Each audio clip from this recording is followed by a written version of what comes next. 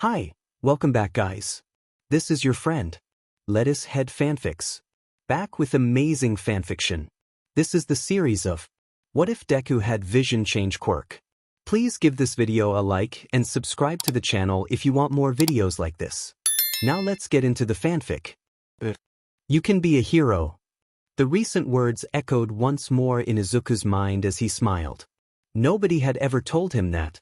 Everyone he had ever met was determined to prove that he could never be a hero, well, everyone except a precious few.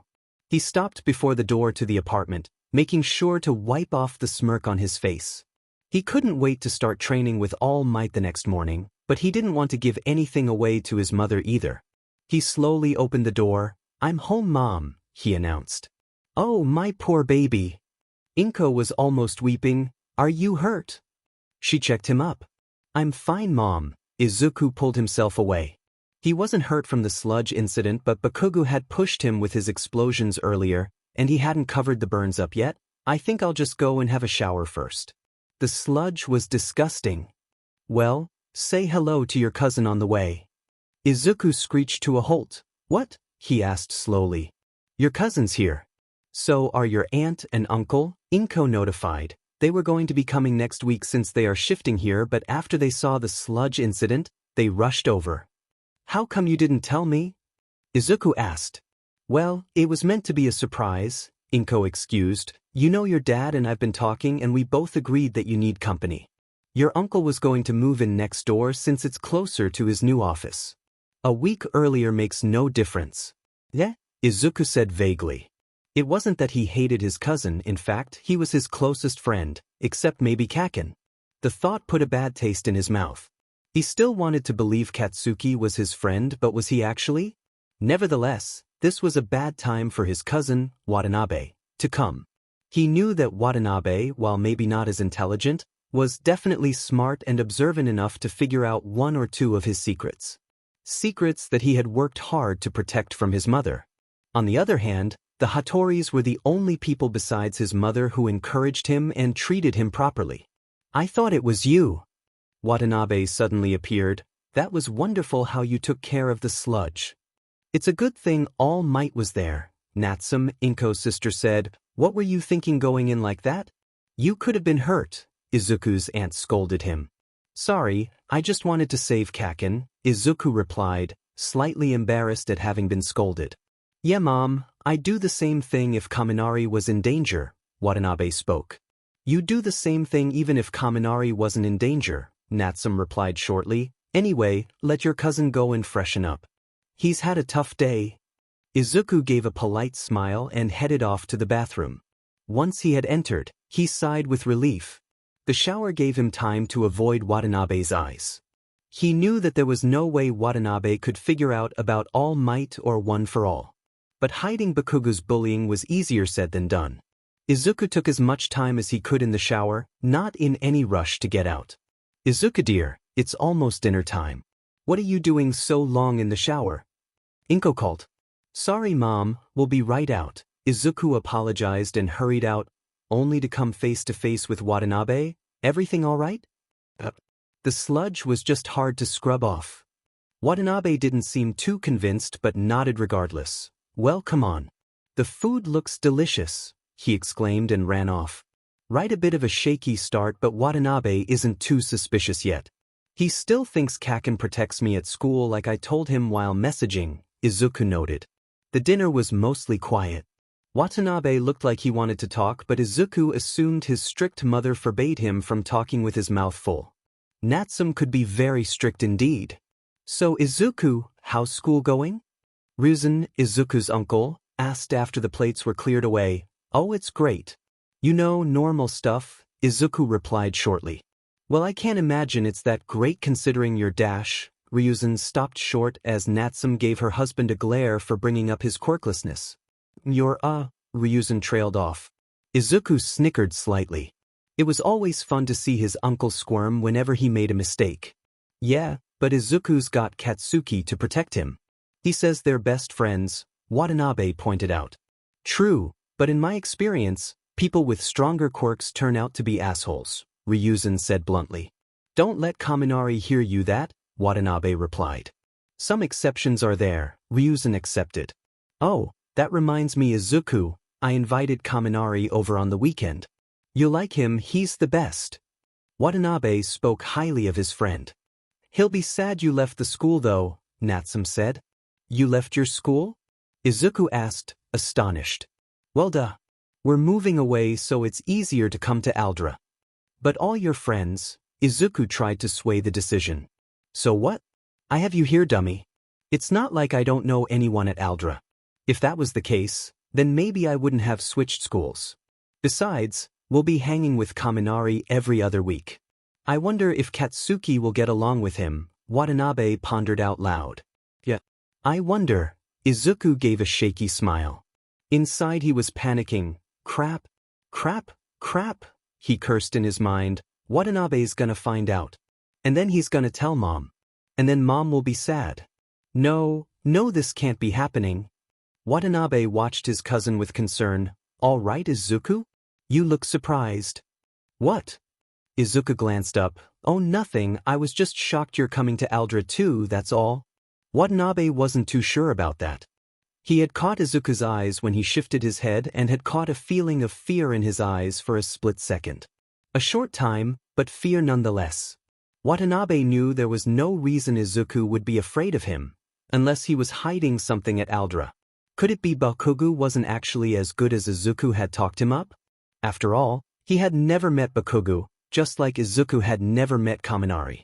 Most of the cousins' conversations happened by text since their families only met up once a month. That didn't mean they weren't close, they were very close. But Watanabe liked to have a physical reading on a person, and at the moment things didn't look so charming. So, when are you attending? Tomorrow. Oh, Izuku said, so no time to slowly break the news either. I'm dead, he resigned himself. You don't look too pleased though, Watanabe added. Are you embarrassed by me? He grinned. Izuku laughed. Of course not. You're my best friend. So you say, Watanabe mumbled. Watanabe, didn't you have some news for Izuku? Natsume reminded. Oh right. Watanabe said excitedly. Guess what, Izuku, my quirk isn't useless. Izuku jumped up. You found a use? Watanabe nodded excitedly. Yeah, we thought it's just eye color changing, right? He said. Izuku nodded. Well, it turns out, it's actually vision change. I guess the eye color change is just a side effect or something.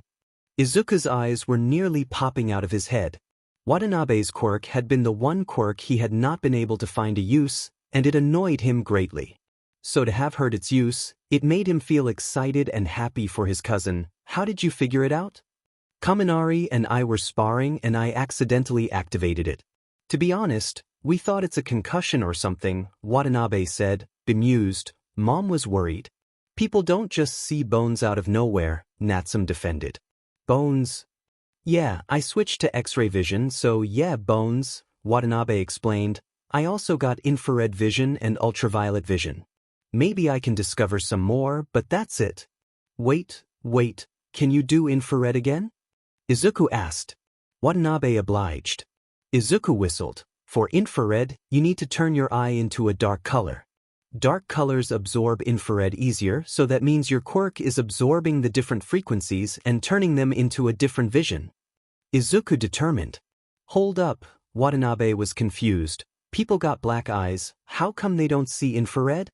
I'm pretty sure you're changing the color of your cones or something to change the eye color, thus the vision change. Watanabe looked at Izuku in awe. Ryuzen looked dumbfounded. You should be a Dr. Izuku. The quirk doctor tested Watanabe and came to the same conclusion. You really do have a wonderful brain. Izuku chuckled at the praise. It was nothing. I'm serious. Oh come on Dad, Watanabe said. Izuku wants to be a pro hero. Izuku braced himself for Ryuzen to say that it's not possible, but he heard something very different. You can be both. It's called multitasking, Ryuzen said sagely. Natsume shook her head. Whenever you try to sound intelligent, it feels like seeing a monkey trying to talk. Oh come on now, don't be so harsh on him, Inko said. So, Izuku, I hope your new school can handle Watanabe, Ryuzen said. Hey, I'm perfectly all right. Watanabe exclaimed. Ryuzen just looked at him boredly and said 3 words, "The turtle incident." That made Watanabe shut up and Izuku laugh uproariously. The turtle incident was when Watanabe punched someone with a turtle quirk and broke their armored nose at his previous school. The reason was Watanabe saw the boy bully a stranger. Watanabe had gotten a suspension, but the glee Izuku had seen on his face told him that he would have liked to get in a few more blows. Now that Izuku thought of it, he should probably make sure Watanabe and Bakugo were as far away from each other as possible. It will be fine. Izuku says that there are no bullies at Aldra. And even if there are, Bakugo will protect him, Inko said, obliviously. Don't be so sure of that. Watanabe's school has wonderful teachers and staff as well as proper rules. But there are still many delinquents. The parents matter too, Inko, Ryuzen told her sister-in-law. I suppose that's true, Inko agreed, but Aldra will be just as good, I think, right Izuku? Izuku forced a smile. Why don't you show Watanabe to your room, Izuku? Inko asked. I'm afraid you'll have to share for a bit. They won't be able to move in next door just yet because it's still being prepared. Of course, Mom, Izuku replied cheerfully, hiding the extra panic that was rising. Any other day, he'd have been glad to have his cousin move in, but with him now being trained by All Might, he didn't really want Watanabe in his personal space. Next door would be fine, but sharing a room meant that Watanabe was bound to realize him sneaking off for training. Going to bed already? Ryuzen asked.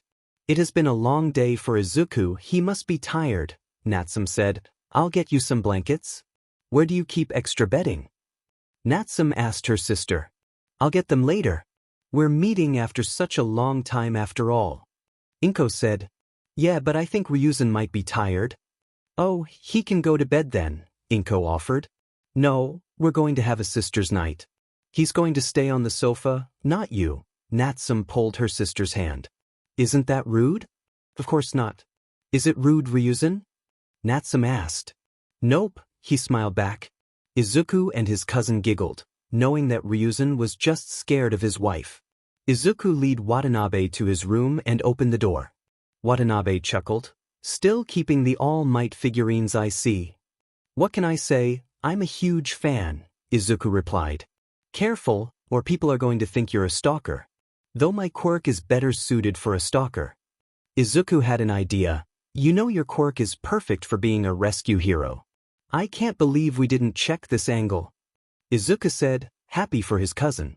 Now that he was getting one for all, he had been a bit worried about Watanabe's plans to become a hero, but this changed things. Izuku continued, that means it's combat effective too since you can pinpoint weaknesses? Yup, X-ray shows me the joints more easily, and I can target them. When did you find out about your quirk being so useful? About a month back, Watanabe replied. I would have told you over the phone, but it was just too big a news to not share in person. Izuku chuckled. I understand, Izuku replied. He was bursting himself to tell Watanabe about All Might and how he'd be getting a quirk too, but he had promised All Might not to tell anyone. It was so frustrating. Say I learned a trick at my martial arts class. Want to see? Watanabe asked. Izuku nodded. Give me your hand, Watanabe ordered. Izuku obliged, and as soon as he extended his hand, Watanabe swiftly caught Izuku's hand in an iron grip. Izuku struggled to free himself as Watanabe rolled up his sleeves, burn marks. Considering my infrared picked it up, it's new, Watanabe said grimly, glancing up to Izuku with concern. Izuku cursed. He had slipped up very badly. He had basically handed his secret to Watanabe by extending his arm. How could he have been so careless? He should have known that Watanabe's infrared would pick up the new scars today given that they would still be radiating heat. There are older scars too, so you've been getting bullied for quite a long time, Watanabe scanned his arm. Izuku looked down in sadness. Tears formed in his eyes, his secret was out, and now his mom would know too and she'd beat herself up over it. The scars, how long do they extend? Watanabe asked quietly. To my back, Izuku whispered, knowing there was no use to lie anymore. I thought you said Bakugo protected you. Yeah, well I was lying. Izuku snapped and freed his arm. Kaken's parents are the only friends Mom has and I didn't want to ruin it. I'm useless enough as it is. Izuku fumed. Let's just get it over with. He moved to open the door but Watanabe swiftly blocked him. I'm not telling Aunt Inko, idiot. Izuku looked shocked. Why you're not? No, it would only make her worry and I don't want to do that, Watanabe agreed. But we should tell someone. Not my mom cause she'll end up telling it to Auntie, but maybe Dad? Dad can do something about it, and he won't blab. Watanabe assured. I'm not sure, Izuku whispered. The room settled into a long silence. I should have known, Watanabe said quietly after a while, berating himself for not seeing it sooner. I myself get bullied for having a useless quirk.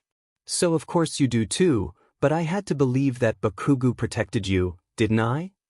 Watanabe shouted to himself. Watanabe, it's not your fault, Izuku said. And it's not your fault for being quirkless either. Watanabe said, becoming more agitated. I get why you didn't tell Aunt Inko, but you could tell me. I thought you trusted me? Watanabe looked hurt. I'm sorry, Izuku stuttered. No sorry, Watanabe said aggressively. Now I get why you apologize for everything. Bakugo must be that bad, right? Watanabe said pitifully. He only lets you go if you apologize for something you didn't do, right? How did you dash? Bullies are always the same, Watanabe growled. Are the teachers in on it too? Were you lying about the staff being good? Yes, Izuku whispered. Watanabe looked heartbroken and angrily punched the wall. Look, it's been a rough day. Can we just talk about this tomorrow? Izuku pleaded. Watanabe stared into space for some time before nodding. Yeah, sure, he said begrudgingly and moved away from the door. So, is it only the others doing this, or is it actually Bakugo who's hurting you? Watanabe asked further. The others do it too, but mainly Bakugo, Izuku responded. That son of a dash. It's not his fault. Izuku said hastily. He just loses control of his quirk. Aizu, Kaminari has a much more volatile quirk and I definitely have no scars on me. Watanabe said, well, no scars from Kaminari to be exact, but you get my point. Bakugo, he's not your friend. He's just acting out. He used to be good. Good until your quirk diagnosis? Izuku didn't reply and Watanabe became angrier. I swear to God, that I'll kill him. Izuku promised to himself to keep Bakugo as far away as possible tomorrow since he was pretty sure Watanabe couldn't match to a much more explosive quirk. But then again, he had been studying martial arts and training with Kaminari, who Izuku had not seen but given what he heard of his quirk, must have been quite the opponent to spar against. Watanabe, I'm tired. Can we please just sleep? Izuku asked once again, hoping that it would calm his cousin down and also would let him get this day over with. Watanabe exhaled loudly but nodded. Yeah. I'm sorry if I was too forceful. I'm just looking out for you, you know? Izuku smiled. Don't worry, it actually made me feel better, Izuku said honestly. He had never had anyone worry about him so voraciously except his mother. Felt good. Izuku knew he was about to get one for all soon, but he was determined nonetheless to ask one last question to Watanabe. Watanabe, do you think I can be a hero? Obviously. Why couldn't you be a hero? Quirks are just a crutch. Being a hero is a state of mind, isn't it? Izuku smiled while holding back his tears. Thanks, Watanabe. He smiled warmly and flopped onto his pillow. Those precious few words had him crying. No one had ever said he could be a hero without a quirk. Not even his mom. All Might did say he could be a hero, but only after offering one for all. At that moment, Izuku felt that he could be a hero even without a quirk, but that didn't mean he would refuse All Might. That would be stupid. Regardless, those words made Izuku feel warm and loved. Now that Watanabe was defending him so avidly and was determined to protect him, it made Izuku feel that much worse for lying to Watanabe about Bakugo and continuing to lie, this time about All Might. Watanabe watched his cousin with a sad smile on his face.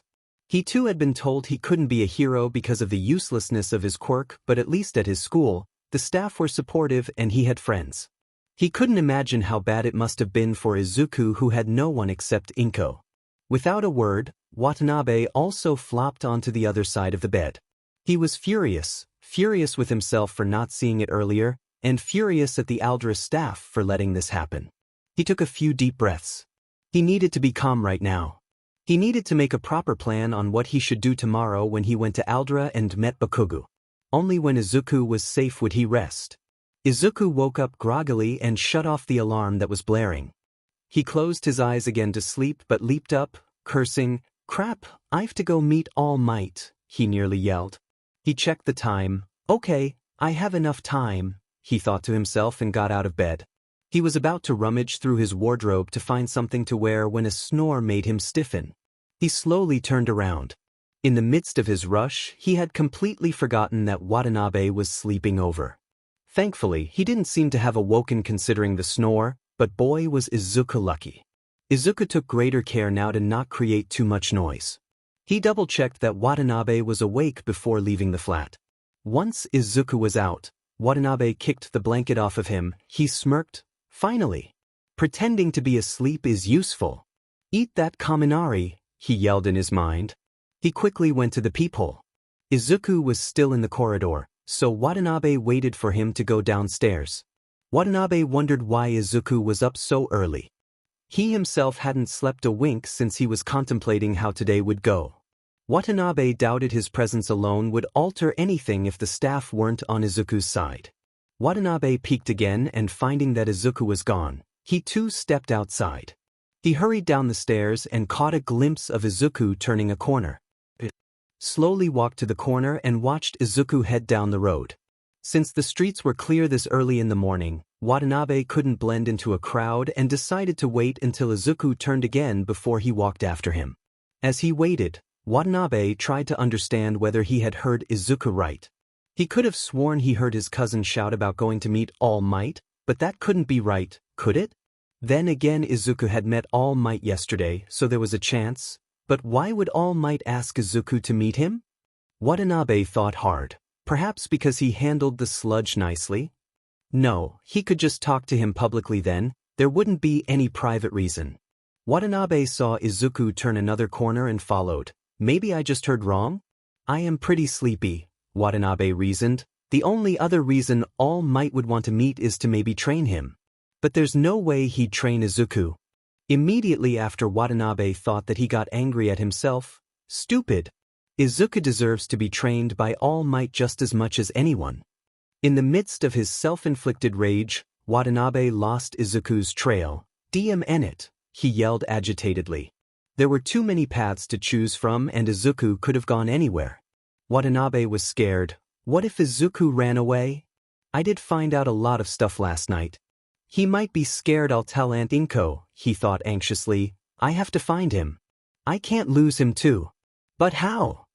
Watanabe groaned. He tried to take each of the separate paths, but those paths lead to more crossroads, any of which Izuku could have taken. Watanabe was just about to give up when an idea popped into his head. There were no crowds out yet, which meant he could just use his infrared vision to scout the streets. All he needed was a good vantage point. He looked around. There were several buildings around, but he couldn't get to the roof without causing a stir. The next best option would be a tall tree. If he remembered right, there was a beach nearby with several trees. Plus, considering the fact that the beach overlooked most of the roads, he'd probably be able to find Izuku easier. Watanabe followed the signs showing the way to the beach. His nose wrinkled as he turned the corner to the beach. Dagoba Beach. A large sign was showcased in front. Watanabe stared at it indecorously. He stared at the sign and back at the beach repeatedly. Is this a garbage dump or a beach? He yelled to no one in particular. He shook his head disapprovingly and turned to search for a tall enough tree. In doing so, he noticed a familiar mess of green hair. Izuku seemed to be waiting for someone given that he was looking in every direction. Watanabe's eyes widened as Izuku moved his head in his direction. Watanabe quickly and regrettably jumped into the landfill, the dirt crunching under his feet. Ack! He clenched his nose at the smell. But in doing so, he breathed the fumes in through his mouth. Watanabe nearly puked but managed to keep it in. You shouldn't be able to taste smells, he said a bit too loudly. Izuku turned quickly to his hiding spot. Watanabe cursed quietly as he placed his hands on his mouth and nose and ducked lower. Izuku didn't see anyone and turned his gaze elsewhere. Watanabe waited to see if Izuku would move elsewhere, but Izuku remained in the same position. Watanabe desperately wanted to make a run out, but that would alert Izuku. He SEG'd it up and remained motionless in the dump. Watanabe switched to his X-ray vision. Izuku had already heard something. It wouldn't do to get caught peeking. He'd have preferred to use his infrared, but all the metal casings nearby blocked his view. The dump was so shielding that his X-ray barely caught Izuku's skeletal figure and instead mainly saw his organs. Pretty soon, Watanabe spotted another man walking up to Izuku. At first, he hadn't picked him up in his vision, but once he had moved closer to Izuku, the man became visible. Watanabe gasped in horror. The man didn't have a lung. The left side of his chest didn't seem to have any cell tissues either. Watanabe nervously watched the man, his anxiety growing as he stepped closer to Izuku. Watanabe was worried that the man was a villain who lost his lung in a fight. He clutched a crowbar that was sitting nearby and waited. Just as the man was a few inches away, he rose to throw the crowbar. But before he could do that, the man greeted, "Hello, young Midoriya." Watanabe stared for a second before ducking back down. So Izuku knows him? He thought to himself. It didn't look like the man had noticed him, so Watanabe eavesdropped. "All Might!" Izuku yelled excitedly. Watanabe spluttered in surprise. "All Might? That skeletal guy." "Shoo, not so loud. People might hear," Yagi warned. Izuku nodded. The two fell into a hushed talk and Watanabe couldn't make head or tail of it. His first thought was it was a joke. After all, there was no way the symbol of peace actually looked like a skeleton. Secondly, his X-ray had picked up a second toe joint on the stranger as well, which would mean he had no quirk. Watanabe tried to push a bit further, but his first step made the glass from a monitor go crunch. He swiftly sat back down. Fortunately, the pair made his way closer to his position. "Remember young Midoriya?" the blonde man said. "You must not tell anyone that I'm passing my quirk on to you." "I know. I haven't told anyone." Watanabe gaped. He was totally flabbergasted. He nearly squealed in excitement. All Might's giving Izuku his quirk. Holy crap, that's awesome. Watanabe thought, extremely happy for his cousin. Wait, can you even pass on your quirk in the first place? He thought. He'd never heard of quirks being passable.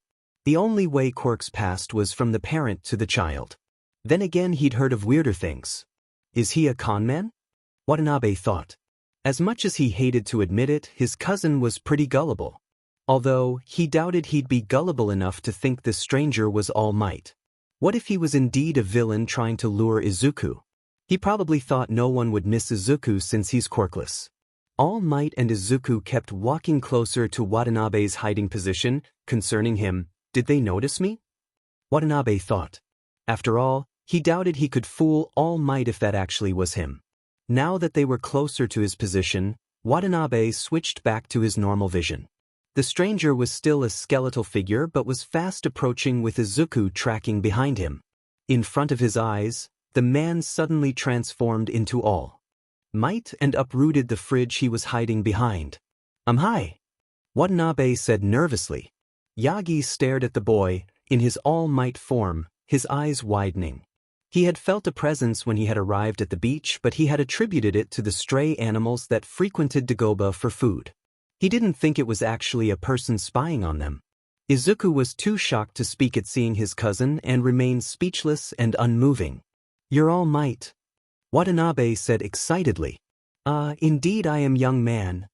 All Might nervously gave his signature smile. Inside, he was panicking. Oh God, how much did he hear? I didn't speak about much except about the training regiment, but what if he heard about me passing on my quirk? He saw me transform too. Watanabe sat awkwardly in the dirt. Both Izuku and Yagi were frozen in shock and Watanabe couldn't understand what to do next. He loudly cleared his throat, bringing back the attention to him. "Don't worry, I'm not gonna tell anyone about you actually being a skeleton. Your secret's safe with me."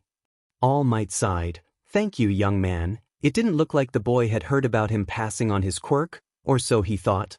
"Although it's awesome you're passing your quirk on to Izuku," Watanabe exclaimed soon after.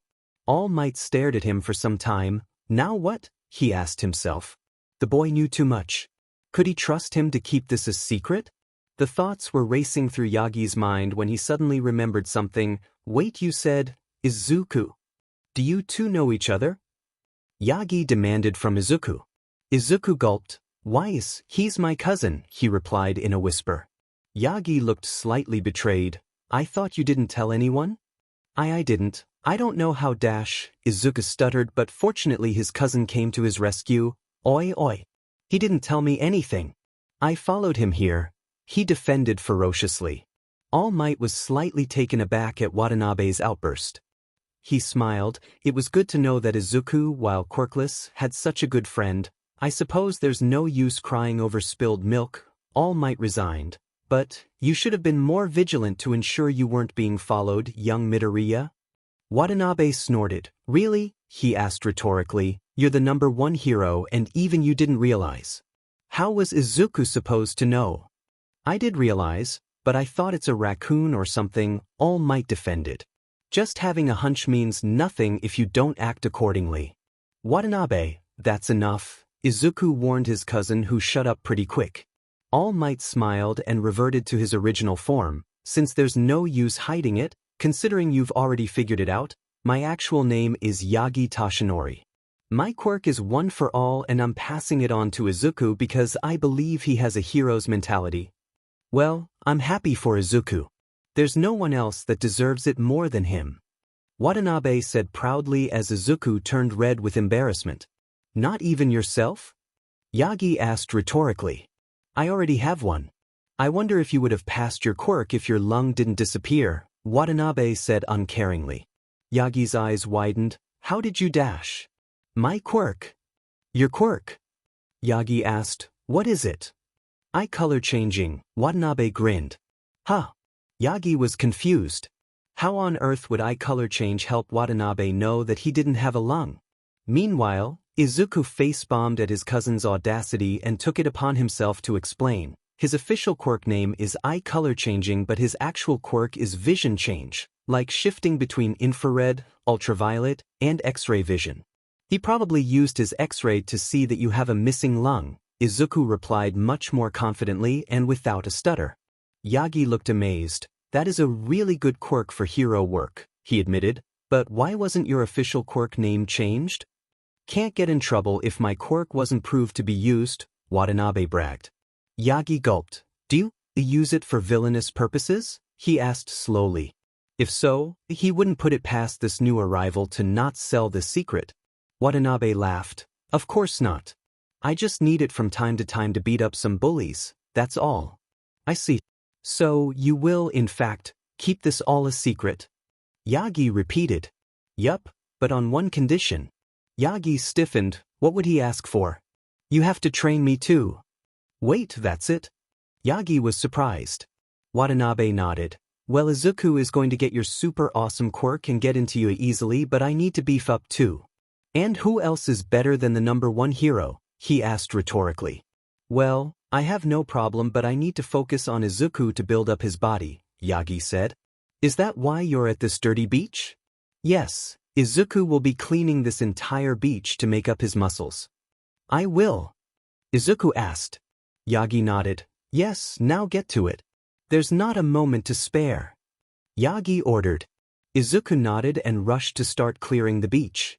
So, should I help out too? Watanabe asked. No, as I said, Izuku needs to build up his body. Otherwise, when the quirk passes on to him, his body might explode. Watanabe choked on his spit. Explode? He asked worryingly. Yagi waved his hand. Not to worry, I know when he'll be ready for it. I figured considering your quirk was passed on to you as well, Watanabe told him. Yagi stared at this enigmatic kid. How did you know that? You have a double toe joint as well, which means you are originally quirkless, thus you must have gotten it from someone else. Am I right? Watanabe asked. Yagi laughed. Intelligence must run in your family, huh? He asked, remembering Izuku's quirk analysis book. Watanabe shrugged. How many people had it before you? 7. Does Izuku know? About him being the 9th successor? And about you being quirkless? He knows about being the 9th successor, but not that I'm quirkless, Yagi admitted. Shame, he'd have confided in you otherwise. About what? About how he's bullied by everyone at his school. Watanabe said through gritted teeth. Yagi's eyes widened. Surely not? Watanabe shook his head. It's true. I only found out last night. We used to live separately. We just moved in and I found out about Izuku being bullied. Yagi looked shocked and saddened. I must go talk to him. No. Watanabe interrupted. I was supposed to keep it a secret. I don't want him to lose his trust in me. Yagi nodded understandingly. In that case, I must take it up with the school. That won't work either, Watanabe warned. If you go as Yagi, people will wonder why a stranger is interested in Izuku, and Aunt Inko might figure things out. And if you go as All Might, it will be a news story and villains will target Izuku for your relation. Then what should I do? Yagi asked loudly. He was furious at learning this news. Nothing yet, Watanabe told All Might. Look, I'm going to attend his school starting today. I'll tell you tomorrow about everything I see. Is that all right? Yagi didn't seem too convinced, but then again Izuku's cousin did seem pretty capable considering he had discovered the fact that Izuku was training with him. He nodded slowly. I'll leave it to you then, he said firmly. Watanabe nodded. Don't worry, he assured. I'm not going to lose Izuku too, he added as an afterthought. Anyway, since Izuku's moving boxes, shall we spar? Don't we need to build up your physique too? Yagi asked. Oh, no need to worry about that. Watanabe grinned and lifted his sleeve to show heavy weights underneath. Yagi smiled. The kids seem to be prepared for everything. You know, I still don't know your name. Hattori Watanabe. Yagi grinned. I'm pleased to be able to train both Izuku and you, Hattori Watanabe. You don't look too good, Izuku told his cousin who was breathing very deeply, nearly gasping for air. The two had been dismissed by Yagi a while back so that they could freshen up for school. Yagi-sensei is definitely not a pushover, Watanabe gasped. He turned into his all-might form to spar. Izuku chuckled. I'm surprised you're still standing. Me too, Watanabe replied. There was a short silence which was broken by Watanabe. You know, I thought you'd be mad I followed you. I kind of am. But I'm much happier that you know about One for All too. I was dying to tell you yesterday when you told me about your quirk. Izuku replied excitedly. Watanabe grinned. Well, now we're both definitely getting into UA, he emphasized. Izuku nodded with a smile. I wish we didn't have to go to school today, Izuku confessed. It had been a very good day and he didn't want Bakugo ruining it. Don't worry. I'll be there to help you, Watanabe assured. If I can fight a turtle, I can handle a bit of explosion. Izuku smirked. It was nice to have someone looking out for him. He was still scared of Bakugo, but having Watanabe with him gave him a boost of confidence. Part of him was scared for Watanabe, thinking that he'd get pummeled by Bakugo, but another part of him had hoped that Watanabe would take care of Kaken. Izuku shook his head. No, that's not possible, he argued. He had seen firsthand how versatile Bakugo's quirk was and how strong he was too. Meanwhile, Watanabe had a confident smirk on his face. It doesn't matter if I lose to Bakugo or not. Phase 1 of my plan will go ahead. Izuku and Watanabe reached class after the bell rang. So the two of them just took their seats, sitting next to each other.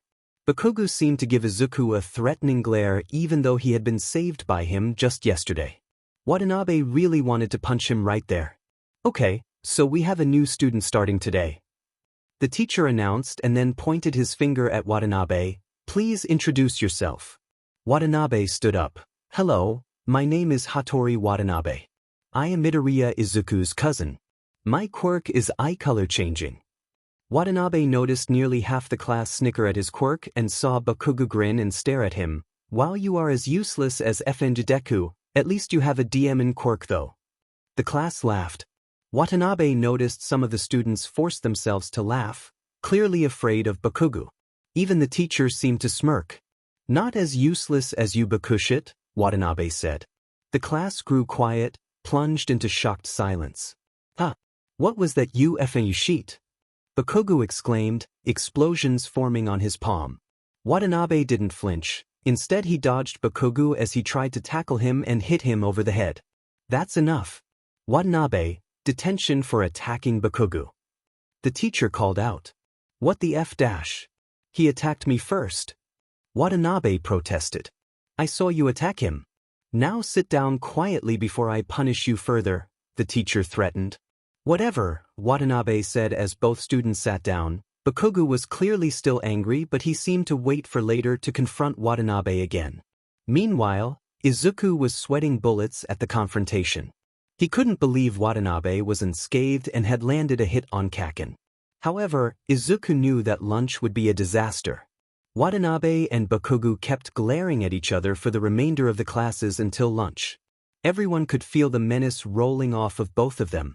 Even the other bullies seemed to back off from jeering Watanabe, especially after one of them had suffered a bloody nose from Watanabe, something that added another detention onto his tally. Most of the class breathed a sigh of relief when the lunch bell rang. Bakugo and Watanabe remaining inside staring at each other, but Izuku pulled Watanabe away. Come on, we'll get lunch. Watanabe allowed himself to be pulled away. Once outside, Watanabe growled in anger and punched the wall beside him, breaking a part of it. Izuku stared in surprise at the damaged wall. Sorry, Watanabe apologized. I am just mad at the DMN teachers and Tfanji Bakushit. Please don't start anything with Kaken, Izuku pleaded. Izuku, for God's sake stop calling him Kaken like he's your friend. Open your eyes. He hasn't been your friend for a long time. Why do you still care? Watanabe asked Izuku. I think he can still change if he is guided properly. Watanabe stared at Izuku, pondering over his answer. He was quiet as they got their lunch and sat down to eat it. He finally spoke after finishing his lunch. Izuku, you are right, people can change. But the way Bakugo is, he needs a wake-up call, and the next time he pulls something I am going to beat the shit out of him, no matter what, got it? But, you'll get into trouble and Aunt and Uncle Hattori will be mad and dash. They will understand if I tell them. Well, Mom won't be too happy, but they will understand. I am just telling this to remove your delusion of thinking that Bakushit is your friend and the fact that you think that just because he's powerful he can do anything. With great power comes great responsibility. You just added the last line from the pre-Quirk era movie Spider-Man to be philosophical and look smart, didn't ya? Izuku asked with a laugh. Watanabe smiled. Made you laugh though, so I see it as a win. We have time, so are we allowed to go to the football grounds?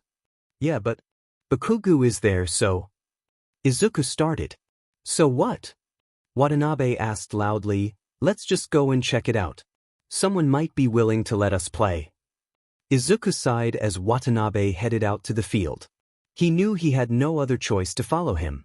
Barely 2 days and already he's learned of all my secrets. Guess I might as well go with him. Izuku stepped out of the cafeteria and saw that Watanabe was already talking with Bakugo and the others. Izuku hurried to catch up with his cousin. Why should I let a useless sheet like you play with us? You are probably as useless as your Quirk. Bakugo sneered. If I remember correctly, this useless sheet just kicked your butt in the morning, Watanabe countered. Huh? You want me to use my full power to FING murder you? Come on then. Bakugo screamed as he set himself into a stance. Everyone else backed away in fear. Fine with me. Watanabe shouted back, ready to fight.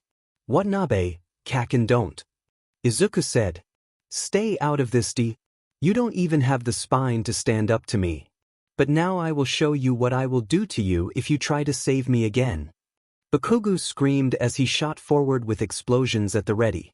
Watanabe switched to infrared vision and saw that Bakugo's palms get redder. His eyes widened as he realized that Bakugo was going to use both his hands to blast him with full force. Watanabe dodged to the right and ducked beneath another explosion aimed at him. He swiftly switched to X-ray vision and jabbed at Bakugo's arm joints to dislocate them. Bakugo screamed in pain as he felt his shoulders dislocate. In rage, he turned towards Watanabe and released a blast. This time Watanabe couldn't dodge. He was hit with full force, but Bakugo screamed as he felt his dislocated shoulders break. The recoil of the explosion tore through his already damaged shoulder and broke his bone. Meanwhile, Watanabe got up immediately and took out Bakugo's legs from under him. Bakugo yelped and as he fell. Watanabe took the chance to aim a well-placed kick to Bakugo's head, knocking him out cold. He was just about to take another swing when a teacher arrived and knocked him out. Watanabe woke up from unconsciousness in the principal's office and saw that Izuku and Inko and his parents were there. He wasn't surprised, even he knew that he had gone a little too far. Watanabe knew that his mom was angry, but Aunt Inko seemed a bit puzzled. Fortunately, Ryuzen was the first to ask him, "Watanabe, is it true that you broke Katsuki's arms in a fight?" Watanabe nodded, "Yes, but it was only because Bakugo started it. That's a lie. All the teachers said that Watanabe started the altercation," said the principal. "I guess they just simply forgot about how Bakugo and his lackeys insulted everyone because they were weaker, and the fact that Bakugo used his quirk to beat up other students including Izuku," Watanabe said. The principal became red and stuttered, "Bakugo is one of the finest students of this prestigious dash." "Yeah, sure," Watanabe interrupted. "He did the same with Izuku because he's quirkless." "Izuku, show the marks." "What? There aren't any wounds." Izuku lied, panicked. "See, the boy is just using a far-fetched lie, I assure you. Izuku, is Watanabe telling the truth?" Inko asked, ignoring the principal. Inko knew that Watanabe was quite truthful. He did lie, but not about something so serious. Izuku simply bit his lips and didn't reply. "Izuku, please," Watanabe asked. Izuku bit his lip harder and drew up his sleeves, revealing several burn and scorch marks. Inko and Natsume gasped. Ryuzen meanwhile grew very angry and turned to the principal in a fury. "You knew about this and lied. For what? To keep this Katsuki's record clean. Just to help a few students, you neglected the rest? You are a shitty school and I'm going to sue you and shut this DMN place down." "Come on, Natsume, Inko. You too, Watanabe and Izuku," Ryuzen said and got up. The family stepped up to leave, but not before Natsume slapped the principal across his face. "You are living scum. You didn't even take Watanabe to the hospital to see if he has a concussion even after Katsuki knocked him out." "Well, Katsuki didn't do much to me. It was a teacher who knocked me out," Watanabe said with glee, clearly to add fuel to the fire. Natsume's eyes grew red. "First we are going to the hospital and then to the police." She screamed and left.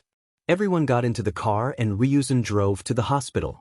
The ride was silent. The only sounds were of Inko sobbing over Izuku and Natsume's muttering on different plots to run Aldra aground. Izuku seemed like he was blaming himself for making Inko cry. However, Watanabe was slightly smiling. Phase 1 success, he thought. He had planned for an altercation to take place so that their parents had to be called. And if he pressured Izuku in front of them, he'd be bound to tell everything to Inko. Watanabe knew that the first part of his plan couldn't work without them being pulled out of Aldra. Not that Phase 1 was done, he was already thinking of ways to start Phase. Ryuzen pulled up to the hospital and everyone got out. Inko took Izuku up to the reception. "Excuse me, but could we meet with a burn specialist?" "Of course," the receptionist replied. "May I ask, what is the issue?" "Oh, my son got burnt by a quirk," Inko replied quietly. The receptionist narrowed her eyes but nodded. "5th floor, I'll call in advance to let the doctor get ready. Could one of you fill up this form?" "Thanks," Inko said and filled the form. The five then got into a waiting elevator. They got out on the 5th floor and headed to the clearly marked burn specialist's room. He was the only one who seemed to have a degree in burns specializing on the floor, so it made it easier to find him. The two families entered. "Ah, I have been expecting you. One of you must be Midoriya Izuku, am I right?" the doctor asked. "Yes, the boy has suffered several burns from a quirk and we were hoping for them to be treated," Ryuzen said. Of course. The doctor, Mizushi Hidame, said. Watanabe found it odd that the doctor immediately started to treat his cousin without interrogating about the wound's cause or origin. However, Watanabe just passed it off as the doctor being professional. He couldn't have been more wrong. Soon after, the door to the doctor's chamber was pushed open and 3 policemen entered. Natsume shrieked in surprise. Ryuzen meanwhile just stared, wide-eyed. "Is Midoriya Izuku here?" A man wearing a long white coat entered and Inko nodded. The man continued, "I am Detective Naomasa Tsukachi. We got a call about possible quirk-related child abuse and were directed here." Watanabe knew he shouldn't, but he just couldn't stifle his laugh at the misunderstanding. Fortunately, it was only a quiet giggle that left him, but that was still enough for the detective to stare at him like he was crazy. Child abuse? Well, no. He was bullied. Ryuzen exclaimed. I will judge that, Naomasa said and took a step forward towards both Izuku and Watanabe. Have you faced child abuse? He asked both of them. Yes. No. Watanabe and Izuku replied respectively. Naomasa registered Watanabe's statement as the truth and Izuku's as a lie. My quirk says otherwise, he addressed Ryuzen. Whoa, your quirk is lie detector or something. That's amazing. Izuku said, unable to hide his amazement over his quirks. Realizing his outburst, Izuku clapped his hand over his mouth and sat back down sheepishly. Naomasa chuckled at Izuku's energy. Yes, for now, we will take you with us. Guys, arrest the adults. Naomasa ordered. Izuku looked shocked and was unable to speak, but fortunately, Watanabe interjected. Why, they are innocent. They abused you, Naomasa said, shocked that the child was trying to defend them. No, they didn't. You just said they did. I said I was abused, but not by whom, Watanabe said cheekily. Naomasa was going to reply but then realized that Watanabe was right. Real funny kid. Watanabe cackled in response. Okay, so who abused you? Naomasa asked again. Well, Aldra High School, although I only went there for one day, my previous school was better. Anyway, Izuku is worse off from that abuse and also child negligence. I suppose since Bakugo is of the same age, it doesn't count as abuse, so I guess bullying, quirk-relate bullying actually. Watanabe said in a steady stream. Naomasa's mouth hung open as all of it registered as a truth. He looked over to Izuku for a response, who just nodded. Truth, it registered. Anger filled Naomasa's mind at the sudden statement of such facts, not to mention it came from a child, without the slightest tone of sadness. You guys can go, I'll wrap things up here and come, Naomasa said. While Naomasa had not let any anger enter his voice, the policeman knew that the detective was extremely angry. After the police had left, the detective turned his attention back to the two families. Okay, can someone please explain further? Inko nudged Izuku and motioned for him to speak while giving an encouraging smile.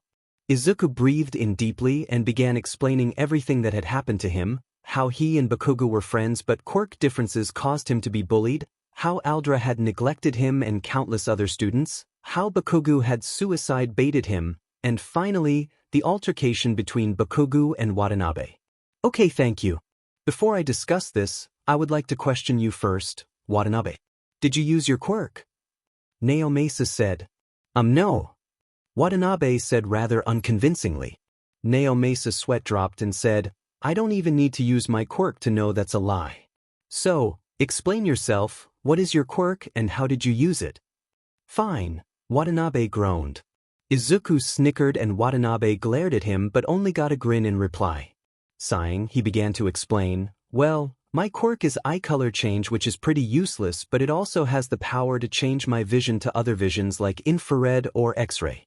I used my X-ray to find Bakugo's weak joints and dislocated the bones there. Truth, Naomasa's quirk registered. The detective rubbed his head. I am sorry, Watanabe, but it seems I have to charge you with vigilantism. Why?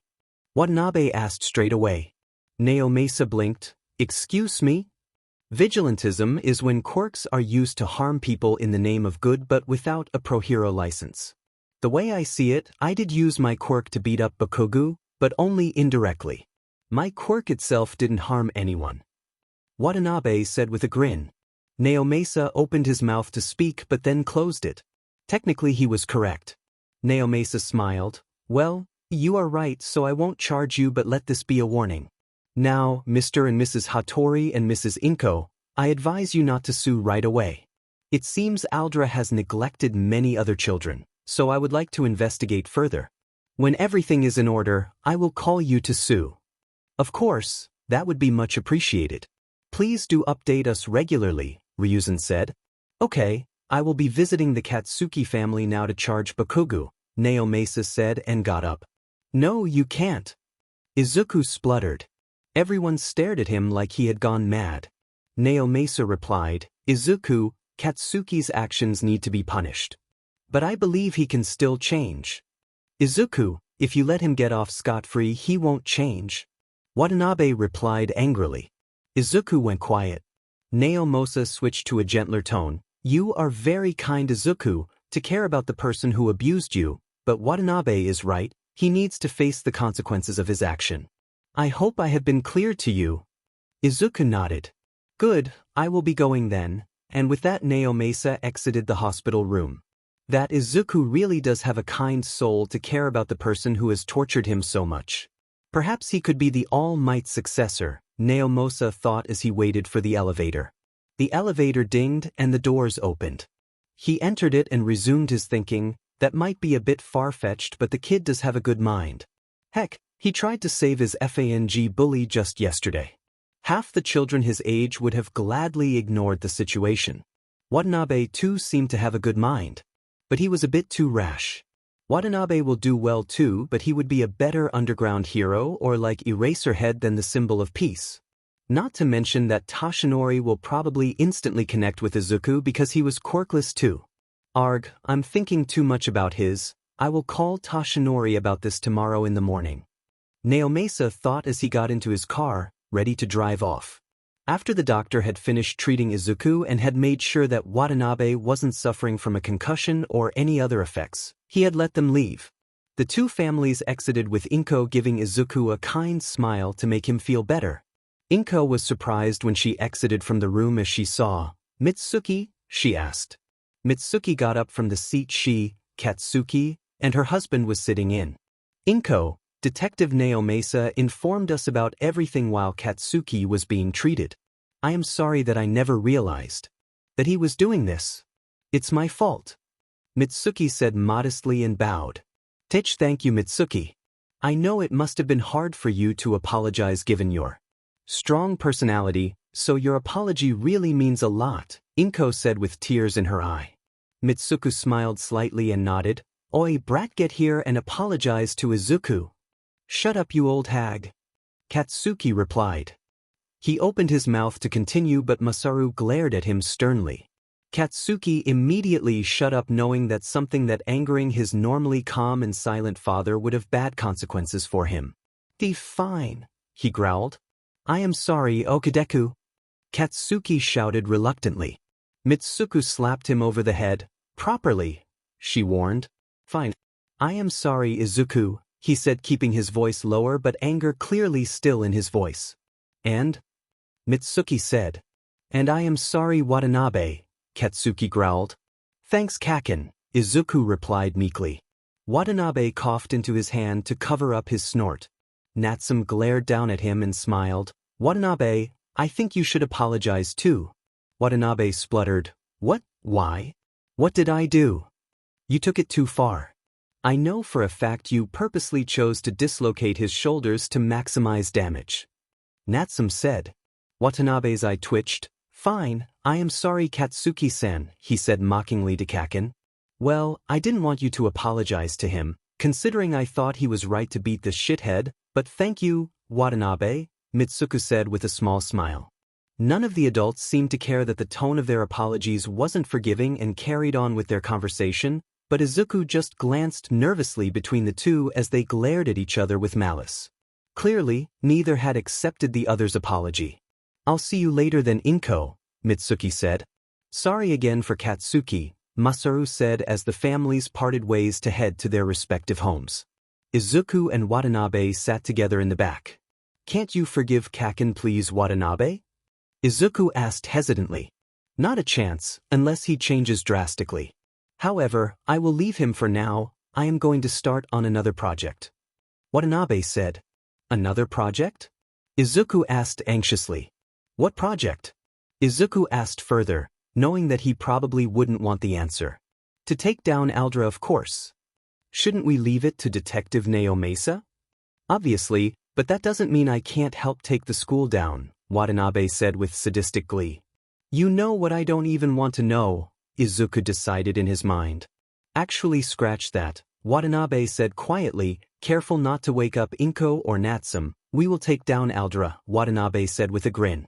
Izuku almost wanted to jump out of the car at the sadistic glee and unhealthy amount of happiness behind the sentence. Izuku and Watanabe set out at 5 in the morning again to train with Yagi, much to Inko's displeasure, who wanted Izuku to stay at home today. Watanabe had covered for him, though, saying that he would look after Izuku and going out for a run would cheer him up. Izuku was quite thankful to his cousin for that. At last, the two cousins reached the beach and found All Might waiting for them. "Ah, there you are. Izuku, I am making a schedule for your training so that you can balance your studies and training. I will give it to you tomorrow." Yagi welcomed. "Cool, where's mine?" Watanabe asked. Yagi sweated. Yagi struggled to find words. Watanabe laughed. You should have seen the look on your face." Watanabe said. Yagi stared at him. "What? I didn't expect you to make a schedule for me. I just tag along with Izuku because I can learn a few things myself and also so that our parents don't get suspicious." Watanabe said. "Speaking of which, can you please teach me fighting instead? I don't think martial arts is for me. I trained as a kid, but my style is too random and free-flowing. At least that's what Sensei said." Yagi stared at Watanabe, clearly not being used to be at the receiving end of a rant, especially from a kid. Watanabe smirked at his reaction. "Well?" he asked. Sure, I guess. I don't really have much to do with Izuku for now since he needs to build his body up," Yagi said, "but I should warn you, my fighting style is based around strength mostly, because of my quirk." Yagi said. "It will do for now, I think. Plus Izuku can learn too," Watanabe said, and Izuku nodded enthusiastically. "I wasn't going to teach him combat until he got one for all," Yagi said. Izuku's face fell a bit. Watanabe stared at him with an expression of horror. Yagi asked himself, "Okay, nice joke. When do we start with combat training?" Watanabe asked. "I told you, I will teach you for now and Izuku after he gets his quirk," Yagi said. "I don't see the problem." Yagi said helpfully. Watanabe continued to stare at him. "Okay, you know what, Izuku, please explain why it's a problem." "Number one hero my butt," Watanabe muttered loudly to himself as he sat down on the sand. Yagi stared at his successor's cousin with surprise. Meanwhile, Izuku was talking to his cousin nervously. "Watanabe, I think All Might has his reasons to teach me later." "Sure, and I believe that Bakugo is a very kind and good-hearted person," Watanabe replied sarcastically. "Come on, Izuku, just tell him already, he won't mind." "But what if he, Izuku sweated nervously. "Dislikes you because of it and doesn't give you his quirk," Watanabe finished for him. Izuku went red and Yagi looked abashed. "Young Izuku, I would never do that. You can tell me why you think my method is wrong." Izuku smiled shakily. "Okay then. Where do I start?" he asked. Watanabe's face twitched in annoyance at the rather idiotic question sent his way. "Izuku, I swear, if you don't start, I am going to bury you in the sand," Watanabe said. "As if you could, idiot," Izuku replied, but then became aware of his insult. "Oh my god, I am so sorry," he stated, apologizing, but Watanabe simply laughed. "It's fine. I'd be more annoyed if you didn't give me insults." "Good to see I am rubbing off on you," Watanabe said with a teasing smile. Izuku stared at his cousin, a bit annoyed. "Okay, so All Might, you said I will probably be ready to receive one for all 1 week before your entrance exam or something like that. However, others get to train their quirk for 15 years before applying. While it is agreeable that I do not have that luxury, some quirks are hard to control and harm the user. One for all sounds like such a quirk, so only 1 week of training will not prepare me to use it without me breaking my bones or worse, dying." Izuku analyzed. "You couldn't do this yourself?" he asked Watanabe. Watanabe shrugged. "You know, I am only good at analyzing weaknesses, not strengths, so obviously you would have gotten the main point right with supporting points." "Watanabe, you don't really talk like a kid, you know," Yagi commented. Watanabe simply shrugged again. "I only talk like this when I am being serious." Yagi sighed. "I understand your concerns, but when I got the quirk, I was able to use it immediately. But you and Izuku are not the same. For starters, at which age did you get it, and did you get trained for it like Izuku?" Watanabe asked. Well, I got it at hero schools were still new then, so students were older than now. My sensei, Shimura Nana, simply sparred with me and decided that my body was already ready and gave one for all to me. Nana-sensei always said that my body must have been fit enough to get one for all a long time before, otherwise my body would. Oh, Yagi said as realization dawned on his face. Exactly, Watanabe said. See, even your sensei passed on the quirk in a short time because she already knew you were fit, but Izuku is not. Let's put it this way, if one for all is a 1-liter liquid, you were a 1-liter container from before you got one for all. But in Izuku's case, you are forcing a 500 milliliters container to become a 1-liter container. And that is a very stupid sounding example. Watanabe said. Arg, the point is, well, I think you get it? Watanabe asked with a tone that begged All Might not to say, no. No, Yagi said. Watanabe face-bombed and was trying to think of another example when he saw Yagi trying not to laugh. Haha, said Watanabe dryly, so, you do get it? Yagi laughed and nodded. I will have to fix that on your schedule. You need to study as well, Yagi addressed Izuku. You don't need to worry about that, we left school anyway, Watanabe said calmly.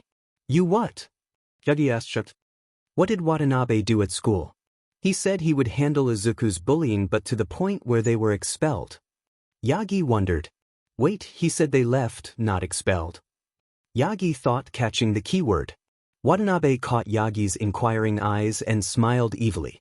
Yagi warily asked, fearing what exactly Watanabe had done. Watanabe, what exactly did you do in response to Izuku being bullied?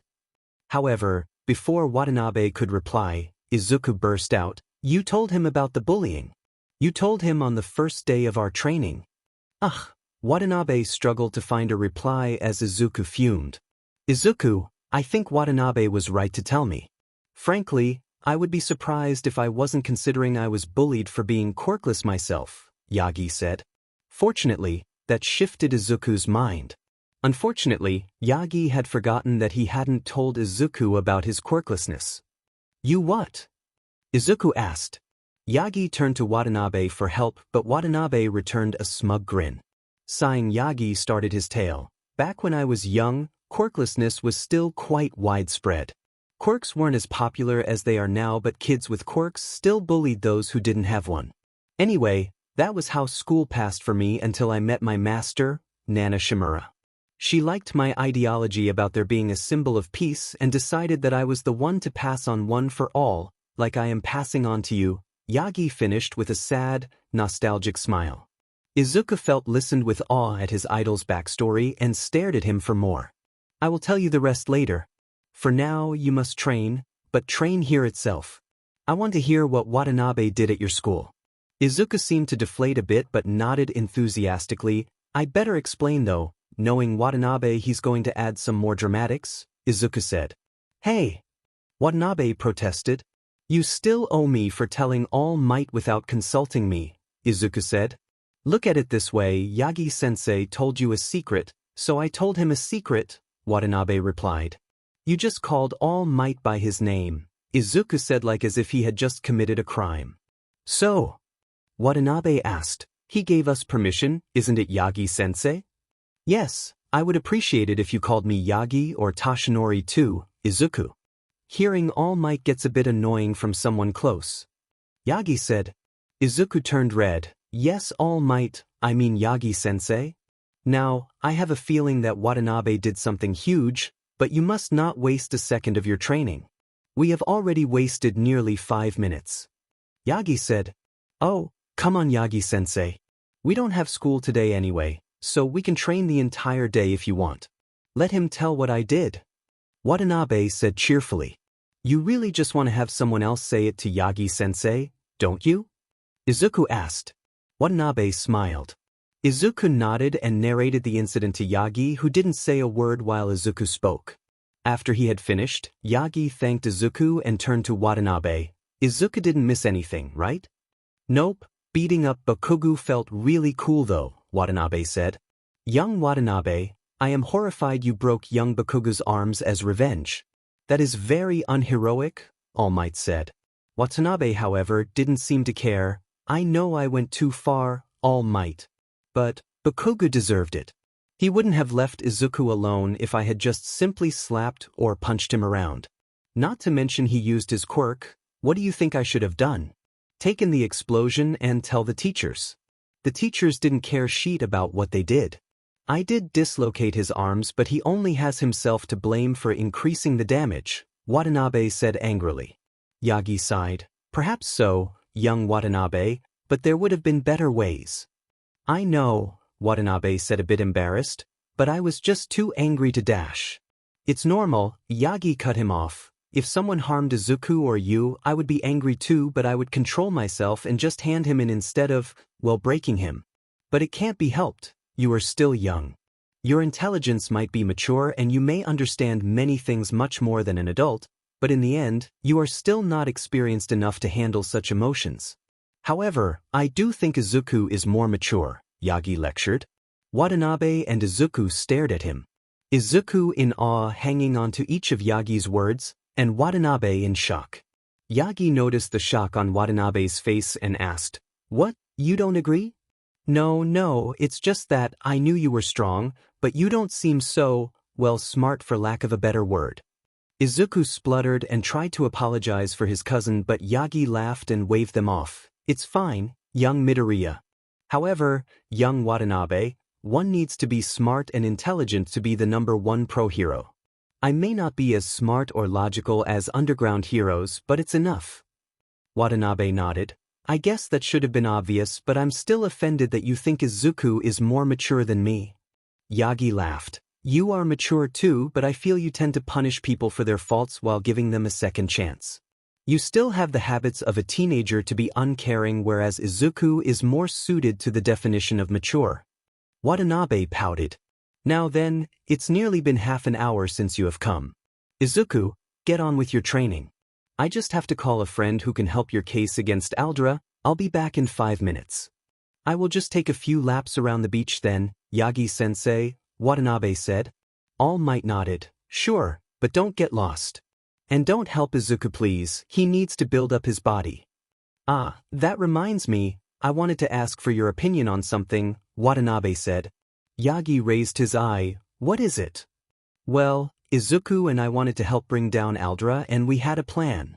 You mean you had a plan which you want to rope me in? Izuku interjected. Same sheet. I know for a fact you will end up helping me, Watanabe replied. Watanabe, as much as I appreciate your concern and your desire to help, please let the police handle it. My friend can also help with the case and have them brought to justice. They will at least pay huge fines.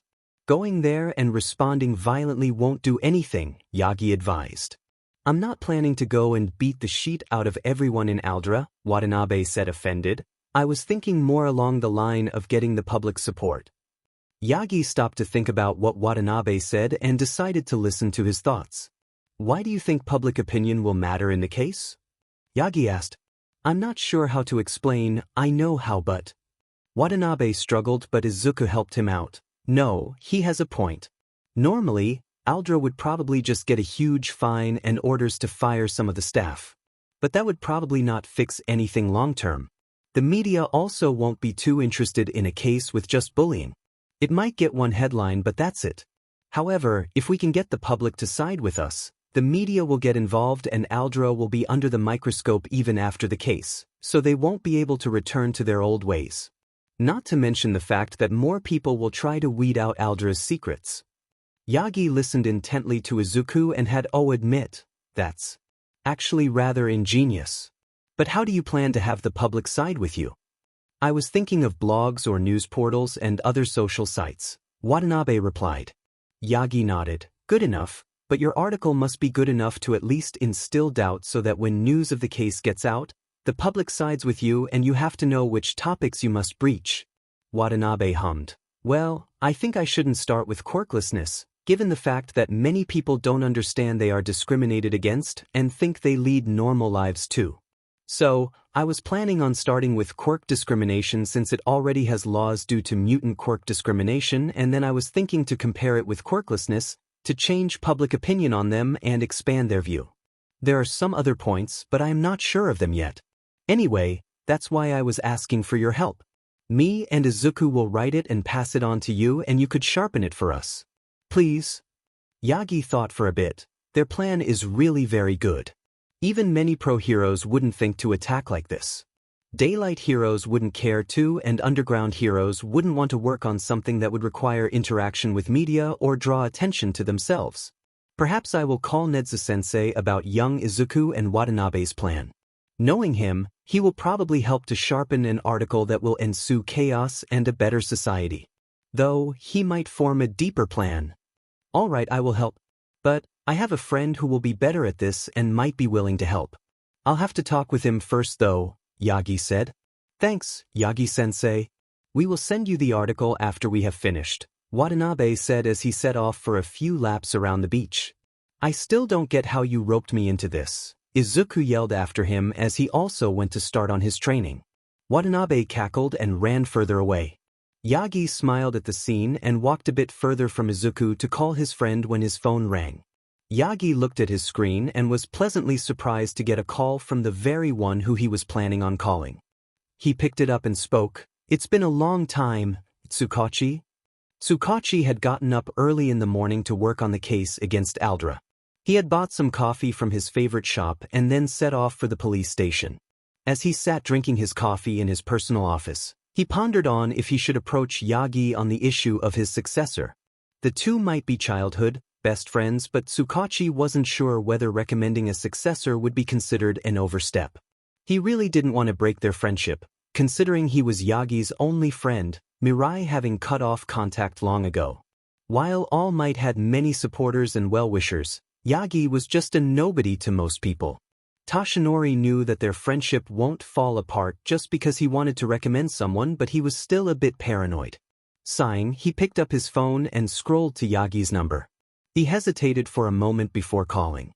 He knew Yagi would have him cut straight to the point considering they had last talked over a case nearly 6 months ago.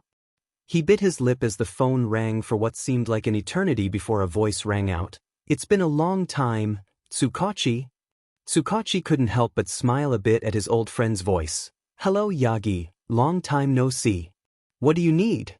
What makes you think I need anything? Tsukachi almost pouted. Yagi laughed on the other end. Considering our recent, as in 6 months recent, conversations have mostly been on cases, I think I have reason to believe that you need something, Yagi said dryly but not unkindly. Not that I don't mind helping you, but I would really like to meet more occasionally. Tsukachi sighed. I know, but I was just busy with one thing and another. You didn't call either though, to be fair. True enough. But I was going to call you right now too. Tsukachi sat up straight. I see, and what did you need? Couldn't I have been calling just to check up on you? Yagi, you have called me to check up on me on only 6 occasions after becoming a pro hero, the rest was case-related, said Tsukachi in a dry tone. Fine, you got me. You say what you need first though. Yagi said, well, I actually don't need anything from you this time, I was sort of checking up on you. Well, not entirely, but the matter does concern you. What is it? Yagi asked. Tsukachi took a deep breath. I have a recommendation. A recommendation for someone to be your successor.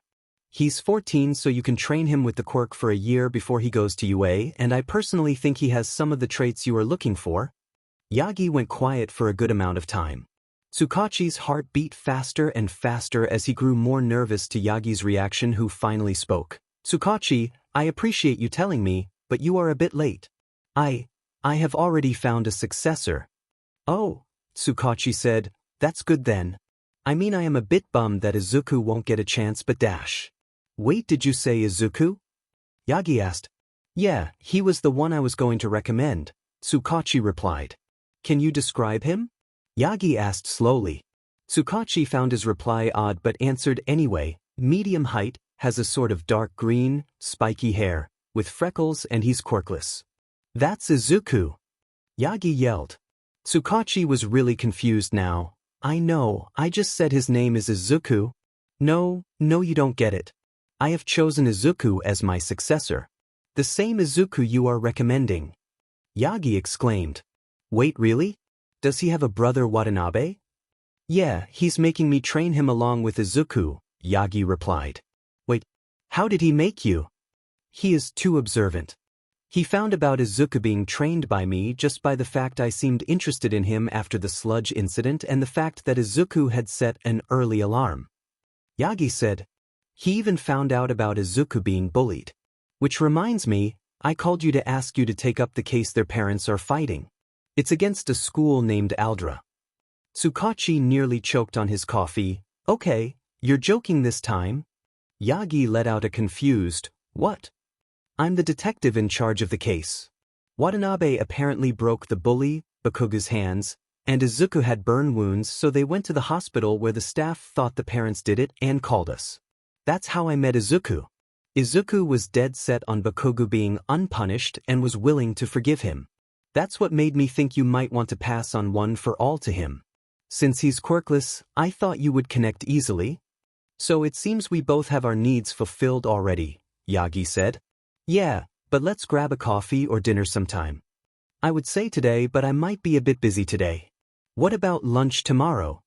I have to work on the Aldra case though. What about next Thursday? Good for me. By the way, what did you think of Watanabe? Yagi asked. He was rather interested in the boy, and while he wouldn't pass one for all to him, he still seemed to be a type of person who would do what is right, rules be demanded. I think he's a bit brash, Naomasa said, but he's a good kid. He may not follow the exact rules, but he will never do anything bad. He is willing to give you a second chance, but he will have you punished if you have done something very bad too. That is what I felt at least. Maybe he can't be a symbol of peace, to inspire and to give hope, but I think he will be one of the best heroes in the future. Number 2 seems like a good spot for him even if he goes underground. Yagi smiled a bit at that. If his best friend thought as highly of Watanabe as he did, he would train him with Izuku with no regrets. Thank you for clearing my mind, Tsukachi. No problem, Tashinori. Did Watanabe tell you anything about revenge on Aldra? How did you know? Yagi asked, surprised. Considering he only gave Bakuga a second chance because of Izuku, I don't think Aldra is going to be safe from his thoughts. Though I don't think he can do much against them. What did he say though? He is thinking of writing an article and sharing it onto blogs and other social sites to have the public side with him to gain more media interest to permanently cripple Aldra or make enough chaos to have it closely monitored after the case too, Yagi replied. That I stand corrected. Izuku certainly has the potential to write a banging article from what I saw in his notebooks. And Watanabe certainly has the smartness to have Izuku add some triggering phrases that will make people riot. But do ask them to restrain themselves a bit. I still remember the amount of chaos and paperwork during Nedzu's debut in which he literally forced the government to form Quirk discrimination laws. With a single article.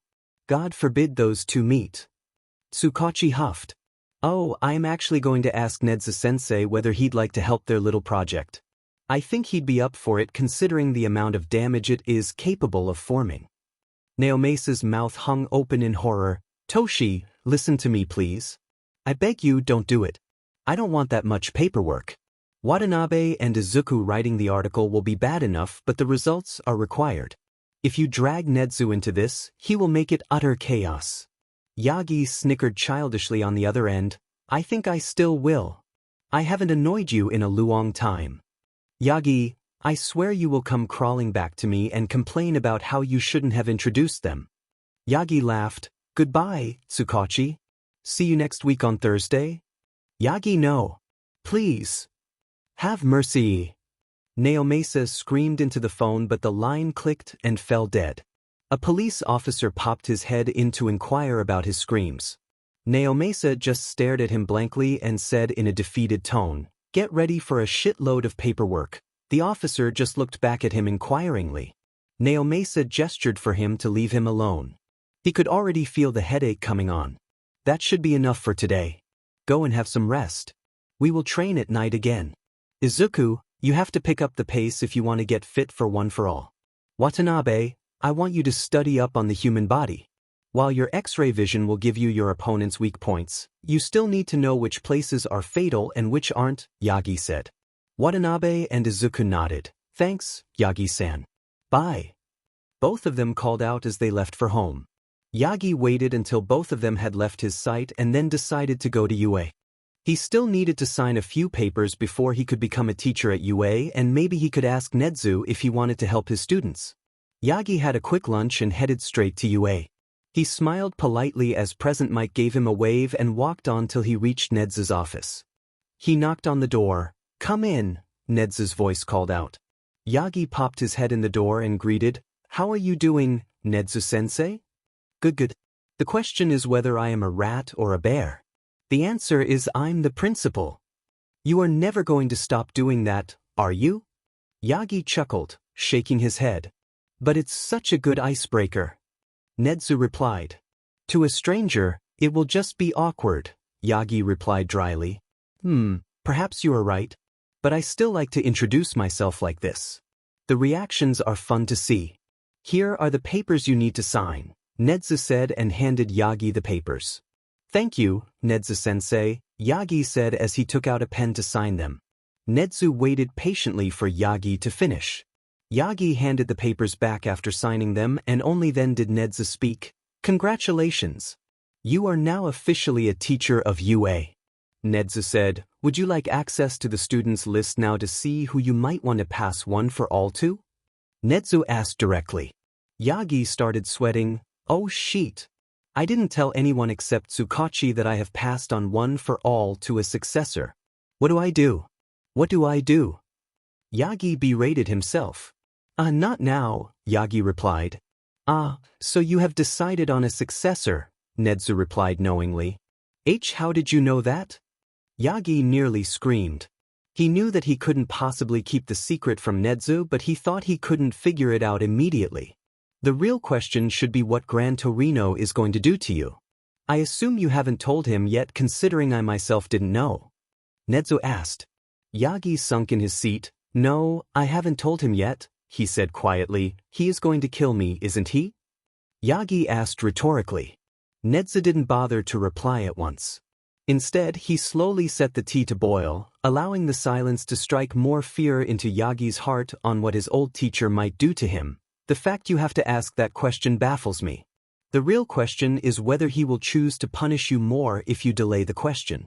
But enough about that, you will have enough time to choose your options afterward. Right now, I want to know more about the green-haired boy you have chosen as your successor. How did you figure that Izuku is my successor too? You might have understood I got a successor because I didn't immediately want the student list. But how did you figure out about Izuku? Yagi demanded. Oh, so his name is Izuku? Nedzu asked as he handed a cup of boiling tea to Yagi and took one for himself. He took a few quick sips before continuing. After the sludge incident, you seemed rather interested in Izuku. To an unsuspecting observer, it might seem the #1 hero was simply checking whether the victim was hurt. But as someone who knows about your secret, it was clear to see that you were paying close attention to him as you wanted to choose him as your successor. Given that, he doesn't seem to have a physical quirk but still jumped in to save his friend, it was quite obvious to realize that you were impressed by his hero-like behavior. However, the possibility you simply wanted to check up on him remained. So, I didn't say anything straight away. However, your stuttering and profuse sweating when I asked you about a successor proved me right. Nedzu finished as if he had just casually asked how the weather was. Yagi gaped. Why am I even surprised? He asked no one in particular. Now, I remember you saying, how did you figure that Izuku is my successor too? What did you mean by too? Yagi sighed resignedly. Nothing gets past you, does it? Nedzu simply smiled back in response. Fine, might as well get over it, Yagi resigned. So my successor, Midoriya Izuku, has a cousin, Hattori Watanabe. From what I know, his father lives overseas and, after the sludge incident, thought that his aunt, uncle, and cousin should move closer to them to give them some company. Watanabe managed to figure out many things about Izuku, including the fact that I was being trained by him. He saw that he had set an alarm early to train for me. Izuku passed it off as going for a run, but when he asked to tag along, Izuku panicked, and Watanabe connected that since I seemed interested in him after the sludge incident, I must be training him. Nedzu frowned. While it is a good deduction, it seemed to have been made on many baseless arguments. It was really lucky that his guess was right. While his deduction that he was hiding something would be a good deduction, The fact that All Might himself is training him from such a short clip is a far-fetched deduction unless he had some extra information. That may be because he did have extra information. Actually, that is one of the reasons I am here, Yagi replied. Do tell, Toshinori. Well, Izuku is quirkless, Yagi said. Nezu's eyes seemed to brighten up. He was bullied, he stated. Yagi nodded. Watanabe knew that. When Izuku panicked, he realized that he was not actually going for a run. Since he didn't have any friends and his parents would obviously not send him to do something at 5, he knew that he was doing it because he was asked by someone who he trusted. The only one to fit that bill was a pro hero, but Watanabe knew a random hero wouldn't take a sudden interest in him. A pro hero would only be interested if quirks are similar, but since Izuku is quirkless, it didn't make sense. However, he knew that I was interested in Izuku after the sludge incident, so I was probably training him. Since my quirk is unknown, he thought that the most logical option was that somehow I could pass on my quirk. That is indeed an excellent deduction, Nezu said calmly on the outside, but inside he was screaming in excitement. I have to meet this kid. But what did you want help with, Toshinori? Oh, it seems Aldra allows students with stronger quirks to bully those with weaker ones, and they don't keep it on their record so they can become heroes. They use them almost as a stepping stone with those with strong quirks. Young Izuku. Yagi swallowed. Young Izuku was a victim of quirk-induced bullying at his school. Right now Tsukachi is handling the case and gaining evidence to charge them with child abuse and negligence. There is surely more to this? For example, why is Aldra only being charged now, why not before? Nezu asked. Izuku believed his bully, Katsuki Bakugo, was capable of changing and did not report him because the teachers never believed them and instead gave him detention. His mother was close friends with Katsuku's parents, but none of them knew about the situation, so Izuku chose to keep it like that. It was only because Watanabe confronted Katsuki that their parents came to know about it. Nezu was seething with anger. While many might say he is just an animal, he still did have emotions. Many people forget that animals are capable of feeling emotions. Nezu himself was discriminated against for being an animal with a quirk that made him smarter than humans. It was why he had launched efforts to gain quirk discrimination laws. So it was obvious that he should be feeling angry. Keeping his emotions in control, he asked, how did Watanabe let their parents know? I don't think Izuku would have let him tell them directly. Yagi scratched his head.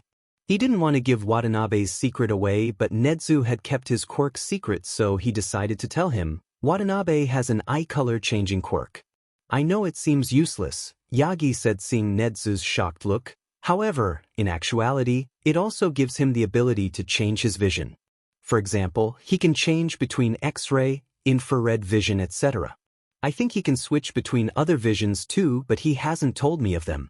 In his old school, he used to be bullied for having a useless quirk, but he beat them up in self-defense after they confronted him outside school because the teachers were punished them inside school. Anyway, when Katsuki used his quirk, which releases explosions from his hand, he used his X-ray vision to dislocate Bakugo's shoulders to disable him from using his quirk. Bakugo ended up breaking them though, because he still used his quirk. Nezu smiled sadistically as Yagi finished. His interest in Watanabe just seemed to keep growing. Shame, I can't seem partial due to being UA's principal. I would have loved to meet him. He has immense potential and talent. I thought he might have an intelligence quirk actually. What about Izuku? Is he smart too? Considering he has numerous analyses on many heroes, yes, I think he's smart. His analysis to defeat Endeavor itself was terrifying considering its simplicity. Yagi shuddered. Nezu sat up more straight. What did he write? He argued that all buildings nowadays have fire extinguishers for safety and they are not monitored. So, he could just take one off of each floor and fire them on Endeavor to stop him from using his quirk. Nezu nearly face-bombed at the simple, yet hilarious and undoubtedly effective plan. Was that the only plan? Yagi shook his head.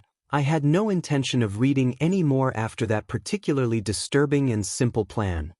Do you think both the cousins actually have intelligence quirks? They don't manifest physically so. I don't think so, Nezu-sensei. Nezu seemed to think before replying. Are you sure? I think so, Yagi replied. Does anyone else in their family have an intelligence quirk? Nezu asked. Yagi's eye twitched. I didn't map his entire family tree, did I? Yagi said. Nezu seemed unsatisfied but moved on. So, is this the entire story? Yes, as far as I remember, Yagi replied. Now I think I should get on to what I want your help with. Nezu nodded. Sure. Watanabe coaxed Izuku to help take down Aldra themselves too, and I think their plan would be better with your help. And what is their plan? Nezu asked. They plan to coax the public and media to their side, Yagi replied. Nezu sat up straighter, clearly interested in the plan. Go on, he said simply as if withholding some of his observations. I'll just tell you the fine-tuned version after I helped complete their plan. Normally, Aldra would have been made to pay huge fines after they inevitably lose the case. Obviously. Yes, but they are aware that Aldra will go back to its ways after the case. They will fire some of the staff, but no one is there to ensure that they aren't rehired. The media also won't be too interested in a small case against a school after a complaint from only one student's guardians. So, they want to write an article to shift public opinion to their favor. They know the public won't care too much about quirklessness because they aren't aware of the problems they face or that they even exist in the younger generation. So, they want to tie quirk discrimination to being quirkless by saying that in the end, discrimination against quirkless is also a form of quirk discrimination. They want to use the fact that people still remember the chaos from your debut, promoting quirk equality, and use it as fuel to spark outrage against such behavior towards the collective quirkless population. I have instructed them to do this before news of Aldra's case spreads so that people automatically call for harsh punishment against Aldra. Even if the court doesn't assign a post-case regulation panel to regularly check up on Aldra, many normal citizens will do so. As there are already many watch groups against quirk bullying and child negligence and abuse, Watanabe believes that the judge will choose a harsher punishment under pressure from the public, and the fact that the entire media will be following the case closely will stem any attempt at cover-ups. Izuku and Watanabe plan to use the media's power to destroy Aldra's reputation. Izuku also believes that if the article is good enough, other schools will also be independently investigated, and even if Aldra is not shut down due to child negligence, parents will no longer want to send their children there and the school will effectively shut down. Yagi finished and let out a deep breath. Nezu was quite stunned at Yagi's explanation of the plan. If Yagi wasn't explaining the situation so seriously, he would have thought he was playing an elaborate joke on him. Watanabe and Izuku both seemed to set high expectations and interest for him, and immediately afterward, they had passed his expectations multiple times, something very few had accomplished. Did they settle on what they wanted to include? Like I said, they are planning to start writing it with emphasis on quirk discrimination and then tying it to being quirkless. Alright, I will help them, but not personally. Have them send it to you and then send it to me. I have no doubt they will enroll at UA and I can't be seen helping them as the principal. The media would accuse UA of favoritism. Yagi nodded. I will go then. Goodbye, Nezu-sensei. Oh, and tell them I will update myself after editing and adding info where needed. I know the best times to post, and have them use code names. It's for the best, or they might get targeted. Nezu said as he waved him goodbye. Yagi nodded and left. As the door closed, Nezu smiled sadistically. He said he would add info, but not how much. Oh, he would have fun with this article, especially if Izuku and Watanabe wrote as good an article as they planned. He cackled sadistically. He immediately went through all the damage he could do with this article. Outside, Aizawa and Yagi were having a chat when Nezu started cackling loudly in a purely sadistic tone. Aizawa glared at Yagi. What did you do that is making the demon rat cackle so sadistically? He asked menacingly. Yagi put up his hands. He hasn't done anything so bad. Yet, Aizawa glared at Yagi as he walked off. He really wanted to just go home and sleep under a blanket with his cats until whatever Nezu planned to do blew over. Aizawa sighed. He knew that whatever Nezu did would be inevitable. Some of the teachers had gathered hearing Nezu cackle and were looking at Aizawa questioningly. Aizawa shrugged and left too, leaving a confused and terrified staff. 1 week later. Inko had readied dinner and was going to call Watanabe and Izuku when she heard relatively loud, secretive whispers coming from Izuku's room. She decided to eavesdrop a bit.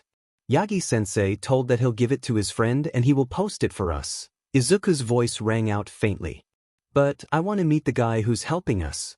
Even if Yagi-sensei says he is the best choice for this and will make sure it works, Watanabe's agitated yet low voice replied. Are you saying you don't trust him? There was no reply, but Izuku spoke again. Thought so. Inko decided to enter the room then. What are you two up to? Watanabe nearly jumped from his seat.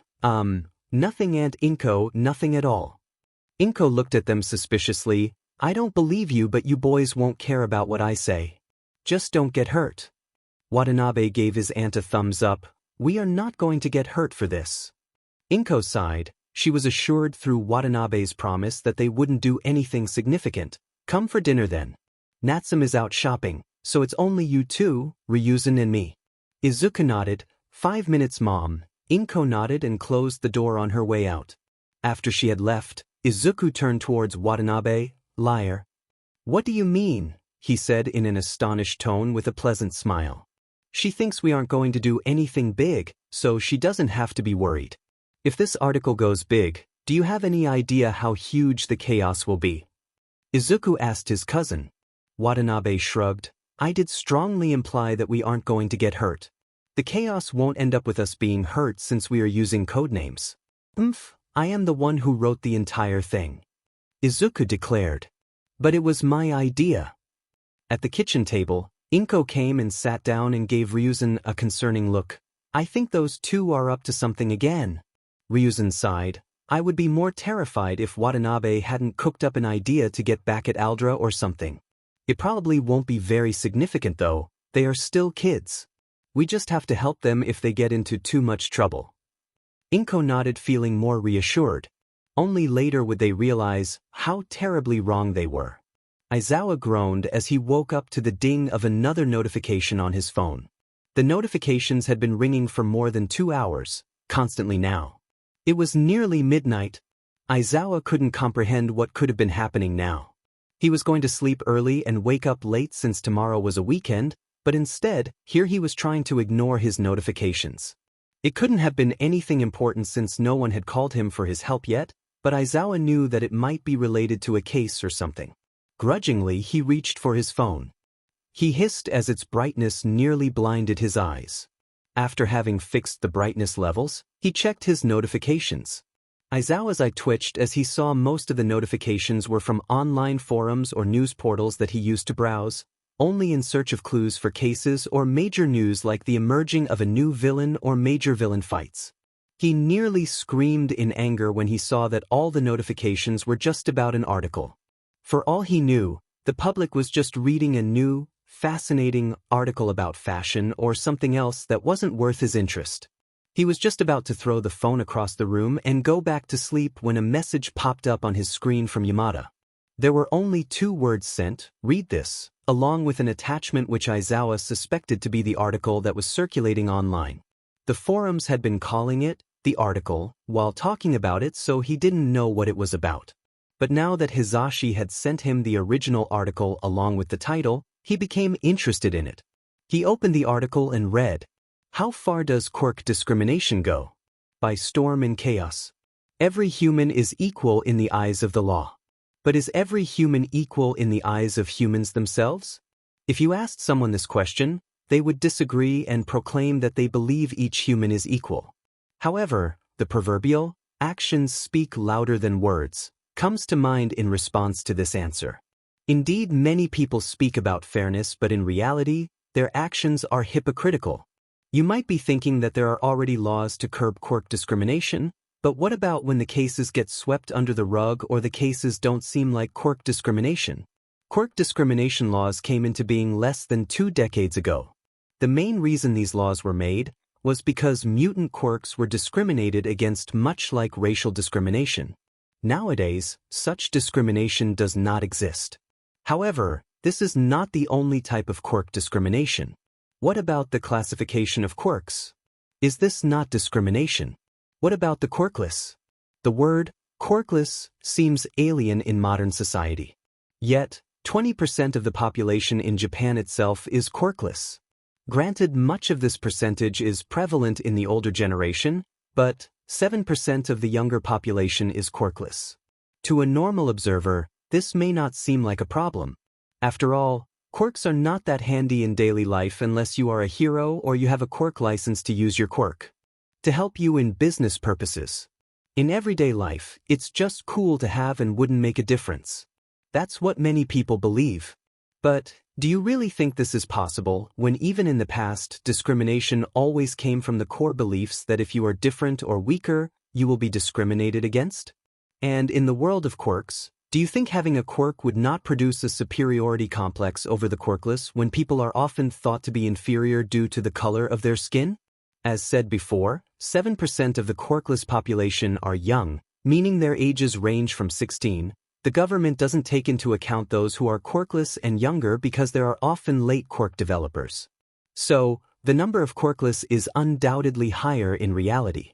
Even among adults, people with stronger quirks often taunt those with younger ones. Scientists have proven long ago that children will imitate the behavior they see in adults. Therefore, it seems idiotic to presume that those with stronger quirks will never bully those with weaker ones, let alone those without a quirk. What about the covert discriminations? What about when adults refuse to help those with weaker quirks while claiming they do so because those with so-called weaker quirks might get hurt? Many dojos or combat training clubs refuse to take in those with weak quirks, because they do not want to lose the prestige of training children with strong quirks. They believe that those with strong quirks are more likely to become successful, so they turn away those who they deem have weaker quirks. On the off chance that they do take in someone quirkless or someone with a weak quirk, they are used as a pebble, a stepping stone for the strong. Do we want the next generation of heroes to be such that they do not care as long as they are strong? Because if we carry on like this, what will be the difference between heroes and villains? Will it be society who judges who villains are just like they judge which quirk is heroic and which one is villainous? Society is the reason why many villains form. A boy who is bullied to have a villainous quirk might choose to go down the route of being a villain simply because he was always told he was a villain by peers. The idea of classifying a quirk as heroic or villainous is not alien to anyone. While many choose not to speak about it outright, they have surely thought of it sometimes.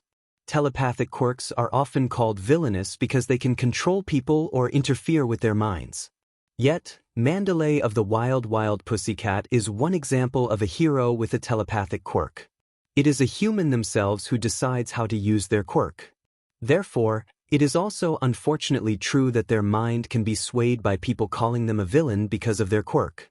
It is also unjust to classify a quirk by comparing its similarity with a hero's quirk or a villain's. A good example is the villain, Twice, and Yue's teacher, Ectoplasm. Both of them have quirks that allow them to make clones of themselves, but one allowed society to change how he wanted to use his quirk while one still fought to become a hero. While we do have quirk discrimination laws, they are only useful on the base level of offering equal rights to everyone. Actions speak otherwise as many people continue to discriminate against weak quirks and the quirkless.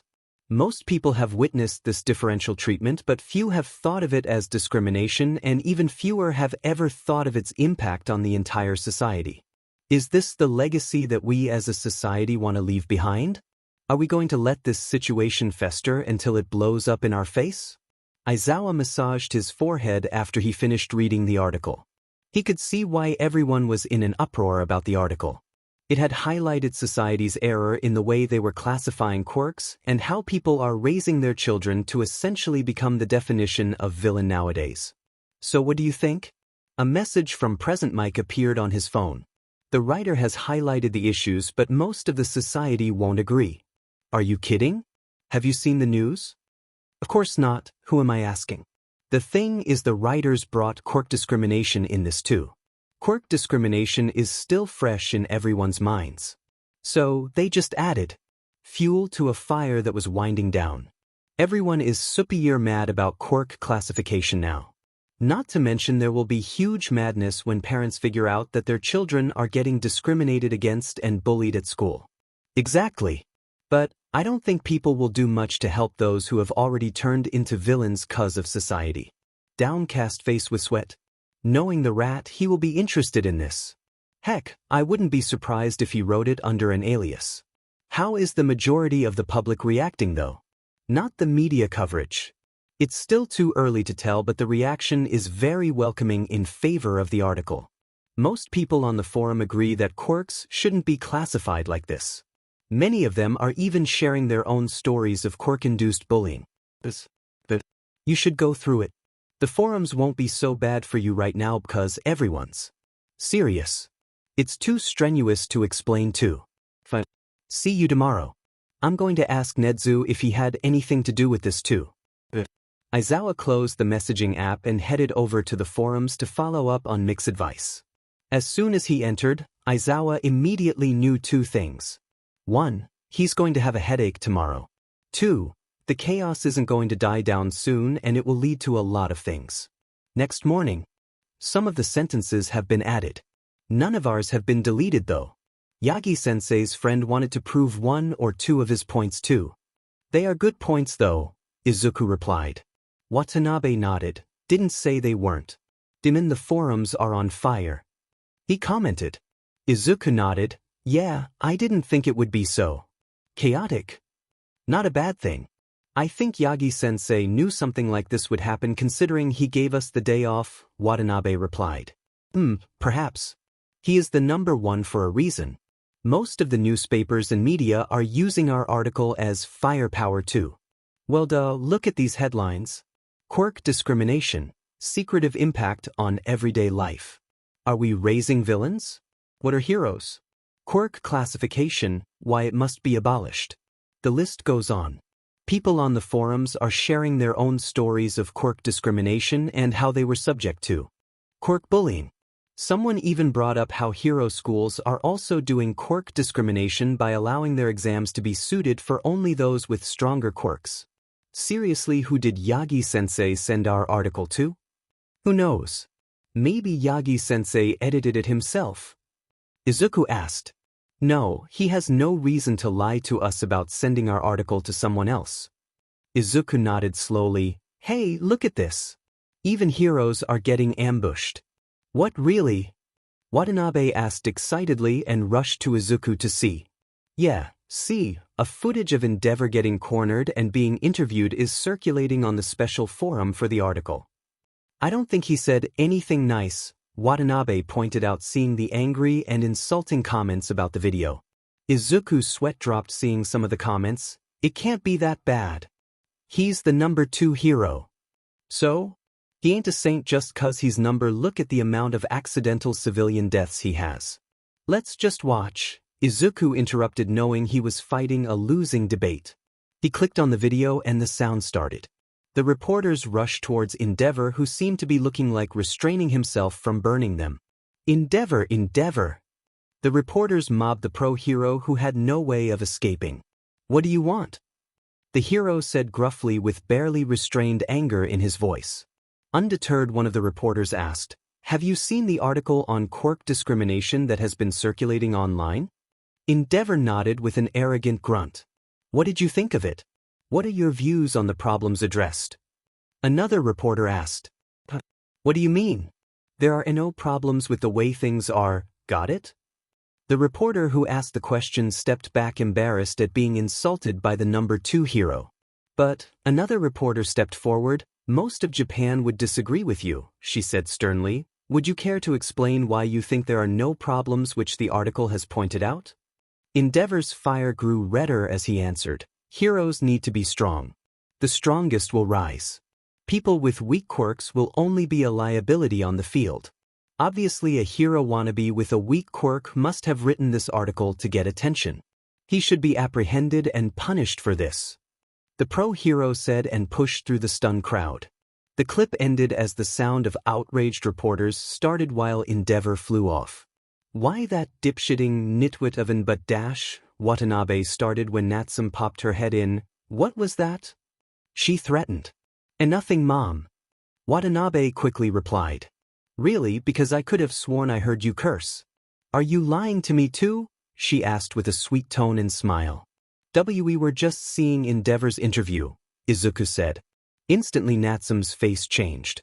Her face grew angry. Now don't listen to that idiot, both of you. He doesn't know what he was talking about. You can both become strong and good heroes, she said with an encouraging smile. Both cousins nodded happily. Now, Watanabe, if I hear you utter a curse again.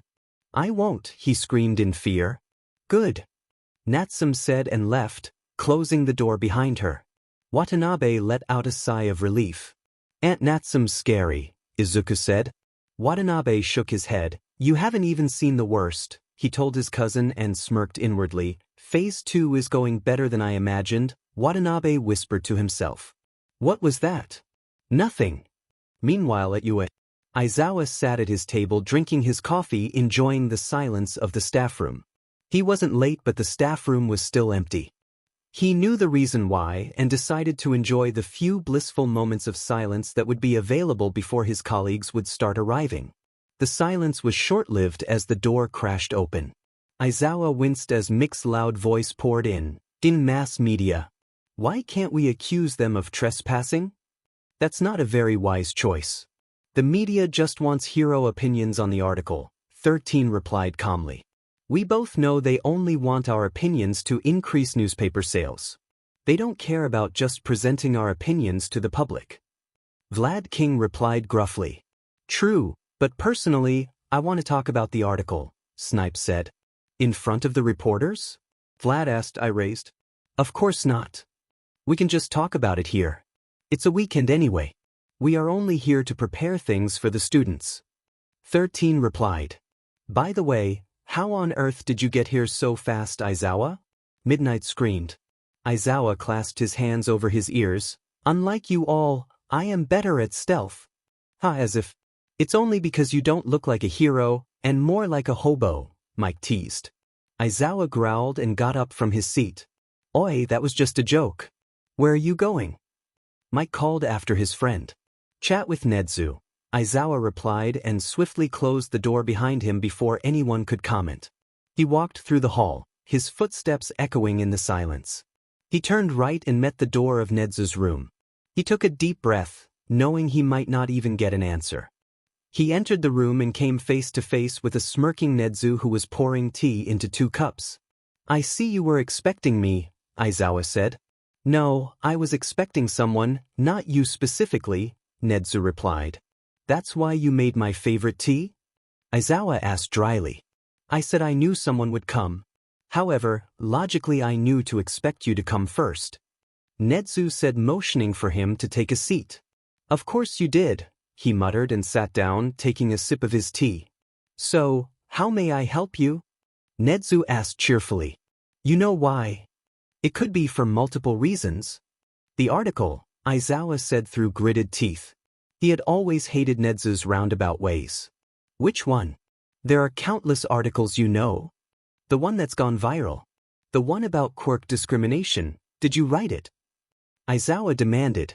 Nedzu calmly sipped his tea before replying, No, not really. Aizawa's eyes narrowed but he didn't reply. May I ask why? Seemed like something you would do. If you really didn't, this stranger has a lot of potential. Nedzu smirked. How do you know the writers might not be middle-aged? They might be. That doesn't mean they don't have potential. I'd rather teach these 2 writers even if they are 70 years old rather than teach my class. Yes, I had gotten your documents to expel all of your students. May I ask the reason for expelling this new batch? They think that just because they have gotten into UA, they can become pros without doing any work, Aizawa growled. Same as the last batch then. Nedzu sighed. That's 2 batches now then. Hopefully next year, the batch will be better. Aizawa nodded in reply. I'll get going then. No more questions? Nedzu asked amused. I'm sure you will be giving a press conference soon and you'll share your views then. Asking about your views now will simply be a waste of time. Aizawa replied, finishing his tea. He got up, opened the door. Just as he was about to close the door behind him, Nedzu interrupted. Aizawa. Aizawa looked back at Nedzu questioningly. Nedzu's eyes gleamed. If I am correct, You were bullied too because your quirk was not flashy and was said to be villainous, right? Aizawa nodded slowly. Your point? Did your teachers help you? Nedzu asked, sipping tea. Aizawa raised his eyebrow. You know they didn't. What exactly are you planning? Nedzu's feral grin grew wider and his eyes shone more chaotically. Nothing. Nothing at all. What has you so thoughtful? Mike asked as Aizawa entered the staff room. Thinking about what the article has implicitly pointed out but everyone missed, Aizawa answered as he helped himself to a mug of coffee. And that is? Vlad asked, confused. If bullying students with weaker quirks still exist, what makes you think the behavior of the teachers has changed? The staff room fell into silence at those words. The teachers fell into a deep thought at the words. Aizawa sipped his coffee with glee at his colleagues' reactions. He could see why Nedzu liked being so sadistic. It was very satisfying. He could already see Mike ranting about this perspective everywhere. Aizawa gulped down the rest of his coffee. Perhaps just this once, he would help along the chaos even if it gave him a headache. So, who is this friend we are going to meet? Izuku asked Watanabe. Both of them were walking down the streets to a mall to meet up with one of Watanabe's friends. You'll see, Watanabe replied.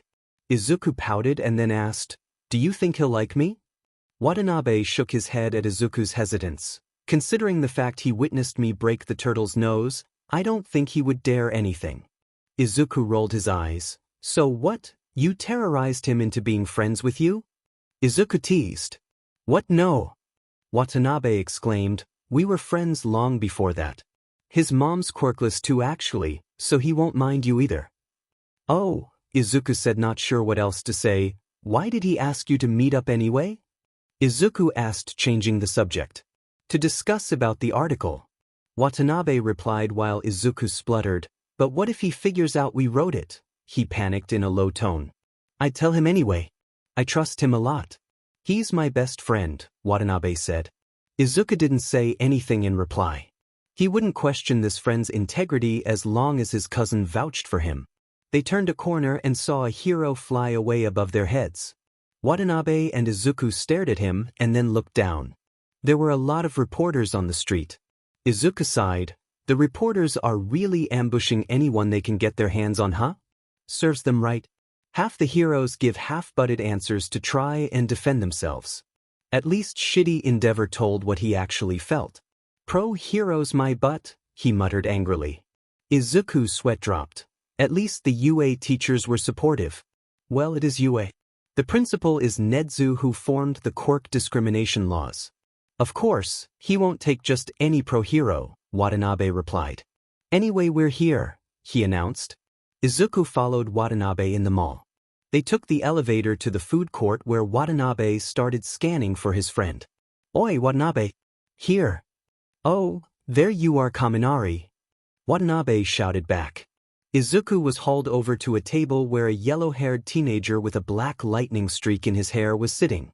Yo, how are you doing? Watanabe asked cheerfully. Good. Is that your cousin who you moved in with? Kaminari asked. Yeah, Watanabe said and elbowed Izuku to introduce himself. Hi, I am Midoriya Izuku. I am Denki Kaminari. Have a seat, guys, he exclaimed joyfully. The two cousins took a seat. So, what's your quirk? Kaminari asked. I'm quirkless, he said quietly. Izuku waited for the insults or a gasp to come, but he just got a laugh in response. Cool, like my mom. She'd be pleased to meet someone else who's quirkless, he said optimistically. Izuku stared at him in surprise. Yo, you aren't mad? Watanabe rolled his eyes in annoyance and took one of the burgers Kaminari had ready ordered.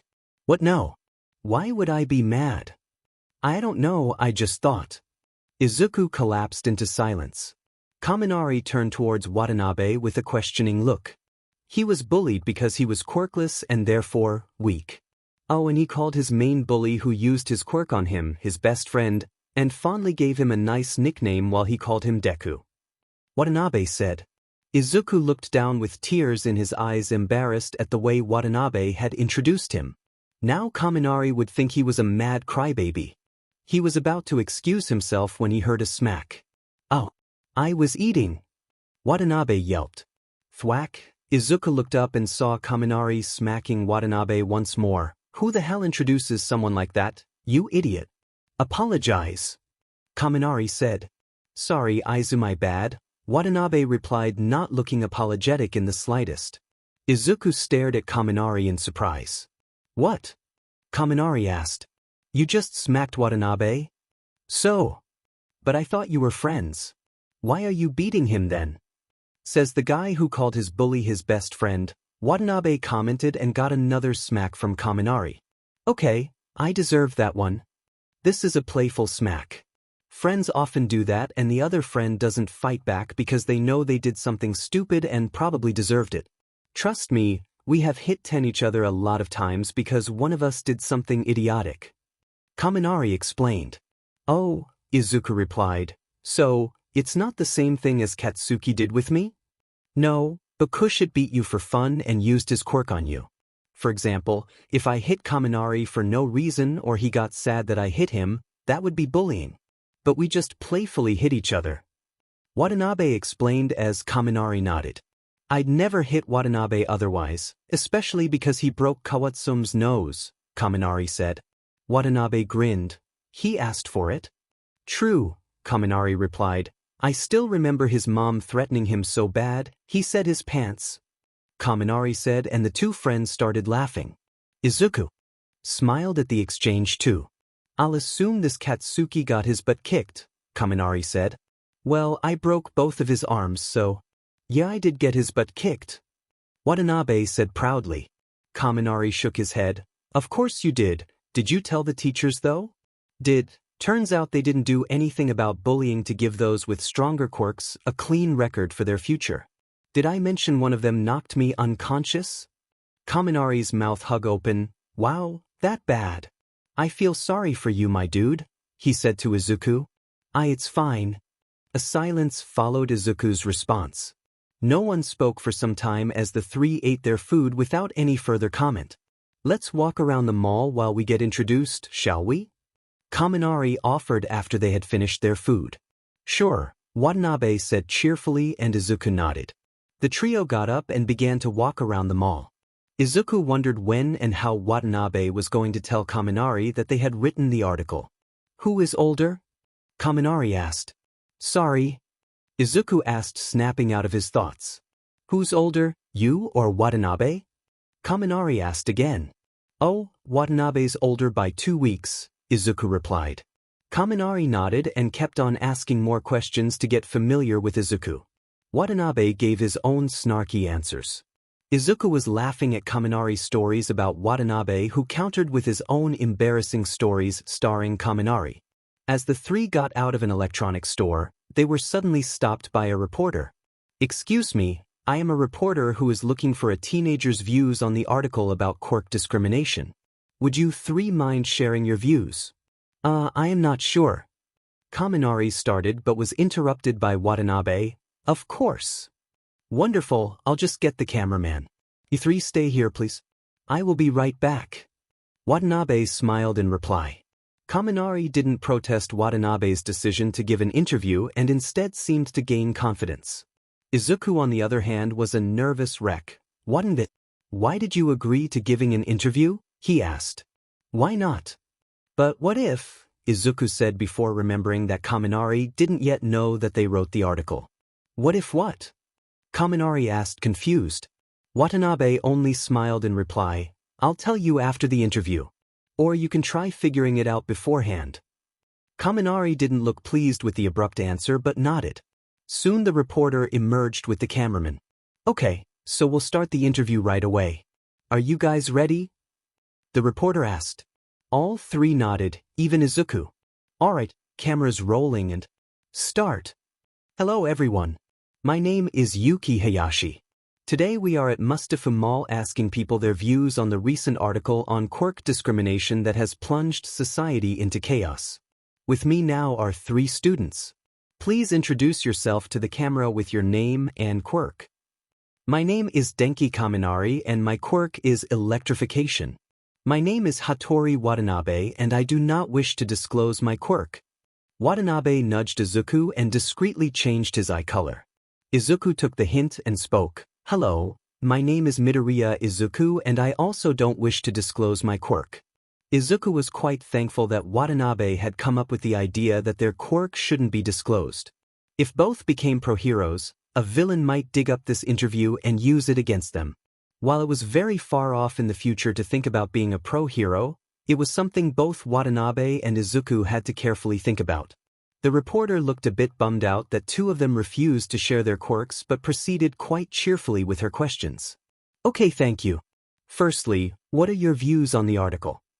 I think the writer made a lot of valid points, especially on how they tied quirk discrimination to be beyond equal rights and showed how it is existent in everyday life, Watanabe replied passionately. Izuku nodded to show that he agreed with the answer. Kaminari seemed to be taken aback a bit at the way Watanabe had answered the question, but he too nodded. Okay, what do you think about bullying? I think people with stronger quirks almost always bully people with so-called weaker quirks. Most of the time teachers don't do anything to curb the bullying. Izuku replied this time with a determined tone. Watanabe grinned at his cousin's response. Couldn't have put it better. I just want to add that not all schools are like this. My previous school did not tolerate bullying and punished those who tried to bully others. They did not mind playful smacks or squabbles, but they didn't tolerate quirk-induced bullying or when people with stronger quirks made fun of those with weaker quirks. Kaminari listened with interest at the answers. It was almost like the two had pre-planned their answers. Not to mention Izuku, who had come off as a bit shy and hesitant, had taken a determined approach to defend the article passionately. You didn't become best friends with Watanabe without figuring out that he always has something planned to create chaos. And he knew that Izuku, as his cousin, might be like him. So he found the cousin's answers fishy. Kaminari, you have a strong quirk. Do you agree with Watanabe and Izuku's thoughts? The reporter asked. Of course. He and I are best friends even though people call his quirk useless and mine strong. Do you three go to the same school? No, Kaminari answered. Watanabe and I used to go to the same school. But he moved to Izuku's school Aldra a week back. But Kaminari glanced at Watanabe to see whether he was okay with him talking about Aldra. Watanabe nodded and Kaminari continued. They abused those with weaker quirks and thought that those with strong quirks should get a free pass. They basically worshipped those with strong quirks and helped them while casting aside those with weaker quirks, which is why we are now changing back to my old school, Watanabe interjected. The reporter looked a bit shocked. How were you abused? Quirk-induced bullying and those with stronger quirks were never punished so that they could have a clean slate for the future, Izuku whispered lowly. Watanabe could see the amount of professionalism that stopped the reporter from reacting to the sentence. I see, she said. Would you like to tell us more or prefer not to? I don't think he wants to talk about that presently. It's still recent and my brother is too shy to outright say no, so can we talk about something else, please? Watanabe interjected. The reporter nodded. Sure. Kaminari and Watanabe, could you tell us more about how your school handles quirk discrimination to such an extent that there is so little bullying? They punish those who bully, and to make sure that the victim always tells the teacher, they have a policy of not punishing the whistleblower, Kaminari said. That is a nice plan. However, aren't you cornered outside the school? Right, that used to be a huge problem. But one time Watanabe was cornered. Instead of letting himself be beaten up, he hit back and, broke the bully's nose. Kaminari said. Watanabe turned red and the reporter's lips twitched as it nearly broke into a smile. I see. Were you punished, Watanabe? No, but I was told to try and not break a bone the next time someone bullies me outside school, Watanabe said quietly. Okay, next question now. What do you think of quirkless people? They are people too. I don't understand the question, Watanabe said with a neutral tone but eyes that promised pain if someone told they disagree. No, of course they are people. I was just asking what you think about what the article has to say. The article is true. There are many quirkless students in Aldra. At least those with a quirk are sometimes given mercy, but those who are quirkless are tormented a lot, Izuku said with an emotionless tone. The reporter's face grew a bit sad as she heard the answer. Kaminari, how has your school acted towards the quirkless? Like Watanabe said, they treat them like everyone else. Our principal likes to think that since none of us are really allowed to use our quirks except if we become pro-hero, it's stupid to treat people differently for their quirks. His motto is literally, discrimination is idiotic, but quirk discrimination is just plain idiotic. You got a gift, be thankful. The reporter's sweat dropped. I see. I certainly like his approach even though he seems to be a bit, extravagant. Yuki said, last question, what are your views on quirk classification? It's idiotic. All three responded simultaneously. The three stared at each other, having spoken at the same time but then smiled. Izuku chose to answer the last question. Ultimately, it is society who is determining which quirk is strong or weak, or which is heroic or villainous. A lot of quirks that seem weak are strong. For example, I'm sure many people think that a quirk that allows the user to change skin color is useless. But it could be used for camouflage and therefore, stealth missions. Other people would then think the quirk is villainous because of its uses, but it's the person who chooses what they want to do with their quirk. People telling someone they are villains for their quirk will just make them become villains. Izuku said. Yuki nodded vigorously at the speech from Izuku, wonderfully said. I am sure the writer will be pleased to have influenced young minds such as yourself too. At this, Watanabe and Izuku nearly burst from laughter. However, they managed to pass off their laugh as a smile in response to the reporter's words.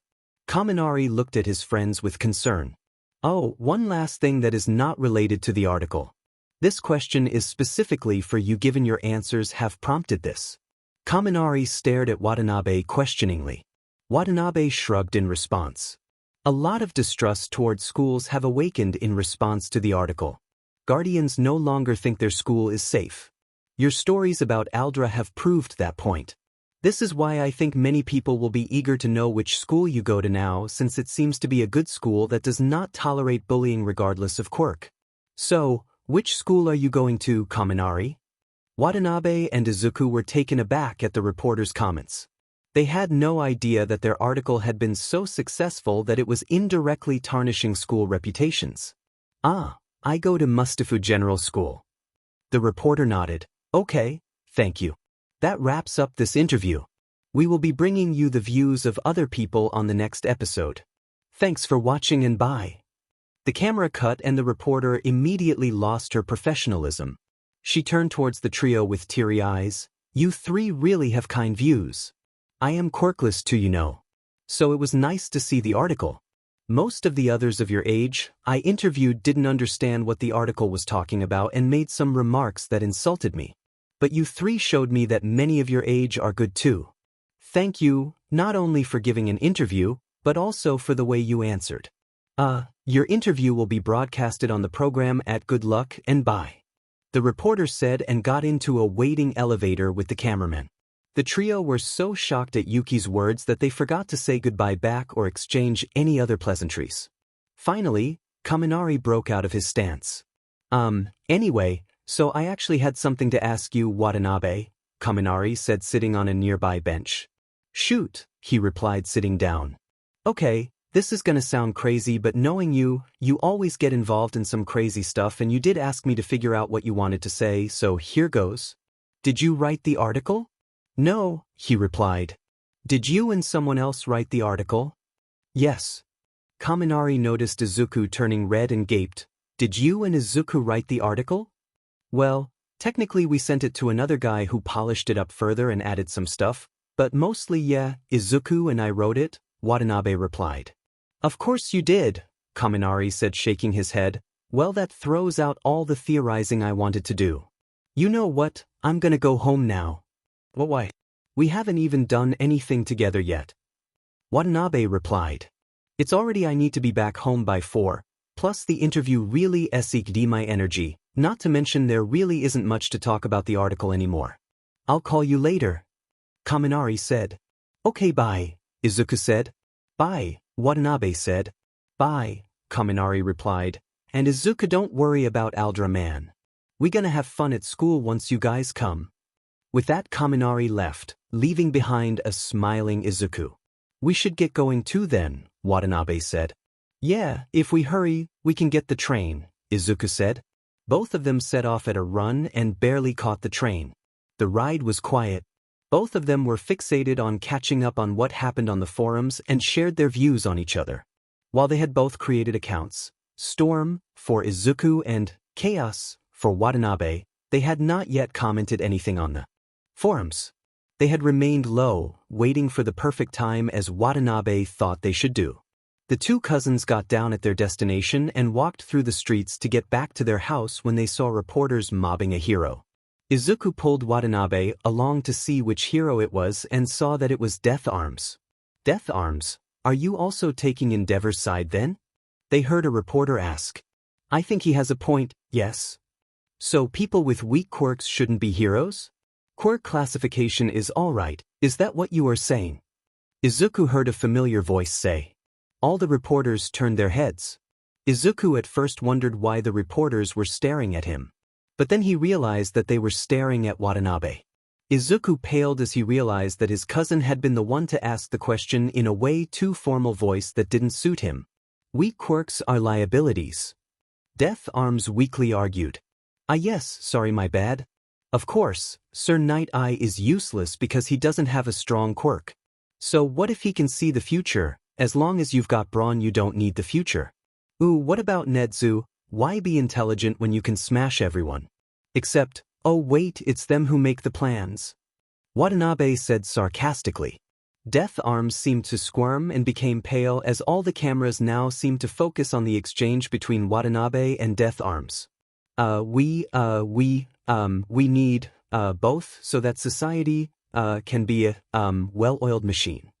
Death Arms stammered weakly. Wasn't weak quirks just liabilities? Watanabe shot back as Death Arms who paled further. Hypocrite! Izuku yelled. Death Arms seemed to gain some composure as he replied, Ah, see the boy from the sludge incident. He doesn't have a quirk. People like him will be liabilities. The crowd started murmuring but Watanabe immediately shot back angrily. Oh right, the quirkless boy who rescued the hostage was a liability. What about the pros standing by? Were they heroes? We were waiting for someone with a more suitable quirk to dash. No, you were afraid. You became a hero only for the fame and glory, not to help people. Kamui Woods tried to help even though his quirk was even worse for the situation than yours. You aren't even the definition of a hero. Watanabe interjected as Death Arms grew paler at his rant. Watanabe grabbed Izuku and began to walk off. He turned a corner but only after yelling, The only liability here is you and your thought processing. With that, the cousins disappeared, leaving behind a stunned crowd and a pro that seemed to have had a heart attack. As the two cousins stood outside their building's elevator, Kaminari called. Watanabe raised an eyebrow and picked it up, putting it on speaker. Yo Cam Dash.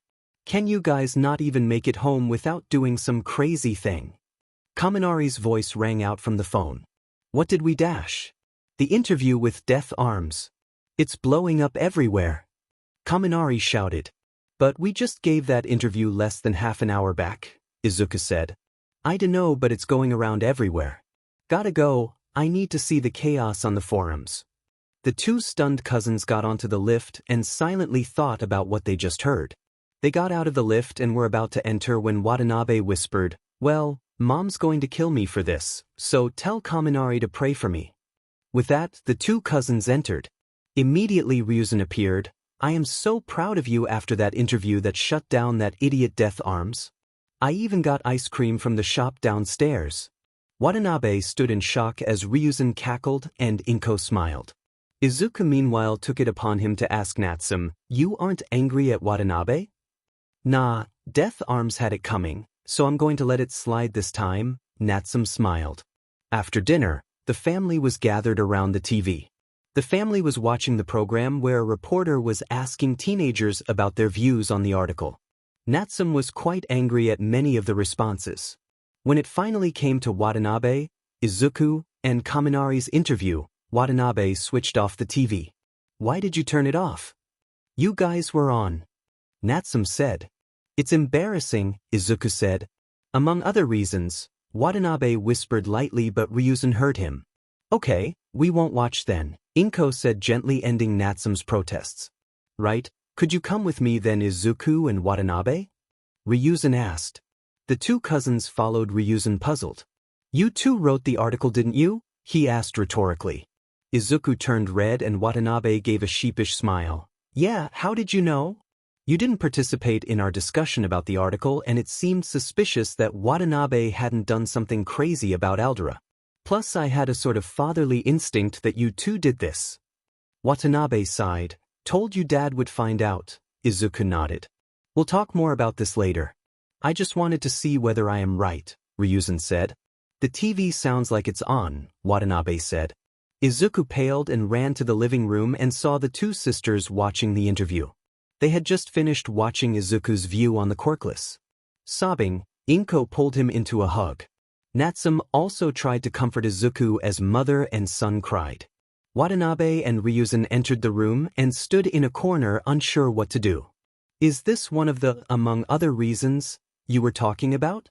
Yup, Watanabe said as both of them stood awkwardly unsure whether they should comfort Inko and Izuku like Natsume or not. Stain was perched on a rooftop reading a newspaper about the article on Quirk discrimination and all the chaos that was occurring. There was even a TV store across the street which was showing a student berate a hero. Stain closed the newspaper and put it down next to him. He watched the same students give an interview on their views about the article too. Luckily the store had its TVs on full sound today to spread the latest news about the viral article. As the program finished, Stain sighed. Those two students who had given the interview and berated Four Arms were going to make great heroes. They shared his ideology but not violently, much like the article writers. Perhaps violence is not always the key. Couldn't we have gotten the day off? Watanabe whined. No, you got the day off yesterday, Yagi replied. Izuku needs to build up his body. But yesterday was so chaotic. The chaos is still going. Watanabe said. Yagi chuckled. Admittedly yes. However, when you become a hero, you will need to do your job no matter the chaos. Exactly, so I must take a day off. While I still can. Yagi twitched. That's beside the point. You could have just stayed home in that case. Izuku said as he trained. Dad would get suspicious as to why I am not accompanying you anymore. Shouldn't have come with me the first day then, Izuku said with a glint in his eye and a mocking tone. Nah, Mom would have either stopped you from going so early by yourself then or I would be forced to go with you. This course of action works for both of us. I get something out of this too. Yagi sighed. In that case, have you yet started studying about the parts of the human body? Well, yes, but not so extensively yet. It takes time to learn. I'm going to start going to a dojo after we switch schools though, Watanabe hummed. In that case, do you want to spar, or go for a run? Yagi asked. Oh no, I was hoping to increase my reaction time, speed, stamina, technique, and power instead, Watanabe replied swiftly. In that case, I need to think how to go about doing that. Yagi said. Oh no. I came up with the perfect solution. Football, Watanabe said. What? Yagi asked disbelievingly. Yeah, it sounds stupid but listen first. See, I play as a goalkeeper. So if you keep shooting ball at me, it improves my reaction time and reflexes as I get better at saving the goals. Playing normal outfield football will improve my stamina. But I kinda got stuck at the strength part. I mean sure I need strength to save the shots and a combination of strength, speed, and technique to run with the ball and shoot, but it's not enough. Football will be enough for reaction time and stamina though, I think. Yagi gaped. He thought for a while and couldn't really find any drawbacks. Your hypothesis is fair enough. However, I think to increase your strength, you should do weightlifting and other exercises. It will help build your stamina. However, I'm not sure where you can train though. I'm afraid I can't let you help Izuku because it will hinder Izuku's training. Watanabe thought for a while before nodding. For now my full body weights should be enough. After I start at a dojo, they will have the necessary equipment to help me get stronger. Yes, that will work, replied Yagi. By the way, how much weight is on your full body weights? About 80 kilograms, 20 on each limb, Watanabe replied, rubbing the back of his head. Yagi's eyes nearly popped out of his head while Izuku stared at his cousin in shock. 80 kg? A shocked Yagi said. Well, I started doing it when Mom didn't want to let me carry weights around, but Dad supported me, saying it would help me get strong, and made Mom cave in. So slowly, I increase the amount of weight after I start to feel comfortable. Then I increase the weight, I get used to the new weight. Still, that's a lot of weight to be carrying around. Don't you remove it ever? Yagi asked. Nope, not even while sleeping. Sometimes, I take it off during school, but mostly no, Watanabe replied. Izuku looked like he wanted to ask questions about the weights, but seemed to put it in the back of his mind for now. Well, for today we will work on your speed then, since we don't have a football right now, Yagi said. Fair enough, what are we going to do then? Watanabe asked. I want to see how you are without the weights first, Yagi ordered. Alright, just give me a sec, Watanabe said and proceeded to remove his weights, producing loud clangs. Right, let's start then. Yagi nodded. Izuku, come here. Yes, Yagi-sensei? Izuku asked. I want you both to compete against each other. Considering Watanabe knows a bit of martial arts and he has had full body weights for a long time, you probably won't be able to surpass him without a quirk even after your training for One for All is complete. Consider this as a measure of how much you have to improve, Yagi said. Izuku nodded. What activities are we doing then? A race on the path along the beach first. You both can punch something after that. Watanabe's sweat dropped. Punch what exactly? A brick or something, I guess. I don't really have professional equipment, Yagi replied nervously. Fine, Watanabe said.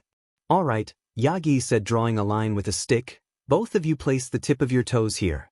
On 3, the two cousins nodded and placed their toes on the line. 3.2.1. Go.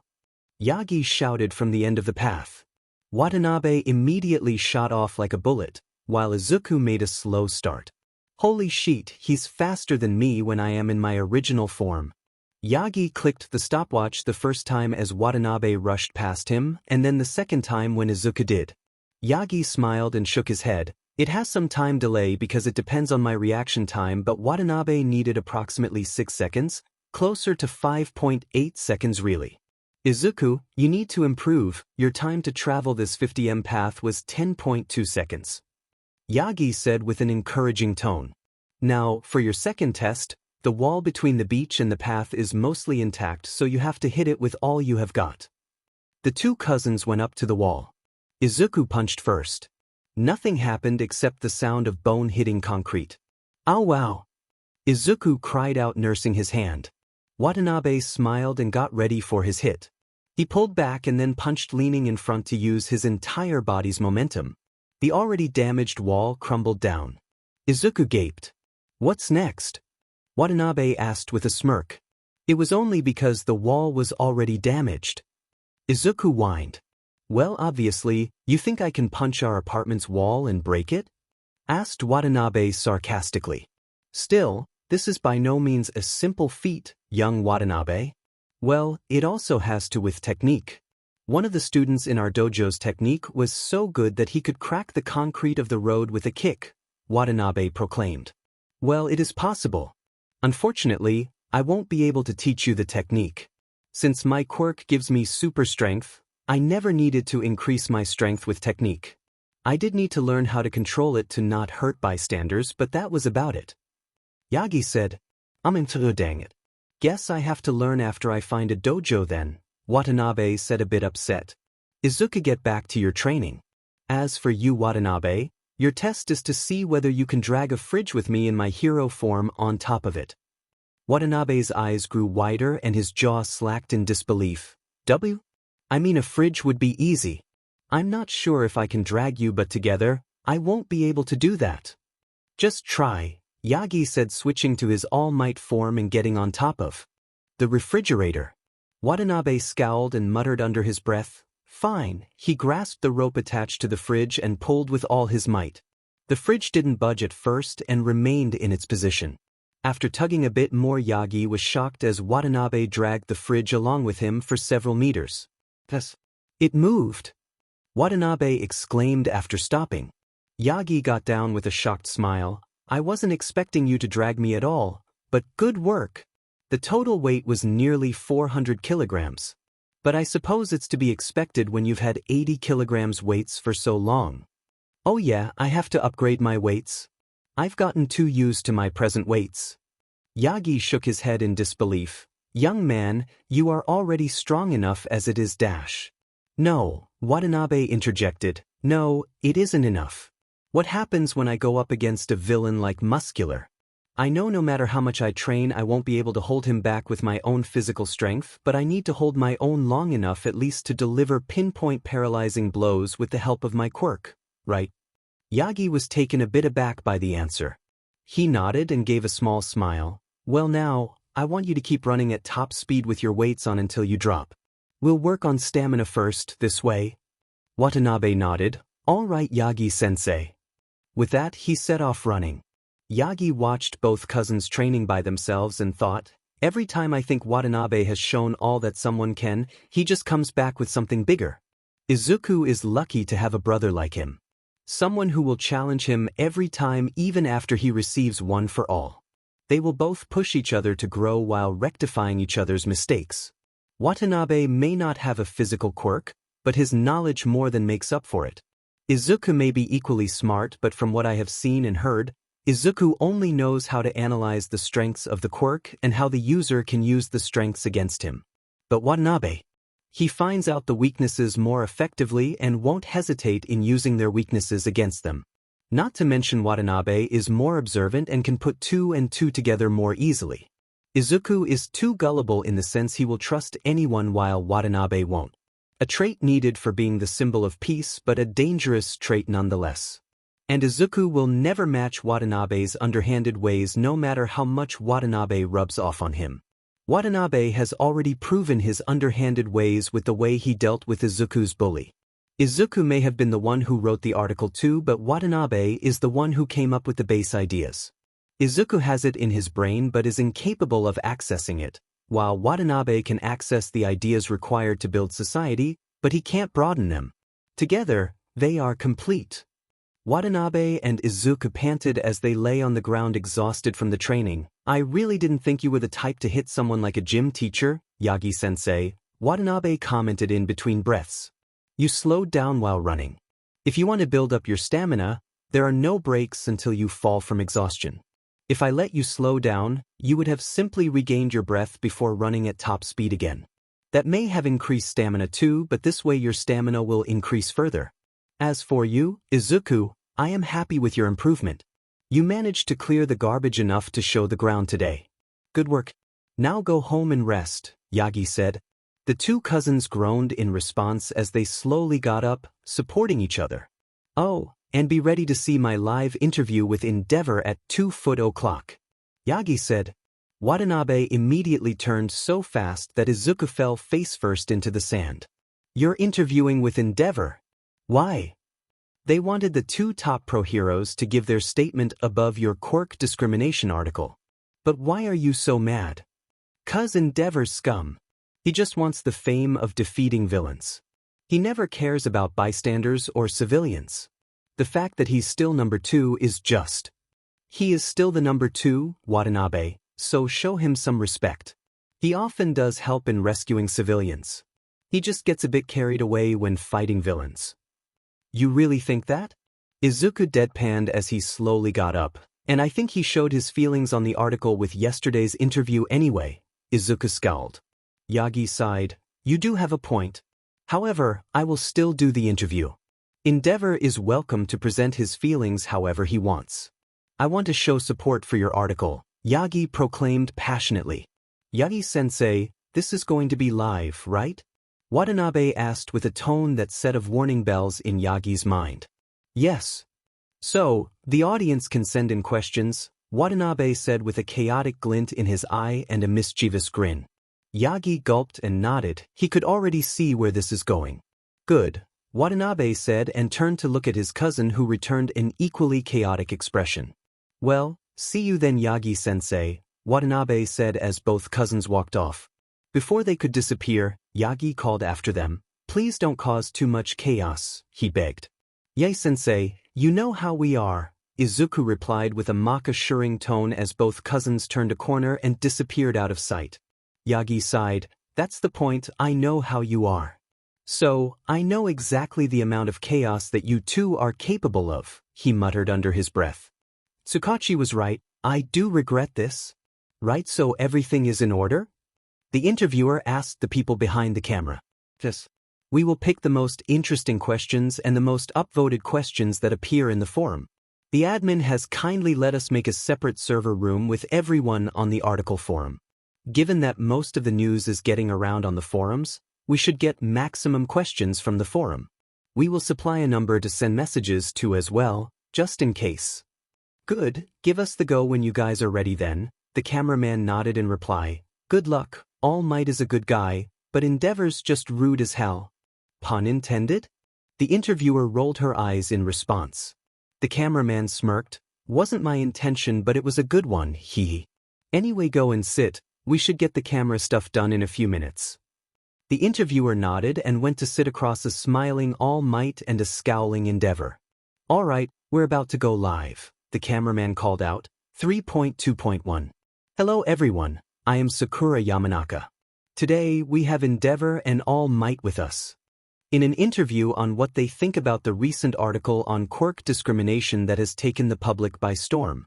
The article has highlighted many wrong things that society has done and is still doing. The majority of the public is sided with the article writers, but a few oppose its ideas. So, today we are here to find out the top 2 heroes' opinions on this article. The public can also ask their questions on the forum at this moment or message their questions to this number. The reporter moved her face away from the camera and turned towards All Might and Endeavor. Could you tell us your opinion on the article, All Might, Endeavor? All Might gave his signature laugh and started, I am in full agreement with the article. Especially about their opinions on Quirk classification and treatment of the Quirkless, as well as how they have pointed out bullying at the educational level. The interviewer nodded. What about you, Endeavor? I stand by what I said in yesterday's interview. The writers don't know what they are talking about. Weak quirks and weaklings are liabilities. Next question then, what do Sakura started but was interrupted by another journalist interrupting. Hold up, we have a question we are displaying on the monitor in front. Already, she thought. It seems we already have a question to be asked. We are displaying it on the screen. The message on the forum flashed up. Endeavor-san, since you say weak quirks and weaklings are liabilities, do you stay inside on a rainy day? It took all of Sakura's professionalism to not laugh out loud at that question. Fortunately, however, All Might did not have any problem with laughing and set into an extremely uproarious laugh. Seriously? Izuku asked his cousin. When you're talking with a sheet, give good questions transformed into sheet, Watanabe replied sagely. Izuku sighed. Both cousins were in their room watching the interview privately so that they could get their questions in on the forum. That's different. Endeavor said outraged. But is it really? All Might asked, still shaking from laughter. I have proven myself as a pro hero, got it? A little bit of rain isn't going to stop me. Yet you don't give seemingly weak quirks a chance. What if you didn't get in UA because the day of the entrance exam was rainy? You need to give proper exams for all quirks to showcase their abilities. Endeavor said, you can understand from a glance which quirk is strong and which is weak. All Might, do you have any comments? The interviewer interrupted. No, quirks sometimes do require certain conditions. For instance, I could never use my quirk in the UA entrance exams if my control was bad. I would end up killing someone. So, do people turn a blind eye to bullying or quirk-induced bullying due to quirk discrimination? Teachers are there to stop the bullying. And secondly, if you can't stand bullying, how do you expect to become villains after becoming a hero? Endeavor demanded. The reporter's sweat dropped. All Might, your view? I think the teachers must be stopping bullying, but there is no way of knowing if they are discriminating against weak quirks too. But yes, often those with weaker quirks are bullied, All Might replied. He wouldn't have added the part where he called out the teachers if he was asked this question in the past, but after everything he had learned about Aldra. So are you saying the bullying is an isolated event? Meanwhile on the forums. Man, only this storm and chaos are getting their questions through. No one else is getting any question in. User 1. But they are asking the questions that need to be asked. User 2. Yeah, but it would be nice to get our questions in too. User 1. Wait, Storm and Fist. What if they are the real Storm and Chaos? User 3. Come on, no way. Right? User 2. I am fairly certain that the bullying is not an isolated case. As the article pointed out, children will replicate what they see, so the children probably might have picked up the bullying accidentally from adults. Yagi answered. Some would argue that you are being hypocritical considering your own quirk, the reporter pointed out. All Might laughed. Yes, it would, but this is what I have seen in many schools, including my own high school. I'm not saying all schools will be like this, but the majority probably discriminates, even if it is unknowingly. I would urge that this article be a wake-up call for them. What about you, Endeavor? Any comments? He grunted. Like I said, if they can't stand bullying, how can they be heroes? But not everyone wants to be heroes. I myself never wanted to be one. How do you justify bullying towards them? The reporter asked, a gleam in her eye. Heh, if your quirk is useless, you are probably useless too, Endeavor sneered. The reporter opened her mouth in shock, but before things could escalate, All Might spoke. I apologize for my colleague. In reality, the thing is, in present society, most children want to be heroes. It's like people wanting to be famous before. Being a hero is the new dream job. However, to answer your question, discrimination is often seen in other sectors too. Mutant quirks are often not given jobs in construction, for example, even though they might be suited to it. The reason we talk about quirk discrimination from the hero's point of view is that it's in the line of hero work that all the things written in the article are seen. Quirk classification as heroic or villainous and weak or strong came due to people observing heroes and their quirks. This is one of the main reasons society has become saturated with so many villains. Quirk discrimination. The reporter nodded. Thank you. That was a really good and informative answer. Oh, and it seems we have one more question from Storm again. The forums seem to think these are the original authors too. Here's the question. Endeavor, you think bullying is good because it builds up the victim to become a hero, right? Have you gotten some sense into your brain now? Endeavor demanded loudly. No, it's just that only those with stronger quirks can bully someone. Someone with a mental quirk can't really bully someone with a physical quirk. Since you said that bullying is good because the victim will get stronger, does your flawed statement mean that you do believe that those with weak quirks can become heroes? Oh boy, this guy has got to be the writer. He literally called out the number 2 hero publicly, Mike laughed. The teachers were present in the lounge watching the interview on the shared TV. Even Nedzu had come to watch, saying, the chaos is more fun with people's reactions. Aizawa was smiling slightly too as he watched what he believed to be the real Storm and Chaos effectively take down the number 2 hero. What? You dare twist my words? That is not what I meant. Why don't you come face to face and then dash? All Might knocked Endeavor out cold with a swift motion. Sakura had moved away from the number 2 hero as he had been releasing flames from his body as he got angrier. Maybe that's enough. I apologize for him, All Might said. Unfortunately, we will be concluding our interview now. Thank you for watching, and thank you Storm and Chaos for the questions. And if you are the real authors of the article, thank you for attending the interview even if virtually. Goodbye. The program went off and the advertisement started. Vlad King shook his head and turned, catching Aizawa smiling. Hee, I didn't know you could smile, he chuckled. Who this guy? Midnight caused Aizawa by his scarf. He's a big old softy. He just pretends to be all emo. Get off, Aizawa said, pushing Midnight off. I just liked Storm and Chaos handling of Endeavor. They are probably the real authors too, since they had the courage to call out the number 2 hero and seemed to point out the implicit things from the article and use them as questions.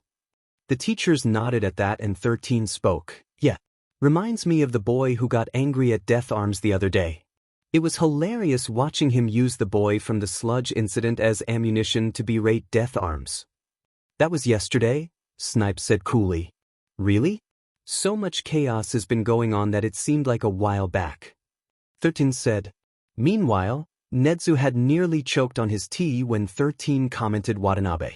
He knew that Aizawa was smart enough to piece together things from that tiny bit of evidence. Aizawa looked at him with a raised eyebrow. You're unusually quiet. Did you get tired of the chaos? Nedza smiled back sadistically, sending chills up the teacher's spines. Oh no, it's just that the chaos is still not at full strength. What do you mean? Have you seen what is happening? Mike demanded. Oh yes, I have. It's just that our dear friends, Storm and Chaos, have pointed out that schools discriminate too, Nedza said. The teachers knew why that would cause chaos, but they could also sense a warning behind Nedza's words. Cementos gulped and asked the question the entire staff room wanted to ask, and? Nedza sipped his tea and gave his colleagues a cheery grin. Oh, it's just that hero schools are schools too. Yo, Yagi-sensei. Watanabe greeted as the two cousins arrived for training with all might. Good morning, sensei, Izuku greeted all might. Ah, good morning, good to see you too, Yagi greeted. Doing good, I'm sure. Especially considering your antics yesterday. No regrets, Izuku replied with Watanabe nodding sagely beside him. Sorry if the questions gave you a hard time, sensei, Izuku apologized. Watanabe nodded. Yeah, but Endeavor needed to be taken down a peg. Yagi sighed. You're right. Anyway, you guys are half an hour late today. Why? Oh right, that's because we freaked out this morning when we woke up, Watanabe said. Why is that? Yagi asked, voice full of suspicion. When we woke up today, we found that our accounts on the forum as Storm and Chaos became verified. A lot of people think we are the real authors now, and we panicked, Izuku replied. Yagi smiled. Well, I suppose it is well deserved. However, since you are all already late, start training now. We can talk later? Sure thing, but I'm just going to do a few laps as a warm-up. I bought a football to practice today too, Watanabe replied. Yagi nodded. What? IG, that was the real Storm and Chaos then. Draconic_bliss. Probably, but it might have been fanboys too. Random guy. Nah men, they asked proper questions and really knew the article like the authors would. Pretty sure they're the real writers. Draconic_bliss. I agree they got great points, but I dunno, just don't think they are the real guys. Random guy. Now, everyone'll have diff opinions. We need to discuss yesterday's interview obviously. Nimly. True that. Draconic_bliss. Man, I never thought of schools as discriminating really. Narda. Yeah, but it makes sense, right? I mean, everyone's noticed it. Love it. Yup, but no one ever really tied it like that to Quirk discrimination. Narda. Which part? The classification? Love it. All of it, you idiot. Fallen Seraph. Man, the guy with the nickname Chaos really chose a suitable name. Scummer. W-dum? Love it. Come on, don't you see it? Storm is good too, but he sorta asks the questions to manipulate people so that they can understand where they were wrong. However, Chaos is, in a word, well, chaotic. He just takes people's bullshit and asks it in a shittier way but with a very good point. Scummer. Still don't get it. Narda. Come on, he told the freaking number 2 hero if he stays inside on a rainy day to call him out on his bullshit support for Quirk discrimination. And then he just took Endeavor's words and asked twisted questions purposely to get Endeavor to agree with him before getting the killing blow in. Scummer. Well, when you put it that way, it does feel as if they put in a bit of thought in choosing their names with their characteristics. Fallen Seraph. What about Storm though? Storms are chaotic, but Storm, the author, doesn't really feel really chaotic. Like he's smarter, I feel, but not really chaotic considering his questions are more formalish. Narda. You see, that's the thing, you don't see a storm until it comes upon you with its chaotic howling of the wind. Scummer. Okay, what is happening now? Stop your poetic discussions about their pseudonyms and let's talk about schools discriminating. Light Assassin. Right, that's what we were talking about. Narda. Expressionless face. Light Assassin. Is there anything really to talk about though? Shuna. Why shouldn't we talk about it? Light Assassin. I don't mean it like that. It's just that is it something we have never been affected by, that we have to discuss about it. Shuna. That it's a bit hard to talk about the bullying and discrimination, that's true. Novagin. Yeah, but if we keep quiet, it's never changing. If you were scared to stand up now. We literally have support from everyone now. Light Assassin. Real inspiring, but you sound like you want to riot and vandalize. Sarah W. Winchester 97. It's not. Out of the box. Light Assassin. Anyway, at least everyone is angry with schools now and boycotting them. Schools are closed for the week because everyone thinks they discriminated against their child, so they boycotted them. A lot of people were arrested too. What about those with strong quirks? Sarah Winchester 97. Adults are divided in their opinion. Children don't understand and think they've done nothing wrong because they were raised like that. Yeah, but they can still be reformed, I guess. The real problems are those who are already about 14 and are going to enroll in hero schools next year. Is 1 year really enough to change them? Draconic_bliss. Who knows? Hero schools should have been closed too though. Sarah Winchester 97. But, love it. Really, you're seriously asking why? Sarah Winchester 97. Yes? Love it. Come on man, hero schools discriminate the most. They classify quirks into strong and weak before they can enroll. And their exams are suited to strong quirks, like UA's is literally giant freaking robots. What can someone like, say, Ms. Joke do against robots? Sarah Winchester 97. Well yeah, but heroes do need to be strong and all. Love it. Well obviously if you help someone with a weak quirk, they can be strong too, but no, they have to help those with strong quirks cause they're easier to help. Namely, someone has a weak quirk. Random guy. Random guy has been banned by the admin. Anyone else wants to take things out of hand? Admin. No, sorry. Sarah W. Winchester 97. Although, you're right about Ms. Joke and hero schools being discriminating. Admin. Yeah. They should arrest some of the heroes like Endeavor. EW Midharika. Really, who's going to that? The police are just the heroes' lackeys cause they are weak. Understand? Nah, bro, the police are the guys who get the heroes the required info. Unifunder. I thought heroes like Nedzu and Night Eye does that. Silver. We already talked about how they discriminate even in hero schools. How many smart heroes are really there? Most of them are just strength-based. University Hunter. The underground ones are pretty smart. Inferno Nightmare. Again, we have no clue how many underground heroes are there in the first place, and secondly, since most underground heroes have weak quirks, they were probably discriminated at some point too. Who knows how many could be heroes turned into dangerous villains cause of discrimination? University Hunter. Exactly, this guy gets it. Plus, police have guns and tasers. If you headshot any of the top 3 heroes, can they survive? Light Assassin. Well.no, but what about villains like that slime about a month back? I'm not saying that heroes have no use, they do, but it should be balanced with police and they should observe what someone with a weak quirk can do before rejecting their chances to be heroes. Unifunder. True, I mean basically what are the differences between heroes and police? 1. Both catch bad guys white heavy checkmark. 2. Both rescue people white heavy checkmark. 3. Both help society white heavy checkmark. 4. Both have access to support items white heavy checkmark. 5. Both use quirks crossmark. If you ask me, police are the real heroes. Someone_333. A phone call. Is here. A phone call. Is here. Yagi quickly picked up the phone call. Hello, Tsukachi? Tashinori. I'm a hero. Tsukachi's dazed, dreamy voice came from the other end. That's what I've been saying for years, but why are you suddenly bringing it up? Yagi questioned. But I'm a hero. Are you hurt or something, Tsukachi? Your voice sounds dazed and you are repeating, Yagi said with concern. No, I'm fine, but I'm a hero. Yes, but why suddenly are you bringing it up? I've been telling you for years that police are heroes too, but now suddenly you are dash. You have not read the forum, have you? Yagi raised his eyebrow. No, just a minute, I'll check.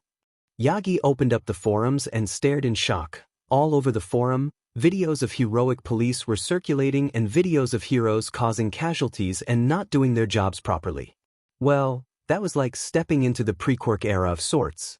All videos of only police doing good. I'm happy for you though, old friend. Thanks, I gotta get now. By the way, I retract my statement, Izuku and Watanabe were right to write the article and you were right to make Nedza help them. It might have caused more paperwork but it was the right choice, so I'll support them. Tsukachi said kindly. See you later then, old friend, Yagi said with a smile before hanging up. You are free to go home now, Yagi said to the two cousins. Thank God, Yagi-sensei wasn't as tormenting today, Watanabe groaned to Izuku as he stretched. Well, obviously, you guys played football for God's sake. I had to move trash. Izuku pouted. Did you two see the forums this morning?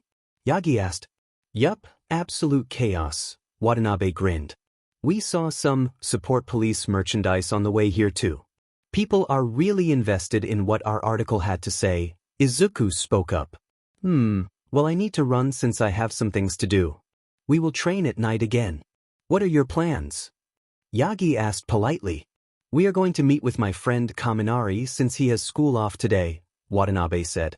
The one you told about the article? Yagi asked.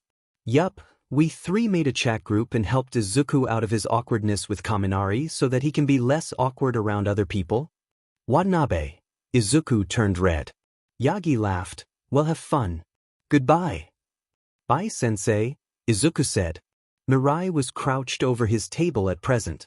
When an article had emerged talking about quirk discrimination, he didn't think much about it. Such articles were published quite often, at the very least, once in a month. Yet this one spread like wildfire in a few hours, which is why he actually bothered to even read it, and boy was he glad he did. The writer had gotten every single point on the mark with the ideas behind it, the DLVRY, and the engagement. He would be lying if he said he wasn't interested in it and the writer. However, the language of the article was formal and serious, and as a man that liked humor, he wasn't sure he'd like to meet the writer in person. However, he did like the results from the article. The way Death Arms had been insulted was still circulating in both the public and hero forums. Plus, it was nice to see such support from the public towards the police and underground heroes. At present, he really wanted to meet the writer, especially due to the fact they had to have a good sense of humor to call out Endeavor in that hilarious way. And why was he referring to a writer and not writers? Well, that's because he thinks it's a lie to throw people off. Okay, so it has to be someone ranging from 12 to mid-20s to have written this article, since otherwise, much of this information about bullying might be invalidated due to the passing of time, even though what happened then is still true to this day. Mirai monologues in his mind, gathering up the facts he knows. However, we cannot ignore those of middle age too, since their children might have told them, but it is highly unlikely and a search within those parameters would yield almost no results. For now, I will look at students who have intelligence quirks and are still in school. They would probably be bullied too, so they would know what they want to write. From my search, none of those with an intelligence quirk go to the same school district as someone else with an intelligence quirk. Intelligence quirks are low in number anyway, so it makes sense, so it has got to be only one writer and not two. Even if it is someone in their 20s, it can't be two writers because they need to have had a good chemistry to have written an article on such a sensitive topic. So, if there are two writers, they must have been best friends for at least nearly a year to have shared facts before deciding on the article. I am certain it has to be one person, so I'll try tracking the IP first. Mirai started his tracking program and was immediately annoyed as an "access denied" message popped up. Has to be someone with hacking skills. Could be someone with an IT quirk who is intelligent too, but the quirk would need to be activated most of the time to stop people from tracking, so it might not be the case. Mirai scrolled through the list filtered out by his sidekicks. Many of those in their mid-20s were smart, but they each had one issue or the other. For one, it would be not a long friendship. For another, it would be not having a smart friend to discuss with. Mirai groaned as he sat up straight, stretching. No luck? Bubble Girl asked, entering Mirai's office. Mirai sighed. No, dead ends. It's to be expected though. Pretty much everyone could have written it with proper resources, but not everyone is smart or brave enough to, and neither would they have access to all these bullying cases. But on the other hand, an observant or smart teen would understand quirk discrimination and classification and how it's harmful. A lesson that will have been learned painfully, however. I think the Hero Forum is right though. It's got to be Nedzu, Bubble Girl commented. Immediately Mirai's mouth dropped. Of course, it has to be Nezu, he thought. Now that Toshinori defeated All for One, there isn't really a big boss for Nezu to think about. He's probably bored out of his mind and thought it was the perfect time to take Quirk discrimination laws to the next level. Who else enjoys watching the world fall into chaos and is smart and can cover his digital footprint? And obviously he can call out Endeavor in public. He taught him for God's sake. Bubble Girl, you're a genius. Nezu was surfing through the latest news on villains at present. Numerous articles pointed out the fact that in wake of the article, the smart and intelligent villains had put their villainous activities on hold. In his opinion, they were still gauging the public's reaction and were waiting to see what reforms would be done before their next moves. Evidently, the smart ones that had a lot of followers had told their lackeys to hold on fighting too, so crime stats were a bit low. On the other hand, some of the dumber ones knew that people were turning on heroes and chose the moment to strike society, but Tsukachi had given him internal information that the smarter ones were having the idiots punished because they want to see if a reform would suit them. Nezu knew while fixing the article that something like this would happen, but it was something that needed to be done. While he had only little to fix in Izuku's article and just added a few sentences for emphasis, he had known from before what a brutal response would form due to the article. If Izuku and Watanabe had decided to update by themselves, they could have botched the publishing time and wouldn't have clearance to publish in many sites. This is why he used his hero license and a bit of hacking to get into online news portals, forums, and blogs to post the article. He was able to post all of the articles at the same time without delay so that he could target the perfect time, the night on the day before the weekend. People would come from work, take a bath or rest, and then sit on their phones. He had a program repost the articles every minute so that nobody missed the article too. In a while came across an intriguing report on the TV, unknown attacker, who crippled 4 heroes in 4 days, has not done anything in the 3rd consecutive day since the article on Quirk discrimination was published. This action strengthens Storm and Chaos' belief that only due to discrimination and poor choice of who gets to be a hero is why many villains are formed. As of now, crime has decreased in the 3rd consecutive day, but many are believing that authorities must take action now to resolve their laws and actions, paving the way for the rehabilitation of villains and at the same time, taking out the root of the problem. That's all from me. We'll see you after the break. Nezu smiled as the program went off and advertisements started. He couldn't help but wonder how the 2 cousins were feeling knowing their article is the root behind all this chaos.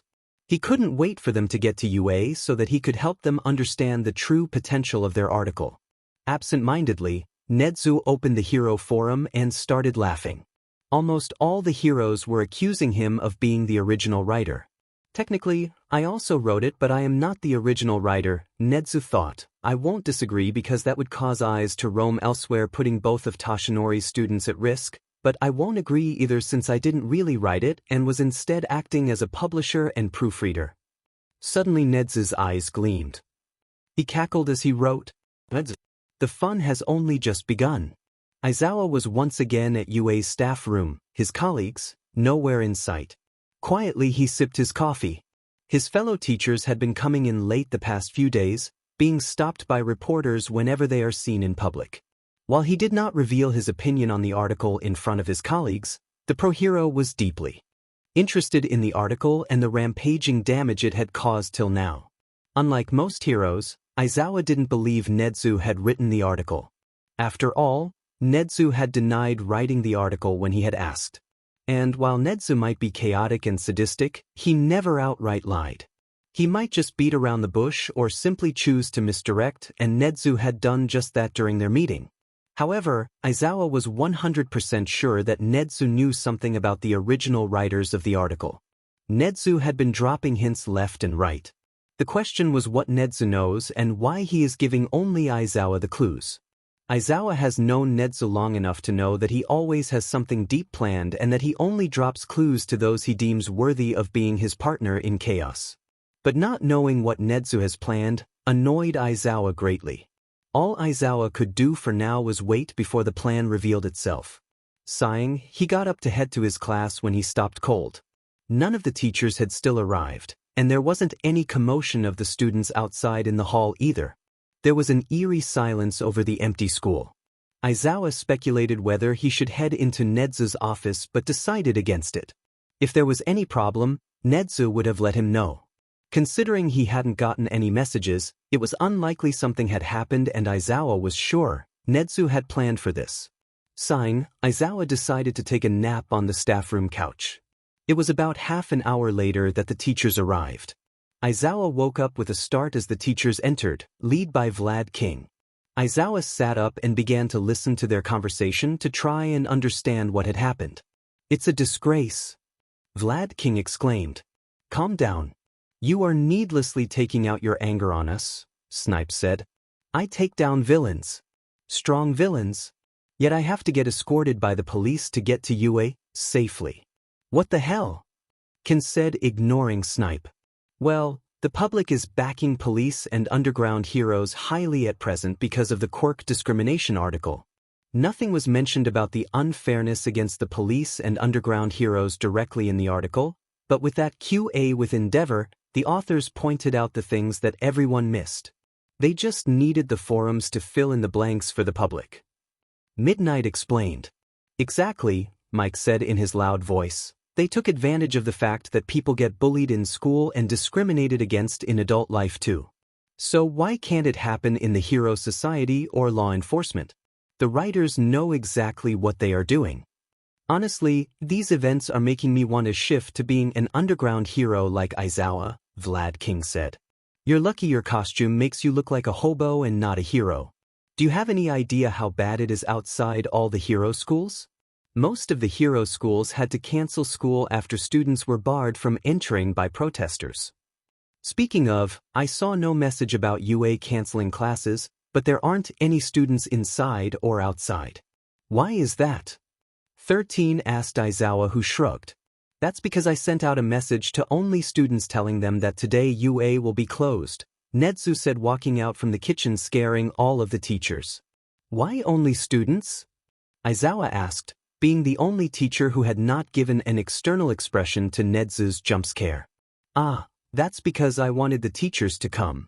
"I know," Nezu continued, seeing his teachers' mouths open, "that you would have come if I had given notice that the school was closed only for students, but I was pretty sure that Aizawa would end up coming in at midday then." The teachers snickered at the response while Aizawa twitched and gave an annoyed grunt. Nezu smiled before continuing, "I am sure you are all updated on the news, but in case a few of you have missed out on some things, I will be holding a briefing in a staff meeting that starts now. If you could all take a seat." All of the teachers sat down and faced Nezu, who smiled and started speaking. "Okay, first, yesterday on the forums, many people came together and started talking about how schools discriminate. Inevitably, people also connected the fact that hero schools are doing the same thing. They realized that underground heroes and police also pay an immense contribution to enforcing the law and helping society. This led to police getting huge support from the public. On the other hand, due to the regrettable actions and stance on the article by Daylight Heroes, their popularity has taken a hit, to say the least." Nezu's eyes twinkled as he went on. "Only heroes supporting the article and pushing for reforms like All Might and Best Genist among others are still trusted by the public. Now, I gave the day off to students of UA because it was clear as daylight that public outcry or some other form of backlash would force hero schools to close today. My deduction was right, as you have already seen that many protesters have barred students from entering their schools and urged them to boycott. Are we clear so far?" The teachers nodded but didn't dare ask any questions. They knew better than to interrupt the principal before he had finished speaking. "All right," Nezu said, "here's the tricky part. Almost the entirety of the public agrees that hero schools are discriminating. They have even gathered evidence that the entrance exams are discriminatory, catering to those with strong quirks and neglecting those with weak ones, be it because of the exam format or not proper conditions. At present, they are pressuring all hero schools to respond to their accusations. There is also talk of a lawsuit against the hero schools to pressurize the hero schools further. That's why I have always been saying that the UA entrance exams need to be changed. But you keep refusing. Now, what are you going to do?" Aizawa asked, agitated. Nezu smiled. "The answer's still no, Aizawa. I know what I am doing and I have a plan. What I wanted to say is that I am sure most of the schools will cave in by today and hold press conferences.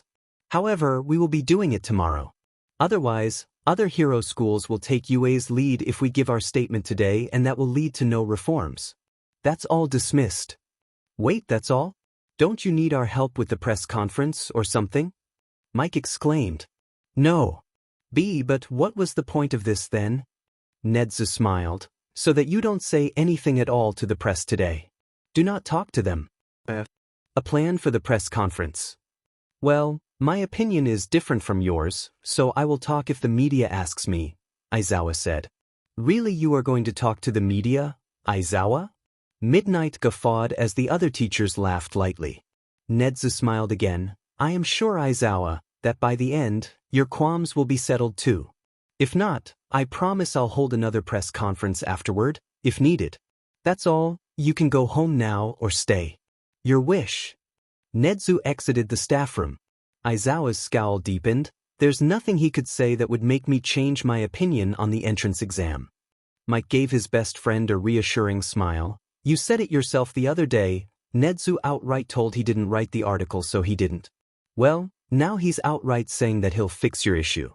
Let's just wait and see till tomorrow, deal? Aizawa's scowl grew deeper, but he nodded. Fine. Has UA released their statement yet? Shiketsu's principal asked his assistant. No, not yet. The principal gritted his teeth. That Nedzu always has something planned. If we address the public now, we'll have to address them like the other schools did. There isn't much choice on how to respond. All we can actually say is we're sorry and we'll try harder. Whether we mean it or not is something that will matter further down the road. But if we say this now, the number 2 hero school will be made to look like any other school. Our reputation will be tarnished.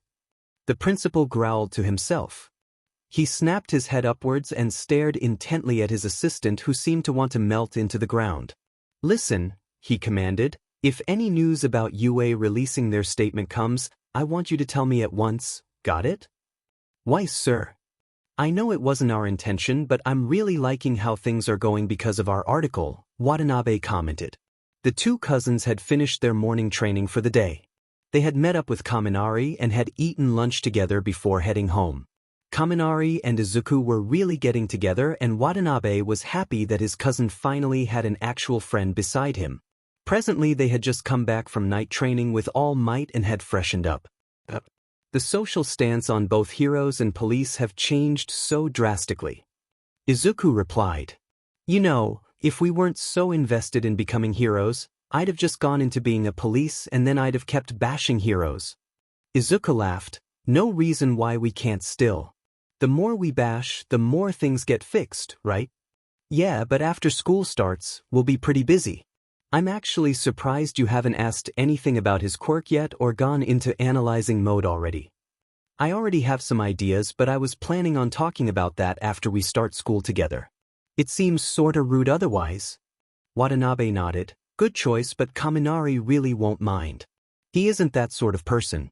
Your choice though. Now about the hero school statements. Izuku addressed. Their sheet obviously, Watanabe groaned. All of them basically said, we're sorry, we'll do better. I mean, they didn't even bother setting up individual press conferences. Still, UA and Shiketsu haven't given their statements yet, so we'll see what happens then. Izuku pointed out. Fair enough. I haven't seen the forums yet though, Watanabe said and got on the computer. I can't believe the gall of the hero schools. They didn't even bother giving a separate statement. Just one statement to address everyone. Seriously. Imjustonigal 66. I missed the interview. Why, what happened? Taminaslam. They didn't sound very convincing or apologetic. They just said we are sorry and we will try to do better. Sanjanandu 23. And that's after sugarcoating it. Sure. I don't see the point of even waiting for UA or Shiketsu's press conference anymore. It'll probably just be some sort of copy of this. I can see why you'd think that, but you're wrong. Starry Dreamer 101. UA is the number 1 hero school and Shiketsu the number. Don't you think they have some reason to not yet hold press conferences? They are smarter, so they have some sort of plan. Starry Dreamer 101. Yo Chaos Storm. What do you think of that? Random guy 1. They aren't gonna answer, man. People have been trying for 2 days now. Zoro0905. Selfish pricks. I mean, we're just fans. Random guy 1. Selfish pricks. We gave you an article that has helped society and we're selfish dash. That's enough, Watanabe, Izuku said. I have a nice revenge plan. Oh, so my sadistic chaotic nature is rubbing off, huh? Do tell. Right, well, it's nothing big, but I was thinking I could say one word of our response, you can write the second, and so on. Izuku said, I know it's a bit lame, but dash. No, Watanabe interrupted, psychological warfare, I like it. The readers have no clue who we are, so this will mess with their minds because they'll think we rehearsed this just for people pestering us. I mean, they wouldn't expect us to live together. Right? Izuku said, so what should we write? Something cliched. Hey guys, look, Chaos and Storm are typing. Random guy 2. Everyone shush. Random guy 1. The Hunter. Storm heavy checkmark. Always waits. Chaos heavy checkmark. For the right. Storm heavy checkmark. Moment. Chaos heavy checkmark. So, Netsu is planning to give UA's press conference today? Tsukachi asked Yagi. Yagi had finished morning training with Izuku and Watanabe and was now having lunch with his friend. Yup, at least that's what Netsu told me. I asked Aizawa and he said the same thing. Though, he was quite annoyed for some reason, Yagi replied. Do you know when they plan on releasing a statement though? Tsukachi asked in between bites. I'm not sure, to be honest. I will be heading to UA after we finish, so I'll ask then. But UA will probably be announcing the time soon, so you'll know then anyway. Alright. Hey, how's training those two going? Tsukachi asked. Quite good. Watanabe's far ahead compared to Izuku though. How so? Tsukachi asked. Watanabe has been wearing weights for a long time. He just upgraded to 100 kilograms recently, 25 on each limb. Tsukachi nearly choked on his food. He quickly gulped down some water, before nearly yelling, what the hell? How does he get around with such heavy weights? Well, he has been using weights since. Yagi paused as he thought, I think 8 years old? I forgot. Anyway, he's been wearing weights since he was young, so he's adjusted to them by now. He's faster than me when I'm in this form. Tsukachi raised his eyebrows in surprise. That's quite an achievement. I suppose he has a good chance of getting into UA then. Yagi nodded. He's also thinking of joining a dojo to learn martial arts, technique, and for weapons training. Izuku is lucky to have someone who keeps pushing him. Watanabe might very well become the reason why Izuku becomes one of the best successors to receive one for all. Tsukachi smiled and nodded. Now about the article, what are their views on the results? They are both happy with it even though much of what is happening wasn't their intention. Which reminds me, when are you taking the Aldra case to court formally? The article was supposed to be published just before news of Aldra's mishaps was released to fuel the outrage. It's getting there. You'll see when it does get out. Not telling me, huh? Yagi asked with a smile. Hey, you want to mess with me by not telling me Nedzu's plans? I'll mess with you by not saying anything about the case. Anyway, we'll have to talk with Mr. and Mrs. Midoriya and the Hattoris before we go to court, so you'll know from your students. Fair enough, Yagi said. He stood up and paid the bill. I'll be going now, Tsukachi. Me too, have more cases to look at. See you later, Toshinori. Yagi, come sit. Netsu said cheerfully. Tea? He asked. Yagi took a seat and shook his head. No, I just had lunch, thank you very much. So, why the sudden visit? Netsu asked. Yagi blinked a few times in surprise. I thought you would want some help for the press conference. Netsu shook his head. Not at all. I already predicted something like this would happen. So, I already had a plan on how to respond. Not to mention, I have been waiting for the public to criticize UA's entrance exam for years, but no one has ever thought of it besides Aizawa. I have had the answer planned for years. Yagi laughed. That may be, but how do you feel about the fact that the article you helped write is what is causing all this? Netsu smiled. I didn't really write it though, did I? It was all your students. Both of whom I can't wait to meet. Well, I know you won't tell me what you plan to do with them, so I won't go down that route. Just tell me this, what do you think of their future? Yagi asked. Nedzu's smile slightly fell, showing the seriousness of his answer. Well, it all depends on many things that might happen, but I believe Izuku will surpass even you, and there will be one more who will surpass you. Who? Yagi asked. Watanabe, of course, Nedzu replied cheerfully. But his quirk isn't dash. I know, it's not really physical, Nedzu cut off, but from what I have heard the application of his quirk is tremendous and he is very smart and observant. Think about the opposite. What if he had become a villain for being shunned? What if his school had been like Aldra and he had snapped? Instead of helping society peacefully, what sort of havoc could both Izuku or Watanabe create, for that matter? Yagi didn't reply, but his silence spoke for him. Nedzu smirked. See? Yagi sighed. That may be, that is true. But I do agree the two will push each other to grow rapidly beyond anyone else. And now that All for One no longer exists, they can both grow safely. Nedzu nodded. I wish Shiketsu would give their response. They are taking too long. Why are you so fixated on them? Yagi asked, perplexed. I knew the other schools would cave to the pressure immediately and release answers that would enrage the public. Shiketsu, however, is smarter. They are waiting for us to release our statement so that they can piggyback. That makes sense, but they would need to have the proper evidence to back up the fact as to why they are piggybacking UA. You are right, Nedzu hummed. It seems we must hope that Shiketsu does exactly that. It's already 4. If we delay further, we will miss the peak time when all eyes will be on the news. I don't think you need to worry about that. Yagi's sweat dropped. Many people want to hear the #1 hero school's opinion behind the article. Yes, but it is wise to still not take chances, Nedzu said. Now if you will excuse me, I must start getting things ready. You are welcome to stay and listen with the other teachers. Yagi stood up and nodded. I'll do that then.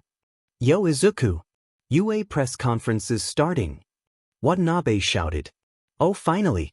It will be nice to see the opinion of the top hero school in Japan. The school where All Might and so many other pros went to.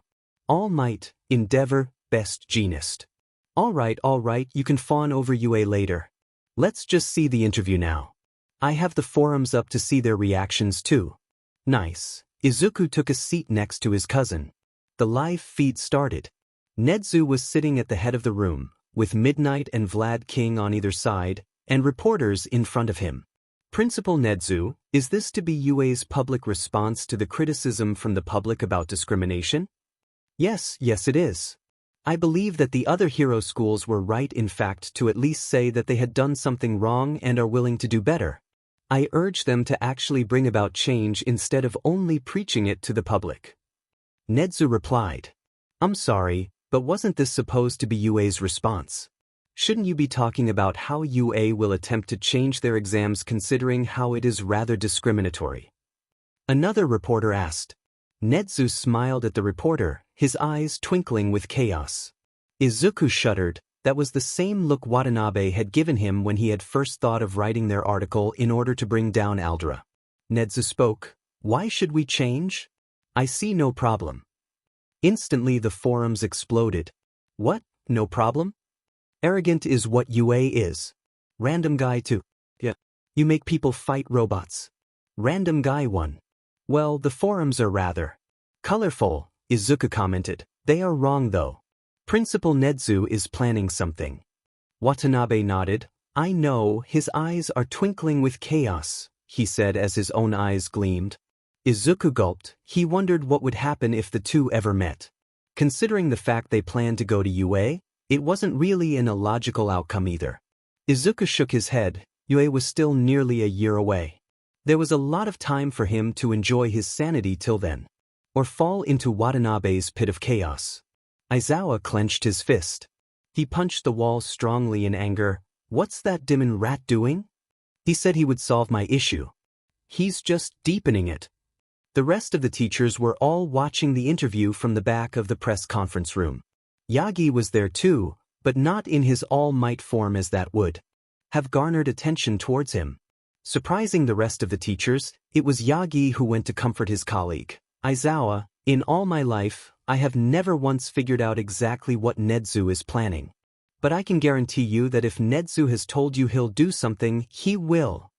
Aizawa sighed. Both of you blondes better be right. Yagi looked questioningly at Yamada, who shrugged. The reporters got over their shock and one of them asked, "Excuse me, but that is rather arrogant, don't you think?" "No, I don't think it's arrogant at all," Nezu replied simply. The reporters' mouths hung open at the answer. A spark of outrage immediately followed Nezu's answer. Half of the reporters were shouting angrily. "What do you mean that's not arrogant? You discriminate and don't even acknowledge it. Hypocrite!" One reporter shouted. The others shouted their approval. "See, Nezu has no evidence on why UA's entrance exam is not discriminatory," Aizawa muttered angrily. None of the other teachers replied. Yuki Hayashi was one of the reporters attending the press conference at UA.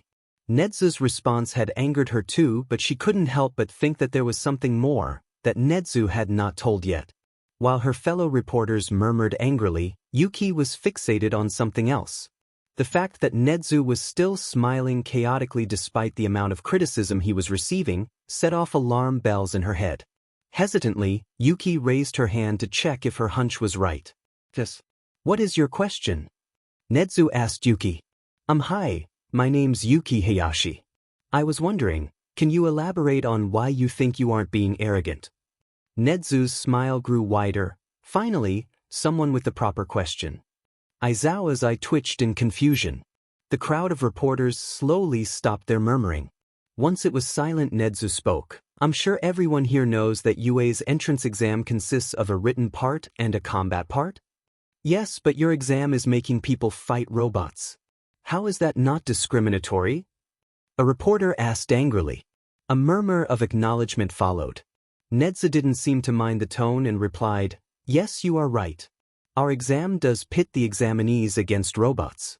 However, it is not discriminatory." "Can you elaborate?" Yuki interjected before the anger could start again. "UA is the #1 hero school.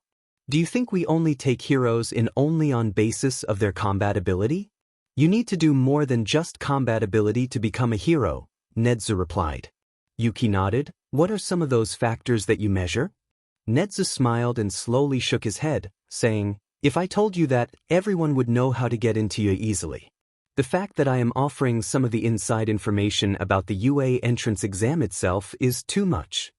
However, people still need to survive against the robots. How people cope with the robots if they have a weak quirk?" Nezu put on a surprised expression and turned to Vlad King. "Vlad, I had no idea that the robots we used in your entrance exam had blood in them. And Midnight, did your robots have the ability to fall unconscious?" Nezu asked hypothetically. The reporter who asked the question turned red at Nezu's answer. That's just a few of UA's graduates.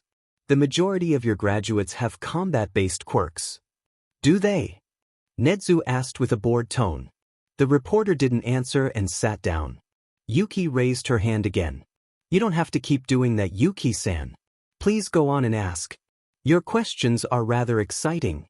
Yuki flushed at the praise and asked, "Like the other schools, UA doesn't allow quirkless students. What is your take on that?" "You're wrong. Nowhere in UA's policy does it say quirkless people can't apply. But UA clearly states word to word that people with quirks are allowed to apply for UA's entrance exams." Yes, it does," Nezu said with a grin, "but it doesn't say that only people with quirks are allowed to apply, and neither does it say anywhere specifically that the quirkless can't apply.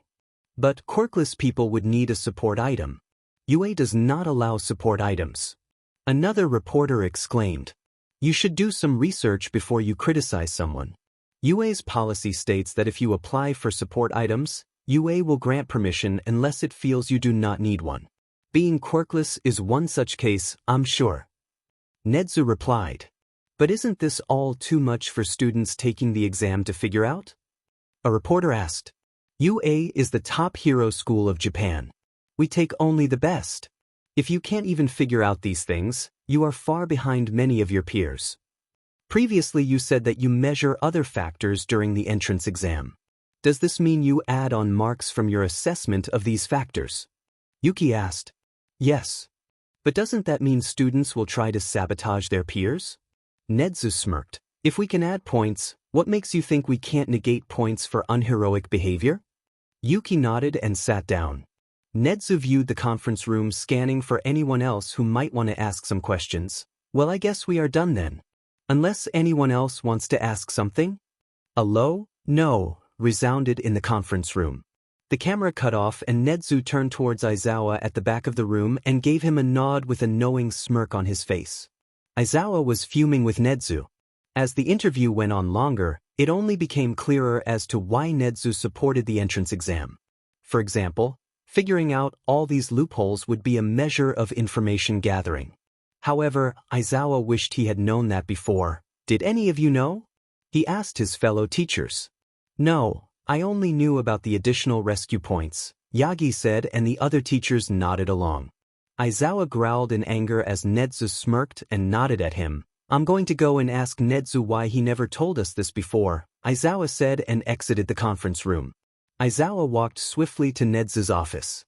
He entered and sat in one of the chairs waiting for Nedzu, who didn't take long to also arrive.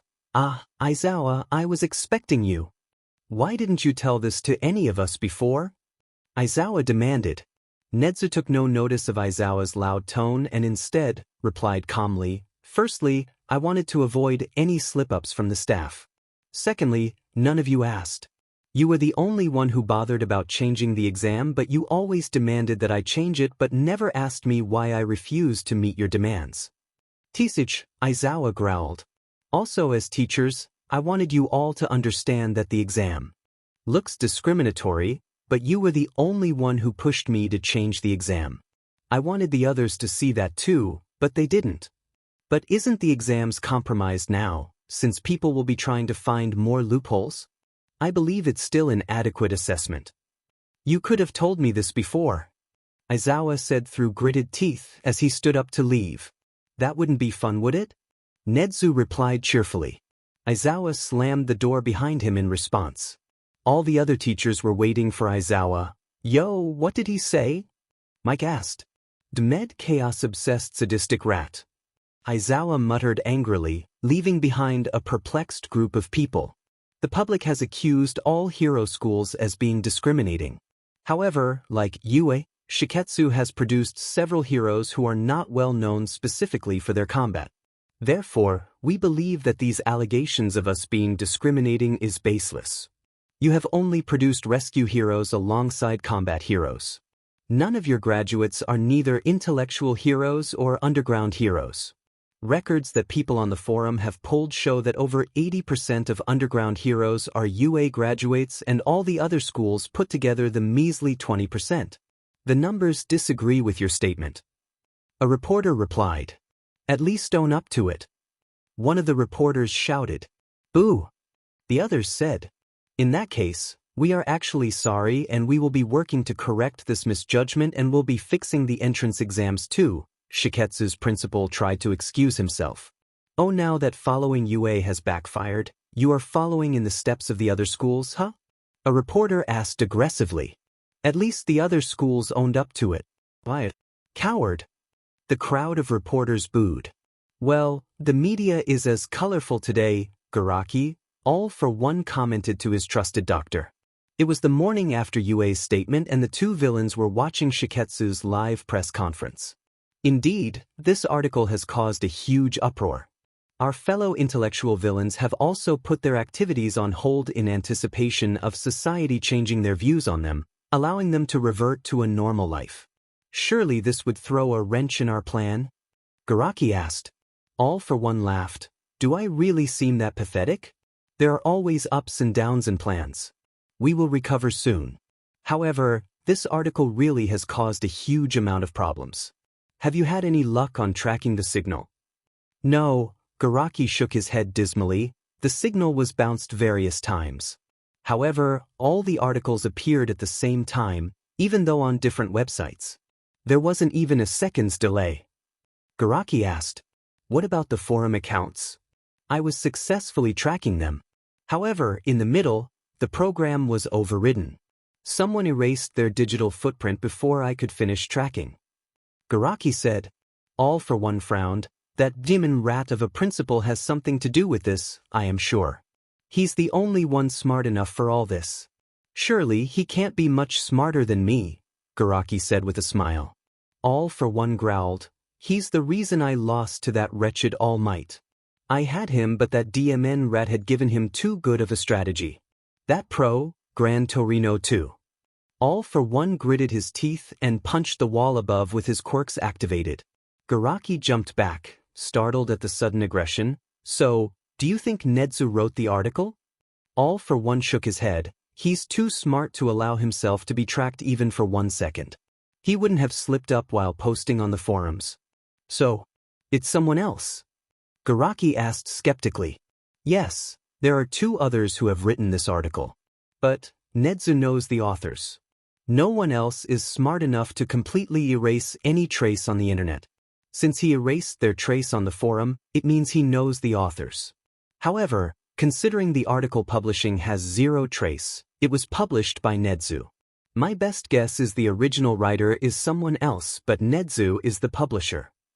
All for one deduced. Should we be worried? Garaki asked. Of course we should be worried. All for one shouted at his doctor. This means that someone else with the same level of intellectual capability has entered the playing field. And 2 of them that too, All for one muttered angrily. Get back to work now. Weiss, Garaki stuttered as he ran out of the room. Angrily, All for one picked up the phone and dialed. The phone rang continuously and eventually, someone picked up at the other line. Kenji. How are you and the others doing? Rather good. I assume you are calling for some more test subjects. Kenji replied. Obviously. The hospital is just a front. We still need people to come. Children are especially stable with our experiments. So your lost child department is perfect for business. All for one said with a wide, evil grin on his face. Well, obviously we will need a favor done in return when we make the transaction, Kenji sighed. What do you mean, when? All for one asked, his smile dropping. Kenji sighed on the other end. He could understand this was going to be a tough conversation, considering he was talking with the worst of all the villains. The superiors at the Hero Commission are much more hawk-eyed right now, after that Med article came out. I thought you were one of those on the board too? I am, but me and Abarai are the only 2. The rest are all law-abiding, and whatnot, the idiots. Anyway, we are lucky enough as it is. What do you mean? The public thinks that hero schools are discriminatory. That's why we only see strong combat-based heroes in society. But none of them have connected that Hero Commission is the one that regulates hero society and therefore is the one that ultimately that decides who gets to be a hero. But, as far as I know, you have never blocked anyone from becoming a hero, All for one commented grimly. No, but we can control what the exam will be and block a certain type that way. All for one laughed. That's why I like you and Abarai. Don't forget about the others. They may be lackeys but they do the dirty work. But perhaps we should look into the weaker quirked ones too, Kenji commented. All for one laughed villainously. Have you gone mad? Just because Hawks turned out okay, doesn't mean all those weak butt people will. Perhaps not. However, the others on the board will no doubt vote to change hero licensing exams now. And if Abarai and I say no, they'll suspect us and remove us. Kenji. Moped. What if they catch you right now? All for one asked with a laugh. Are you kidding? I have my own office. No one's ever getting me. And the lackeys are there anyway. But you should think about what I told you about Hawks. If you train someone like that, they'll get strong. Kenji said. Then imagine how much more stronger I would get by just grabbing a strong quirk instead. That is true. So why don't you give breeding your own villain a shot? Unfortunately, we can't make Hawks a villain. The idiot likes Endeavor too much. The others on the board are also angry that we have brainwashed him and whatnot and warned us not to do anything. All for one laughed. The stupids, trying to act like the so-called symbol of peace. Kenji laughed in return. At least we still got to keep Endeavor in second place by sabotaging the numbers. That way we can manipulate people by telling people that the number 2 hero does the same thing and get away with it. You're just making him stronger. It'll backfire. All for one predicted. Nah, anyway try being a mentor. I'm already one. Those experimented ones don't count, Kenji said and hung up. All for One smiled villainously, flashing all of his teeth. Who said that's the only one I'm mentoring? Ha ha ha. Just. No, it's just that only those with stronger quirks can bully someone. Someone with a mental quirk can't really bully someone with a physical quirk. Since you said that bullying is good because the victim will get stronger, does your flawed statement mean that you do believe that those with weak quirks can become heroes? What? Do you dare twist my words? That is not what I meant. Why don't you come face to face and then dash? All Might knocked Endeavor out cold. God, this never gets old, huh? Dobby squealed as he sat rewatching Endeavor's interview while munching on a bowl of popcorn. They not only turned his logic on him, but they also embarrassed him by forcing All Might to knock Endeavor out. Ha, Dobby, or the one formerly known as Todoroki, Tuya said aloud. Tuya munched on his popcorn as the recorded interview started again. He sighed and took out his phone. He reread the article and went through the forums. The article showed hero and quirk inequality and implied how bad heroes can be. But they didn't say anything about reforming villains or ousting heroes explicitly, Dobby thought. It's still too early to tell what effect this would have on society, from both hero and villain's view as a whole. But Tuya spoke out loud to himself as he watched Storm and Chaos bash Endeavor on live TV. I'm going to bring even more chaos into your life, father, Tuya grinned. Now only if both Storm and Chaos would be willing to help me. For all I know, they could be a vigilante pushing their own agendas too. Tuya munched on his popcorn as he thought, but I'll let both Storm and Chaos live if I ever meet them. They are much too fun. Dobby chuckled. His chuckles echoed in the empty room and soon transformed into maniacal laughter. Babaigawara Jean had finally decided to read the article after wrestling with his other side for nearly a week. He was no stranger to the chaos the article had formed. The villains seemed to be much more interested in the article than heroes, so he had gotten his information from them. But he had missed out on reading the article, forums, and the Endeavor interview. But luckily, his other side was allowing him to look up everything online today. Jean had first watched the Endeavor interview and had a good laugh. Both sides agreed that they liked how Storm and Chaos had manipulated the number 2 hero. Since he had heard chatter about the forum from other villains, he decided to skip it since it would take a long time to weed through it and find relevant information. So here he sat reading the article. Once he had finished, tears started falling out of his eyes. I could have been a hero? He asked himself in a sad, choking voice. Idiot. No one ever liked us. People always like heroes. We were meant to be villains. His other side replied angrily. But ectoplasm has the same dash. So what? People loved him. They don't love us. But maybe people disliked him too. Maybe we were too stupid. Jean said, tears streaming down his cheeks. As if we were meant to be villains. Ha, let's go rob someone, Jin's other side exclaimed randomly. You are right, we are villains. It's too late for society to accept us. What are you talking about? We can be a hero. Jin's other side replied cheerfully. Hero. Hero. Hero. Jin's other side exclaimed happily like a child. Stain had no clue why he was doing this. He was a vigilante, for God's sake. By definition, he was a criminal. Yet he still couldn't bring himself to steal a DMN phone. So here he was, dressed up in his only casual clothing, trying to buy a phone. He didn't have any problem with money as he had saved up quite a lot by getting money off small-time villains he beat up. He still needed to get proper food and water, and stealing them would bring even more attention to him. Something he wanted to avoid. So here he was, in front of an electronics store. He was nervous as he hadn't socially interacted with someone for quite a long time. Taking a deep breath, he entered the store. Hello there. My name is Aki and I work here. What can I help you with today? An enthusiastic salesman asked Akaguro. I was hoping to buy a smartphone, Akaguro said in a low voice. Sure. You can afford it, right?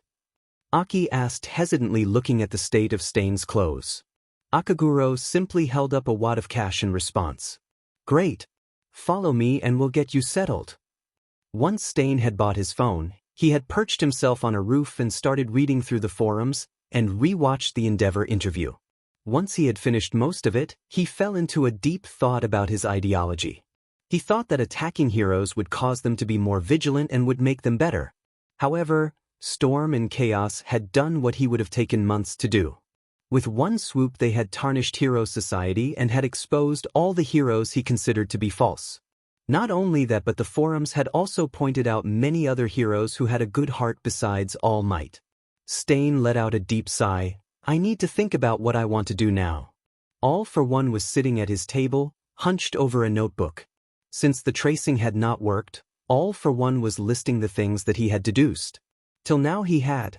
Nedzu is not the author, but he knows the author. Nedzu was the publisher. There are either two writers or only one writer. Most probably there are two writers because their personalities on the forums seem very different. For Nedzu to have agreed to be the publisher, he knows the authors well. Therefore, the author is either an underground hero or a smart hero. Or the authors are students at UA. In that case, they probably have an intelligence quirk. Since they talked about bullying, they are most likely students. Adults would want to forget about the bullying. All for One reviewed his list of deductions and frowned. He had asked Garaki to get a list of UA students with an intellectual quirk, but he couldn't hack into the UA servers and get the names. All for One had, therefore, tried to weed through UA Sports Festival tapes, but all the intellectual quirked ones rarely made it to the final round or used their quirk to its potential. On the other hand, the list of underground heroes who might have written the article was overwhelming and he couldn't place who it might be. As All for One stewed in his anger, Garaki came rushing in, panic all over his face. What is it now? All for One asked, annoyed. Garaki's body shook with fear as he replied, with a stutter, Imomor and news just see came. What news? All for One grunted questioningly. Something about a school C called Aldera. Izuku, can you get that? Inko asked her son as the bell rang. Izuku nodded and stood up from the sofa. He walked to the door and opened it. Detective Tsukachi. Izuku exclaimed with a shocked expression. Ah, Izuku, how are you doing? Naomasa asked and added in a lower tone. And how is your training with Yagi going? Izuku spluttered. How did you dash? I'm a detective, it's what I do, Naomasa said with a proud voice. Oh, so you are the friend that Yagi was telling us about, who can help us with the Aldera case. What a coincidence. Watanabe said as he peered from behind Izuku. How? Naomasa asked. Watanabe gave a wicked grin, clearly pleased with the shock on Naomasa's face. Well, Yagi-sensei told us that he'll get his friend on the Aldera case. While he didn't tell us that you were his friend, he did mention that his friend agreed to help. So when I saw you, I was a bit surprised but assumed that sensei's friend just helped you out but didn't care to come. However, after you mentioned our training with Yagi-sensei, your relation with him became obvious. Are you sure you want to be a pro hero? Being a detective would be good for you too, Naomasa deadpanned. Watanabe laughed. While that would be fun, my quirk would be more useful in disaster situations. Ultimately, my goal was never to become a pro hero, it was to help people as much as I can. Being a pro hero just has a lot of added advantages. Naomasa nodded, that was a good answer. Izuku, who is it? Inko called from the kitchen. Oh, it's Detective Tsukachi, Mom. Izuku replied. Immediately there was a crash in the kitchen. Watanabe gave his cousin a puzzled look. Ah, come in, Detective. Come in. You've been waiting outside for so long. Natsume appeared with a welcoming smile. No, it's all right. I was just having a chat with Izuku and Watanabe, Naomasa replied with a smile. Well, come in then. No point in standing there, Natsume said warmly. Tsukachi nodded politely and stepped in. Natsume led him to the living room, where Ryuzen and Inko were already waiting. Please have a seat, Ryuzen offered. Yes, certainly, Tsukachi said and sat down. Where is Izuku and Watanabe? They are just kids, so I didn't want them to be here and listen to all this, Inko replied. That is fair, but unfortunately the case has to do with them, so they should hear this too, Tsukachi said with a grim face. Inko looked like she wanted to argue, but Ryuzen stopped her. Watanabe, Izuku. Come here, please. Yes, Dad? Watanabe asked as the two entered the room. The detective would like you to be present to listen to what he has to say as well, Ryuzen informed. Oh, okay. Watanabe spoke for both of them as they quickly took a seat. Alright, so I came here to inform you that we have most of the evidence ready. Therefore, I would like you to file the case immediately. I have brought the paperwork too, all it needs is the guardian's signature. Wait. Why are we rushing all of a sudden? Natsume interrupted. Tsukachi sighed. Well, I assume you all know about the recent article on Quirk discrimination? Yes, all of them replied. Tsukachi caught Ryuzen glancing at Izuku and Watanabe through the corner of his eye. Brushing it aside, he continued. Since the article has generated so much public support for those with weak quirks and has caused the public's trust in hero society and schools, we think that lodging the case immediately would help us gain the upper hand immediately in the court.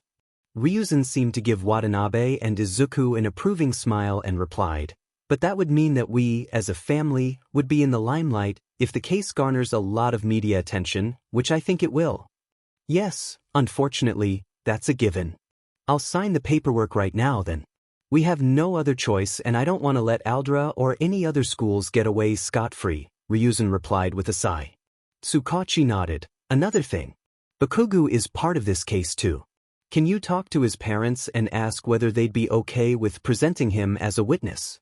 It would let charges against him be dropped too, since he's a minor. Inko nodded. Of course. But we don't want to lodge a separate case against him. Mitsuki has promised to set him straight. In that case, I'll tell the judge that you have settled it outside of the court, if you agree, that is? Inko smiled sadly. Well, I don't want to let him get off scot-free after all he did to Izuku. But since Izuku wants to forgive him and Mitsuki has promised to teach Bakugo to be a good person, I'll let it slide. Tsukachi nodded. I understand. Now here's the paperwork. If you could sign in the marked places, I just need to talk with these two privately for a moment. Natsume looked puzzled but nodded. Tsukachi smiled and stood up straight. He gestured Izuku and Watanabe to follow him. I assume Mr. Hattori knows you two wrote the article? Tsukachi asked. Izuku and Watanabe nodded. Good, at least you thought of telling one of your guardians. More, like Dad found out, Watanabe said with a weak smile. We weren't going to tell him originally. Tsukachi let out a deep breath. Anyway, what I wanted to tell you is to be careful while posting on the forum. Use a VPN or something. One of my colleagues almost traced you because he thought it would be fun. Luckily, your data was deleted before the trace finished. Deleted? By whom? Izuku asked. Wait, do you guys know who published your article? Tsukachi asked. Izuku shook his head while Watanabe enthusiastically replied. Yagi-sensei said his friend would help us. Did you publish it then? It makes sense since you could have also deleted our trace from the police station. Watanabe rambled but Tsukachi cut him off with a chuckle. No, it wasn't me. Although I suppose it was a logical guess. Then who was it? Izuku asked. Tsukachi smiled. I think I won't tell you. You will meet him though, soon. He's rather interested in you. Who? Both Izuku and Watanabe asked, agitated. You'll find out when you'll find out, Tsukachi replied with a grin. Watanabe grunted while Izuku became disappointed. Naomasa gave a small laugh. All right, on a more serious note, we need to talk about the case. Why? Izuku asked. Court etiquette, Tsukachi replied with a sigh. But we are minors, we wouldn't be expected to know court etiquette, right? Watanabe questioned. Well, no. But you still need to be ready in case their lawyer wants to ask you questions. Buit, I thought you aren't allowed to question minors too much in court, Izuku pointed out. Don't think that would stop them considering what else they have done, Watanabe deadpanned. Tsukachi nodded in response. Anyway, your lawyer will be preparing you, so you won't have to worry about that for now. Tsukachi gave the two cousins an assuring smile. Fine, Izuku said. Don't worry about it, Watanabe added with a chaotic smile. Tsukachi gulped. After Naomasa had finished the paperwork with Izuku and Watanabe's parents, he had explained everything about the case to them. Once they had wrapped things up, Naomasa had left but not before reminding Izuku and Watanabe not to tell anyone about the case. Watanabe had, however, bargained with him and gotten permission to tell Kaminari. Presently, The two cousins were in their room after they had had lunch. I'm glad Tsukachi-san agreed that we can tell Kaminari about the case, Izuku said, smiling happily. Well, he said that Yagi-sensei had already told him that Kaminari knows about the article. So, I'm guessing he knew that Kaminari can be trusted, Watanabe replied. Yeah, I guess dash. Alternatively, he might have felt sorry for you, Watanabe interrupted. Izuku glared at him and Watanabe snickered. Sorry, it was just a joke. You have a rather dark sense of humor, Izuku commented. So I've been told by Kaminari, Watanabe laughed. Oh, Kaminari just replied. He's free for a video chat right now. Oh nice. We'll use the desktop so we can both talk together, Izuku said. Watanabe nodded and called Kaminari. Yo, what's up? Kaminari received the call. Just wanted to tell you that the Aldra case is ready. Our parents signed the paperwork to file the case. Oh nice. Did they give you the court date yet? Kaminari asked. No, the detective just came around a few hours back and got our parents to sign the paperwork. He thinks that we can use the article to gain the public support. Still not calling it your article? Kaminari asked with a grin. Well, I mean it's just, Izuku spluttered, embarrassed. Kaminari laughed at Izuku's response. Anyway, when are you guys starting class then? Well, the case is going to take up some time, so next week is off the table. I guess we'll have to talk with the principal and explain why we'll be starting later than expected, Izuku replied. How's school going though? Watanabe asked his friend. Pretty good for me, Kaminari replied, but the bullies are a bit, well, out of control, you could say. Watanabe groaned. Of course they are. The teachers are punishing them though, right? Obviously. They have always punished the bullies. And now that your article has put schools under the microscope, there's no way that they'll let bullies go unpunished, Kaminari pointed out. Izuku nodded in agreement with that. I can't wait to see the look on all the bullies' faces once I get back, Watanabe scowled. Oh, no need, I've already taught them a lesson, Kaminari grinned back chaotically. Nice. What did you do? Watanabe asked. Wait, are we really going to ignore Kaminari's chaotic grin? Izuku asked. What about it? Both of them asked simultaneously. Izuku's sweat dropped. Which one of you rubbed off on whom? Obviously Watanabe. Kaminari immediately exclaimed. Hold on now. Why am I the only one at fault here? Really? Both Izuku and Kaminari asked rhetorically. You made me write this article with you. You introduced me as your deputy against bullies when you are absent at school. You broke Bakugu's arms. You broke the turtle guy's nose. You dash. Fine, I get it. Watanabe resigned. Kaminari and Izuku snickered. Anyway, tell me, how did you teach the bullies a lesson? Kaminari laughed sheepishly. Well, they tried to corner me too. So I gave a fake scream and used 1,000,000 volts to shock all of them. And turned into an idiot in the process, no doubt? Watanabe deadpanned. Right, hee. Kaminari turned red with embarrassment. Wait. Kaminari, why would you turn into an idiot if you use your quirk? Izuku questioned with his analytical mind at the ready. Oh right. My maximum output right now is 1,000,000 volts, but if I use it, my brain short circuits and I turn into an idiot. Oh, why don't you just control your output then? I mean just 220 volts is enough to fry a human, Izuku pointed out. Kaminari and Watanabe stayed quiet for some time, but eventually, Kaminari broke the silence. Watanabe, you couldn't think of that. Well, I mean I'm not that good at finding strengths of quirks. I'm mainly focused on weaknesses. Plus, I have helped you get better with your studies, so can we call it even? Watanabe offered. I am thankful for the help, man, but how come neither of us thought of this before? Instead, you thought of ways to murder me. Watanabe spoke as Izuku narrowed his eyes at his cousin suspiciously. Hey, it was just me pointing out your weaknesses. Watanabe tried to defend himself. By killing him? Izuku asked with narrowed eyes. In my defense? Well, I don't have a defense on that actually. It was just fun. You're really dark, Watanabe, Izuku said. Says the guy who helped me make some of those plans. Time it was Izuku's turn to be stared at by Kaminari. You what? I didn't know that it was about a real person. We were just discussing about someone with an electrification quirk, Izuku replied. Wait, I thought Izuku could only analyze strengths and Watanabe can only analyze weaknesses? Kaminari asked confused. Given the time we can do both. But if you put us on the spot, that's how our skill goes, Watanabe replied. Says the guy who couldn't tell me to limit my electric discharge. Kaminari pouted. All right, let's just call it a tie, Izuku offered. Yeah, that goes with me, Kaminari grinned. Anyway, gotta go now. Unlike you two lucky guys, I have homework. Fair enough. Talk to you later, Watanabe said. Bye, Izuku said as they hung up. By the way, Watanabe, have you made murder plans for me? Izuku asked. You don't want to talk about this, trust me, Watanabe said as he sipped on his glass of juice. Later that day, at night, on the forums. Hey, you guys saw the news on that school? Aldra, right? Light assassin. Yeah. Apparently, a family charged them with abuse, child negligence, and turning a blind eye to bullying. The police filed the case on behalf of the guardians. That's what the official report says. Sleep under squatta joke. I have a feeling the police rejected the case at first though. Light assassin. How w do?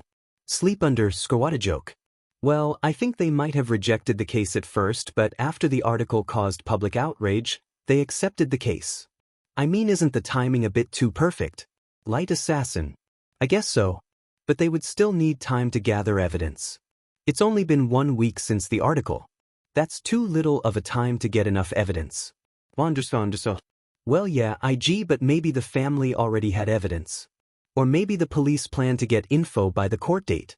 Light assassin. Nah man, other people on the forum already pointed out that police are also discriminated against too. So I don't think they would reject a discrimination case.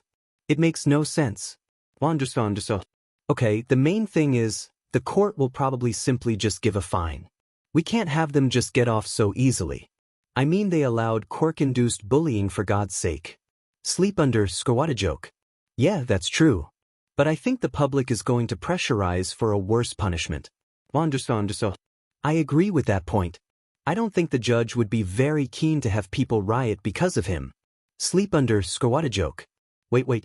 We don't even know if everyone will be keen to put pressure on Aldra. Light assassin. Have you seen the rest of the forum and the news? The media especially is covering Aldra closely since it's the first school to be charged with the things the article pointed out. Well, our article has done its job. Watanabe exclaimed proudly. Phew, Izuku sighed. I thought people would be too fixated on the other results from the article and wouldn't care about Aldra. Still, for the case details to be leaked within 2 hours of filing is scary. Watanabe said. Well, I suppose it makes sense. I mean, people are hawk-eyed at present, ready to call out anyone who's made a mistake, Izuku replied. True, the media is reporting non-stop about the Aldra case. I'm pretty sure some of them fabricated parts of it. Unfortunately, the parts they fabricated are also true, Izuku replied with a sad smile. Watanabe didn't reply to that and instead looked away from his cousin. He didn't know how to comfort him. Some of the villains seem to be on our side too, Watanabe said suddenly. Huh, what do you mean? Izuku asked, getting over his sadness. Some villains vandalized Aldra. Spray-painted it, broke tables and chairs inside and broke a few windows. Watanabe laughed and showed his cousin a picture. Izuku's face grew blue. I mean, it's good to see villains on our side too, but they went a bit too far. Hey, I just got a message from Yagi-sensei. What does it say? Watanabe asked while scrolling through a news article. Just told us to take the next 2 days off to get everything about the case in order, Izuku replied, stuffing the phone back in his pocket. Ah shit, Watanabe sighed tiredly. What is it? Our names somehow made it on one of the coverages by the media. What the heck? Izuku asked and snatched Watanabe's phone. He read through the article and sure enough, they were mentioned as the victims. How did they get that? Watanabe shrugged. I have no clue. I'm guessing the media have several people as informants. It's a drag, to be honest. Well, at least we have most people supporting us, even the villains. Izuku pointed out. Yup, and there have been no heroes supporting Aldra too. Seems they learned fast, Izuku grinned. Shame. I would have loved to grill some more heroes like Endeavor and Death Arms. Is the job done? A voice whispered in the darkness. It's done, someone replied. Are you sure we won't get caught for this? A concerned third voice asked. The first person snorted. If we are going to get caught, they won't be fixated on this one detail, trust me. That may be true, but did we have to go out of our way to do this? I think it will pay off. Plus, it didn't really take much to do this. Their security's hella lax. All right, enough chit-chat. We have to get going now unless you idiots want to get caught. We have more places to be. The three nodded and disappeared into the darkness. Tsukachi was walking to the police station, his morning coffee in his hand. Investigating Aldra for the past few days had been rather strenuous.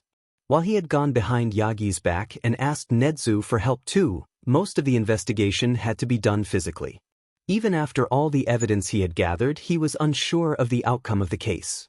He entered the station in deep thought. Immediately Sansa ran over to him. Tsukachi, he exclaimed in a panicked tone. What is it? Naomasa asked concerned. Someone broke into your office. Tsukachi paled. The evidence. He mumbled and ran into his office, preparing for the worst. Tsukachi peered around to assess the damage but was surprised to see that nothing was missing. Instead, there was a mountain of paperwork and tapes on his desk. Whoa? Tsukachi asked nobody in particular. Nothing's missing. Well, no, Sansa replied. But when the cleanup crew came in today, he noticed that there were a lot of papers on the desk and let us know that he didn't touch them because they looked too important. But I remember you locking up all the evidence in the safe. That's how we knew someone gave us the evidence. Did you pull up the camera feed? Yes, we saw nothing on it. We just got an outline of a shadow. We don't even have the structure of the body. Tsukachi fell into deep thought. Someone powerful had to have done this. That's when he realized that Nezu had offered to hack into Aldra for evidence, but Tsukachi had refused, calling it illegal even though they were using the evidence for good. A bit angry, he called Nezu on his phone. Good morning, Tsukachi. Nezu's cheery voice called out. Hiding his anger, Tsukachi sighed. Nezu, I told you not to hack into Aldra. Now the judge has every bit of reason to disregard this evidence since it was obtained illegally. But I didn't hack into Aldra. You refused, Nezu replied, puzzled. Then from where did this mountain of evidence come from? Tsukachi demanded. I have no clue, Tsukachi. However, I am rather interested as well, Nezu said. And anyway, isn't your Quirk telling you that I'm saying the truth? Tsukachi grumbled. His Quirk, in fact, did register it as a truth. Fine, I'll call later. I have to sort out this mess first. Tsukachi hung up. Tsukachi groaned and put on a pair of gloves before shifting the paperwork to another part of the room. Once he had moved the last pile, he found a printed note on the desk. Tsukachi picked up the note and read, Here's some evidence against Aldra we got. Use it well. Smiley face. Tsukachi's eye twitched as he handed the note over the Sansa to read. Well, you can't say that the public won't care about the case. Even villains are angry, Sansa commented after reading the note. That may be, Tsukachi sighed resignedly, but how are we going to get the judge to accept this evidence? Aldra's lawyer will force the judge to refute the evidence, Tsukachi said, upset. Well, that won't be a problem. We can easily get the judge to accept the evidence. Inko-san. Tsukachi exclaimed in shock. What are you doing here? I'm the lawyer representing our case, Inko smiled. Oh, you have a law license, right? Tsukachi asked skeptically. Inko laughed. Of course I do. I used to specialize in abuse cases. But then Izuku was born and I gave it up. Oh, okay then. I can't really advise on whom to use as your lawyer. If you are certain, I don't see the problem. But getting back to earlier, how do you plan to get the judge to accept the evidence? Tsukachi asked with barely hidden desperation. Simple, Inko smiled back. Legally we aren't required to tell the source of our evidence. However, we are required to tell the judge in private, if required. Even so, we will still face no problem. We can say that the criminals stole Aldra's information and returned it to the police. Therefore, the police have a right to look through the evidence against Aldra. Besides, the police are also allowed to use such information to incriminate if required. Tsukachi looked surprised at that explanation and smiled. Well, I see I was worried for nothing. You really know your way in and out of a case, Tsukachi complimented. Inko smiled and began to sift through the evidence provided. As she flipped through the evidence, Inko's smile grew bigger and bigger as she read the evidence. Tsukachi noticed the quiet chaos lingering behind her expressions. So that's where those two got it from, Tsukachi shuddered. A day later, Watanabe groaned as he repeatedly slammed his head against the desk. Inko lightly tapped on his head with a piece of paper. Stop that, Watanabe groaned and reluctantly sat up straight. Why do we have to memorize all this? You do want to win the case, don't you? Plus, you just need to remember the main evidence. You are lucky I don't have to teach you court etiquette too, Inko reminded. Still not done, Watanabe? Izuku teased as he sipped on his juice. Show off, Watanabe muttered. How did you memorize all this so fast? Izuku shrugged. Just did, he said as he turned back to his game. Watanabe stuck out his tongue and went back to the evidence he had to remember. After a while, he started groaning loudly again. Inko sighed. She peered up from her own pile of evidence. Watanabe, it's not even that much evidence to remember compared to mine. And you do want to finish this before Kaminari gets here for your sleepover, right? Fine, you're right, Watanabe admitted and silently carried on trying to memorize the evidence. Nearly an hour later, Watanabe stretched and stood up. Aunt Inko, I'm done, he announced. Good. That took you a long time, Inko replied.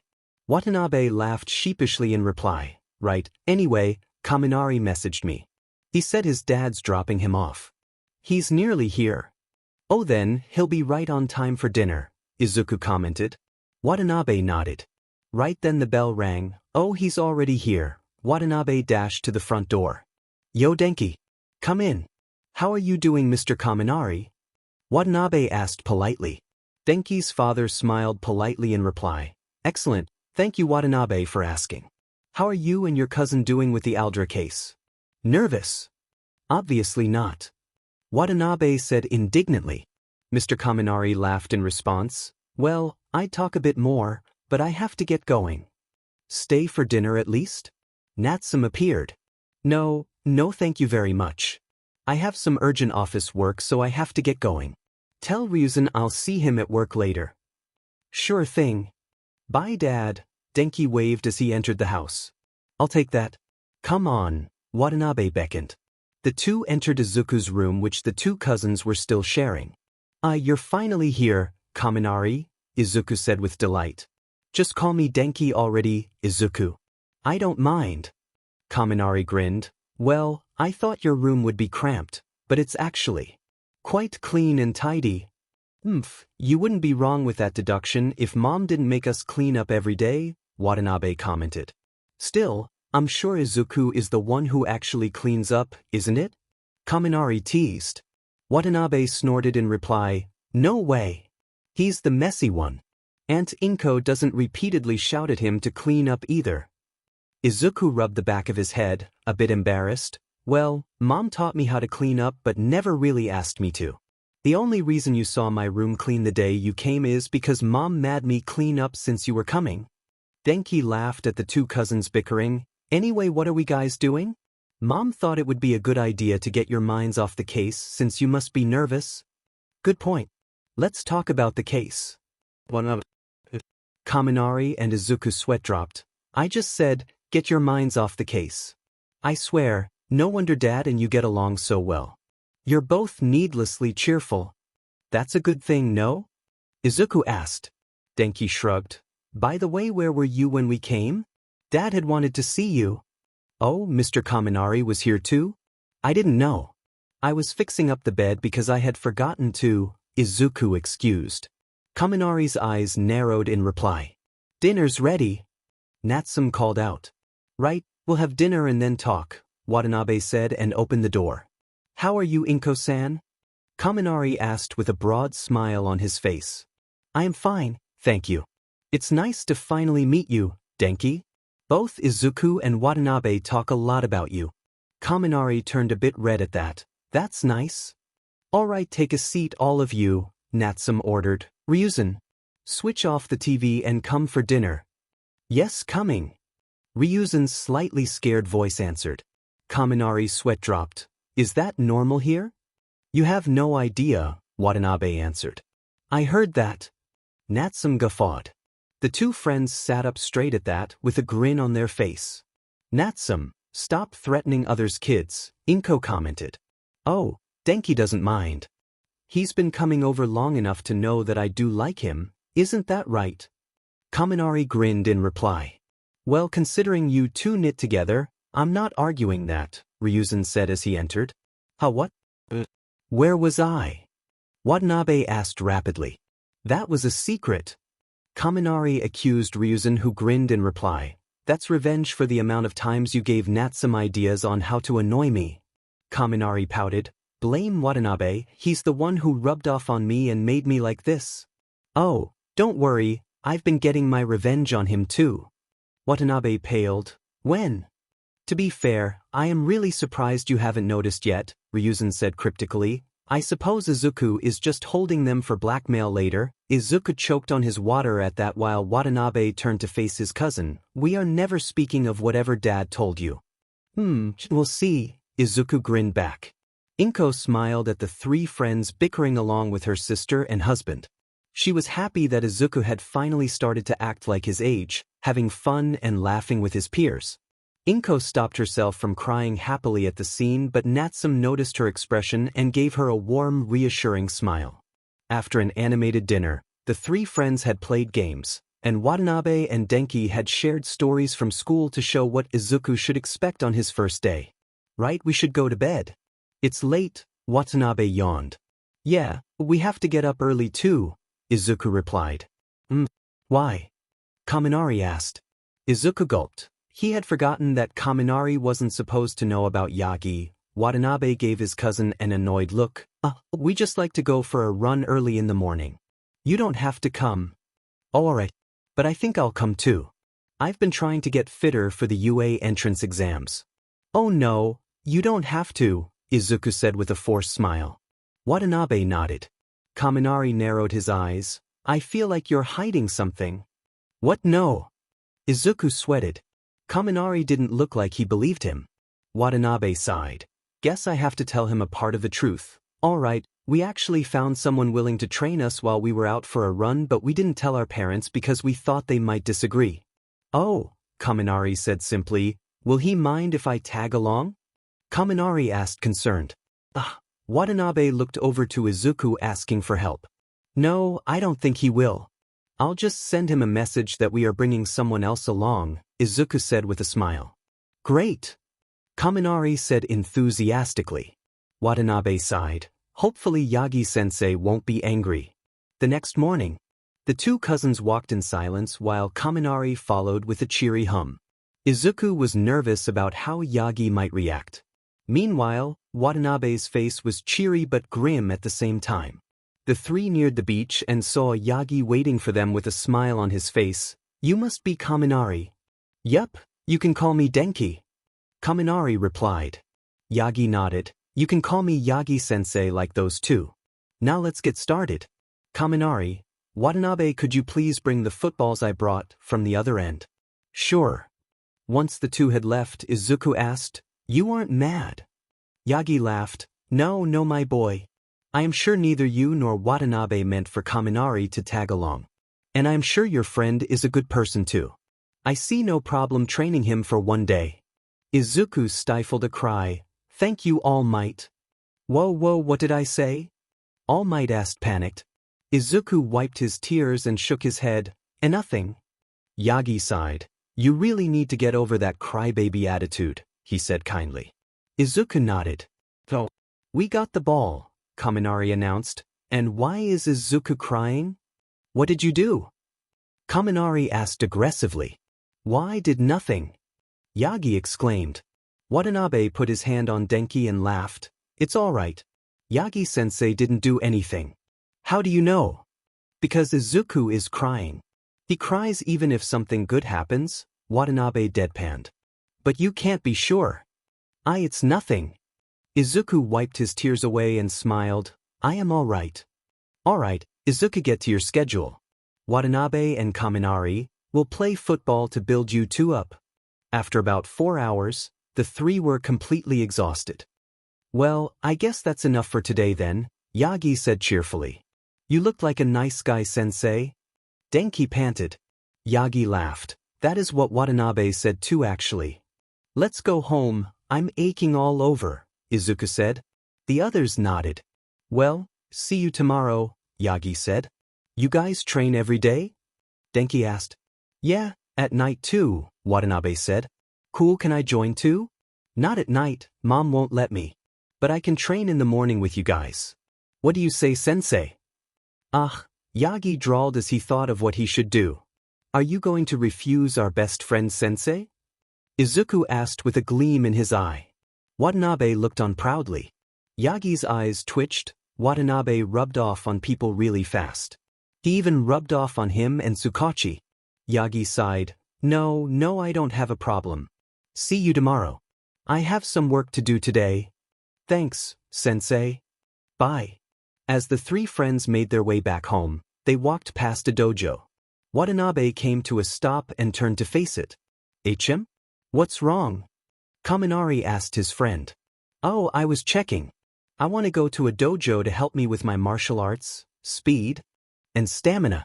I mean, Yagi-sensei's helpful, but I just want to do more, especially considering that both of you have strong quirks. Huh, what do you mean? Isn't Izuku quirkless? Kaminari asked, puzzled. Izuku sent a silent scowl towards Watanabe, who gulped. Well. Watanabe struggled for words when he suddenly got an idea. Well, he is. Except he got his quirk a week back. He's a late bloomer, so the quirk damages his body. He didn't want to tell anyone cause he felt embarrassed. Watanabe lied smoothly. Whoa, there's nothing to feel embarrassed about. Kaminari grinned to Izuku. What does the quirk do? I think it's a stockpiling quirk. I don't know much about it. Izuku smiled weakly. It was better to talk about one for all as his quirk straight away, to tie up loose ends later. Oh cool. Shame you can't show me. I'd have loved to see it. Yeah, Izuku laughed hesitantly.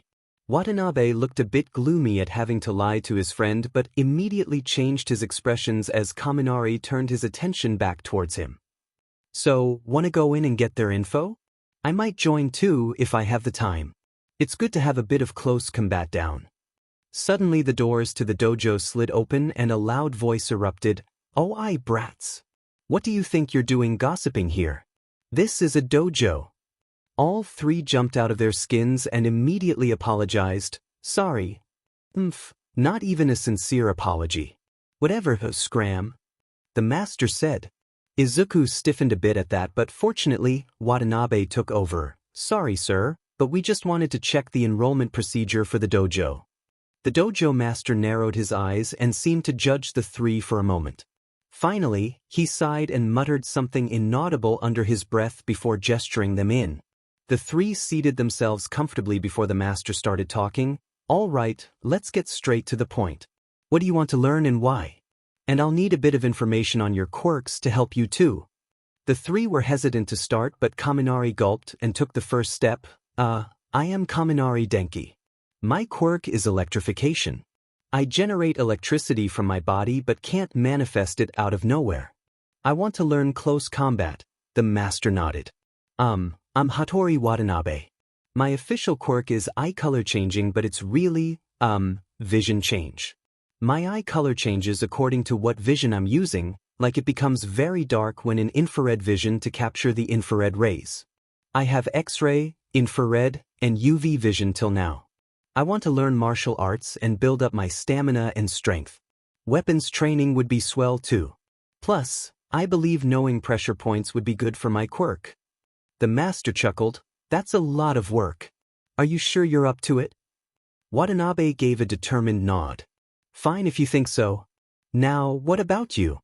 The master pointed his finger towards Izuku. My name is Midoriya Izuku. I am a late bloomer and got my quirk just this month. My quirk is strength-based, but since I'm a late bloomer, It damages my body. I would like to build up my body to handle the power. Izuku lied to match Watanabe's story. The master's eye furrowed at that. How does it damage you? Breaks my bones, Izuku lied. He hadn't even gotten the quirk yet, but both he and Watanabe believed that it might be a likely outcome. The master sighed. Fine, I will teach you. You may call me Yoroi-sensei. The three nodded. Alright, firstly you, the master addressed Kaminari. I'll teach you combat and weapons. I think your quirk would be useful with weapons as you could flow the electricity through them. Kaminari nodded. You, Yoroi gazed at Izuku. I would have given you weights, but since your quirk damages your body, that might not be the best way to go at it. You will train in our gym regularly. Since you have a strength quirk, I don't think you need to urgently learn combat. Izuku nodded enthusiastically in reply. Finally Yoroi's gaze fell on Watanabe, who sat up straight, hesitantly waiting for his input. You are troublesome, Yoroi deadpanned. Watanabe fell at that. You will need to put in a lot of work here. We will divide your time into combat, strength enhancement, and stamina training. We'll get you weights too since your quirk is not really suitable for combat. What makes you think we need to learn combat? Kaminari asked. Yoroi snorted. Kid, I know for a fact everyone your age wants to get to UA or some other hero school. Before Kaminari could reply, Watanabe interrupted. Wait, but I already have weights. Yoroi raised his eye. You do? How much do they weigh? Well, I had 20 kilograms on every limb but I got used to it, so now I have 25 on each limb, Watanabe said proudly. Yoroi stared at him for a few seconds before exploding. You only raised the weight by 5 kilograms on each limb? What are you, a kid? Double at least half of the weights. Watanabe squirmed away from Yoroi with that outburst. At least, you aren't one of those idiots who put weights on their chest too. Anyway, I expect to see you all at dawn tomorrow for training before school. Watanabe regained his composure and hesitantly asked, could we join after school instead? Boy, you need to put in some work if you want to get stronger. Sleeping late won't do you any favors. Watanabe deflated a bit. It's not that. We just like to go for a run in the morning instead. And we have this one guy we met once, who's a trainer and offered to help us out too. I don't want to leave him hanging. Yoroi stared at Watanabe before resigning. I will allow it for Kaminari and Midoriya. You may too, but I'll expect you here at dawn on some days since you have taken up more thing to learn than them. Watanabe sighed with relief. He had just needed permission for Izuku to go. He was okay with missing out on a few training sessions with Yagi. He felt Yoroi could teach him much more. Thank you, Yoroi-sensei. We'll see you tomorrow. The three got up when Yoroi interrupted. Wait a minute, he said before disappearing into a room. The three stood awkwardly as a few minutes passed. Finally, Yoroi reappeared. Here, add these weights, he handed to Watanabe. Watanabe took them from Yoroi and immediately fell. How heavy are these? Yoroi smirked. 100 more kg. There's only 1 year before you give the UA exam. Since you've been increasing weights like a kid would, we are going to rush you. You're wearing these right now on your way home. But we start tomorrow. Watanabe argued. Yoroi gave Watanabe an evil smile. So? What? Watanabe, hurry up, we don't want to be late. Natsume shouted. Watanabe groaned and stumbled out of the room. Those weights were a bad idea. Izuku snickered. Anyway, Kaminari is meeting us, there, right? Inko nodded. Yes, his parents said they would be there too. Katsuki will be there too, Inko said, her face growing slightly grim. Izuku looked down abashed and gave a slight glance at Watanabe, who seemed to have chosen to ignore Inko instead of reacting. The family piled into the car. The drive was silent. The nervousness in the air seemed to weigh down on their bodies. Izuku in particular was in deep thought. Inko had promised to bail him out if the judge or the other lawyer tried to bully him, but he was more nervous because he felt he would have a breakdown while testifying. Thankfully, both Natsume and Inko had taught him how to deal with it. Ryuzen was not much help in this regard, but Izuku knew that his uncle was influential enough to have pulled many strings for the case. One of the things Izuku was most nervous about was his meeting with Bakugo again. They would be meeting for the first time since the hospital incident. He knew that Mitsuki had given Inko regular updates on Bakugo and was grilling him. Heck, even Masaru had been annoyed. Izuku glanced quietly towards his cousin again and gave a mental sigh. He was quite sure that Watanabe and Bakugo's meeting would be disastrous, but he also knew that Watanabe could control himself. He might act like a loose cannon, but he knew how to control himself when required. Izuku was also anxious for Kaminari's reaction to when he met Bakugo. The family grew closer to the courthouse and a rush of sound could be faintly heard. As they pulled closer, the sound grew louder. It was the media. Izuku nearly started hyperventilating, but Watanabe, who was sitting beside him, caught him firmly by the shoulders and gave him an encouraging smile. Izuku nodded and took a few deep breaths. He noticed Watanabe's body tense up a bit too. While he had been joking around with Izuku for the entirety of the morning to get his mind off the case, Izuku knew he was also anxious. The cameraman started banging on the windows. Ryuzen's face turned into an angry scowl. Thankfully, the police shoved the media behind lines. Tsukachi opened the door and hurriedly ushered them through the doors before the media could ask anything. Sorry about that. The media is a bit too excited. I'll have one of the officers get the evidence and papers from your car, Inko-san. I have already submitted paperwork for all the evidence to the judge. Thank you, Tsukachi-san. Inko said. People are already inside. Your friend is here too, Tsukachi told Izuku, and not to put pressure, but 3 heroes are here too as witnesses. Since the case includes minors, it is taking place behind closed doors. The 3 pro-heroes, the police commissioner and I are here to validate anything that might be leaked. Izuku crashed into a flurry of thoughts. Oh my god. Oh my god. 3 heroes are here for my case. He screamed mentally. For the betterment of my cousin's mental health, may I ask who the heroes are? Watanabe asked. Izuku turned red and slightly slouched in embarrassment. Watanabe gave his cousin a teasing smile. Tsukachi smiled slightly. Well, the defendants got to choose one hero, the prosecutors one, and the court chose another. We chose Principal Nedzu of UA. The court chose Eraserhead, an underground hero, and the defendants chose Endeavor. Tsukachi's voice dropped a little as he mentioned Endeavor. What? They went out of their way to get Endeavor just so they can have a high-ranking hero support their claims. Inko demanded angrily. I just found out today myself. But Nedzu is here too, so I don't think he will be able to do much. Why did you pick Nedzu though? Watanabe asked thoughtfully. Inko turned. Well, he had built UA against discrimination much before that article came about. He was discriminated against himself too. So, I thought he'd like to help in the case as well. He was rather enthusiastic to help actually. Whoa, you guys got UA's principal and Endeavor to come for the case? Ah, Denki. Nice to meet you, Mr. Kaminari, Mrs. Kaminari. I am Midoriya Izuku, Izuku said politely. Denki's mother smiled. Well, glad to see that you are as nice as Denki said, Izuku blushed. Unlike a certain someone else. Oh come on, how would I know that Denki would go on a sugar rush from the chocolate? Watanabe grinned maniacally. That was not even the worst part, young man. You kept supplying him even after his sugar rush started. But, I did clean up the vomit in my defense. Watanabe smiled. Kaminari's mother smiled at that. Is that why you haven't been to our house for 2 months? 'Cause you are afraid I'll make you do some chores? Watanabe pouted. Meanwhile, Izuku stood in shock at seeing Watanabe bicker with Denki's mother like they were best friends. Kaminari's father noticed this and laughed. Don't worry, it's become a normal thing. You'll end up bickering like that at one point too. Much like how Kaminari made Ryuzen's life hell after he forgot his anniversary. I blame you for that. Ryuzen accused his friend, who laughed back. Your son is the one who made Denki like that. How is that my fault? Ryuzen smiled devilishly. Well, don't worry, I have 2 agents to infiltrate you now. Izuku wouldn't.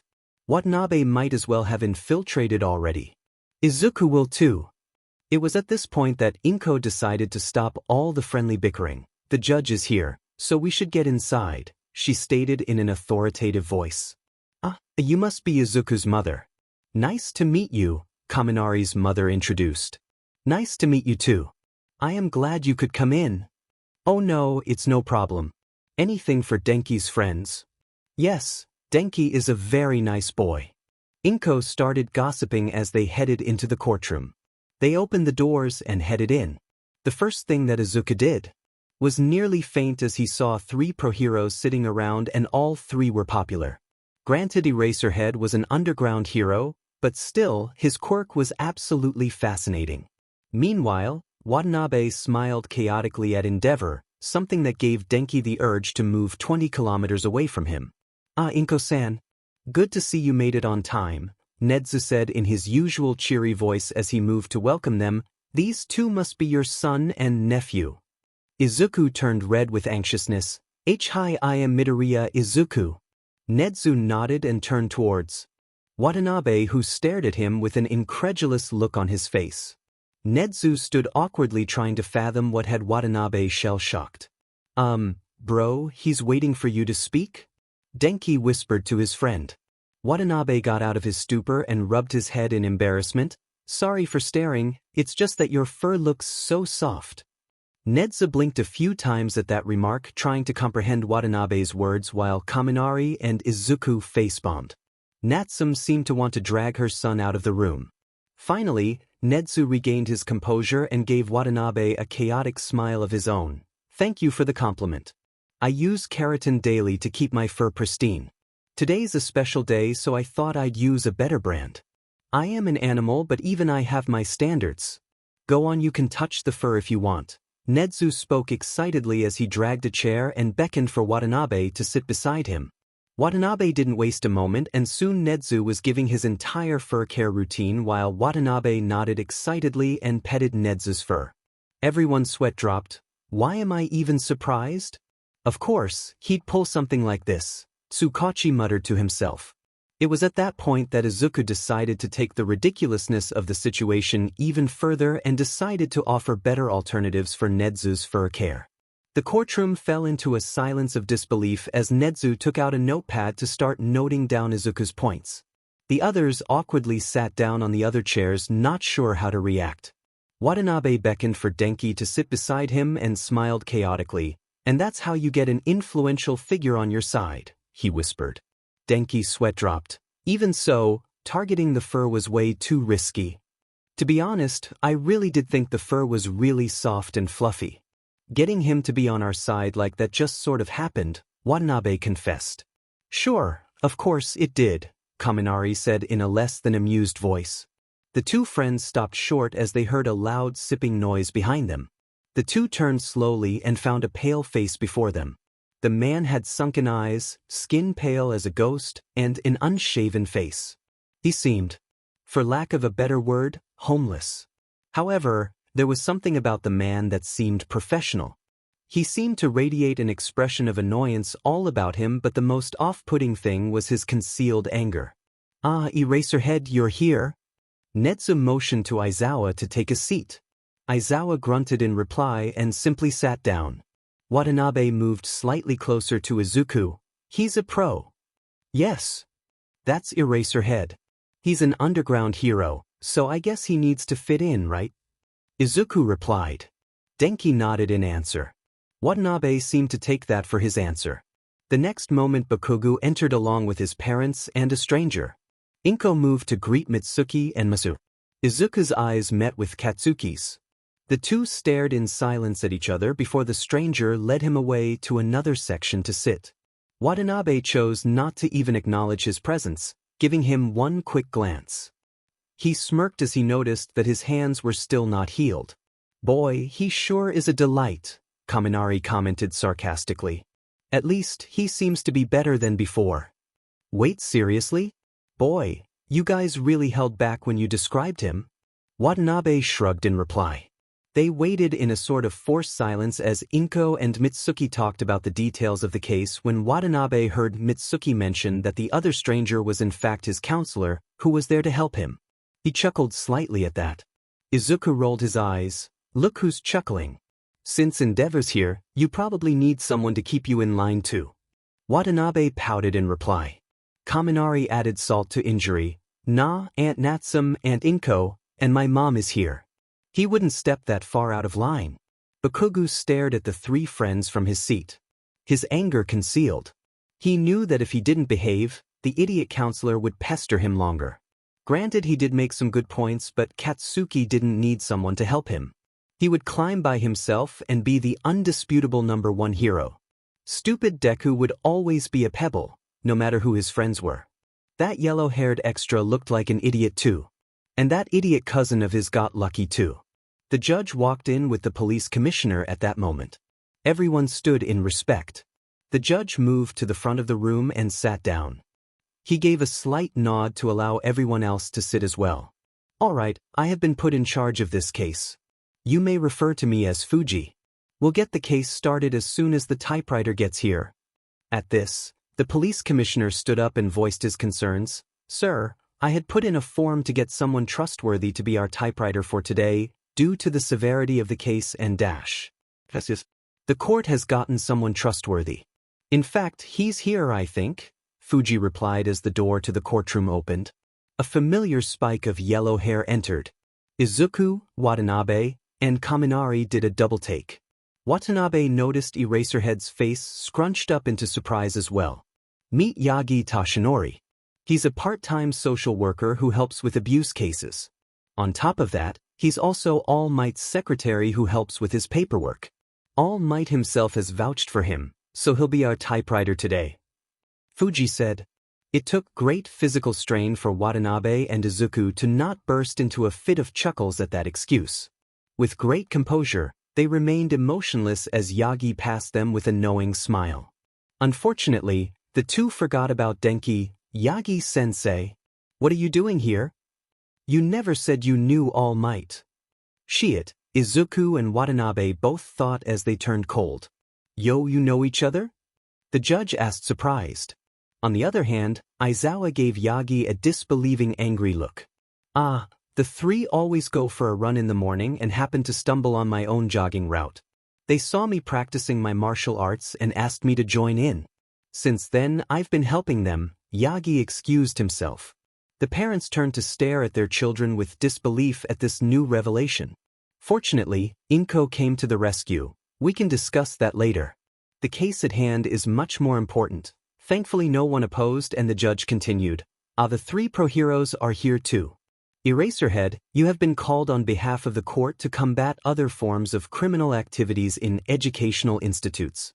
I am not incriminating Aldra, I'm just stating a fact. As an underground hero, you are best equipped to handle such cases, so I hope you will pay close attention to this case. Aizawa nodded in reply, yes, sir. All right, we will start the court proceedings now. The defendants, please present your case, the judge ordered as Yagi sat down on his typewriter, giving a quick smile to the three friends. Aldra's lawyer, Tsuchi, began to formally explain the aspects of the case while Katsuki stared daggers at Deku and the two extras. How the hell did they get All Might's secretary to help them train? That means, maybe even All Might himself helped them at some point. Katsuki clenched his hands harder. His counselor noticed his sudden erratic behavior and asked, any problem? Tisk, Katsuki growled and moved away. However, the counselor caught his eyes and talked to him in a warning tone. Katsuki, we have been making good progress. Don't go and undo all of it.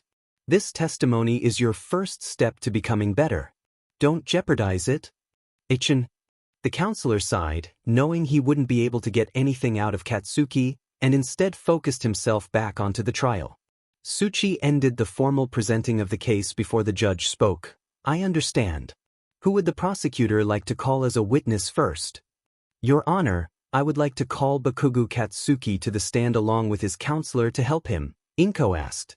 The judge nodded. Permission granted.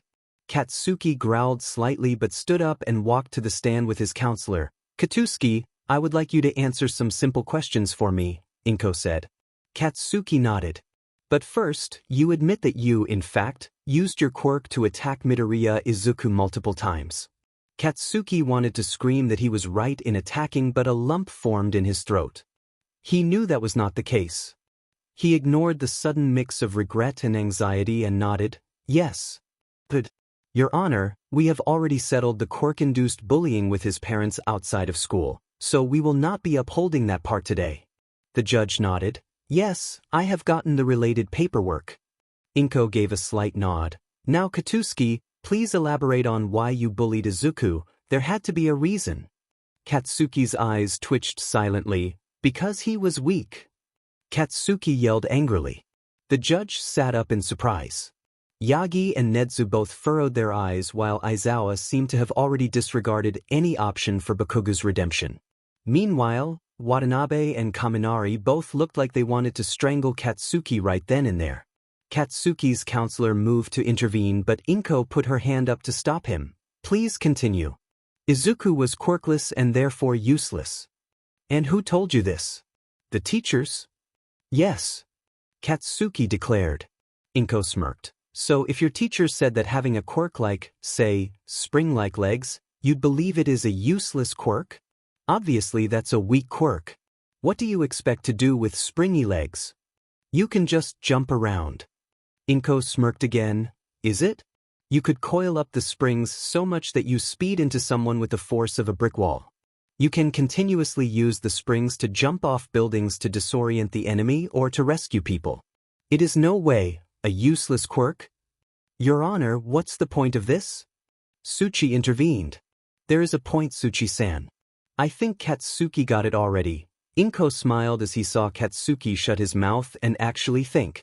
2 sentences, that was all it took to bring down Katsuki's ego. Please, Katsuki, continue. Surprising everyone, most of all Watanabe, this time Katsuki replied in a much smaller voice. The teachers told us that people with weak quirks are useless, and since Izuku didn't have one, he was the most useless one of all. They encouraged the rest of us to beat them up as training to get into hero schools. They said that we needed to learn how to take care of small fries. And we dash. Katsuki gulped as he felt his tears rise. He felt like puking all over as the horrible picture of how he had tortured Izuku and so many others hit him like a truck. Gulping down the rising vomit, he choked up and continued, "W always picked on them because the teachers told us to. We never thought anything else of it," Bakugu finished in a whisper as tears streamed down his face. Inko gave him a pitted look. No further questions? The judge, who also seemed saddened by the empathetic testimony, nodded. Would the defendant like to question? The furious lawyer shook his head. The judge nodded. You may go. I hope you will be able to redeem yourself well, he added as his parting words. Katsuki sniffed slightly. He wiped his tears off and put on his normal angry facade and returned to his seat. Watanabe was right when he explained Katsuki's character. He is egoistic and rash, and his ego won't allow him to apologize to Izuku. But, from what I just saw, no matter what he says, he is regretful of his actions. That is the first step towards redemption. Yagi smiled inwardly. Perhaps Watanabe was right in saying that he needed to be brought down a peg before he could be redeemed. Yagi wasn't happy with Katsuki's actions, but he was pleased that he had the heart to change. Meanwhile, Aizawa was currently unsure of his feelings about Bakugu. At first, he seemed to be rash, selfish, and egotistical, a mix of the qualities Aizawa hated. However, his words and actions at the end spoke much differently. However, if Katsuki was in his class at the moment, he would have expelled him. But Aizawa also knew that he had the potential to change, as he had just shown. Only time would tell if he was correct. Nedzu seemed to reserve his thoughts on Katsuki for the time being. He felt that he was an interesting specimen. He seemed like another endeavor in the making, but he already seemed to be changing his thought process. If he was willing, Nedzu would help him get over his issues, that is if he made it to UA. In no way was he going to let another endeavor walk out as a pro-hero. Speaking of endeavor, he was quite angry. That child seemed like he was strong, in both will and strength. But he was just a sissy who cried just because he hurt someone. Endeavor grunted disapprovingly as Katsuki returned to his seat, much to the annoyance of Watanabe. Well, he seems to have redeemed himself already, Kaminari whispered to Watanabe.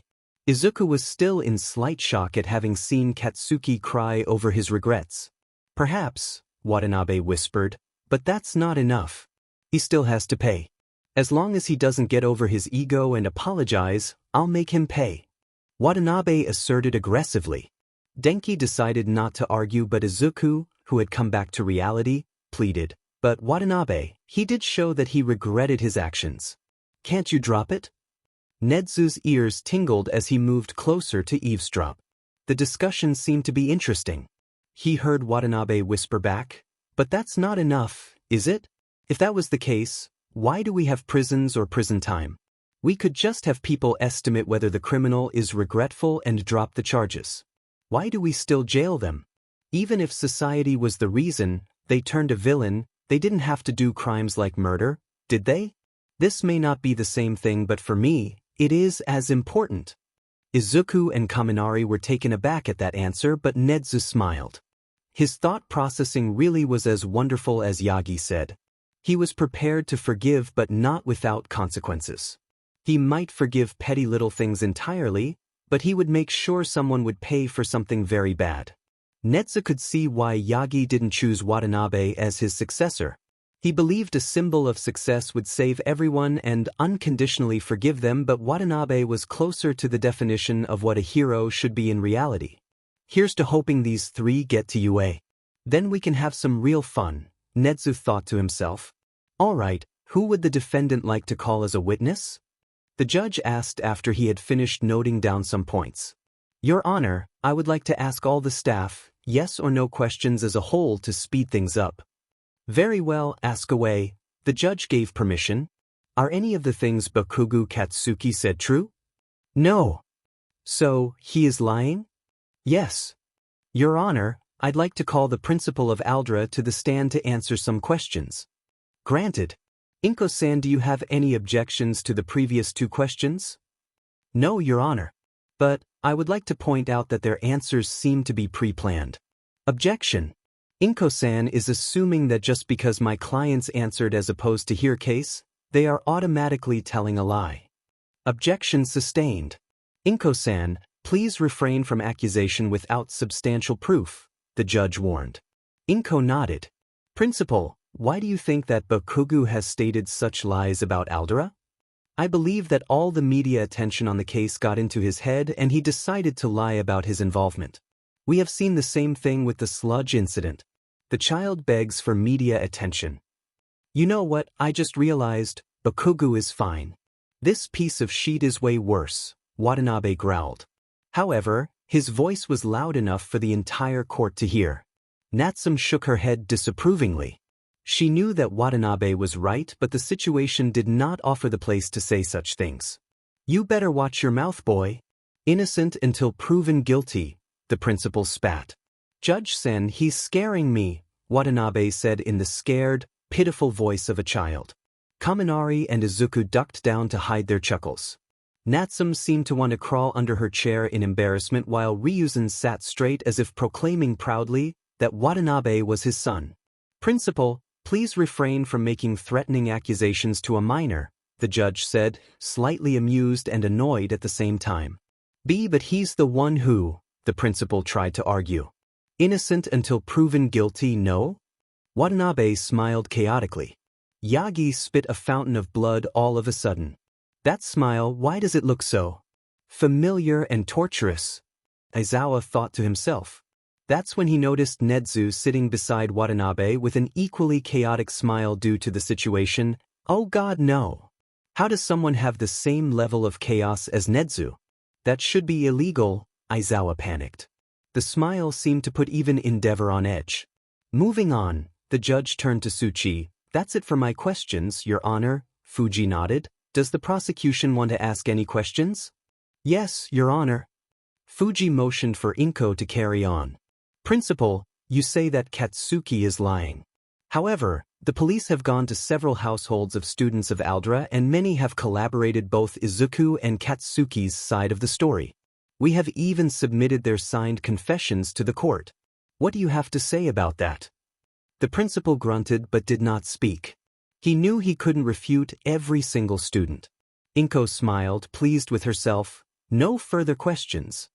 The judge nodded and motioned the principal to return to his seat. He noted down some things before looking up.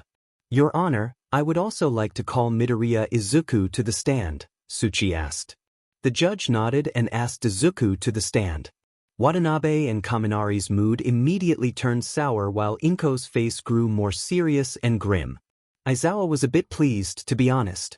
He was irritated with Watanabe's behavior and chaotic nature, but working with Nezu for years helped him understand that he must be very smart to manipulate people into falling for his chaotic traps. Not to mention he had a knack for gaining unlikely allies. Wait, did the boy get him on his side too?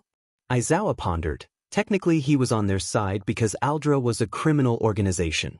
Aizawa huffed to himself, he was overthinking things. He probably wouldn't even meet these children again. Midoriya Izuku, would you please tell me the nature of your bullying? Tsuchi asked. Izuku was about to speak, but he felt his panic rise and began to hyperventilate. The enormous burden of the case suddenly weighed on him, and he began to see darkness. Fortunately, his mother grasped his shoulder tightly right then and gave him an assuring, sad smile. He looked across the room and saw both Watanabe and Kaminari also giving him determined looks. Are you okay? We can reschedule, the judge offered. Izuku bit his lip and shook his head before replying, since I am quirkless, I was bullied by others, often beaten up so badly that I couldn't walk back home properly. I hid it from my mom all these years, so she wouldn't worry. I was also suicide-baited. At that last sentence, Watanabe turned red with rage. He had not known about the suicide baiting. Izuku is joking, right? Kaminari asked with disbelief. Watanabe shook his head vigorously. He looked around and caught several of the teachers and Katsuki sinking into their seats. Inko also had not known about that last part, it seemed, and stood with shock, her mouth agape. Natsum was on the verge of tears. Kaminari's electricity was crackling all around him and Watanabe's eyes had turned vermilion. Luckily, both of their respective fathers calmed them down immediately with a look that forbade them from acting violently. Watanabe growled and clenched his hands so tightly, his skin drew blood. Nezu and the police commissioner seemed horrified too. Aizawa was also enraged, and like Watanabe caught the teachers and Katsuki slinking in their seats. He turned towards Endeavor and became angrier as he saw him look uninterested. Oh, he was going on a murder spree if more shit came up. And you expect us to believe that your mother found out about the bullying right when the viral discrimination article was released? My mom didn't find out, Watanabe did, Izuku replied, rubbing the tears off. Your Honor, may I also call Hattori Watanabe to the other stand so that I can cross-question both of them at once? The judge hesitated since both were minors. If Inko-san allows, the judge ruled. Inko furrowed her eyes in thought as to what she should do. Finally, she asked Watanabe, are you okay with coming up to the stand beside me? Yes, Watanabe replied with an exceptionally icy tone. He glared at the Aldra's staff as he went up. Now, then Hattori, can you please tell me how you figured out that he was being bullied? Tsuchi asked with a villainous smile. A tic grew on Watanabe's head. He dearly wanted to punch this scumbag of a lawyer, but he knew nothing good would come of it. He took a few calming breaths before replying, his icy tone still present. As you are aware, my cousin was involved in the sludge incident as well. Therefore, my uncle, Izuku's father, asked my family to live with him and Aunt Inko. We agreed. At dinner, I noticed that his arms were burnt. I thought that Katsuki had done them while he was under Sludge's control, but all the victims were provided treatment. Since he had not received treatment for the burns, it was obvious he hid them. I confronted him and he blurted everything out. And you expect us to believe that you are so observant? You have even talked so formally as you have memorized everything for this question. Watch your hypocritical tone, Tsuchi-san, Watanabe replied. Wasn't it you who said that just because the answers oppose the case, it doesn't have to be a lie? You should really be careful with your double-standard behavior, most of all in a court. The court grew silent as everyone registered Watanabe's veiled insult towards the lawyer. Tsuchi turned red with embarrassment while Nezu's desire to teach this kid grew higher. Even Aizawa was slightly impressed. Watanabe had not struck him as the sort of person that could be diplomatic or put someone down while talking so formally. Just answer the question.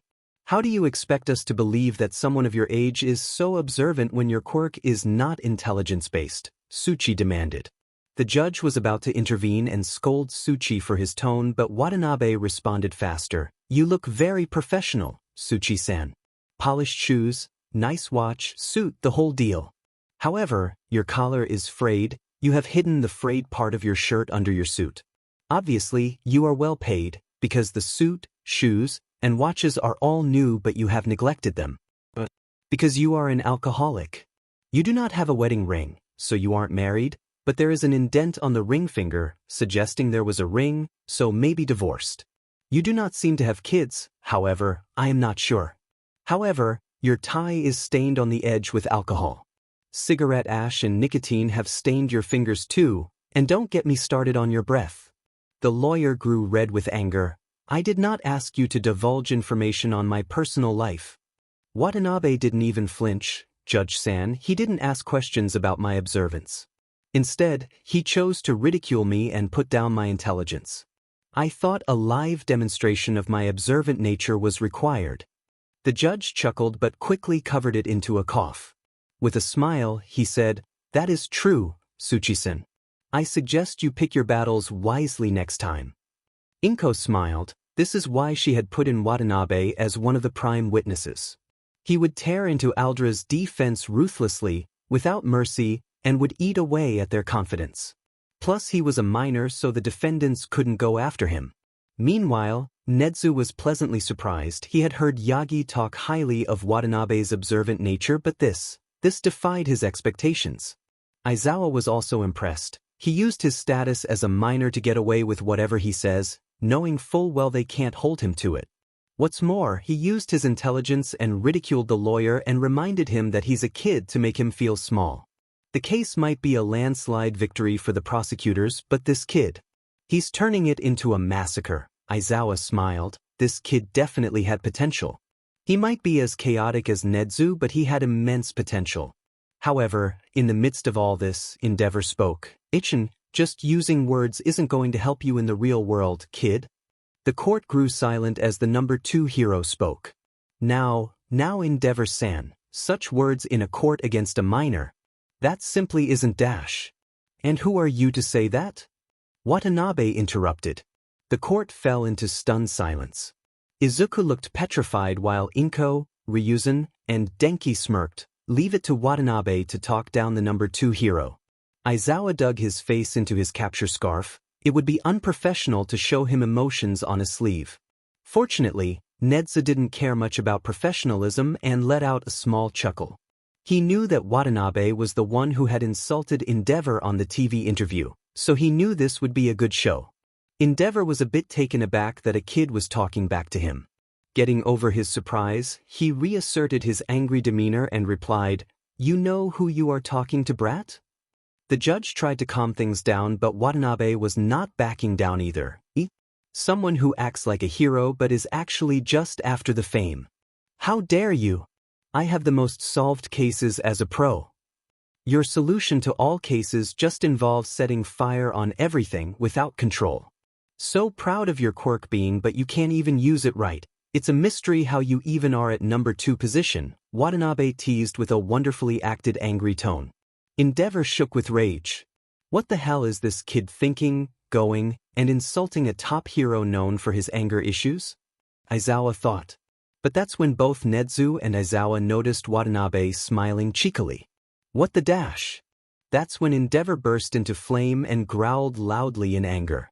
The people around him moved away in fear. Aizawa noticed Watanabe smirking. Was that his plan? To have Endeavor kill him? Aizawa sighed and got ready to use his quirk, but Nedzu stopped him. Follow Watanabe's eyes, he said simply with a grin. Aizawa was confused but did so and noticed Watanabe staring upwards as if waiting for something. That's when his eyes widened. Sprinklers! On cue, the sprinklers started. There was a loud sizzling as the water put out Endeavor's flames. Kaminari yelped in surprise and lost control of his quirk. The electricity conducted through the water, frying the Aldra teachers and knocking Endeavor out cold. Aizawa was shocked. He had just witnessed a teenager knock out the number 2 hero. Nedzu was also surprised but was smiling, to be expected. He is their friend after all. The thing is, his electricity only harmed the Aldra staff and Endeavor. Did he purposely control it and act surprised as a cover? Izuku was equally shocked and seemed to be on the verge of passing out, seeing Endeavor knocked out by his friend. Watanabe had a proud expression on his face but was also astonished. "You took down Endeavor," he exclaimed. "I took down Endeavor," Kaminari exclaimed back. "Does that mean I'm the number 2 hero now?" I don't think it works that way," Izuku replied. "So what?" "I'm stronger," Denki replied proudly. The judge spoke. "Order. Please, no quirks in the courtroom." The judge stopped short as he noticed a table, and it was levitating over Inko's desk and all the evidence. "Inko-san, please, no quirk usage in the courtroom." "Oh, sorry, Your Honor. I needed to protect our evidence and thought that we could be excused for it." The judge sighed. "For this one time, I will forgive you and let you stay inside the courtroom." The judge said, "Wait, where's Yagi-san?" The judge asked, not seeing Tashinori anywhere in sight. "Here," Yagi said from beneath the table where he was hiding. The judge sweat dropped. "What are you doing there?" "I was afraid the water would drench my papers and the typewriter," Yagi replied. Yagi was also shocked at the way Kaminari had just taken down Endeavor. He knew that Denki was just passing it off as an accident. If it really was an accident, it would have damaged everything. "Problem children," Aizawa groaned as he saw Nedzu's grin grow wider. The judge was pondering on what to with Endeavor's unconscious body when he suddenly groaned and limped as he got up. What just happened? The voice of someone laughing could be heard.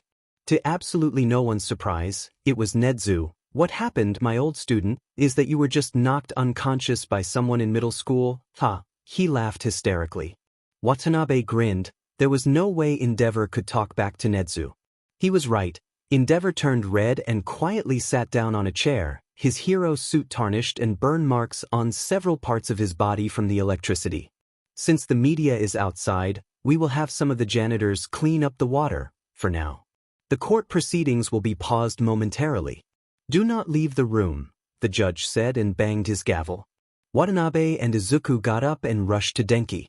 "That was so not an accident," Watanabe grinned. "Duh. Everyone would have gotten electrocuted then," he grinned back happily.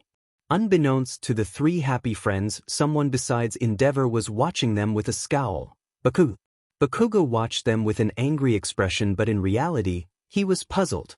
He knew that he was angry, but why? Endeavor did deserve it.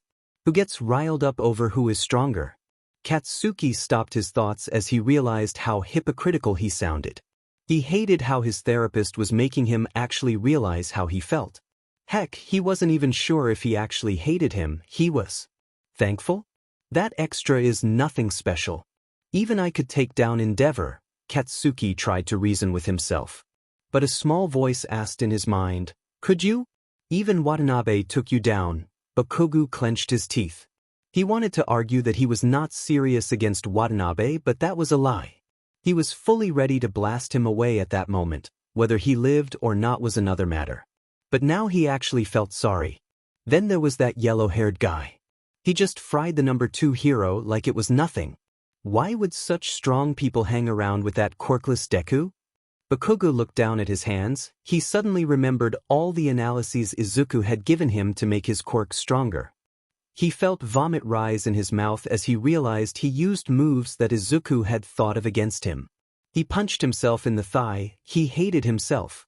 His therapist looked at him concerned. He was glad that he was making progress, but the sudden rush of emotions was not healthy for him. "Bakugo, do you want to talk about it?" he asked concerned. Masaru and Mitsuki, who were sitting beside him, was also worried. The old Bakugo would have shouted at the poor therapist and gone off into a rage, but at present, Katsuki could only say one thing. "Am I actually the useless one? All I ever did was bully people. I never acted like a hero, like All Might. I am basically a villain," he declared. The therapist was a bit taken aback. He was unsure of how he'd handle the situation. Luckily for him, Masaru decided to handle it. "You are not useless or a villain, Katsuki. However, your actions are something to be ashamed of. It's good you are at least regretting it. However, you still need to apologize to Izuku. A proper apology." Katsuki looked away. Masaru smiled slightly. "I'm not saying right away. Give it time, but I do expect you to give a heartfelt apology to him later. He may have forgiven you unconditionally, but I think even you know that you won't accept the forgiveness until you apologize. Katsuki didn't reply and started to cry silently. Masaru sighed and pulled his son in for a hug. Watanabe had moved away from Kaminari and Izuku with a smile in the midst of all this and allowed them to converse. He was listening to what Bakugo was thinking. While he hadn't heard any of his thoughts in his mind, Katsuki's last sentence stuck with him. He wouldn't acknowledge it, but he was starting to feel a bit sorry for him. All of a sudden, his grudge seemed idiotic. Watanabe shook his head. He wasn't going to let Katsuki off that easy, no matter what. Court is back in session, the judge said as the janitors cleared out. Before we start, Eraserhead, could you please keep an eye on Endeavor to make sure his quirk doesn't get out of control again? You want me to use my quirk in the courtroom? Aizawa replied out of pure reflex. Only after the words were out of his mouth did he realize how much he sounded like Nedzu when he said that. He gulped and looked towards the judge to see his reaction and was shocked to see him smiling. Yes, you do have a point. Tsukachi-san, do you have quirk-suppressing cuffs on you? Tsukachi grinned as he understood what the judge was implying. Yes, Your Honor. Please cuff Endeavor-san, the judge ordered. He smirked slightly as Tsukachi put on quirk-suppressing cuffs on Endeavor. Your Honor, what madness is this? Tsuchi-san, calm down. I should have removed him from the courtroom for attempted assault on a minor. If you wish for your witness to remain, these rules have to be followed, the judge said. Endeavor tried to argue, but the judge spoke back. We will discuss more about this after the case at hand is over. The judge said, now let's carry on with the case. Tsuchi sighed. The judge was really ruthless. Your Honor, I'd like to call Midoriya Izuku back to the stand, Tsuchi said. Sure. Don't want Hattori Watanabe too? The judge asked with a sly smile. No, Your Honor, the lawyer said through gritted teeth. The brat was too troublesome to deal with. He so wanted to get the judge for his sly smile too, but he wasn't going to risk his career by headbutting with a judge. Izuku walked up to the stand. Now Midoriya, let's say that the article and the case investigation was in fact a coincidence. Your Honor, the investigation date clearly states that the investigation was started before the article was released. If anything, it's a coincidence that the article was released at the same time. Not the other way around, Inko objected. Objection sustained. Please do not make baseless claims, Tsuchi-san. Yes, Your Honor, I'm sorry, Tsuchi grimaced. Midoriya, can you please tell me some spots where you were bullied and at what times? Behind the school, in the playground, even in the halls.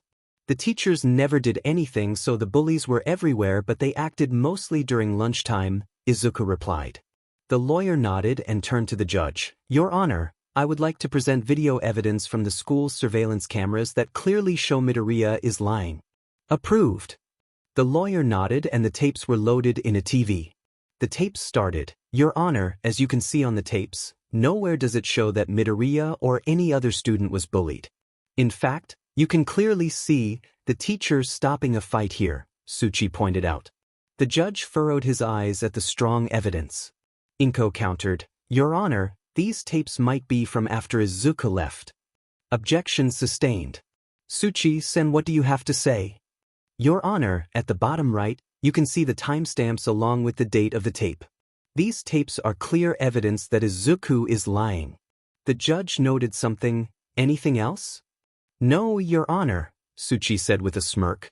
Inko-san, any questions for Midoriya? No. All right, Midoriya, you can return to your seat, the judge said with a smile. All right, does the prosecutor wish to provide any evidence? Yes, Your Honor, Inko said coolly as she gathered some things. Tsukachi smirked. Here we go, he muttered to himself. Your Honor, the tapes have been tampered with, Inko exclaimed. Objection, Your Honor. She has no evidence to refute our evidence. Objection sustained. But Your Honor, I do have evidence. The police have gained the actual tapes from the school and they tell us an entirely different story. Inko grinned with a tinge of SDSM in her voice. Your Honor, the police gave us a warrant for getting the tapes. The tapes they have are the same as ours. Inko smiled. No, Your Honor, I assure you the tapes are not at all similar. The judge furrowed his eyes in confusion. Could you please elaborate? Inko smiled and motioned for Tsukachi to explain. Tsukachi smiled slightly and stood up. Your Honor, the police recovered tapes stolen from Aldra's security room and we went through it. Your Honor, surely they aren't allowed to do that? Tsuchi objected. They are actually. The police are legally allowed to go through everything recover, the judge replied with a smile. But we weren't given notice by the prosecutors. Oh, we did. The post office sure is slow, Inko replied with a smirk. She had specifically asked the post office to take their time to deliver the news to Aldra. Tsuchi scowled and sat down. Nedzu was smirking. Inko had told him the plan already and he was glad to see it working to perfection. Aizawa was groaning in his mind since there was someone else who was intelligent enough to work with Nedzu.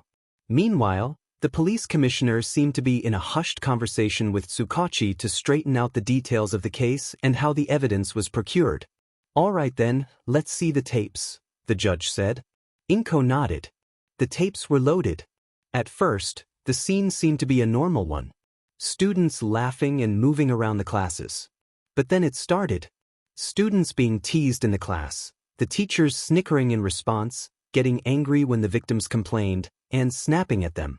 The judge swallowed with a pained look on his face as he saw all the strong quirks being used without restraint on the other kids. He winced as he noticed Izuku getting beaten up. He wanted to stop the recording but he knew he'd have to watch it for the sentencing. Fortunately, the tapes were in fast forward so he didn't have to sit through all of them for long. For Izuku, his entire school life was flashing in front of him and it was not good. Watanabe and Kaminari glanced at each other uncomfortably, not sure how to help. Inko stood with a pained expression. She couldn't come and comfort her son since she was pointing out hidden details to the judge. Luckily, Natsum stepped in much to Inko's relief. Aizawa clenched his fists in anger at the amount of bullying that was taking place. He so wanted to beat the shit out of the principal right then and there.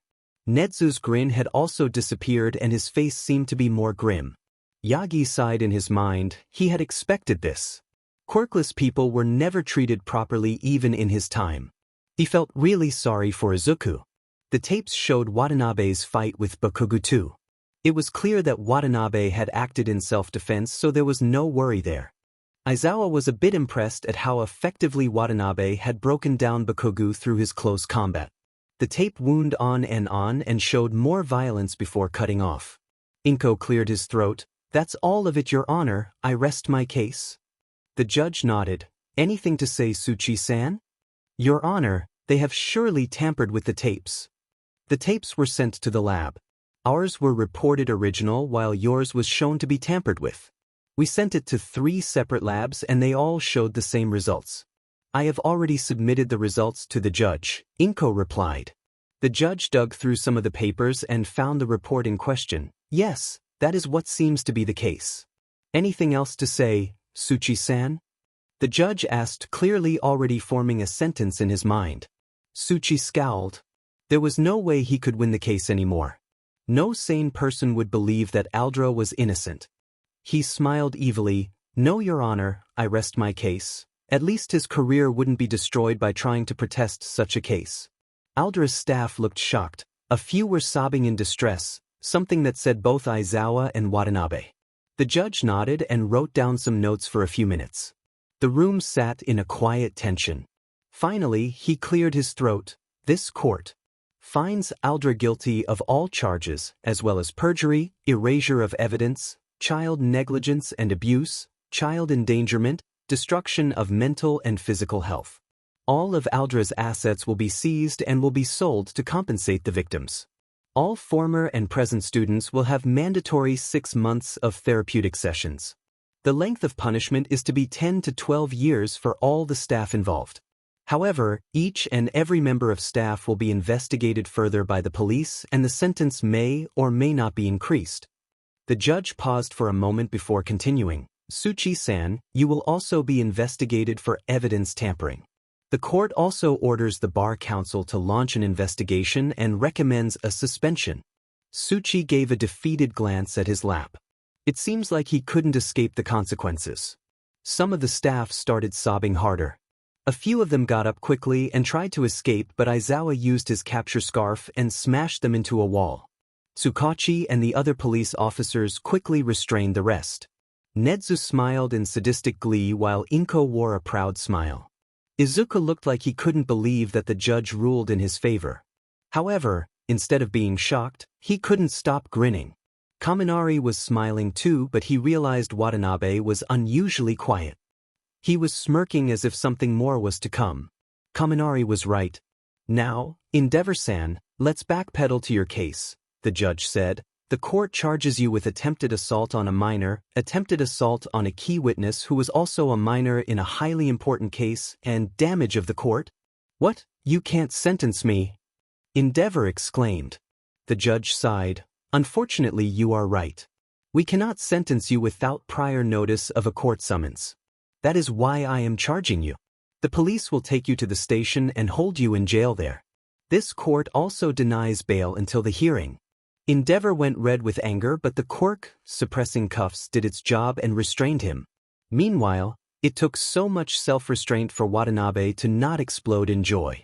Izuku and Kaminari were slightly edging away from Watanabe, but they would be lying if they weren't enjoying Endeavor's downfall too.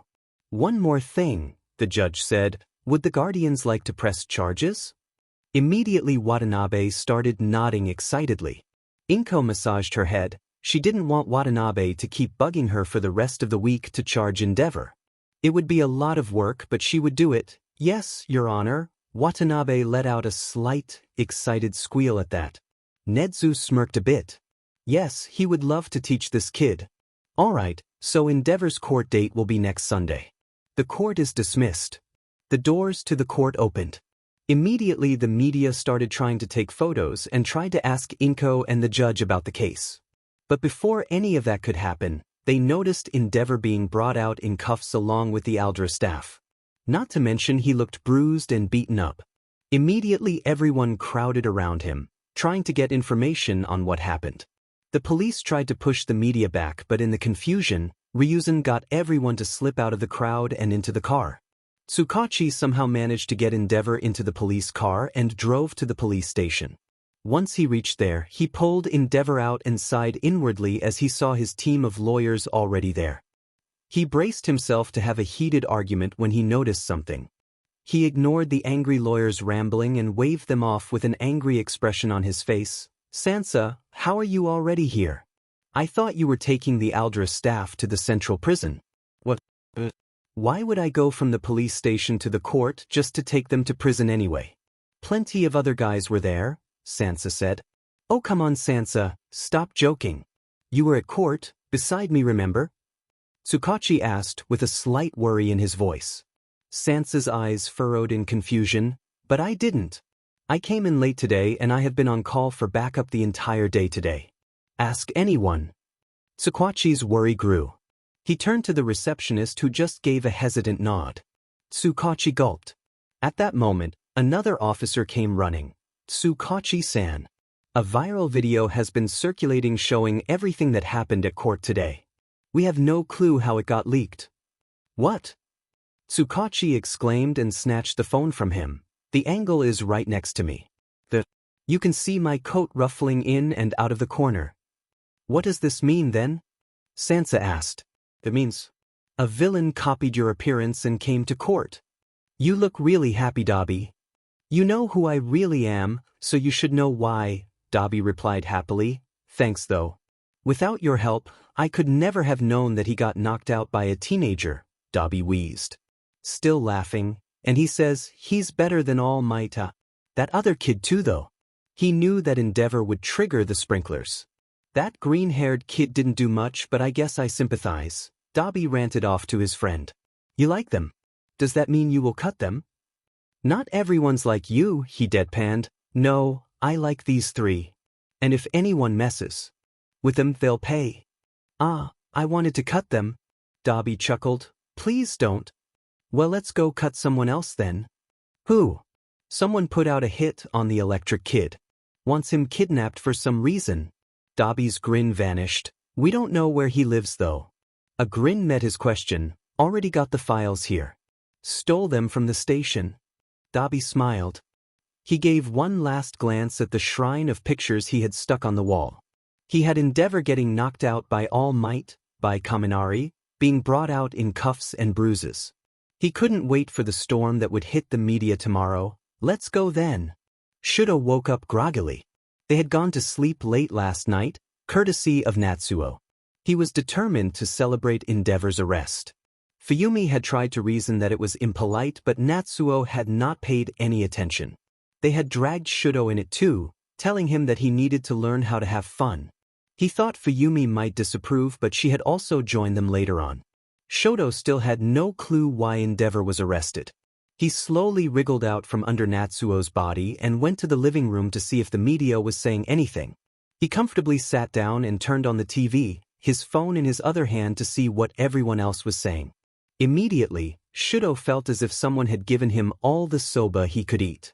Before his eyes, he watched Endeavor get insulted straight to his face by someone his age. And if that was not enough, the guy had done it intentionally, judging from the smirk on his face. Natsuo drooped drowsily and came and sat next to him. "Oh, you didn't see this yet, right? This is the best part." Natsuo grinned. "Fuyumi! See, they are showing it." Fuyumi entered the room just to see the sprinklers turn on and extinguish Endeavor's fire before another guy electrocuted him to the point he fell unconscious. Natsuo burst out laughing. "God, that's never getting old." Fuyumi was also smiling, albeit under her hand.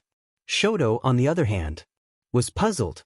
He couldn't believe two people his age had taken down Endeavor with such little effort. He felt a bit empty in his stomach as he realized that Endeavor would probably take his anger out on him, but inwardly he was thinking whether he should anger him more by saying that it was foolish for him to surpass All Might when two teenagers defeated him. He pondered on it for a while before deciding against it. It wasn't worth it. Natsuo smiled a bit and turned to Shudo. "And Shudo, you get a holiday too. He has to stay in jail as long as we don't secure bail. God, I love the amount of power we have over him right now." Shudo nodded. His senses were still a bit numb, almost as if he were in a dream. Nevertheless, he'd embrace this moment, for now. Tsukachi's nose wrinkled at the smell of burnt flesh. He had been called early in the morning by the police commissioner because they found a lot of villains planning an attack on the Kaminari residence. However, someone had burnt them all to within an inch of their lives, almost as if to say, the longer you live, the more you suffer. Any clue on who it could be? Tsukachi asked the commissioner. "Nope," he shook his head. "We couldn't question any of them yet since they are all going through treatment, but some witnesses say that there were two of them. One was using mostly blades while the other was emitting blue flames from his body. We don't have any sketches or anything to go through." "Vigilantes?" "Possibly. However, I am concerned as to why they were adamant about protecting the Kaminaris. Fighting villains is one thing, but specifically defending is not something vigilantes really do. We should step up patrols and get them police protection," Tsukachi offered. "I already told Sansa to do it," the commissioner replied. Tsukachi nodded. He could already sense that these vigilantes would be a pain in the butt. Elsewhere, a loud scream erupted. "What the F though you mean vigilantes?" "Oh man, this blew up spectacularly," Watanabe laughed as he watched the media report on Endeavor's arrest again. Natsum frowned. "Don't you have to get to school?" "It's Izuku's first day, he shouldn't be late." "He's still getting ready though," Watanabe replied. "I'm surprised the Hero Commission hasn't taken this down yet to try to mitigate the reports on Endeavor's arrest," Ryuzen commented. "It would just put them in a worse spot." "The best thing to do at present is just sitting tight," Inko replied. "Izuku, hurry up, you don't want to be late." "Yes, Mom." "Aunt Inko is coming with us, right?" Watanabe asked. "Yes, since it's Izuku's first day," Natsum replied. "How come you aren't coming for my first day?" Watanabe pouted. Natsum leveled him with a glare. "Very funny. Please don't get the principal to call me again on something you did. Hey, half of those meetings end with the principal saying that I was right for what I did. And he also keeps telling you to handle the situations better." "Izuku is going to be all right, right?" Inko asked hesitantly. Both Natsum and Ryuzen had assured her that it was a good school, but she was getting hesitant now. What if they said the school was good just because Watanabe could survive with his personality? Would Izuku be able to do the same? Ryuzen noticed Inko's expression and chuckled slightly. Don't worry, he comforted. It's not like Watanabe has survived. It's more like everyone else has survived Watanabe. Look at Denki. He's a nice kid and nothing like Watanabe. I'm sitting here, you know, Watanabe grinned. Inko nodded nervously. She looked up at the clock once more. Izuku, we are really going to be late now. Inko called out but didn't get any response. Watanabe, can you please go check on him? Watanabe nodded and went to Izuku's room. Hey, what's taking so low? Watanabe stopped short and twitched. Izuku had dressed himself up properly and cleanly, but his tie was a mess. Watanabe swallowed as he struggled to keep a straight face. Need help? He offered, motioning to his own tie. Izuku nodded gloomily. Watanabe quickly fixed up Izuku's tie and picked up his bag. Let's go then. Izuku huffed. You've got to teach me that later. Watanabe shrugged in response. They exited the room and followed a pacing Inko to the car. Soon they were driving along the road to the school. Watanabe was in high spirits at being able to go to his own school again, but Izuku was nervous. As much as he hated to admit it, he had no idea what to expect. He had not really gone to a normal school. His junior and middle school involved him being severely bullied. Izuku nervously glanced at Watanabe. He knew that if he voiced his concerns, Watanabe would try to help him, but he wasn't sure how to broach the subject, especially in front of his mom. On top of that, he just didn't think Watanabe would understand. As bitter as it sounded, he felt that Watanabe wouldn't really get it. He hadn't been bullied like him for years and years. So, he just kept quiet and dwelled on the future as they drove, Watanabe completely oblivious to Izuku's feelings. After what felt like an eternity, they finally reached the school. Watanabe immediately rushed out, while Izuku took his time, but neither could get far as there was a crowd right outside. Inko grabbed Izuku's hands and tried to see what was going on. Watanabe motioned for Inko to follow him as he pushed through the crowd to see what was going on. He physically face-bombed as he reached the center while Izuku burst out laughing. Kaminari was in the center signing autographs. He caught sight of his friend and smiled. Yo, took you guys long enough? Watanabe's mouth was still agape. Seems like you're quite popular, Izuku grinned. Kaminari nodded enthusiastically. Yup, tons of people recognized me while coming. They kept asking for pictures and stuff. The police kept them in check though. The police? Yeah, they thought I might be targeted, so they're stepping up patrols where I live. They did it for you guys too. They did? Watanabe asked Inko, who seemed a bit abashed. Well, yes, but I didn't want to tell you in case you guys got scared. Scared? It's freaking awesome. Watanabe grinned back. I see you are here to finish feeding on our souls. Someone deadpanned to Watanabe. Oh, you know you missed me, Ogawa. Watanabe grinned back. The boy shrugged. Anyway, how come none of you are asking me for autographs? Watanabe pouted. Ogawa shrugged. It's you. There's nothing spectacular or surprising about it considering all the other things you do. Watanabe pouted and stung his tongue out. Talk later. Gotta go meet the principal. Already in trouble? Someone chortled. I am not that bad.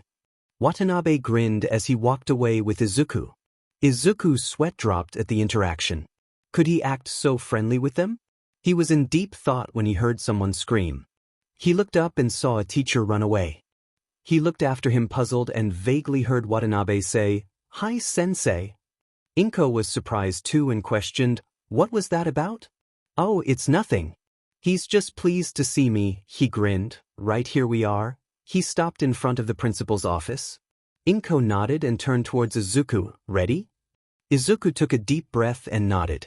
Inko pushed the door open and popped her head in. Come in, come in. I am Principal Akira, he said as he extended his hand. Inko shook his hand and sat down with Izuku. Watanabe also entered. The principal gave Watanabe a smile. The teachers will be pleased to have you back. Of course they will. Daisuke-sensei ran screaming in happiness when he saw me. The principal laughed. I'm sure he did. Now Midoriya-san, I am aware of the situation at Izuku's previous school. I can assure you that is not the case here, and bullying will be met with strict punishment. I have placed him with Watanabe in Denki's class so that he can make friends in a more familiar environment. Daisuke-sensei is really nice too. Inko was a bit taken aback. The principal had already fixed up everything for Izuku and solved her concerns even before she voiced them. Inko smiled and nodded. Excellent. I will be going then. No questions. No, it seems you have already fixed everything. Please do keep an eye on Izuku though. Of course. Not that he needs it considering he has Watanabe as his brother. I take offense at that. You can't take offense at the truth. The principal huffed, a slight teasing smile on his face. Good luck, Izuku, Inko said to Izuku with a smile and left. Come on, we are going to be late. Watanabe said and motioned for Izuku to follow. Soon Watanabe and Izuku reached the classroom. Watanabe slid the door open. Oh good, sensei isn't here yet, Watanabe smiled. He went and sat behind Kaminari, who was waving at them. Watanabe motioned for Izuku to sit beside Kaminari, not wanting to put him in an uncomfortable situation by making him sit next to a stranger. Who's the new guy? The boy sitting next to Watanabe asked. Watanabe smiled a bit. Daisuke-sensei would take some time to come, he could have some fun till then. He's my brother, Midoriya Izuku, he loudly exclaimed for everyone to hear. Immediately Kaminari face-bombed, already knowing the reactions. The classroom sat in silence for a while before someone exclaimed, There's two of you? Izuku's not going to beat anyone up, Watanabe waved his hand. That's not the point.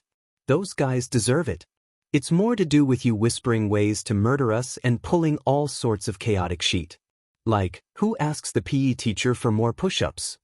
I didn't do so much chaotic things. Really? Someone else deadpanned. You could have just reported Aki-sensei for misbehavior, but no.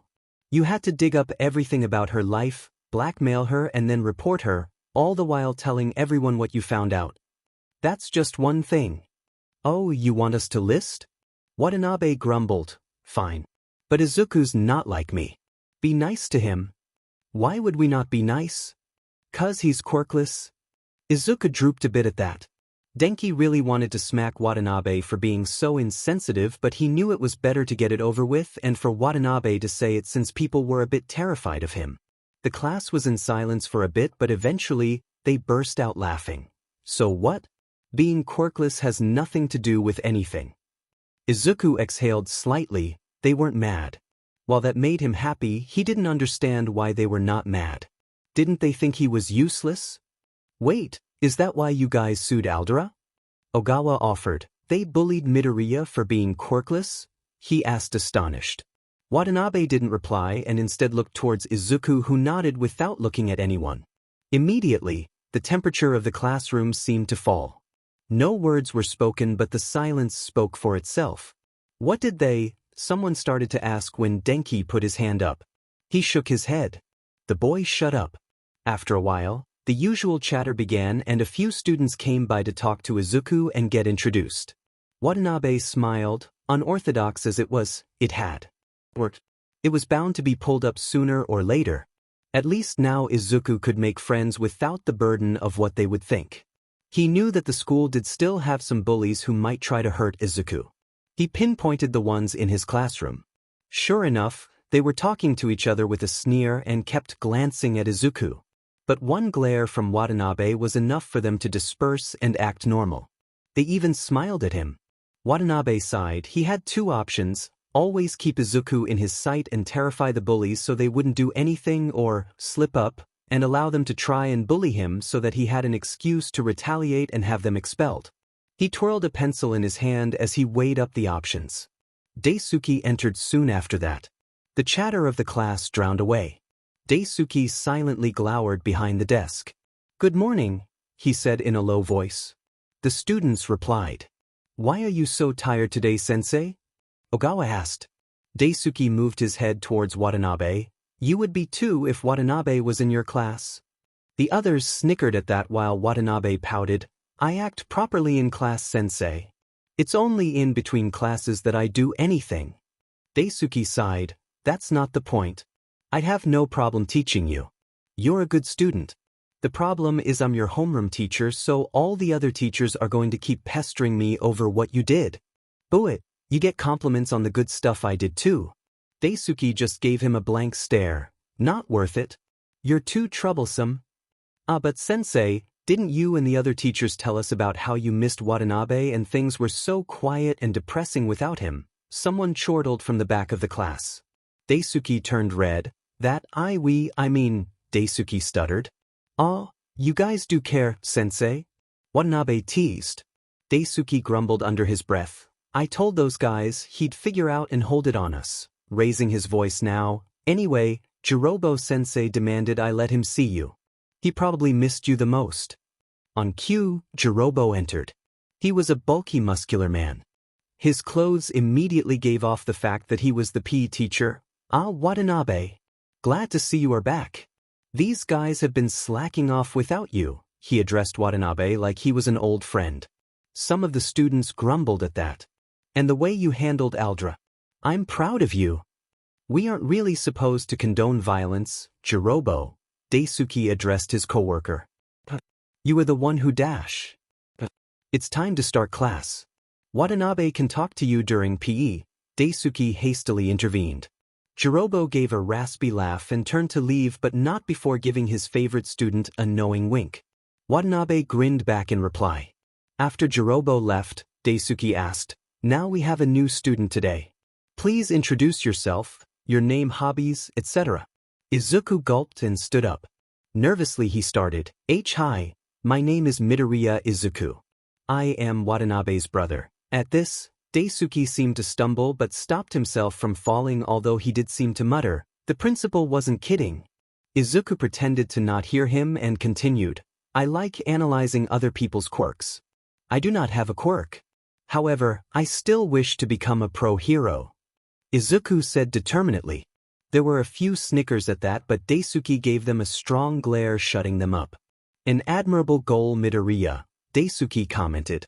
Here it comes. Izuku thought, bracing himself, sure that he'd tell him to give up. I have no doubt you will succeed and will try my best to help you, Daisuke finished with a smile. That was unexpected, Izuku thought to himself. His mind was racing. Wasn't he supposed to disagree, tell him it was useless, that he was useless? Was this just an exception, or were teachers actually supposed to be like this? However, I should add one thing, Daisuke said, jolting Izuku back to reality. With a serious expression, he locked eyes with Izuku before asking in a begging tone, Please don't become like Watanabe. One's enough. Izuku blinked for a few moments before laughing. No problem, Daisuke-sensei. Unlike him, I have manners. The class laughed, as did Daisuke. Good to know. He gave a look around the class to monitor what people thought of Midoriya. He was pleased to see most didn't care about his quirk status. Some seemed to have already made friends with him. He smiled. He did notice one group sneering, but he'd have to deal with that later. All right, we have wasted enough time already, so let's dive into the books. So, how are you liking the classes so far? Denki asked Izuku, who smiled. It was really nice. All the teachers are so helpful and kind. And people actually want to be friends with me. Izuku said enthusiastically, like a little kid who had just made his first friend. Denki smiled in return. He was happy for his friend, but a bit sad that Izuku had to put up with abuse all these years. The marks wouldn't easily vanish.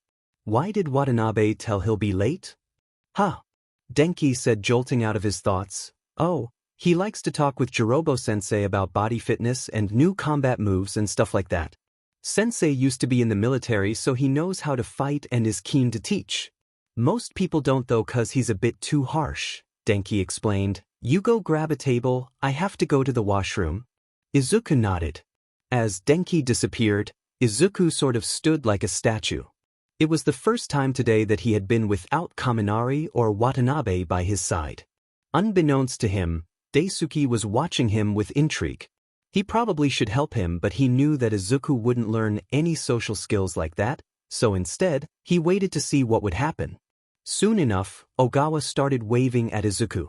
Izuku stared at him a few times, looking back to check whether he was beckoning to him. Still unbelieving, he pointed at himself with uncertainty. Ogawa laughed and nodded vigorously. Izuku stumbled a bit as he walked to Ogawa and plopped himself down next to him. He tried to think what to say but couldn't come with anything. Instead he turned red. Ogawa laughed, but not in a taunting way. "It's okay, we don't bite. This is Shursui and Surum," Ogawa introduced. "Hi," Izuku said quietly. "Nice to meet you," Shursui said enthusiastically while Surum gave a lazy nod to acknowledge his presence. "Don't mind him.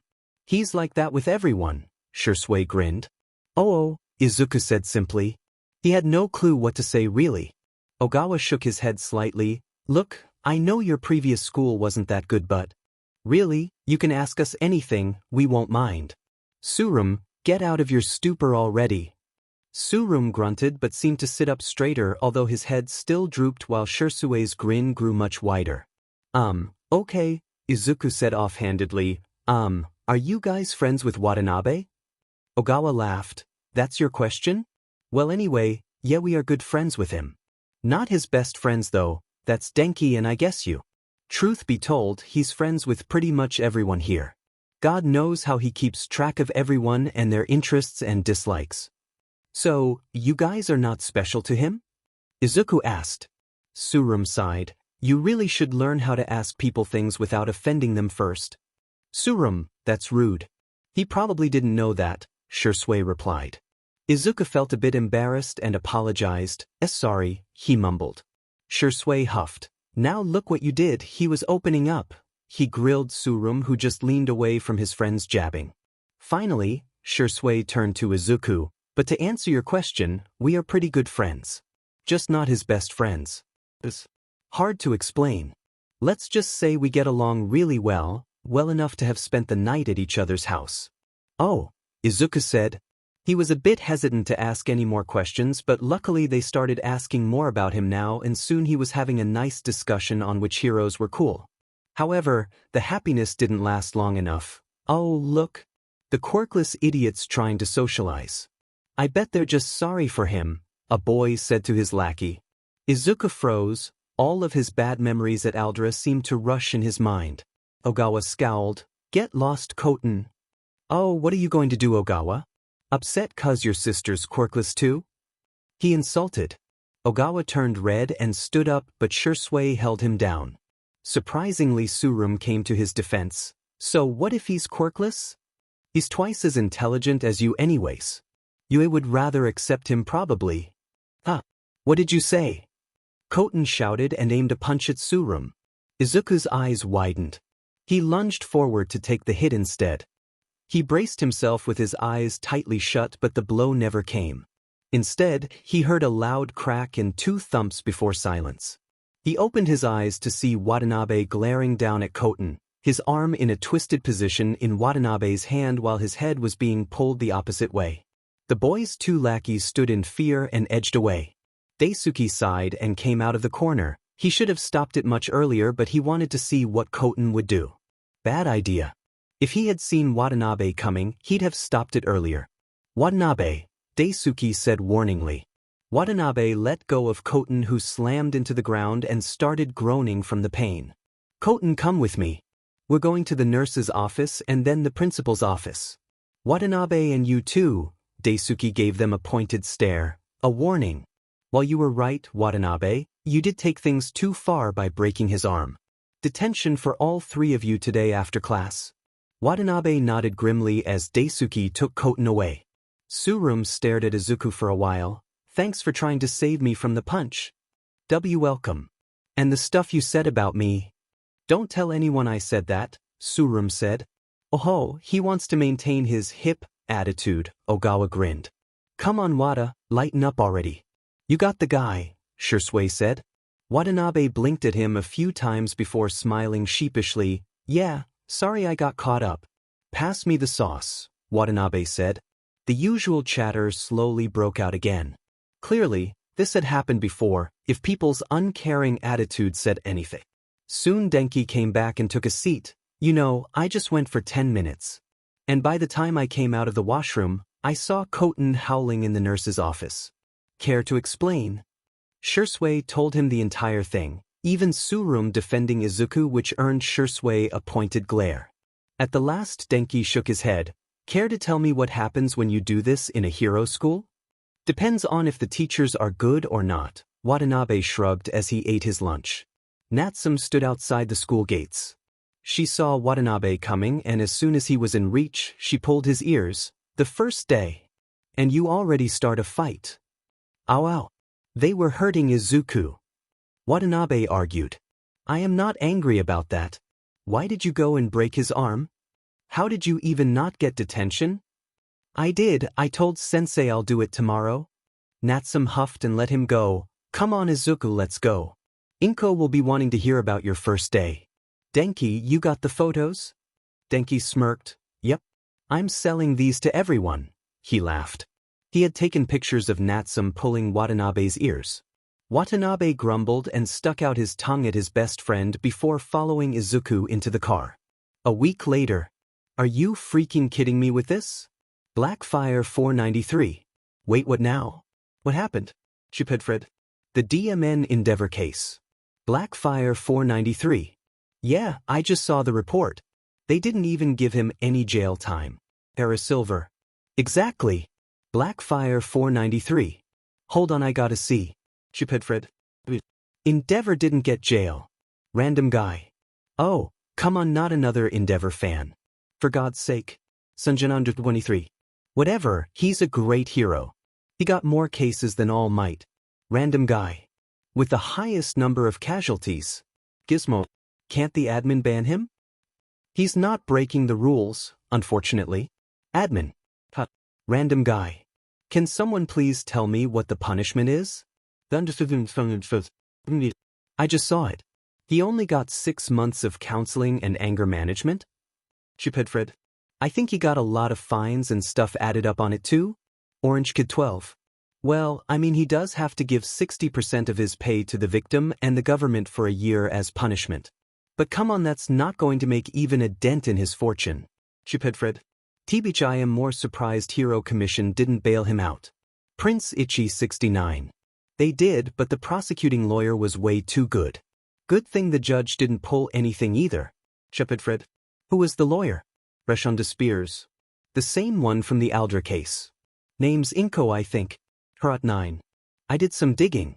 Seems like she used to do abuse cases before but stopped suddenly. She restarted now for some reason. Little Charmed. For what? Sanity 1. No clue. Little Charmed. What? Was she good? Sanity 1. Yup, she was ruthless. Even in cases with minimal evidence, she won. Little Charmed. That good? Sanity 1. But for real, we ain't gonna talk about Endeavor getting knocked by a teenager, blah. Cameo 18. Yeah, that was amazing. But it got a lot of villains after him too for some reason. Fred. For recruiting as a villain. Whilemindum. No, they were all murderers and serial killers. Police caught them after some vigilante duo beat the heck out of them. Fred. Why would they be after him? Shouldn't they be happy that someone assaulted a hero? Whilemindum. They should. Unless the Hero Commission is more corrupt. Fred. Nah, they wouldn't stoop so low that they'd hurt a kid. Whilemindum. Maybe, but hope those kids stay safe. With that vigilante duo. Broly and the police are there too. The police are better, I mean they did charge Endeavor ruthlessly. Silver. I guess we'll see. Yeet Minto Thevoid of Space. Gran Torino sat up straight as he finished scrolling through the articles. The Hero Commission was corrupt, he knew that. One of the reasons why he had cut off contact with almost everyone was to make them believe he was dead. Both Nedzu and he believed that some, if not all, of the Hero Commission were moles for all for one, not that they could prove it. He sipped his drink. This article had given him a lot of entertainment. First, that boy provoking death arms, then the villain on a spree ready to kill, suddenly maimed. Endeavor's acts being brought to the public. The Aldra case, they were all entertaining but they were not random. They were sequenced as if to maximize chaos. The writers knew how to push the buttons and hit where it hurt the most. Naturally, Torino's first thought was that Nedzu was behind the article, but one thing didn't add up. Nedzu would never use an alias. He wasn't scared of what his actions could bring, and Nedzu had enough leverage to bully anyone into leaving him alone. One thing was certain though, Nedzu knew something about the article. Without hesitation, he called Nedzu. He was going to get the answers right now. Hello Torino. How has retirement been suiting you? Nedzu's voice answered. Nedzu. Glad to hear your voice again. And no, retirement's horrible, Torino replied gruffly. Anyway, I will get straight to the point. You want to know about the article? Nedzu finished for him. Yes, Torino said. Torino heard Nedzu sigh. On the other hand, I am aware, beating around the bush will do nothing to you, so I will just save us both some time and tell you everything. It all started when Toshinori's successor's cousin moved in with him. Toshinori's successor? Torino exclaimed. You didn't know? I thought Toshinori must have said it to you. My mistake, Nedzu said in his normal voice, but Torino could hear the sadistic grin Nedzu must have had on his face right then. Well, you see, his successor is quirkless. Torino didn't speak. It was better for Nedzu to finish before asking questions. Taking the cue, Nedzu continued, his successor, Midoriya Izuku, was bullied at his school for being quirkless. I assume you know him, the green-haired boy from the sludge incident. Torino grunted, yes I do. Should have realized Toshinori would have been interested right there. Well, that same day his cousin, Hattori Watanabe, moved in. He is an observant one. He figured out about Izuku's bullying, his training with All Might, and assumed All Might's quirk can be passed on. A reasonable assumption, considering his quirk is unknown to the public. Afterward, Watanabe introduced himself to Toshinori and got his help to get to me. They wrote the article and then had Toshinori give it to me. I didn't have much to fix, so I just published it, and then everything you are seeing occurred. Torino hummed. Nedzu's description of the events was really scarce, much more like a summary than an actual description. Is the cousin, the boy who riled up Endeavor and Death Arms? Yes. I know what you are doing, Nedzu. Do tell me what you think, Nedzu offered. You want me to go to UA to meet with you directly.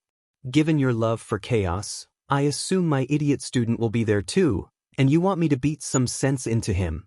That would be appreciated, thank you, Torino, Nedzu said as he disconnected the call. Torino chuckled. It was unlike Nedzu to be so direct about what he wants, so there must be something else bothering him, for him to want to get everything done as fast as possible. Torino sighed as he stood up to get ready. It would be fun meeting his old student. Nedzu-san, who are we waiting for? Toshinori asked as he sat in Nedzu's office, sipping tea. He should be here soon. Don't worry. Toshinori nodded nervously. He was worried. Nedzu's surprises were not really known for being pleasant. They sat for a few moments in silence until they heard a slow knock on the office door. Come in, said Nedzu. The door opened and immediately there was a whoosh followed by Yagi falling to the ground, clutching his cheek in pain. He looked up through the pain and his eyes widened. Ran Torino. Toshinori, Nedzu here tells me you have gotten a successor, Torino said with a glint in his eye. I am hurt you didn't tell me. I meant to Torino hit him again, making Yagi yelp. If you had told me right away, you wouldn't have gotten hit. It seems I failed as a teacher in teaching you manners. Yagi yelped as Torino caught him by his neck and sped around the room. Yagi screamed in terror. After a while, Torino seemed to have had enough fun and threw him to the floor. Now that was a good stretch, he said as he sat down, taking the cup of tea from Nedzu with a smile. Yagi coughed as he slowly got up from the floor, clutching his chest in pain. Come on now, sit, I have had my fun for now, Torino ushered. Yagi hesitantly moved towards a chair and sat. Nedzu smiled. Now that the pleasantries are over, let's discuss what I called you for. Yagi's eye quirked in question. It wasn't to see Gran Torino beat me up? Nedzu shook his head, his expression growing grimmer. I am sure both of you know about the Hero Commission and how corrupt it is, Nedzu said with narrowed eyes. Instantly the room grew serious. Torino's smile vanished and Yagi stood up straighter, unconsciously slipping into his All Might form. Both nodded silently. That is why I asked you too. I need more heroes on this. I will be discussing with the UA staff later too, but such a few heroes will do nothing against the Hero Commission. That is why I am asking you two to be vigilant and try to recruit trustworthy heroes against the Hero Commission. May I ask why the sudden stance? The attack on the Kaminaris. It's no secret that Endeavor is their pawn, knowingly or not. I don't know, but it was guaranteed they would try to retaliate, Nedzu replied. Are the vigilantes Torino began to ask. No, I didn't send them. I have no clue who they are or if they even share the same interest. All I know is that he told one of the victims to steer clear of Izuku, Denki, and Watanabe as well as their families, or he'd personally hunt them down. Without those vigilantes, that kid would have been dead, Torino summarized. Not exactly. I had sent Aizawa to the Midoriya residence and present Mike to the Kaminari residence. Mike actually did witness the vigilante attack, but they had been burned to a crisp before he could act. They were out of sight by the time Mike had entered the scene. This is an interesting set of events. We took down All for One, but it seems a new threat has emerged now. A threat we can't use our fists against, Torino concluded and glanced towards Yagi, who was clenching his fists tightly. My second point, for protection, the police have been deployed. Of course, the vigilante duo are also present, but I would like someone to keep an eye on those three too, Nedzu said. I'll do it. I have training sessions with them in the morning and evening anyway. You train the other two kids too? Torino asked. Yagi paled. He hadn't meant to let that slip. Well, So all three know? Oh, only Izuku and Watanabe know though. Not Kaminari.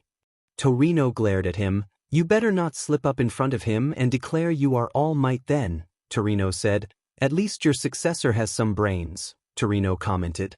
Yagi sighed in his mind slightly. At least he hadn't been kicked again. Well, that's all I wanted to discuss, Nedzu said, switching back to his cheery self. I should get going. Izuku and Watanabe's training restarts today evening. I'm hoping to show him some moves with One for All since Kaminari doesn't attend our evening sessions. I'll come too. Introduce myself as All Might's sensei to them, Torino grinned. Yagi paled. No, you don't need to. Torino kicked his student. Don't talk back to your sensei, disrespectful brat. Now, I assume we have to go pick them up considering it isn't safe for them to move on their own. Torino said. That may not be a good choice. The Guardians don't know I am training them, Yagi said quietly. What? Torino asked with a narrowed glare that promised pain. I mean they know that All Might's secretary trains them, Yagi tried to salvage himself. Nedzu chipped in from his desk. Not formally, Torino. They know vaguely because Kaminari called him sensei in court, Nedzu grinned said distantly. Torino sped up again and beat up Yagi once more, making him scream out loud, You idiot! You are going to transfer a volatile quirk to a child and didn't bother telling the parents anything. Torino basically yelled. I didn't think Let's say the quirk doesn't accept him, then what? How do you plan to explain it to his mom? Even if he doesn't get blown up, hopefully, quirks just don't manifest. Especially as a teenager, you idiot. But I can't tell them I'm All Might. That would put me at risk. If his mom finds out and isn't understanding, she's going to sue you to hell anyway, Torino deadpanned. Get it over with, Tashinori, Nedzu offered, his face slightly more serious. Inko is trustworthy and at least one parent deserves to know. Fine, Tashinori grunted. I'll ask them to bring Inko-san to Dagoba Beach as well, he resigned. Where are we going, Izuku? Inko asked. Yagi-sensei wanted to meet you, Izuku said vaguely. I already permitted for you to train under him, so did Natsum for Watanabe, Inko replied. There is more to it. Izuku replied. Inko was still confused, however, anything that was keeping even Watanabe quiet and serious must be important.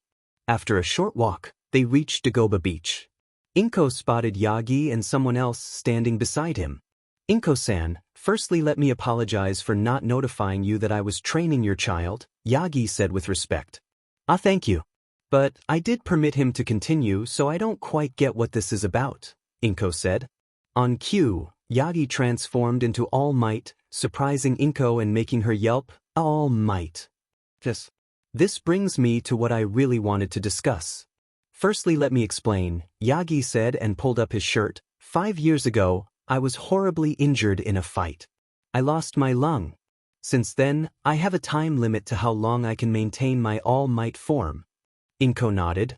But why are you telling me this so suddenly? There is no reason to. My quirk is one for all, All Might said. Before he could continue, Izuku interrupted, Yagi-sensei. Is it all right discussing this in front of him? He nodded to Torino, who didn't look like he had been insulted. He was about to retort when Watanabe interrupted. Izuku, I think Yagi-sensei remembers he brought someone with him, Watanabe deadpanned. If anything, I should be more worried that Tashinori is talking about one for all in front of another kid, Torino chortled. Watanabe smiled. I already knew. If I am right, you must have been the one to teach All Might? Possibly even the previous user of One for All. Torino laughed. Nedzu was right, you are quite observant. However, no, I am not the previous user of One for All. I did teach All Might though. Can we wrap this up first? Inko said. Torino nodded. I have an offer. Your son, I am aware, is quirkless, but he has the heart of a hero. If he could be a hero, what would you say? Yagi asked. Inko's face became slightly sad at that. I would say that's impossible, but with that article, it was pointed out that UA does accept quirkless people too. If Izuku gets in, I will support him, no matter what. Even though it will make me worry for his safety. Izuku was shocked. He had expected his mother to say that he probably couldn't, like when he had been a kid. He didn't hate his mother, but he thought that would be her reply, so her change in attitude was overwhelming to say the least. What if he could become a hero with a strong quirk? Would that ease your mind? Yagi asked with a smile. What are you saying? Inko asked. As I said, my quirk is one for all. It gives me super strength. However, it can also be passed on from one person to another to another. Inko's face glimmered in slight hope. Saying that, she stuttered with tears in her eyes. Do you agree to let me pass my quirk on to Izuku? Yes, I do, she replied amidst tears. She turned to hug Izuku. Izuku, you are going to be a hero. Izuku also wept silently as the two embraced each other. Torino smiled and then sped up and kicked Yagi straight in the head. Yagi fell with a thump to the ground. Izuku and Inko yelped in surprise. All Might! Izuku exclaimed with worry. Watanabe on the other hand exclaimed, Where's a camera when you need one? Torino slightly smiled. He could see why Nedzu liked Watanabe, not that Izuku was bad either. He had all the characteristics of Yagi but was smarter. And considering he had Watanabe as a brother, he had a feeling he'd be a Nedzu favorite too. He turned his attention back to All Might. Tell the dangers and drawbacks. Yagi nodded in pain. One danger is that, if Izuku's body is fit at the time of transfer, he might blow up, Yagi said slowly. What? Inko nearly yelled. But don't worry. That's why we have been training hard. There are parameters of safety for this quirk. I will only transfer it then. How can you be sure? Well, 7 other people had this quirk before me, so, Yagi half deadpanned. Oh, Inko replied, a bit embarrassed at her outburst. I'm still not completely on board. I need some time to think about that, but Izuku can still train with you in the meantime. Great. And, that's it, Yagi finished.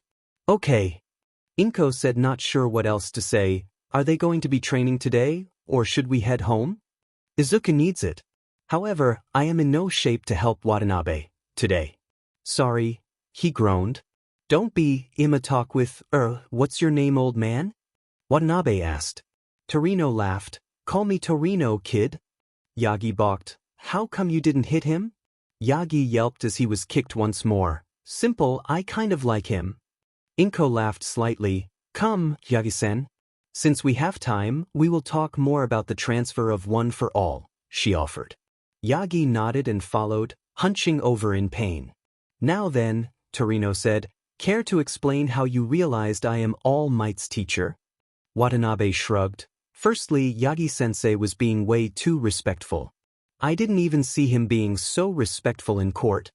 Torino almost laughed at that. Watanabe smiled and continued. Then there was the fact he was in obvious pain. Due to his stance, he was also trembling and was leaning away from you. Then he started talking about One for All, which meant you are someone he trusted. Due to your age, I concluded that you are his teacher. Very good. Very good indeed, Torino replied. Now, tell me about your cousin, how good is he, truthfully? Watanabe nodded. He is intelligent, way more intelligent than me. But Aldra was bad, very bad. They bullied him for not having a quirk and humiliated him, called him a cheater if he showed the barest shreds of intelligence. 'Cause, apparently quirkless don't have brains, Watanabe spat. My grades aren't bad in itself, but his is better, not to mention his analysis. On the spot, yes, I do weaknesses and he does strengths, but with the proper amount of time, he can do both. I can rarely find strengths for a quirk. The main outlier, I'd say, is that I twist the rules. Izuku is scared too, but if he snapped. Watanabe let the silence fill out everything else. So, yeah, he is intelligent, but he hides it, tries it make himself a smaller target, and he will almost never act on it. 'Cause, that's how he has been conditioned, you know. Not unless someone's life is on the line at least. People have been so cruel to him that he will blindly trust anyone who is acting like a nice guy, 'cause surely if someone is being nice to the quirkless him, they must be good of heart. He has the innocent outlook of a child. I guess that's how he kept his sanity. Torino nodded. Watanabe did seem to have given an honest description of Izuku. It seemed like Yagi had gained a good successor and another good kid too. You are rather smart, Torino complimented, but do you have combat skills? To be a hero you need to be at least average in all the fields, Torino said. Well, I am training with Yagi-sensei and going to a dojo for martial arts. I have weights to help me as well, so I think I will be able to keep up with villains, Watanabe said with determination. Torino nodded. What about your quirk? Huh. Watanabe said before grinning, its eye color changing. Torino immediately understood that Watanabe was hiding a part of what his quirk was. Torino laughed. Smart choice, kid. Never tell anyone what your quirk is if possible. A lesson most heroes forget. Watanabe smiled kindly in reply. Torino didn't push any further about his actual quirk and instead moved to quiz him more about himself and Izuku. He smiled slightly. It would be interesting to see what the two cousins would do. The room was dimly lit, glass shattered across the floor like someone had been on a rampage. A soul monitor was hung on the wall, replaying first-hand footage of the vigilante attack. All for one growled as the footage replayed again, the blue flames burning the goons he'd hired. Those idiots from the commission had wanted Denki dead for disrespecting their precious endeavor. He had had to oblige, knowing if he didn't, they might expose him. He couldn't afford that, not yet anyway. He thought he would have gotten a deal out of it too, by stealing the brat's strong quirk and keeping it for himself. He might have even transferred it to some nomus and would have gotten another body too, but that was not what happened.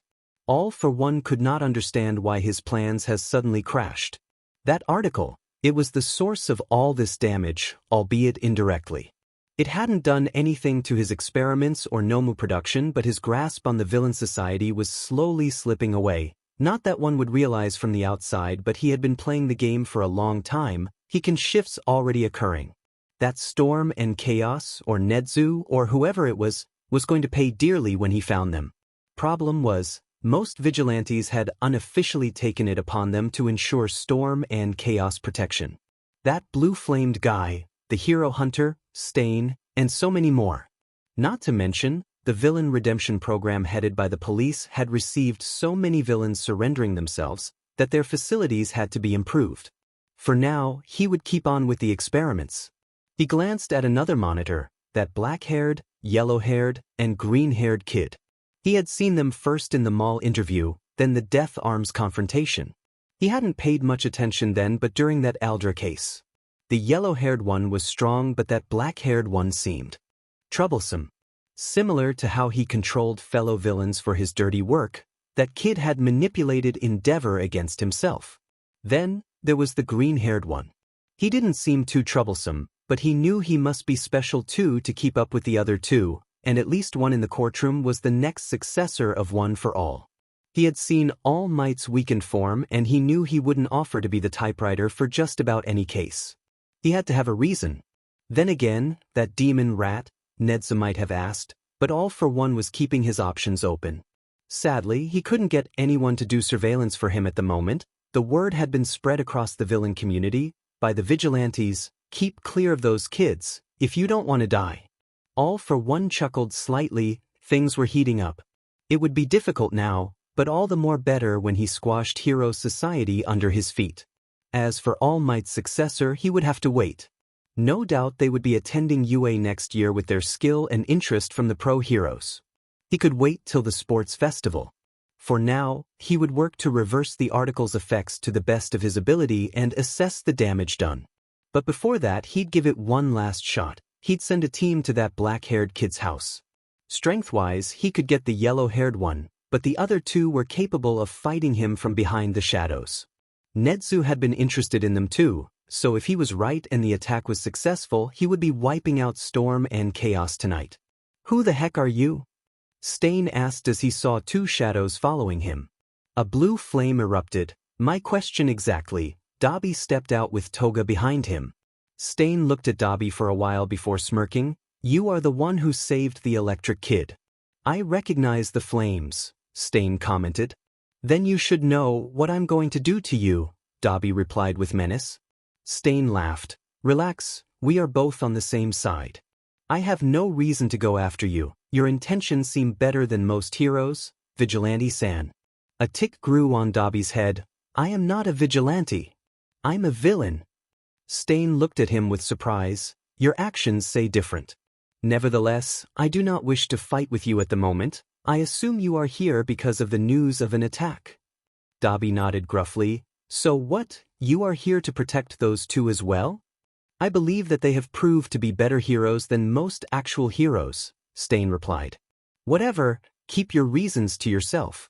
If you want to help, then help," Dabi said and sped off into an alley, where he had seen a few people lurking. Toga smiled at Stain and ran after Dabi too. Dozens more appeared to try and beat Dabi and Toga. Stain shook his head but went to help. On the corner of his eye, he saw the barrel of a gun glistening.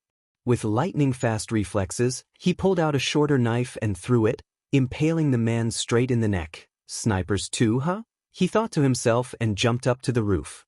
He monitored the situation and saw 3 more snipers. 2 were aiming for the house while 1 was trying to get Dabi and Toga. Stain smirked sadistically and made quick work of the snipers. On the ground, none of the villains were a match for Dabi's fire and Toga's sneaky blade attacks. Aizawa cursed to himself.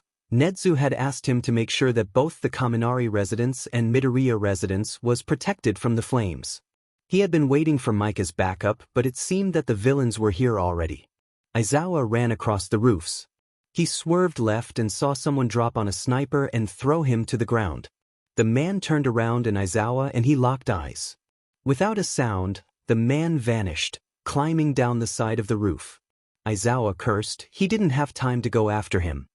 He swerved into the main fight and flinched at the smell of burnt skin. He saw blue flames retreat around a corner. Aizawa desperately tried to catch up, but they had vanished without a trace. Aizawa couldn't think too much about them as he heard shots being fired. His eyes widened and he tried to find the source from the roof. He sighed in relief as he saw that it was the police, shooting the rest of the attacking villains. He made a mental note to report to Nedzu and went to help. Dabi sighed as Aizawa headed in the opposite direction. He and Toga had ducked behind a dumpster, sure it wouldn't work, but they had been wrong. They silently creeped out of the alley and threw away their masks and cloak. Dabi pulled up his phone and cursed, "In it. I missed Storm and Chaos live chat." "You are really obsessed with them, huh?" Toga commented and Dabi replied haughtily, "Look who's talking." "What did they say?" Toga ignored her friend. If Endeavor acted like that with children in front of a judge, how does he treat his own children? Dabi stopped short and stood in the middle of the street, in shock. Toga stared at her friend uncomfortably, not sure what to say. You okay?" she asked, trying to be compassionate. Fine," he lied. While Dabi's respect for Chaos had increased tenfold since he had called out Endeavor, he was in thought. Chaos didn't know how close he or she was to the truth. It had been a jab more than a theory. For a moment Dabi wondered if he should contact Storm and Chaos privately on the forums. However, he realized that Toga was standing beside him silently in uncomfortable silence. He shrugged off his thoughts temporarily, to the back of his mind. "Anyway," Storm replied, "it seems. I doubt he'd do that to his own kids. Hero Commission is there. So, Dabi laughed. Didn't know Storm could be sarcastic? Toga hummed in response. Are you going to cut them when you meet them? Dabi sighed and started walking again. You really need to get over cutting people? Yagi stumbled around in the dark, careful not to make too much noise lest Torino wake up. His old teacher had deemed it too strenuous to take the train back and had decided to stay with Yagi. So, here he was, trying to get dressed for Izuku's training without waking up Torino. He didn't want his students to experience Torino just yet, nor did he want Torino anywhere near him. He put on his shoes and sighed with relief as the door opened silently, without a creak. He was about to leave when his phone rang out loud, making him yelp and knock off a lamp. The lamp fell with a crash. Immediately, Yagi felt his skull kicked twice. Can't even get a good sleep, Torino grumbled. Get the call, brat, he said and disappeared into the bathroom. Yagi groaned in pain but picked up the call. What is it, Tsukachi? I need you to come to the station right now. There's been another attack on Midoriya and Hattori, Tsukachi's urgent voice replied. Immediately, Yagi's demeanor changed. I'll be there right away, he replied. What's wrong? Torino asked gruffly, coming out of the bathroom. Tsukachi was calling me to come to the station, Yagi excused. I'll come too, Torino said as he grabbed his coat. What? And no, you don't have to. Yagi tried to excuse himself but was promptly smacked once more. I know you are going to train those kids again. On top of that, I want to talk with Tsukachi too. He was always smarter than you. How come you like Tsukachi so much? Yagi replied indignantly. You asked Nana and me to help train Tsukachi for the police academy, remember? That's why you didn't mind Watanabe and Kaminari figuring out about Izuku's training. You did the same thing by telling Tsukachi about One for All. At least, in Izuku's case, his cousin figured it out. You straight up blurted everything out, Torino laughed. Yagi grumbled as he closed the door behind him. Why don't you try lying to someone with a lie detector quirk? Torino laughed. Fair point. A short walk later, the two had reached the police station and found Nezu and Aizawa waiting for them with Tsukachi. Aizawa gave a confused look and stared at Torino. Who is this? Torino twitched and sped up, kicking Aizawa in the head. Disrespectful brat. Respect your elders. Aizawa groaned in pain. Who is this? He demanded to Yagi. Manners. Torino said angrily and hit Aizawa multiple times. Check your tone. Nothing to see here. Tsukachi chuckles nervously to the passing officers. My office, come on, he whispered. Nezu nodded and ushered an angry and confused Aizawa into the office. Once they were in, Nezu spoke. It's a good thing you brought Torino with you too, Yagi. Best to have more people on our side. Yagi nodded nervously. How do we know we can trust him? Aizawa interjected. Evidently, Nezu knew this guy, but still. Torino laughed. I taught this idiot over here and beat into him, the little common sense that he has. He motioned to Yagi. Aizawa's eyes widened. You're All Might's teacher? I was a teacher at UA too. Not to mention, it's only because of me and Nezu that only part of the Hero Commission is corrupt. Aizawa went silent. This guy knew what he was talking about.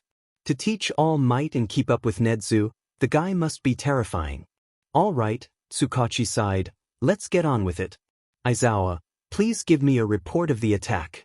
Aizawa nodded, holding his bruised head, and gave a recollection of the events. Nezu scowled. The commission is taking things too far.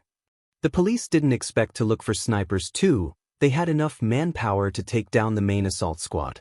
We are lucky the vigilantes in the area took care of the snipers, or who knows what would have happened. What's our next course of plan? Torino asked. Nothing, Tsukachi replied. Nothing? Nezu asked confused. Yes. The police commissioner told me he has an undercover cop planted. Apparently, they can't get anyone to take up their assassination jobs at the moment because they are scared of being fried to death. And you are sure of this? Nezu asked. Tsukachi nodded. The commissioner is a good guy, he's not against us, otherwise, he'd have wanted to keep you out of this, Nezu. But he did order us to not do anything for now. Just ask Nezu and All Might to win heroes to our side. This plan might go bad at any moment. While the article on quirk discrimination was important, it also weakened society's belief in heroes. One wrong move and the commission can turn on us by calling us an uprising, Torino assessed. Ned's aside, we best lay low for now then. Don't garner too much attention. All might play to their wishes so that they think they have you fooled too. Endeavor is a lost cause. I will handle the other top heroes. Aizawa, select your most trustworthy underground heroes and help Tsukachi with everything. Aizawa nodded. Is that it? Yes. Aizawa, come, let's go. It's suspicious for us to meet suddenly with the police, Nedzu said. Aizawa nodded and exited the office with him. Once the door had closed, Torino smiled to Tsukachi. So, how have you been? But I see you have been tormenting Tashinori. Not any more than he deserved. Tsukachi laughed. Yagi pouted. I thought you were my friend. I'm more scared of Torino-sensei, thanks. And here I was telling you are my favorite, Torino replied with mock sadness in his voice. Tsukachi laughed. I owe you for training me for the police and detective exams. Well, it seems you two have a lot to talk about, so I'll just be going. Yagi tried to dump Torino on his friend. But Torino slapped his arm away before he could reach the handle. You aren't getting away that easy. I'm going to train those 3 kids. Naomasa, let's go. What? Why? Tsukachi argued. You need exercise. You must have gotten too slow. But Tsukachi started but was hit several times by Torino. Wasn't asking you to. Yagi smirked evilly at his friend who just gulped in fear. Why are you two laughing? Izuku asked. Are you seriously telling me your comment as Storm on the forums wasn't sarcastic? Kaminari asked. No, I meant it. Why are people calling it sarcastic? Aizu, even the people on the forum hate hero commissions so much that they thought you were being sarcastic. You should have asked me, Watanabe said. Whatever the reason, you aren't supposed to be awake at 3 a.m. Ah, Yagi-sensei, Kaminari yelped. When did you get here? Why is the Aldra detective here? You can call me Tsukachi, Naomasa replied. Yagi sighed. Torino-sensei asked him to be here. Ah, you are Torino-sensei. Nice to meet you. Izuku and Watanabe were talking about you a lot yesterday. Torino smiled. See, this one has proper manners, and what about you too? Are you training us today? Watanabe asked. Correction, I'm training all of you. Torino said. You might get hurt, old man, Denki said worryingly. Torino smacked Denki hard on the head. Who are you calling old? I trained All Might and Naomasa. With He isn't lying. All Might told me about him. Yagi half-lied. Denki stood in awe. Torino ignored him. Today all 5 of you have to try and keep dodging me. No fighting back or anything. That's a bit too easy, Watanabe said. Oh, I forgot to mention. I can use my quirk, but you can't use yours. Torino grinned. I knew I should have taken a holiday, Naomasa grumbled. When do we start? Izuku asked hesitantly and was immediately kicked back. Now, Torino smiled evilly. Bakugu had a slight scowl on his face. Apparently, Inko and his mom had decided he needed to do community service. He did tell that he felt bad about what he did to Izuku, so why the hell did he need to this sheet? At last, Mitsuki pulled into a rundown neighborhood. Let's go, brat. Bakuga didn't bother to fight and just followed her into a building that seemed to be faring better than the other ones in the area.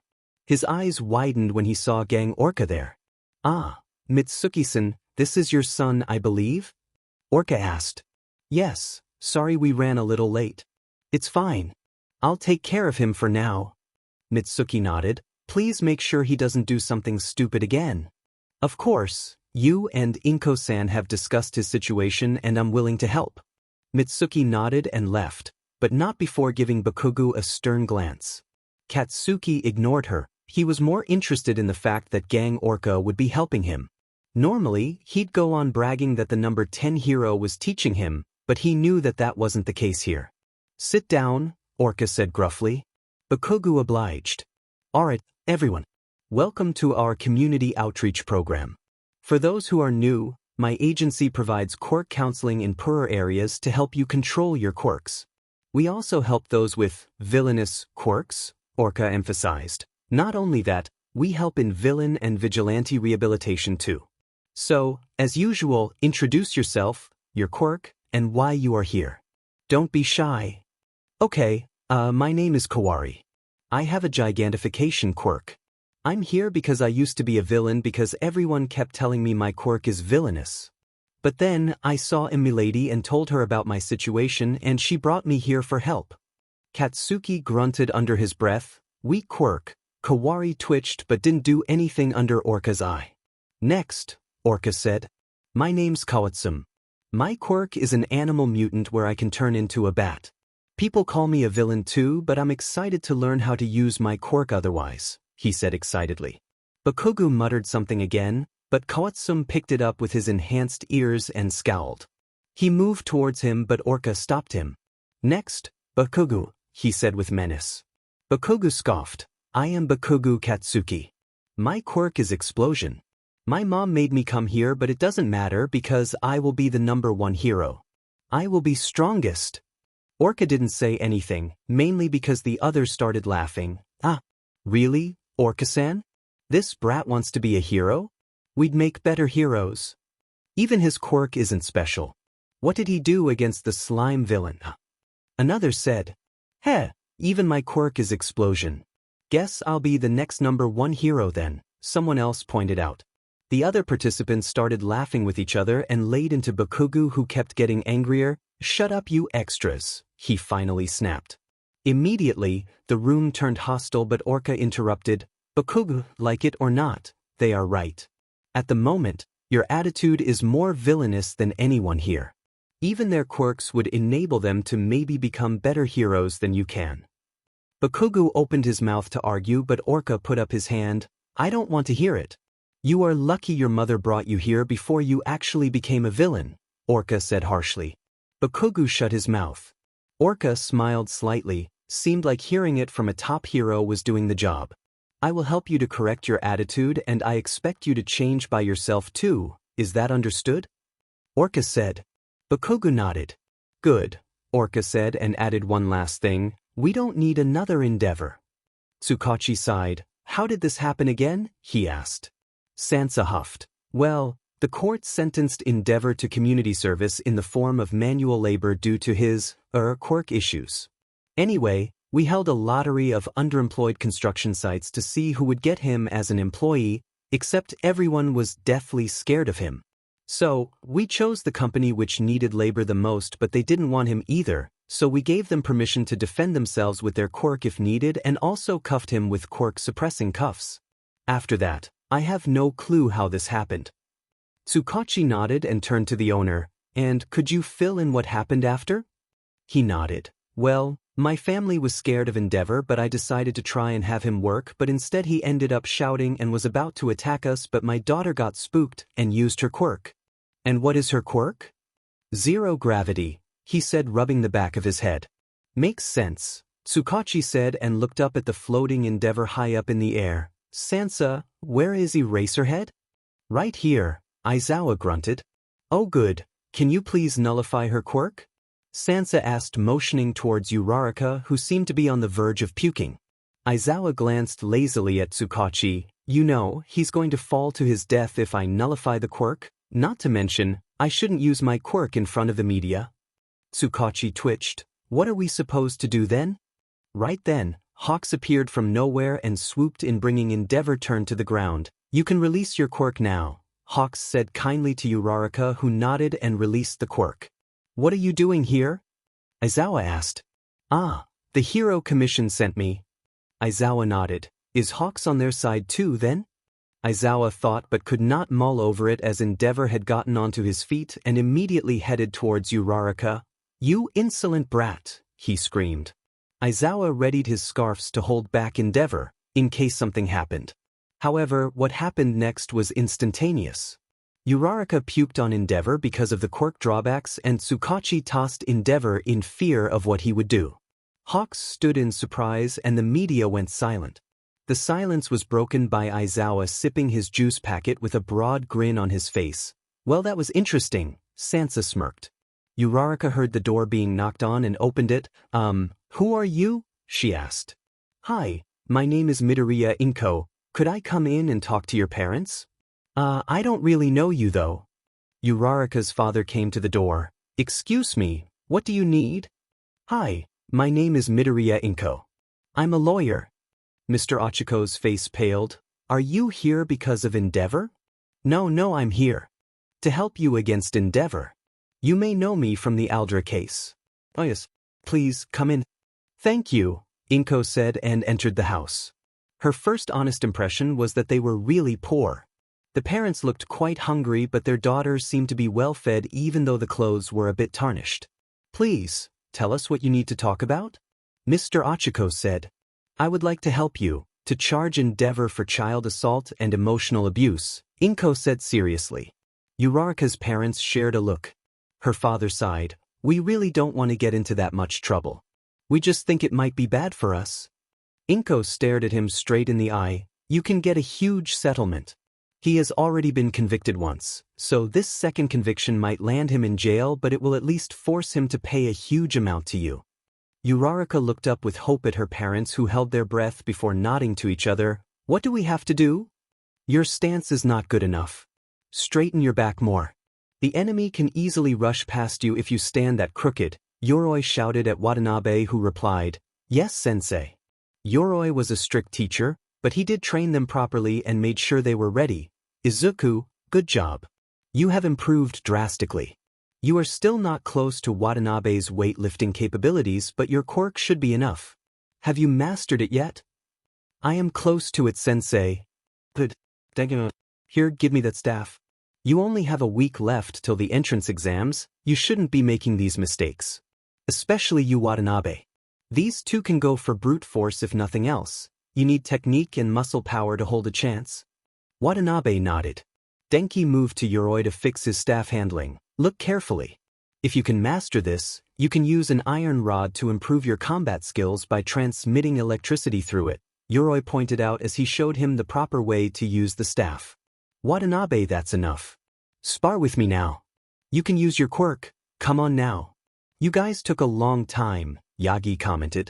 Sorry, sensei. Yoroi-sensei wanted some more time to correct Watanabe's stances. The spar also took up quite some time and he had to wash off the blood after. Izuku excused. Blood? Torino asked. To be fair, I think he was just said I missed my kick and broke the floor tiles, Watanabe replied. Yagi's sweat dropped. Sure, that's all you did. Inko-san, glad to see you are here too. Inko nervously nodded. Yes, you are sure his body is ready? 100%.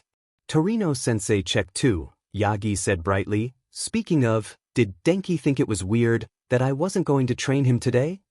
No, we just told him that you gave us the weekend off to rest for the entrance exam and then sneaked here, Watanabe replied uncomfortably.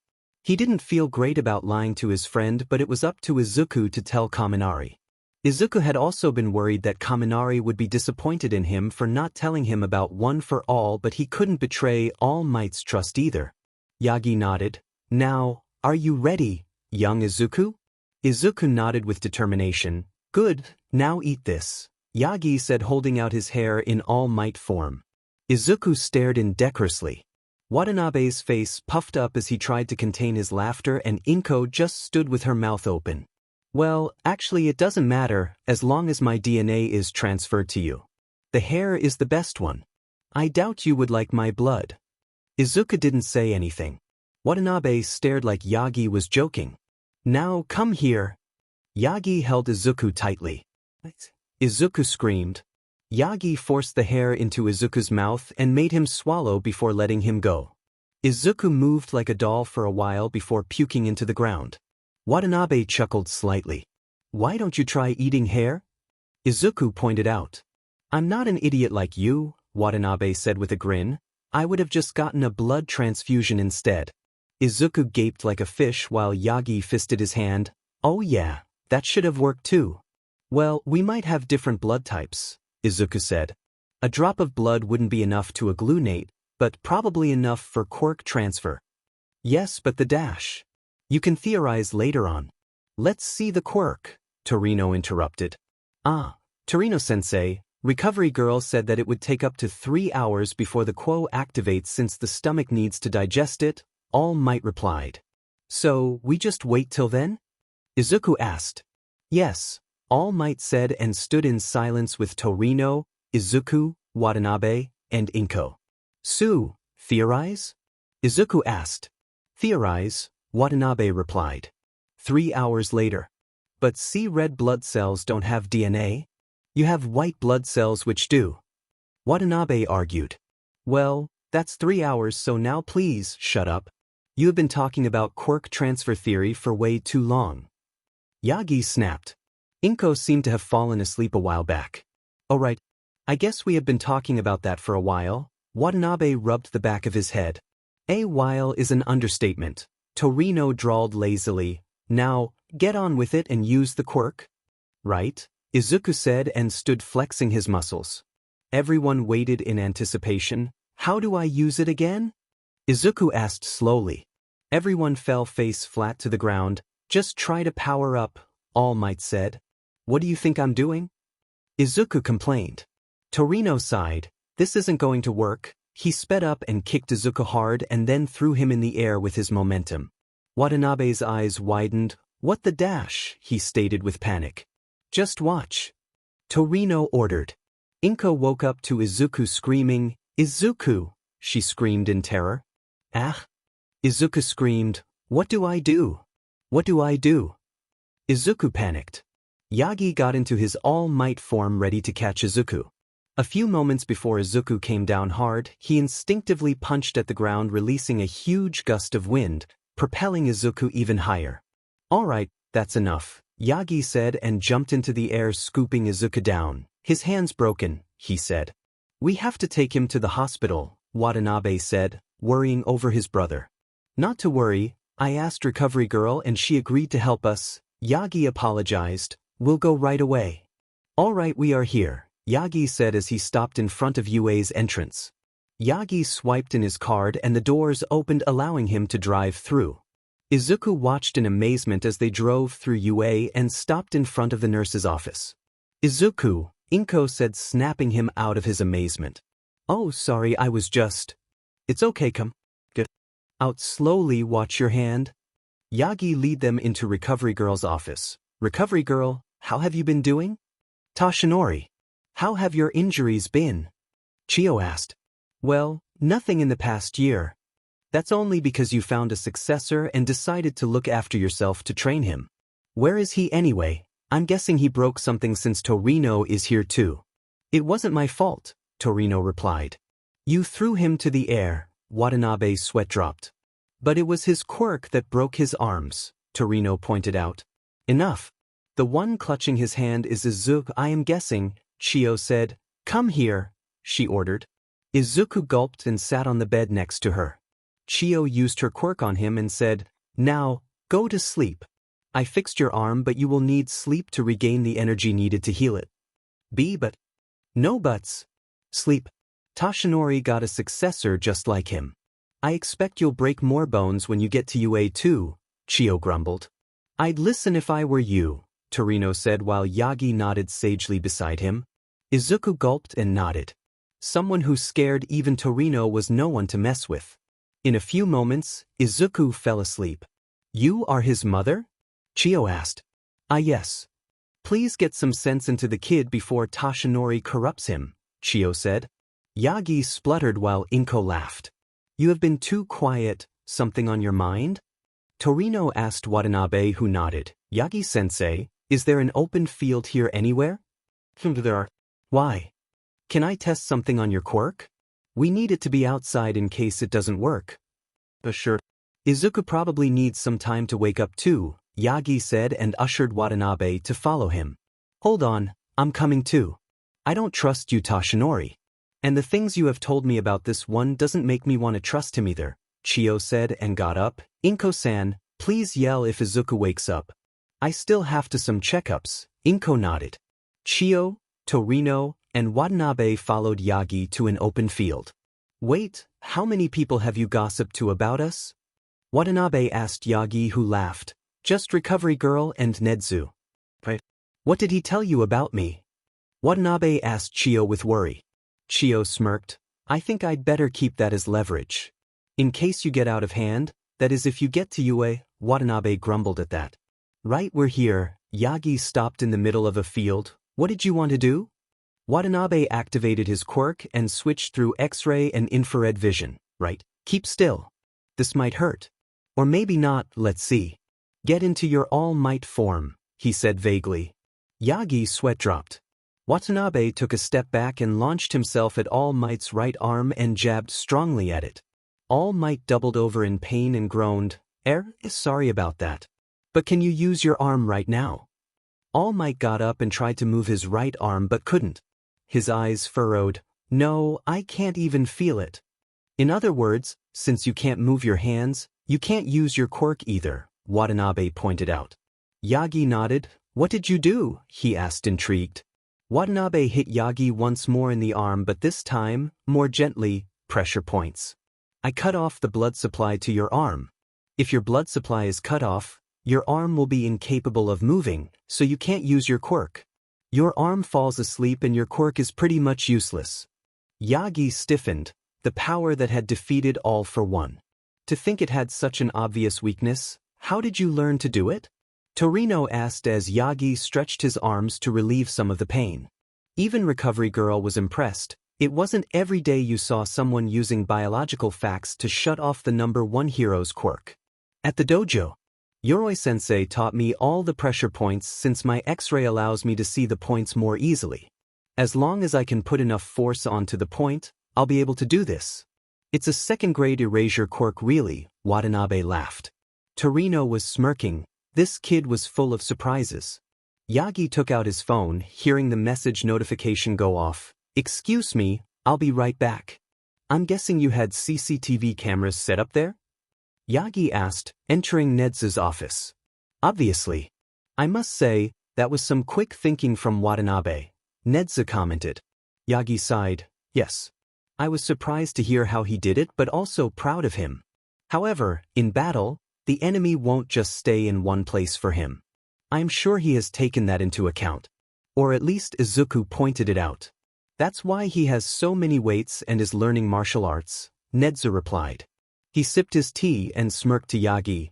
It's fascinating that so many strong quirks can be shut off by just striking a pressure point. However, his quirk does aid him in that. Yagi nodded. Now, the main reason I called you is to remind you that you cannot mention anything about the entrance exams to either of the three. Of course, that goes without saying, Yagi replied. Nedzu nodded. Good. Also, since they are not UA students, I am afraid I cannot allow them to train with their quirks here at this moment. They don't have a pass either. And neither you or UA should be accused of favoritism. Therefore, I am afraid Izuku will have to explore one for all outside of school grounds. More tea. Nedzu finished. Yagi twitched. Yagi had offered to drive them back to their home. Torino had hitched a ride too. You'll have to get your quirk under control before the entrance exam, Torino commented. I'm trying to think of a way to minimize the damage. I'd say that it would have been easy to control if I used the quirk in one area. But while I was in the air, I only used the quirk in my hand. I don't think I can bring the level down any further than I could while we were at UA. Don't worry, we still have a week to figure it out, Yagi comforted. Izuku, Watanabe said with a smile. You're an idiot. Echa? Why? Let's explain it this way. Your quirk is hot soup.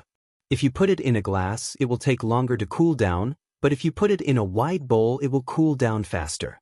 So, theoretically, if you use your quirk across your whole body, it will be easier to control. Oh, Izuku said simply, yeah, that should work. Right, Yagi-sensei? Yagi nodded. It's worth a try. Izuku turned to his cousin with a teasing smirk. You better up your game. Kaminari and I are going to leave you in the dust at this rate.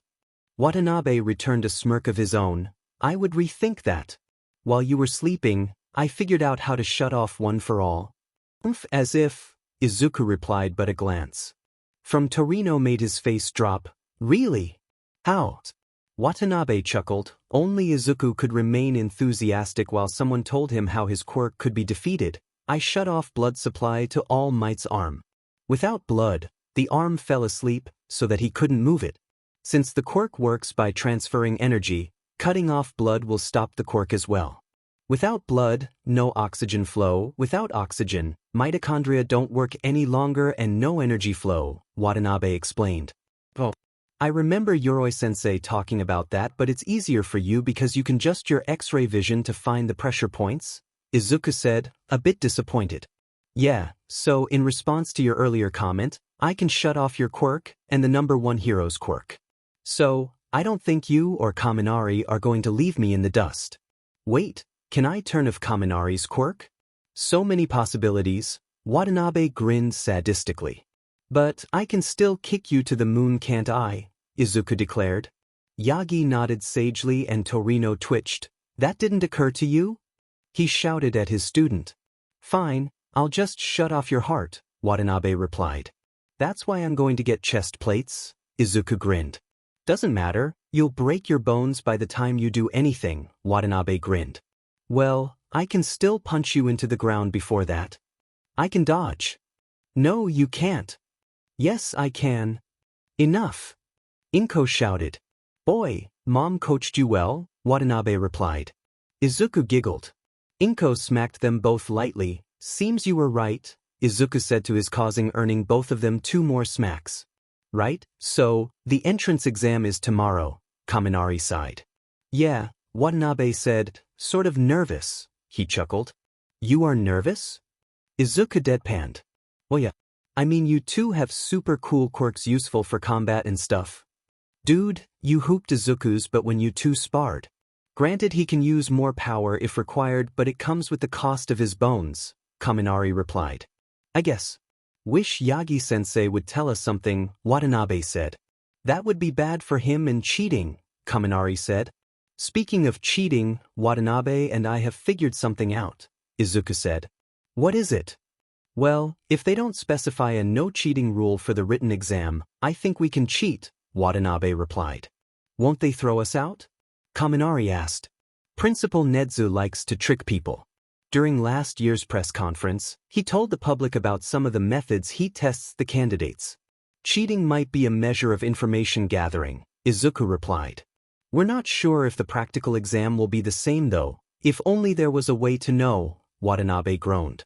Kaminari smiled mischievously. Wait, why are you smiling? Izuku asked. You two aren't the only ones who figured out parts of the exam, Kaminari grinned. You see, while Yagi-sensei won't tell us anything, Torino-sensei can. Wait, did you dash? Up? I asked Torino-sensei.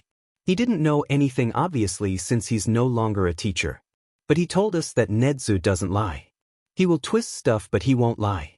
So, the robots are going to be there, but there will also be another twist. Watanabe shed a fake tear. My students. How much they have grown. Izuku and Kaminari twitched. Shut up. The next morning, Izuku, Kaminari, and Watanabe stood in front of the UA gates. Good luck. Doubt they'll let us sit together, Watanabe said. Izuku and Denki nodded and the 3 started walking. All of them were thinking about the exams when Izuku tripped. Watanabe stuck his hand out to catch him, but Izuku didn't fall, he just sort of floated. Watanabe looked beside to see a round-faced girl. Sorry for using my quirk on you, but tripping into the ground would be bad luck, right? She said before releasing her quirk, making him land back to the ground. Izuku turned red and started stuttering, causing both Denki and Watanabe to almost burst into laughter. He means to say thank you, Watanabe said, taking mercy on his cousin. Oh, welcome. Good luck to you.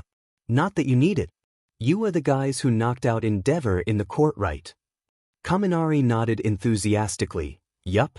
Aren't you the one who floated him and then puked on him? Oh, that was an accident, Uraraka said, embarrassed. It was dope. Watanabe grinned. Thanks. We should get going, Uraraka said. Watanabe nodded and pushed Izuku along with him. They came to a hallway full of rooms with a chart next to it. Guess we split up here, Kaminari said, catching his name. We're in different rooms for the test. Well, good luck then. By the way, Kaminari, use fear tactics, Watanabe said. Huh? Both Izuku and Denki asked, confused. I doubt many people would like to go up against the guy who knocked out the number 2 hero. Watanabe grinned as he entered his exam room. Kaminari shook his head and chuckled. Well, see you, Izu. Yeah, good luck, Denki. With that, the three split up to their respective exam rooms. Izuku entered his room to find Ectoplasm and his clones standing at the front. Please get to your designated seat, Ectoplasm or one of his clones said. Izuku tried not to swoon over the hero and quietly sat down. After the seats filled up, Ectoplasm spoke in an authoritative voice. In 5 minutes, your exam papers will be handed out. You will have 2 hours and 30 minutes to complete them. Once time is up, you will stop writing or your marks are deducted. This is the rule. My clones are in all of the exam rooms to ensure none of you break the rules. Izuku nodded. So, we can cheat. The only rule is that we stop writing as soon as time is up, Izuku grimaced. The papers were handed out. Izuku picked up his pen and held it ready. Your time starts. Now. You sure about this? Aizawa asked. Yes, Nedzu replied. We will be measuring the information gathering and surveillance capability of the candidates. Ectoplasm did not tell that cheating is not allowed, therefore it's perfectly okay to cheat. Will the students realize that? Ken asked. They should. Strength is not everything. You need to be smart too. Are quirks allowed to be used? Ectoplasm's main body asked. Nedzu nodded. Yes. Now, let's see who cheats and how. Remember, normal methods of cheating like a side glance will also work. Sometimes the simplest method is the best at gathering information. Ectoplasm nodded. Watanabe smirked. It seemed like cheating was allowed. He turned on his X-ray vision and discreetly looked around. His sight went through most of the papers, so he had to look at the furthest papers to actually see what was being written. Watanabe almost groaned in annoyance. He hadn't thought this through. It seemed like it would be harder than expected to cheat through the exam. Good thing, Inko had made sure he and Kaminari actually studied. He looked up once more to copy off one of the answers he didn't know. He caught the outline of a few of the letters and wrote down the answer. He caught Ectoplasm staring at him and smiled slightly. Kaminari scratched his head in anxiety. He knew most of the answers, but he had to guess a few of them. He had tried to cheat as well, but the people next to him were even more clueless than him. At least he was sure he would get more than 60%, so that was something. He'd just have to do better in the practical. Izuku finished the exam 15 minutes early. The questions were quite easy and he didn't even have to cheat. He was sure he had the written exam in the bag. All that he needed now was to ace the practical exam. Time's up, Ectoplasm shouted. At once everyone put down their pens. A few tried to write more, but their papers were taken quickly by Ectoplasm. You can go to the cafeteria for lunch now.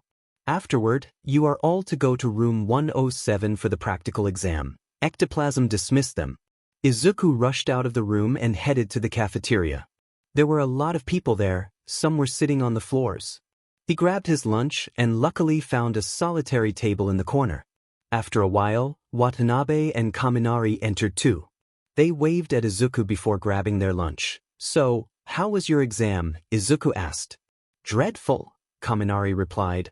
I know I'll get at least 60% but wish I could have done better.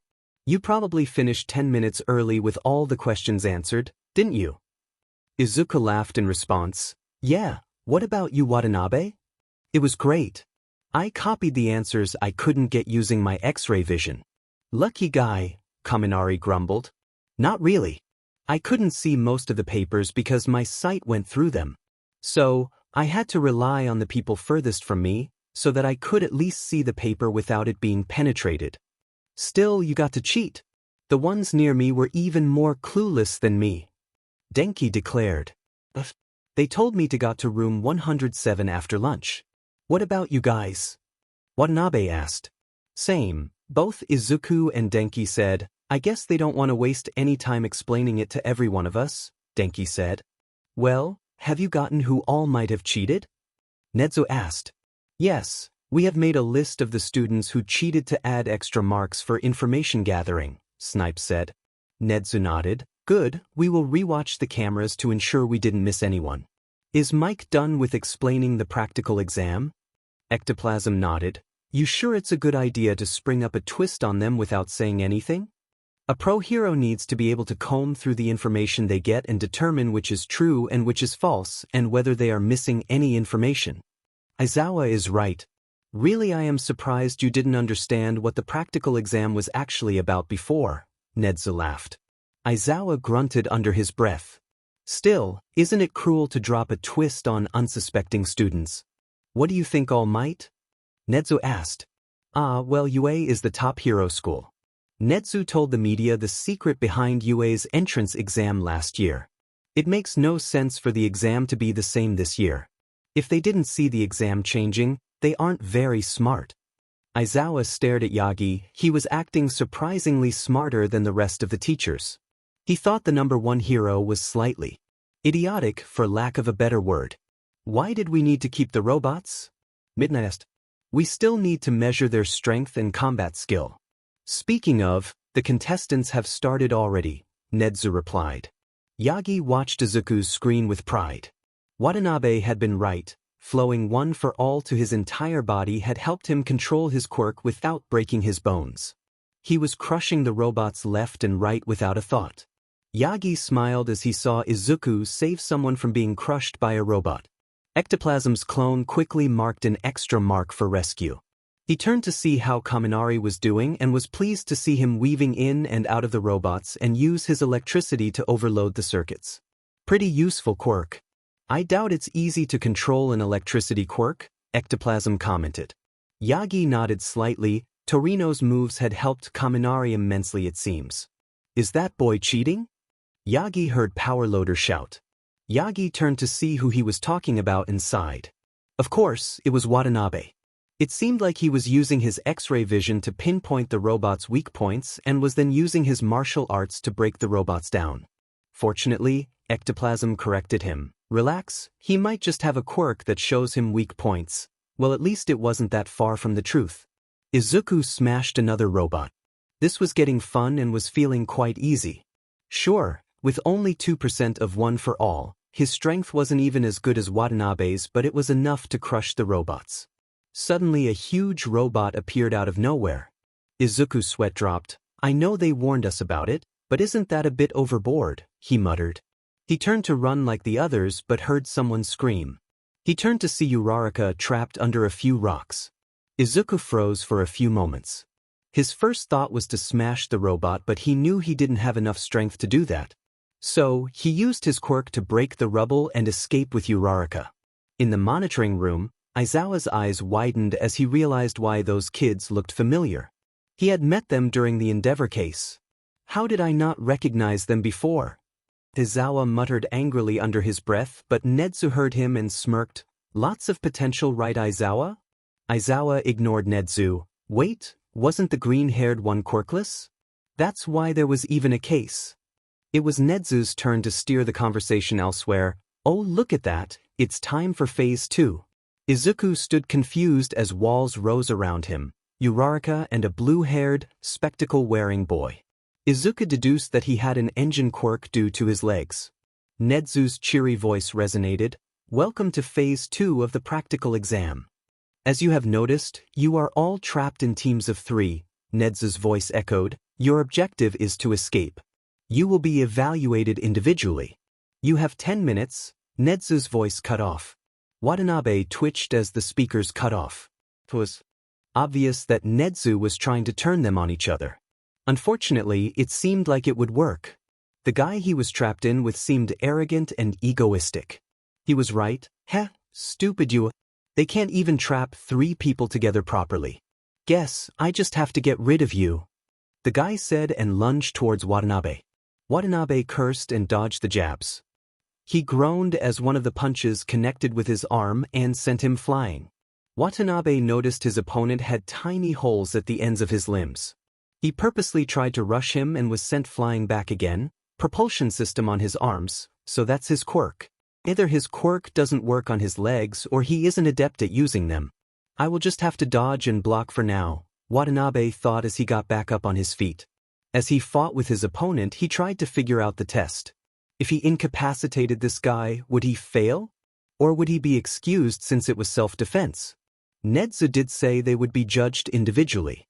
He turned on his X-ray and his eyes widened. Look, come on man. Just listen. They want us to fight. We are supposed to work together to get out of this. As if you just want me to stop so you can catch me off guard.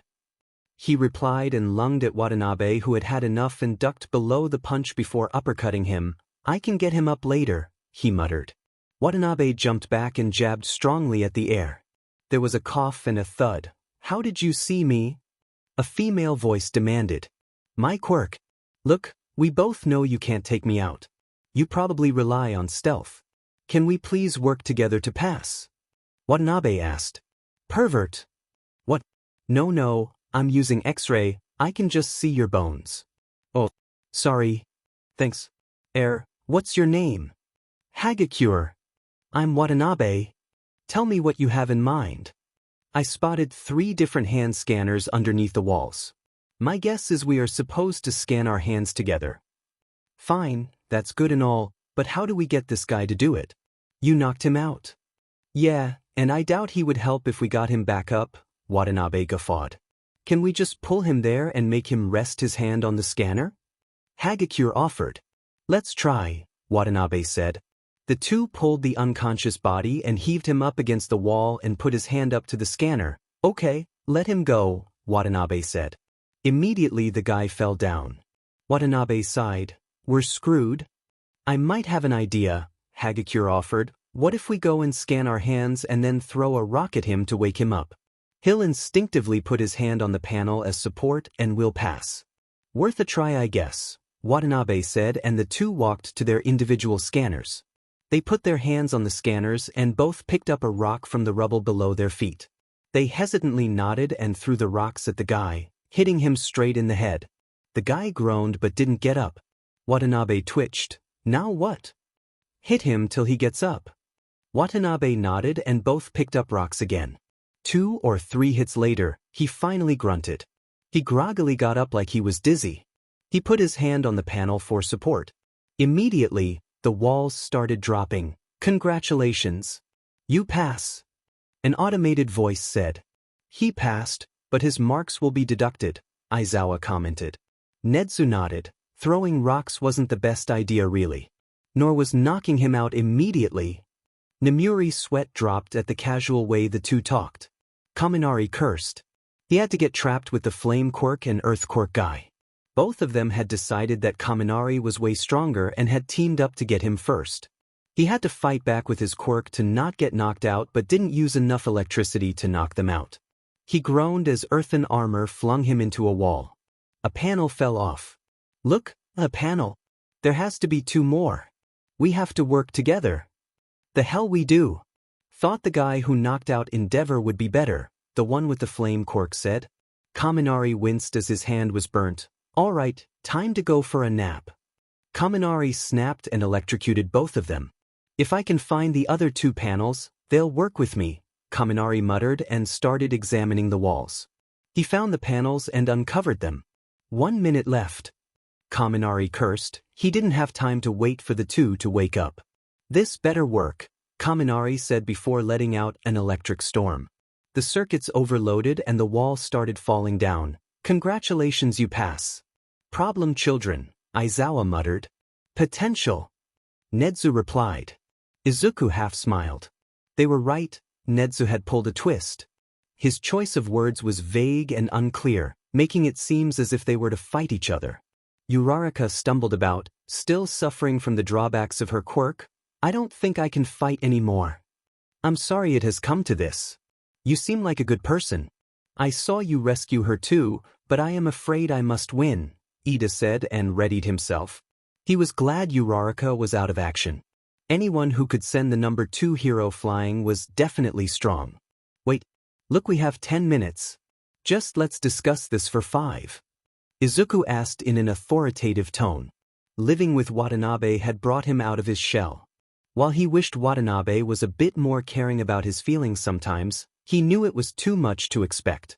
Watanabe hadn't gone through the same things as he and didn't know how to console or acknowledge his feelings. At least he had gone about treating him like a normal person and had done brotherly activities with him to try and make him feel good. Not to mention Watanabe was trying his best to make him more outgoing instead of shy, panicky, and scared of everything.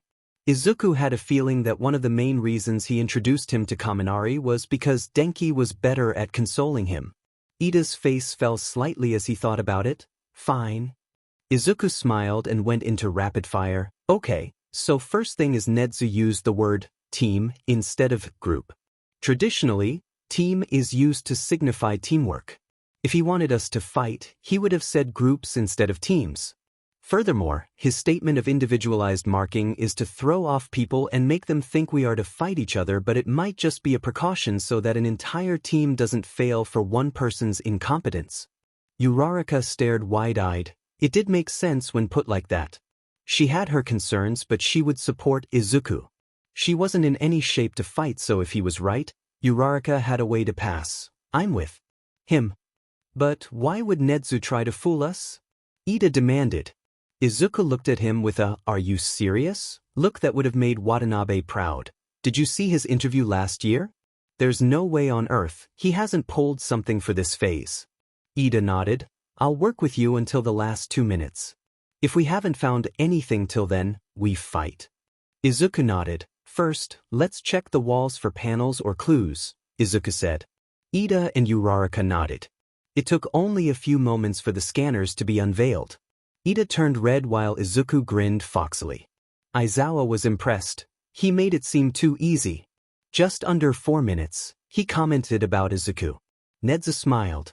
He couldn't wait to meet Yagi's students. Wasn't phase 2 a bit too easy? Midna asked. I suppose that's why over 80% failed, Nedzu replied. Nemuri's eyes widened and she looked to Ectoplasm for confirmation, who nodded. But how? The thing is, Nedzu started explaining, most of them thought the exam structure will be the same, so when phase 2 was introduced, they panicked, the others reverted back to their old behaviors, and the personality they put up for a show disappeared. So, you played psychological warfare? Yes.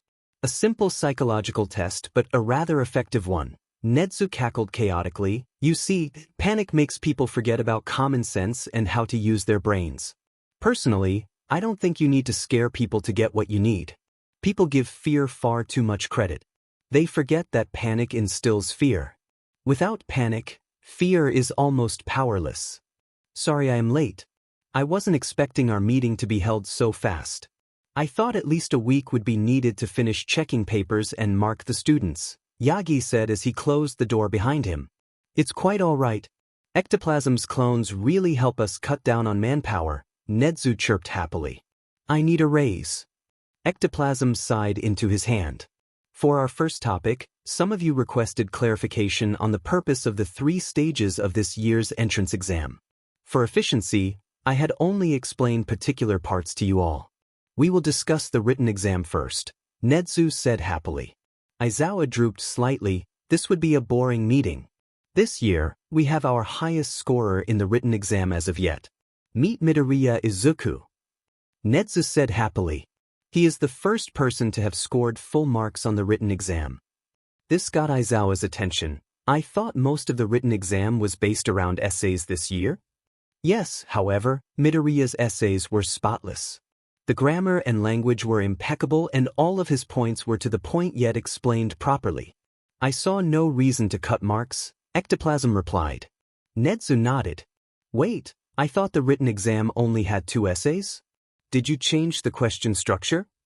Mike asked. Not at all. We just added more essays and extended the exam time. With last year's events, the public has become more informed of what UA is looking for in future heroes. Many students might try to behave like model students in front of us. The essays were a way of weeding such people out. It is easy to catch those who are trying to lie about what they would do. For instance, one essay topic asked the candidate what they would do if they saw someone getting bullied. Bullies themselves would form lousy answers to this question. Hound Dog also checked the mental evaluation questions to determine whether a person might not have a mindset for being a hero, Nedzu explained. So the essays were a form of mental evaluation? Midnight asked. Nedzu nodded. That reminds me, this year we will be taking a total of 44 students. Why? Aizawa asked. It seemed to me that a total of 40 heroes graduating every year is a low rate, Nedzu replied. In second place we have Ida Tenya, who scored 94 out of 100 in the written exam. In third place, we have Hattori Watanabe. He has scored 88 out of 100 in the written exam. However, he gained 5 extra points for using his quirk to cheat. In other words, information gathering, so his actual mark is 93/100. Leave it to Nedzu to evaluate cheating, Yagi muttered to himself, earning a small chuckle from Snipe. Nedzu beamed, moving on to the practical exam. The first stage was the same as last year. There isn't anything new about it. I trust one do not need to explain any further about this. The teachers shook their heads. Good, Nedzu replied. First on the practical exam is Kaminari Denki with 83 combat points and 32 rescue points. Second is Bakugu Katsuki with 77 combat points and 11 rescue points. Finally, third is Tokoyami Fumikage with 72 rescue points and 15 rescue points. No extra points? Izawa asked, surprised. Nedzu smiled. No, this year, we only measured combat and rescue for the first phase of the practical exam. You see, last year, aspects of our exam were released to the public. Therefore, candidates were likely to act like heroes, and marks for information gathering, sabotage etc. cannot be awarded as easily as the answers to our practical exam have been circulated on the forums. Hence, the second phase of the practical exam. In a short space of time as 10 minutes, the students would panic, and since this was not supposed to be part of the exam, they showed their true behavior, especially some of the bullies, Nedzu explained. Izawa grunted in response. 2 to Nedzu, Mike grinned in his ear. For Phase 2, Midoriya Izuku is again first with 50-50 points along with Kendo, who also obtained 50-50 points. Third is Azuitsuyu with 40 points. Why 50 points? Midnight asked. 10 points each for the marking. Information gathering. The candidate should have realized the exam would have been changed and prepared accordingly. Teamwork. The basis of the second phase was working as a team. Individual marking was done so that an entire team wouldn't fail due to one person's incompetence. Sabotage, ripping out the wires next to the scanners, would have also lowered the walls. Denki Kaminari used his quirk to fry the circuits, so that also counts. Kirishima used his quirk to blast through the wall. Perception, heroes need to rifle through the information they gather. An easy task like this should have been noticed by even a novice hero. Information gathered will always have things hidden. Lastly, 10 points were given if you were able to escape. Nedzu concluded. Anything to ask? The teachers shook their heads. Nedzu smiled. Power Loader, anything to add? You have been rather quiet. Power Loader sighed. Well, we already gave out messages to those who passed and asked them to send their hero costume models. Most of them are pretty standard, but one application has pretty much asked for everything he could think of. And who is that? Hattori Watanabe. Yagi almost face-bombed at that. Of course, he had done something again. Maybe so, but we need to ensure students' protection. Make the costume, Nedzu replied. It's not just that, I mean. Arg, you read. Power Loader passed the form to Nedzu. Nedzu's face slightly paled, intriguing the teachers. It wasn't every day you saw the chaotic principal pale. May I see the form? Yagi asked. Nedzu passed it to him. Read it out, an amused Izawa asked. Yagi nodded. It says here, he wants glasses that are blackened on the outside as his quirk is eye-based and he doesn't want to give it away. Logical, Izawa commented. Yagi continued. He also asked for a full-body titanium alloy armor with foam and rubber underneath as a shock absorbent, along with gray-black camouflage hooded jacket and pants fitted with armored shoulder pads and knee pads. He also asked for 2 swords to be placed on his back. He wants chains to be fitted under his hood with a pulley system on his back. Also wants a gas mask to be included in his costume to hide his identity, and in the case of gas-based quirks, specialized rubber gloves with built-in tasers and retractable claws. Hidden blades under the sleeve along with retractable spiked shoes. Caltrops, ninja wire, daggers built to carry the wire and also to be fitted with the chains. Finally, a utility belt containing smoke grenades and guns. A tranquilizer, rubber, and actual gun, Yagi finished. The staff fell into silence, which was finally broken by Izawa. We aren't actually giving him a gun, right? Now hold on. Why shouldn't we? Snipe asked, clearly backing a gun enthusiast. He'll hurt himself and others too. He probably doesn't even know how to use a gun, Aizawa said. How do you know that? Snipe asked. All Might, I know you train him and the other two. Can he use a gun? No. Snipe pouted. Wait, you trained 3 of the students before the entrance exam? Mike shouted. He's allowed to do that, Netsu interjected. I monitored him, he didn't give them any unfair advantages. You didn't tell them you are All Might, did you? Ectoplasm asked slowly. Of course not. Yagi replied. Well, I did tell Izuku, but Watanabe figured it out by himself. Should I give him the tranquilizer gun and rubber bullets then? Power Loader asked. Snipe shook his head. No, those things have recoil too. Put it on standby. I call dibs on him for internships though, to teach him how to use a gun. Okay, give him the rest of the costume, Power Loader. Ken and Aizawa, here is your student list. Netsu handed them the lists. 1. Kojiro Bando, 2. Taguru Kamakiri. 3. Shirhai Kuwaro, 4. Juzo Hananuki. 5. Tetsu Tetsu Tetsu Tetsu. 6. Juroda Shishida. 7. Tsunkaibara. 8. Yosetsu Aways. 9. Nito Minoma. 10. Koziai Tsubiraba. 11. Hiryu Rin. 12. Ibara Shiozaki. 13. Itsuka Kendo. 14. Nairenjiki Shoda. 15. Reiko Yanagi. 16. Yui Kodai. 17. Setsuna Tokage. 18. Pony Tsunatori. 19. Kinoko Komori. Kaido Madar. 20. Manga Fukudashi. Kagaya Teach.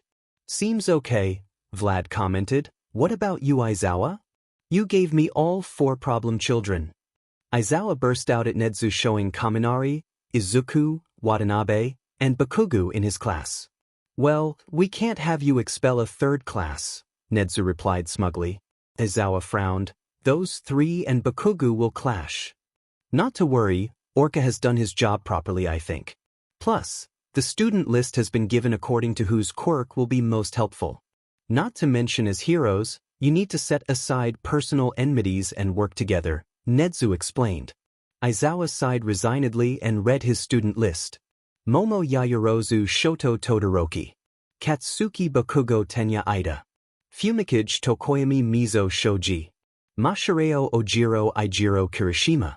Mina Ishido Achiko Uraraka. Koji Koda Rikido Sato. Tsu Azui Yuga Oyama.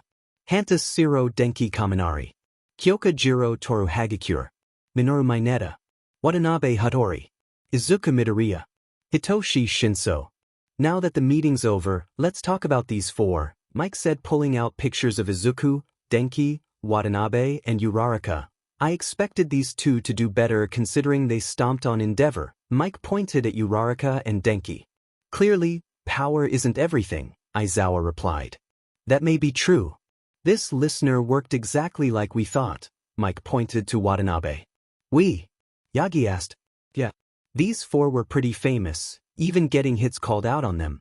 Of course, they'd be applying to UA. We had a betting game on their performance.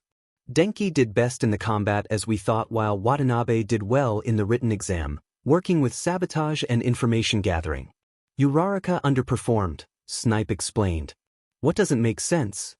Mike shouted. I asked this. He slammed Izuku's photo on the desk. Midoriya Izuku. He wasn't supposed to have a quirk, yet he is one of the top scorers on the practical. Smartness might have allowed him to pass the written test in Phase 2, but he used a quirk for the practical. Mike, you do realize you sound prejudiced against quirkless people right now? Snipe acknowledged. Mike huffed. Sorry. However, he does have a point, Snipe finished. Quirks do manifest at a later age, Netsu said with a sigh, sipping on his tea. That may be, but manifesting a quirk at 15 is quite unheard of, Nimuri said. Unheard of doesn't mean impossible. That is true, Aizawa said. The thing is, you aren't shocked at all with this new development. You should have been jumping in glee by now. Netsu stiffened. It seemed lacking humane reactions had been his downfall. He noticed Aizawa smirking under his scarf and slightly smiled. Aizawa had coerced the other teachers into interrogating him in order to get an answer. He was proud that Aizawa was improving his strategic game, but he was still smarter. Yes, I should have. However, I already know how his quirk emerged. Then tell us. No, that is between me and Izuku. Aizawa gritted his teeth. What if a medical problem requires dash? Recovery girl knows too. So does his mother. The concerned parties all know. As his teacher, shouldn't I know too? Aizawa demanded. You know what you need to know. A strength-based quirk. I will tell you this though, his body indeed does break if he uses too much of the power. That's all you need to know. If I don't know, how will I help him? I already told you what you need to know. But you know more. And that is Izuku's secret. If he wishes to tell you, you can ask him once he gets to UA. Netsu compromised. Aizawa sat back. Netsu had won that round. There was no logical reason as to why he needs to know anymore. I still need to know how his quirk works. We are still waiting on those forms. The students themselves know best as to how their quirk works, Netsu said. Aizawa nodded. Anything to add? Netsu asked the other teachers. They quickly shook their heads. Yagi sighed with relief. Glad to see you could make it, Jozu, Ryuzen warmly greeted Denki's father. Jozu gave a curt nod in reply. We aren't early, are we? No. Yagi-san and Torino-san are running a bit late in traffic. Inko had invited the Kaminaris, Yagi, Torino, and Yoroi to celebrate Izuku, Watanabe, and Kaminari getting into UA. Ah, Mrs. Kaminari, have a seat, Inko said kindly. Please, call me Temari, she replied. Sure. You can call me Inko then, she replied, receiving a nod from Temari. Watanabe, Yoroi-sensei is coming, right? Natsume asked. He better, I polished the entire dojo for him, Watanabe grumbled. Do I detect a disrespectful tone? Natsume loomed over her son. No. Good. Natsume smiled. Temari, how are things going? Could be better. Since Watanabe moved away, he has been coming over less and it has gotten so oddly quiet in our neighborhood. Well, he has a new neighborhood to terrorize now, so Natsume drank from her glass. Well, nothing too bad though. Inko defended her nephew. He did stop the bullies from going after the kids and made sure they were treated fairly too. I'm pretty sure he chased away our newspaper man too. Temari sighed. It's not that Inko-san, Watanabe just goes a tad too far with his plans. And with Izuku now, the stories I've heard from Denki, she shuddered. Really? I never heard of Izuku getting into trouble, Inko replied. That's because he is what you would call a silent partner, Watanabe butted into the conversation. How many times have I told you not to eavesdrop? Well, not exactly eavesdropping when you pretty much yell it, Watanabe excused.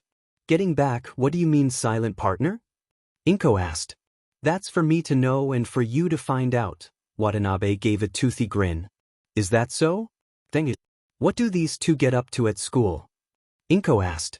Immediately Denki sat up straight and went off into a rant. Well, Izuku made Watanabe sprinkle one of the bullies' hand with invisible ink and then used it as evidence when the bully slapped someone, Denki offered. I have more examples, but basically Izuku is more controlled and plans what type of chaos he wants to instill while Watanabe is a wild card.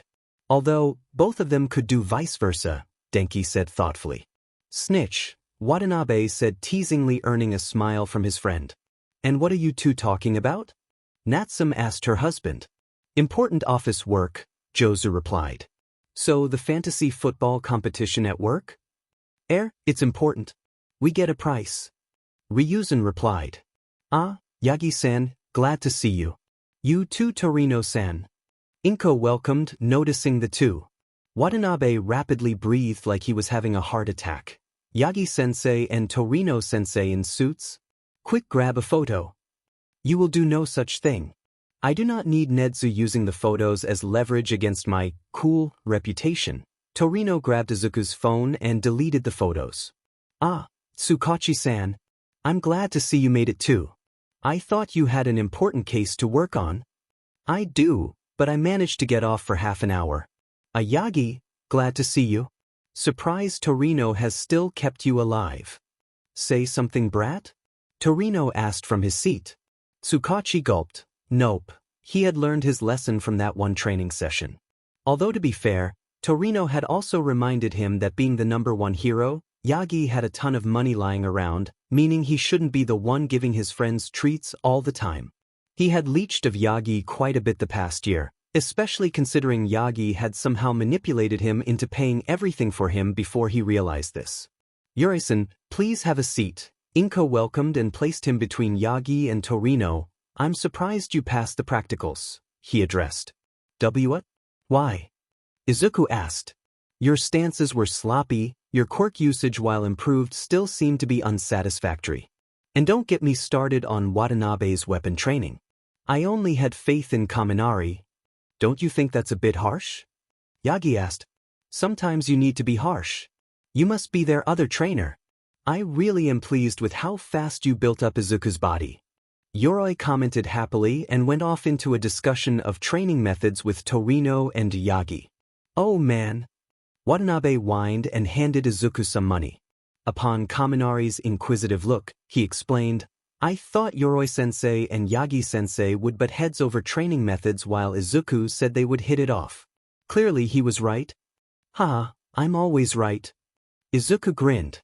Denki laughed. "Speaking of, any reason you have been quieter than usual?" he asked Izuku. Oh yeah, some guy has been undermining us the past year on the forums saying that we are Hero Commission's pawns who went after Endeavor to make Hero Commission look good by having them punish him. Doesn't make much sense, but he tied us to some of other Hero Commission's dealings and made a really good argument that make us look like the bad guys.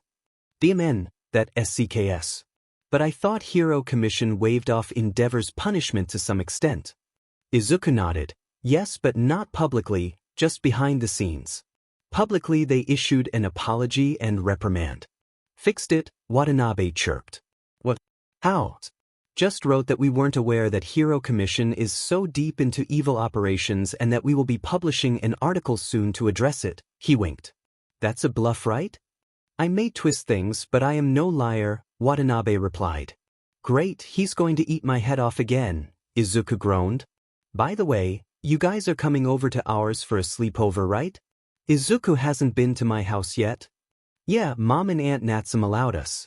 Aunt Tamari is supposed to take us with you guys after dinner." "Great, I downloaded Naruto and One Piece to watch at night. We have been meaning to do that for a while." Netsu spit out his tea when he saw Chaos promising an article against Hero Commission. On one hand, he was impressed with Izuku and Watanabe's insight and decision-making, but on the other hand, it was absolutely dangerous for them to try and pick a fight with the Hero Commission. Tisk, Netsu thought. He has to introduce himself as soon as they get to UA. A week would be enough before he lets them know he was their editor. They were messing with things here that could blow out of proportion with one wrong touch. Allied heroes might also turn to the Hero Commission's side if the article was bad. Presently there were no issues of heroes being angry with Storm and Chaos. The ones that disagreed with them were also the ones that supported the Hero Commission from before. Netsu's side, bringing down Hero Commission would have to be brought up sooner than he wanted. All for one twitched as he stared at the forums. "It's got to be a bluff. They wouldn't dare." "I feel that they would," Kurojairi commented. All for one growled. He had spent much of a year trying to discredit Storm and Chaos. Assassinating them didn't pan out and now no one would accept hits on them, so he was stuck in an intellectual battle with them. The worst thing was that they had never addressed him, but now, with one sentence promising an article against the Hero Commission, all the support he had gained on the forum had disappeared and had gone back to supporting Storm and Chaos. He couldn't even do anything that would risk letting the heroes know he was alive. The Hero Commission could cover up some things, but not all of them were corrupt. Most of them were foolishly hero-minded. Fortunately, the ones in power were corrupt, so it didn't matter. All for one wanted to believe it was a bluff, but he also knew that the two were capable of writing a devastating article that could cause more trouble for him. With a roar, he smashed the monitor. "Careful. We don't want you to be spotted by the heroes. Imagine that the heroes trace back the stolen monitors to you. What a way for you to fall," Kurojairi joked. All for one twitched. Maybe he shouldn't have let Kurojairi keep his personality. "Man, I'm so pumped. We are going to UA." Kaminari exclaimed excitedly. Watanabe smiled happily while Izuku nervously fixed his tie. The three friends had just gotten off the train and were walking to UA's gates. I wonder who our teacher will be, Izuku said. Hopefully it's Present Mike. He's so cool. Denki replied. I want Principal Nedzu as our teacher, Watanabe commented. Of course you do, Denki deadpanned. Thank God he's the principal so you two won't probably meet, Denki said. You. The three heard someone shout behind them. They turned to see Uraraka behind them. Ah, Uraraka-san, Izuku greeted with a smile. Huh, how do you know my name? She asked puzzled. Everybody who saw you float Endeavor does, Watanabe deadpanned. Greet properly, Denki sighed to his friend. Ah, forgot about that, Uraraka nervously said. You are Kaminari Denki, right? Yeah, nice to meet you Uraraka-san. Call me Achiko. Denki nodded. What are your names? Hattori Watanabe, call me Watanabe. I'm Midoriya Izuku. Uraraka's eyes widened. You are related to Inko-san? I'm her son. Oh, nice to meet you. Your mother really helped us out a ton, Uraraka grinned. Have you known each other for long? Well, Watanabe's my cousin. He introduced me to Denki. Whoa, and all three of you got into UA too, that's amazing. Uraraka said. We're here, Denki announced standing before the Class 1A door. Nervously, Denki opened it. Almost immediately all the noise came to a hush. Whispering started. Oi, aren't those two the ones who took down Endeavor? Yeah. Cool, we get to be in the same class. Are you kidding, idiot? They will be so hard to compete with. Shut up, you demon extras. Watanabe twitched while Denki and Izuku paled. The two locked eyes but didn't speak. A tension grew over the room that seemed to suffocate everyone. Finally, Ida stepped in. You are classmates. This type of behavior is not proper in an institute such as UA. Oof. Katsuki grunted and looked away. Watanabe didn't say anything else. Perhaps we should see the seating chart. Izuku tried to defuse the situation even though it hurt him as well. Hey, no wonder that guy looked familiar. He's the one who got captured by slime and used to bully the green-haired one. Remember on the leaked court tape? Oh yeah.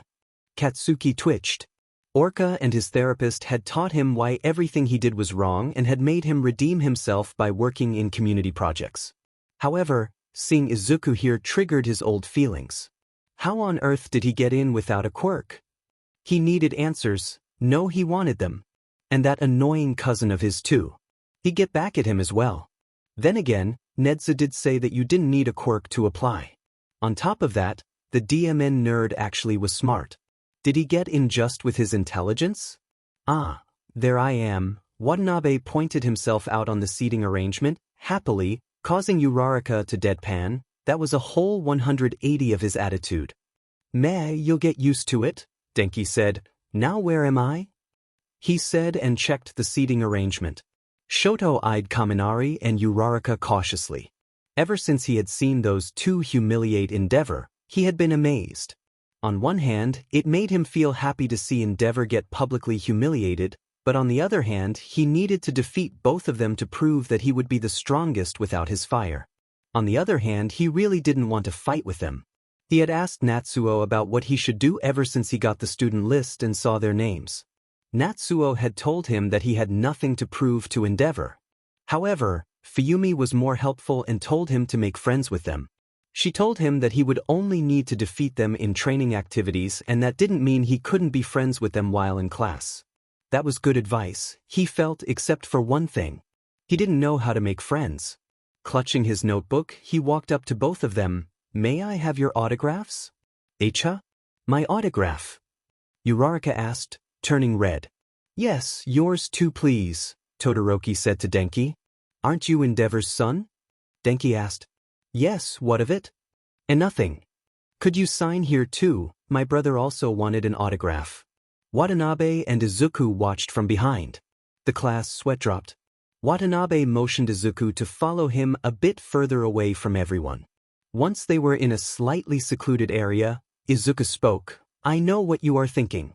It's probably unlikely. And how exactly is that? He might have just burnt himself while using his quirk. You saw how he acted towards us in the court. In fairness, you did rile him up. I doubt he'd treat his own children like that, Izuku pointed out. Watanabe gave his cousin a deadpan expression. You have too much faith in people, Izu. Not that it's a bad thing, but you have to see the reality too.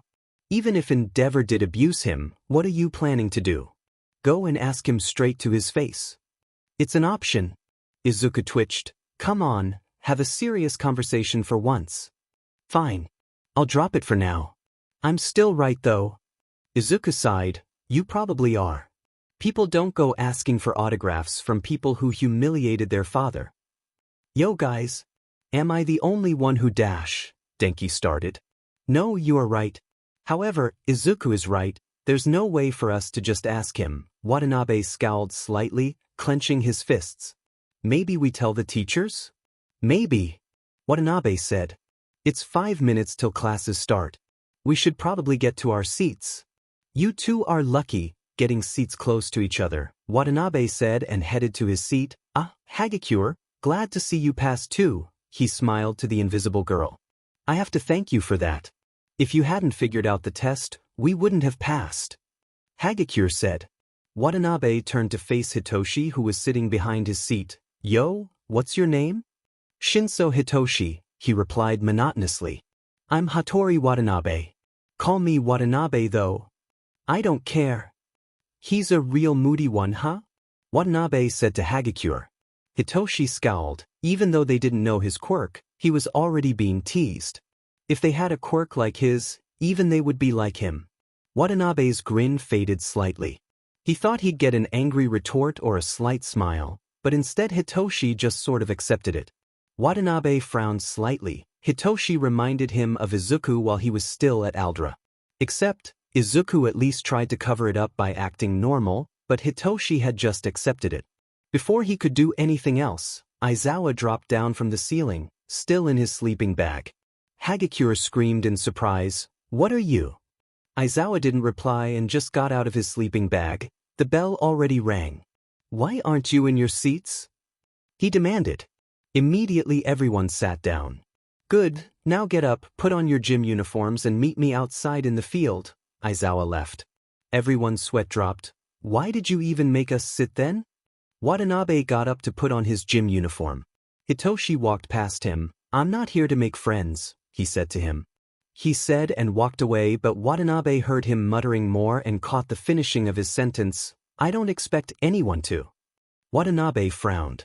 He walked to Izuku and Kaminari and gave a tiny smile. "Seems like we already have another project."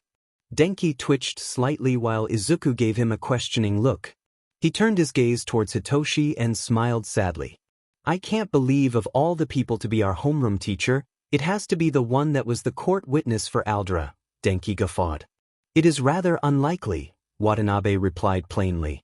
Izuku didn't say anything. Denki sighed. "Look, I get it. You want to help Shinso, but what exactly do you think you are going to do? Walk up to him and force him to tell you? He has probably been bullied, so that would just work out very badly. Almost the same principle goes for Todoroki too." Watanabe frowned. "I don't really like it, but there really isn't much else we can do." Izuku still didn't say anything. "The best thing we can do right now is befriending them. That should get Shinso to open up at least." "Not sure about Todoroki," Denki said. He noticed Izuku's silence and grabbed him by his shoulder. "Izuku, stop overthinking it. You know exactly how important just 1 or 2 friends can be," he said. "Do the same for them. Once they open up, then we can open up a hellhole to devour everyone." Izuku talked for the first time, slightly amused. Denki grunted. "Don't be so surprised. I was the first one Watanabe corrupted. You just had more untapped potential," he chuckled. "All right, pipe down," Aizawa demanded. Everyone went quiet. "The first thing we will do is a series of tests to see how well you use your quirk. A quirk apprehension test. You will do normal activities such as 50-meter dashes and ball throws, but you can use your quirk unlike in middle school." The class stood silent and Aizawa continued. "Midoriya Izuku was the one who placed first on the entrance exams this time around, so he will give you a demonstration." "Me?" he asked in surprise. Aizawa tossed a ball to Izuku. Throw it? I don't care what you do as long as you are in the circle. Izuku's sweat dropped. Aizawa was a bit too straightforward. Utilizing his current maximum capability of 2%, he threw the ball hard. 128.4 meters, Aizawa showed on his phone. Now everyone else. When I call your names, come up and throw the ball. You will have 3 tries. Whoa, this seems interesting, Hagakure said. Aizawa smirked. Oh, didn't I mention? The person who ranks last will be expelled. Silence fell over the class. But it's our first day? Ashido exclaimed. Villains won't bow down just because it's your first day. As heroes in training you need to be prepared all the time with no excuse, Aizawa said. Meh, it's all a ruse anyway, don't worry. Aizawa twitched and moved to face the voice. What do you mean? Well, Watanabe started, you won't really expel someone. And what makes you think that? A quirk apprehension test is illogical as a reason to be expelled.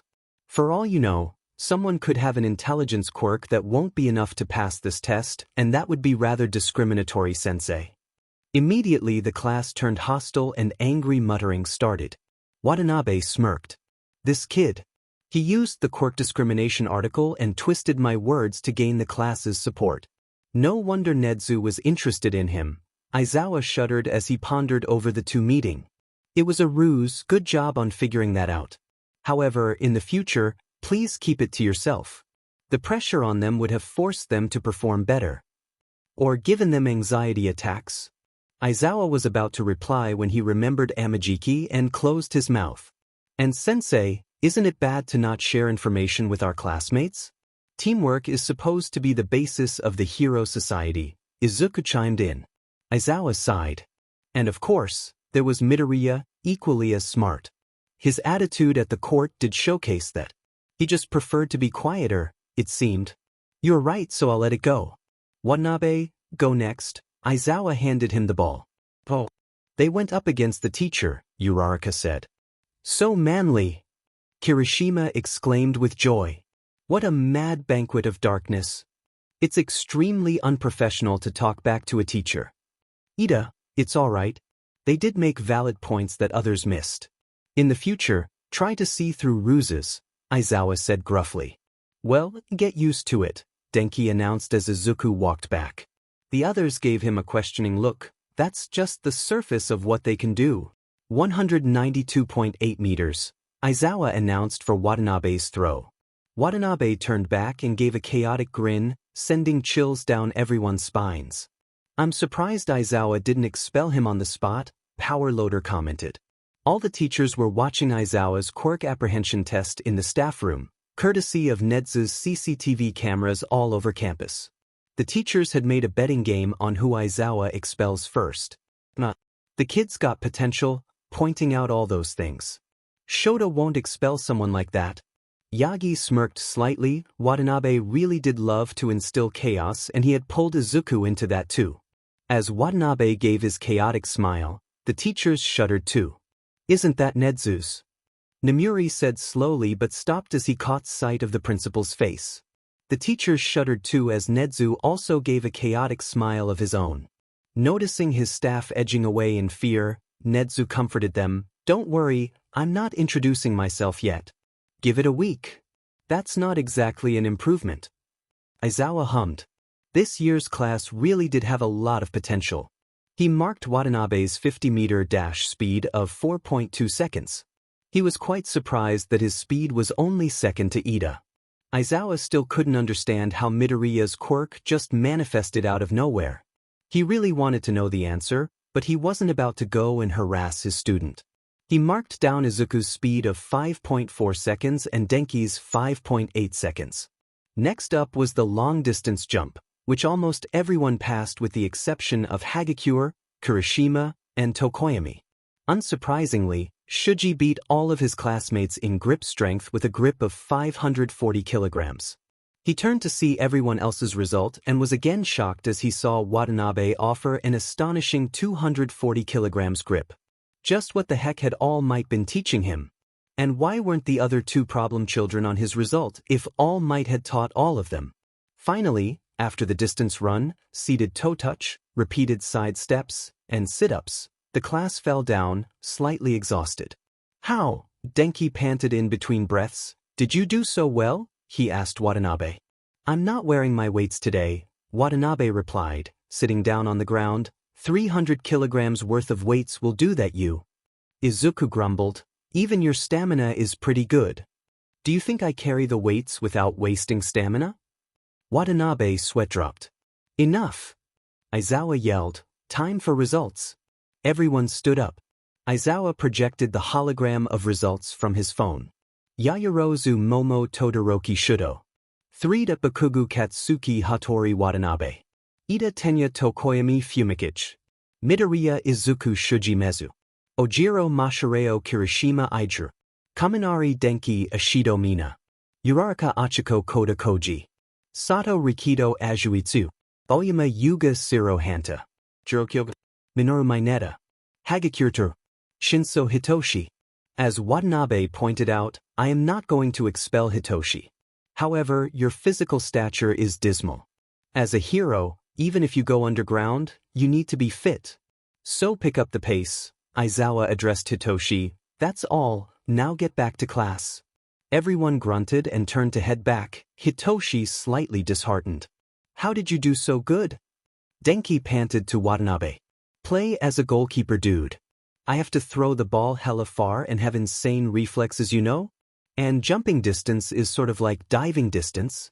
Still expected Izuku to do better, Denki praised while Izuku flushed. Watanabe smiled. It's only because he's using only 2%. There's no way I could be better otherwise. Bakugu glared daggers at Izuku. He thought he had gotten in Quirkless, but it seems that was not the case. No, that lightning coat was definitely because of a quirk. Did that mean he was holding back on him? For what? Why did he pretend to be quirkless then? Why did he just let himself be beaten up instead of fighting back? He watched him interact with Watanabe, Uraraka, and Denki with a smile on his face. He knew both Kaminari and Watanabe were strong, so was the round face. He finally understood why they hung out with a loser like him. It was because he wasn't a loser. He had been holding back on him, mocking him, letting him know he wasn't worth his time. He clenched his fists in anger. Everything Orca had said was just to show why his actions were wrong, but that didn't matter anymore. Orca may have been right, but Izuku also needed to pay for ridiculing him. Don't you all have classes to get to? Aizawa grunted as he entered the staff room. Now, we were just checking whether you'd expel someone already or not? Nemuri said. Aizawa twitched. There's still time for that. Go check Vlad's class or something. Unlike you, I let my students settle down before springing something on them, Ken replied. It's called having a heart. With all that blood to control, I'm sure you need a big one, Aizawa replied back. Is he trying to insult me, or compliment me? Ken asked Hizashi, who shook his head. But still, Aizawa-kun, don't you think you are being a bit hypocritical? What do you mean All Might?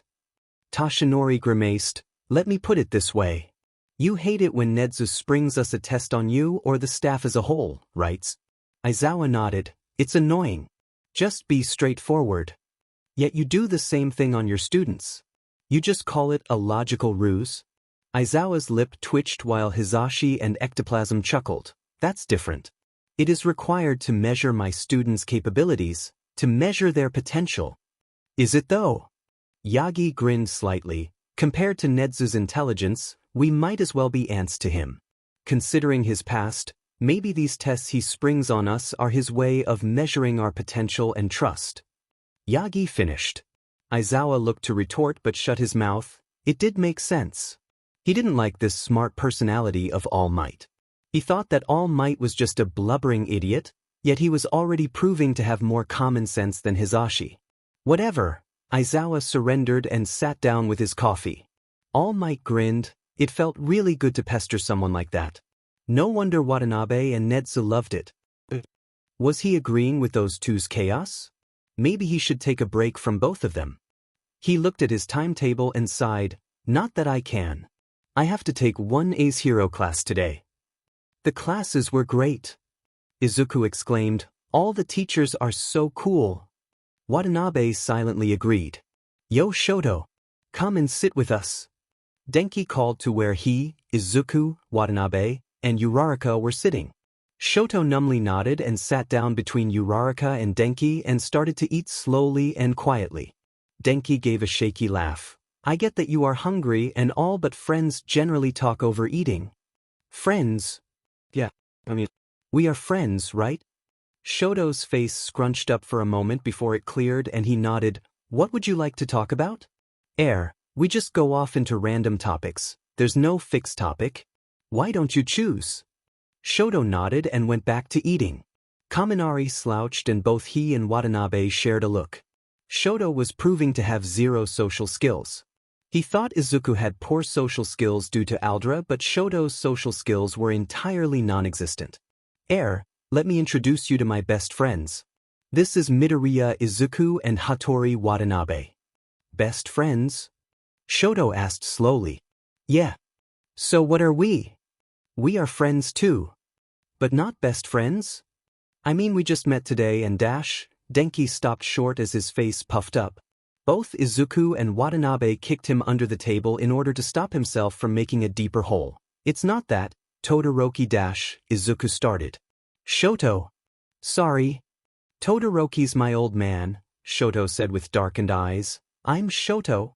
Yes. Izuku lost all confidence and looked towards Watanabe for help. Watanabe sighed slowly. What the heck was he supposed to do? If Denki couldn't get him to open up, there was no way in hell he could. Granted, he could make friends, but Izuku and Kaminari were the only ones he entirely trusted. He froze. Fortunately, Uraraka came to the rescue. What's your favorite food? Cold soba. Cold. Uraraka repeated. Cold. Shoto replied and went back to eating, causing Uraraka to fail as well. You are the one who insulted my old man. Were the sprinklers on purpose? Huh? Watanabe asked, a bit taken aback at the direct question. I mean, yeah, it was. So Natsuo was right, he muttered. Autograph please. He half demanded in monotonously, paper and pen magically appearing. Sure. Yo, Hitoshi, wanna join us? Denki called excitedly to the boy sitting alone at a table. Shinso seemed to regard the offer for a moment but then scowled and turned away. Right, this is getting nowhere, Kaminari whispered to his friends. Watanabe nodded before his face cleared as he got an idea. Kaminari and Izuku understandably moved away. Yo, Shoto, he exclaimed, pulling out a binder from his bag. This is an entire binder containing plans me and Izuku made on how to take down Endeavor. He passed it to the boy. Enjoy. Shoto gave him an incredulous look but opened it. His face slowly contorted into a smile as he flipped the pages. Uraraka decided to peek too. I can't believe you bought that. Izuku said lowly to his cousin. Relax, you made me bring all of your analysis notebooks to develop once you saw the teachers. Wait, that's why your bag is so much heavier. Denki said. Watanabe solemnly nodded. Izuku's been using me like a pack animal. He sniffed dramatically.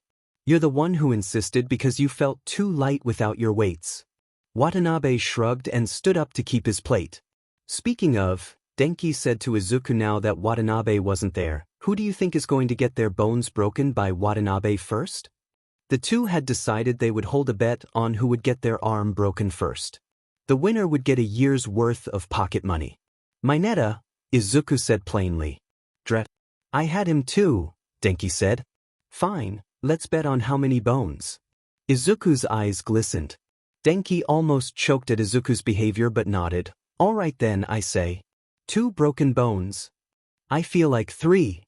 What if neither one of us are right? Say he breaks 4. Then let's bet on which bone he breaks, Izuku said. Okay, Denki agreed. Arms. Hands. Shoulders.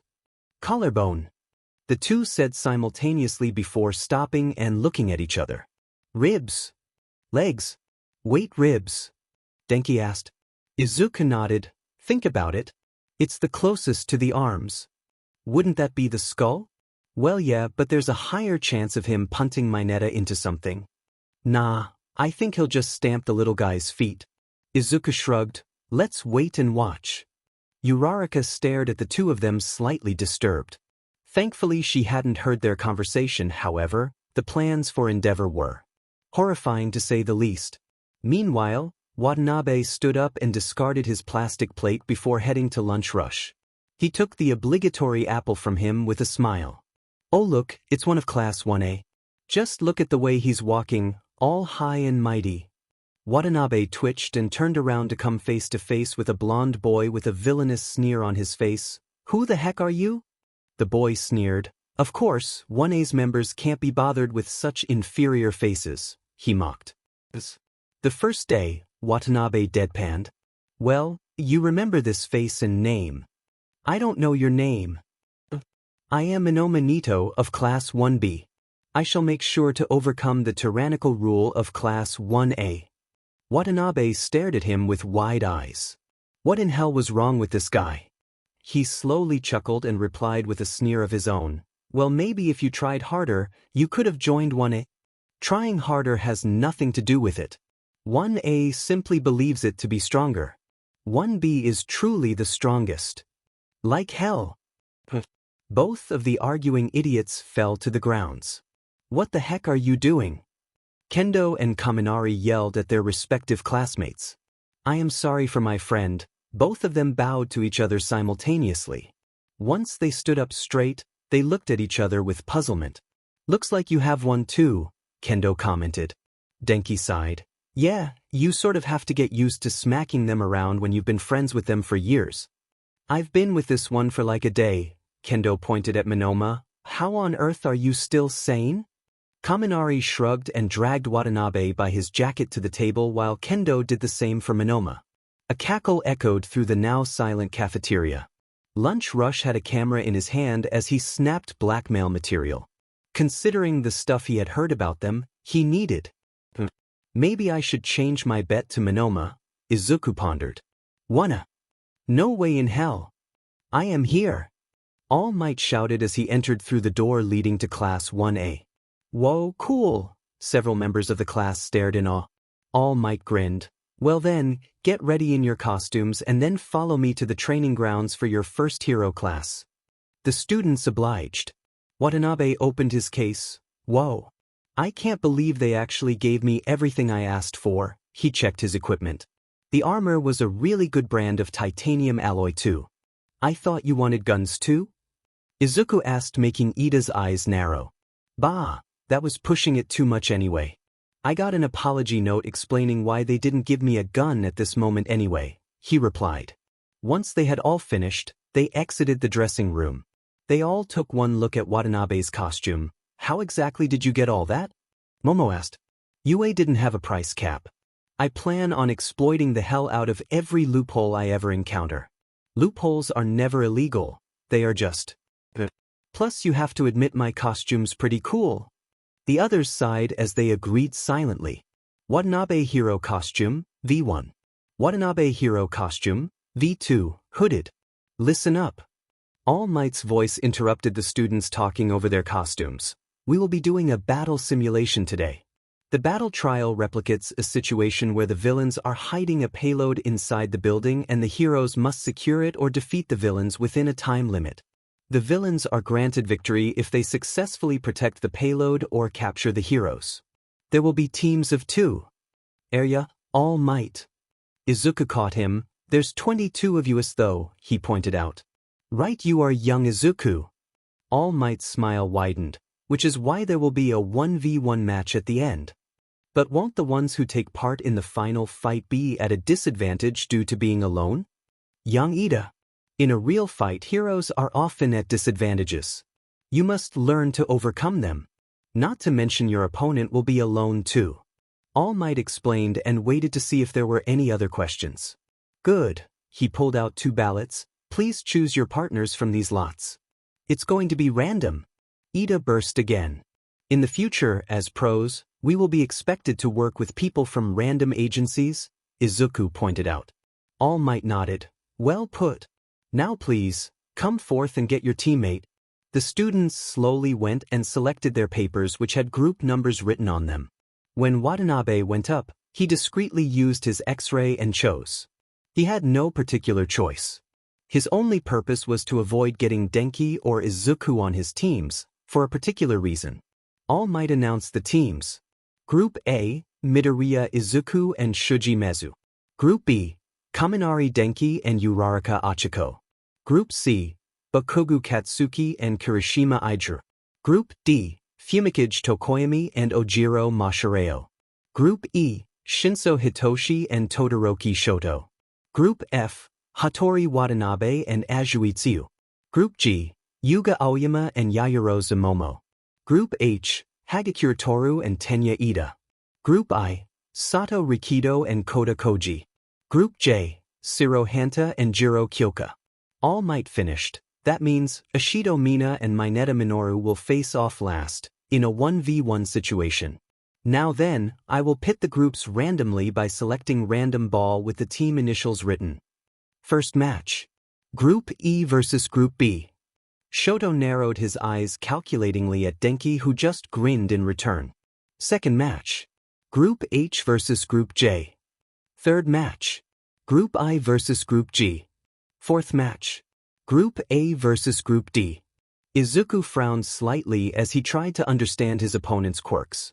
Ojiro had a tail quirk, but what about Tokoyami? Therefore, by default, fourth match will be Group C versus Group F. After this, Mineta and Ishido will face off.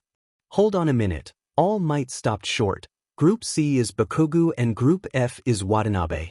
Those two will go all out against each other. All Might stared hesitantly at the two, glaring at each other with a sadistic smile on their face. What were the chances of them drawing each other? Izuku stood with a concerned look on his face. But before he could talk to him, Denki pulled Watanabe to a side and spoke in a hushed whisper. What the heck? You're the one who told me to keep Bakugo away from Izuku. Watanabe defended. I know, Denki replied, but I didn't want you to go and fight him either. Don't worry, he can't defeat me. That's not the point. Both of you will end up going too far. You could have at least gotten me on your team too. I didn't want to get you pulled into this too. Denki snorted. Izuku's my friend too, idiot. Just don't blow the building up or something, Denki smirked. Now then, follow me to the viewing room. Yagi called. How did you do it? Izuku asked to Watanabe. Huh. I know you got Bakugo to fight your team on purpose.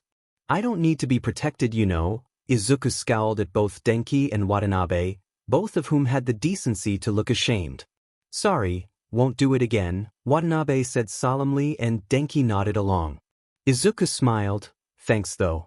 But still, how did you get Bakugo as your matchup? As the number one hero, you would think that All Might would notice someone not replacing the group ball, Watanabe said, pulling out the Group C and Group F ball. Grinning, he passed them to Denki and Izuku, who looked at him blankly.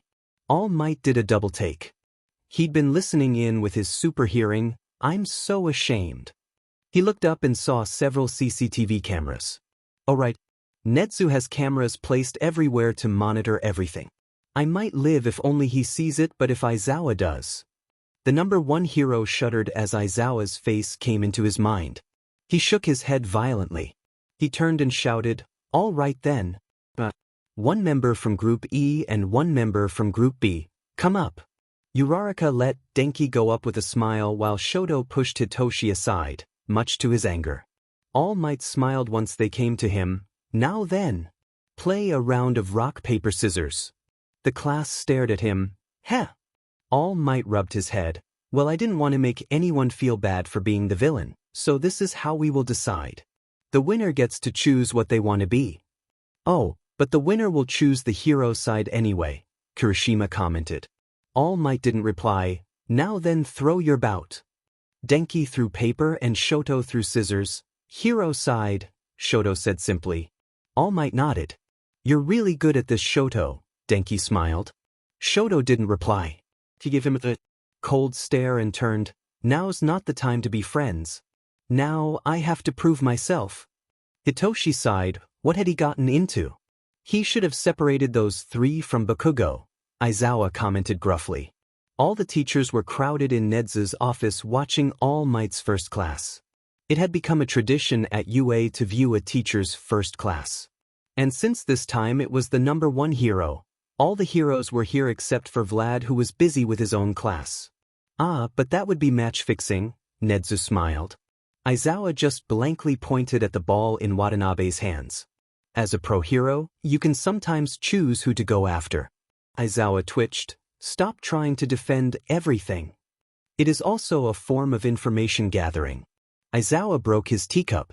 Is it the best idea for both of us to defend the site? Uraraka asked Denki. I'm not a planner like Izuku or Watanabe, but since we don't know either of their quirks, this is the best choice. Shoto's quirk will have something to do with fire, that I'm quite sure of. But I don't really know about Hitoshi, he replied. Uraraka nodded. In that case, when they get here, you go for frontal combat. You can just electrocute them, I'll go for support. Start. All Might's voice echoed on the speakers. Oi, aren't you coming? Hitoshi stopped on the steps leading to the building. You go on, Shoto said numbly. Hitoshi scowled but went on. What should I do? Shoto thought, I want to prove that I can take down the ones who took Endeavor down with only ice. But I want to be friends with them too. I don't want to hurt them, Shoto argued back and forth with himself in his mind. Meanwhile, Hitoshi was struggling to find the bomb. He walked up the final flight of stairs and opened the door in hopes of finding the bomb. He almost sighed with relief when he opened a door and saw the bomb. So, you finally got here? Denki said with a confident smile.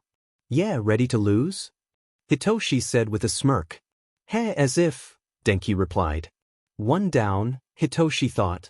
I'll take control of him with the other one. And what about you, cowering behind this guy? Uraraka became angry. I'm not Dash, she started but stopped short. Hitoshi smirked. That was too easy, he commented and got out his capture tape and tied both of them. Right when he was tying down Uraraka, he heard Shoto vaguely shout, I have had enough. His outburst followed a wave of ice encasing all three of them inside, bringing back the other two to consciousness. Hero team wins due to Hitoshi using capture tape to capture the villains. Todoroki Shoto, refrain from using your ice once the battle is over. It already got over? Todoroki said blankly. Hitoshi scowled and waited as the onslaught of insults would come regarding his quirk. Still, he couldn't help but glance towards Denki, who gave him a wide smile. Dude, your quirk is brainwashing. That's so cool. Hitoshi blinked. Why, you are fine with it? Well, yeah, why would I be angry? I mean, I'm a bit disappointed at losing, but you deserved it. But my quirk is villainous. Why would a quirk be villainous? This time Uraraka interrupted. Who told you that? People at my earlier school, he replied lowly. Denki and Uraraka frowned and looked at each other. That's not fair, Denki said. Come on, we'll go to the observation room. Izuku will probably dissect you. Dissect? Hitoshi paled. Metaphorically, he gets too hung up on analyzing, he said. He won't think I'm a villain? Denki snorted. Please, he would be the last person to do so. Speaking of, where did this ice come from? Todoroki. Though he only used it after I captured you two and had an outburst. You two are way too OP, Uraraka pouted. Hitoshi smiled slightly. Maybe I can make friends here? Young Hitoshi. That was an excellent use of your brainwashing. Keep working like that and you will be a strong hero in no time. All Might praised. Whoa. So your quirk is brainwashing. I told you. Izuku exclaimed to his cousin, who simply smiled. You'll be able to so much with that. You can resolve hostage situations with no casualties. Your quirk would also allow very low collateral damage, and you could use it to turn villains against one another or maybe even for information gathering. But can you only control the actions or their thoughts as well? If you can control the thoughts, then you can easily extract information. That would be so cool. But it seemed Shoto's ice broke your brainwashing, so if the target gets a shock or something, they can regain control. That's a problem, Izuku ranted. If you're done, I'd like to tell them what they did wrong, Izuku, All Might said. The rest of the class were staring at him, bewildered at having found so many uses for a quirk in such a short time. And that, too, during the first time he saw the quirk in action. Hitoshi's mouth hung open. He had never been acknowledged like that in his life. It was mostly everyone telling him that he's a villain for his quirk. But now that someone was actually treating him like a good person, he didn't know how to react. Told ya, Denki grinned in his ear. Sorry, I got carried away with analyzing. I can show you the rest later, Hitoshi, Izuku excused. There's more. The rest of the class shared a collective thought. Now then, the only criticism I have for you, young Hitoshi, is that your stamina is not too good. Those flights of stairs should not have been anything for a hero. Work on building your body physically, All Might advised. Hitoshi nodded. Young Shoto, your performance was not very good. Shoto frowned at that. He had been useless. He hadn't been able to take them down, it was all Hitoshi. On top of that, he used his ice after the fight.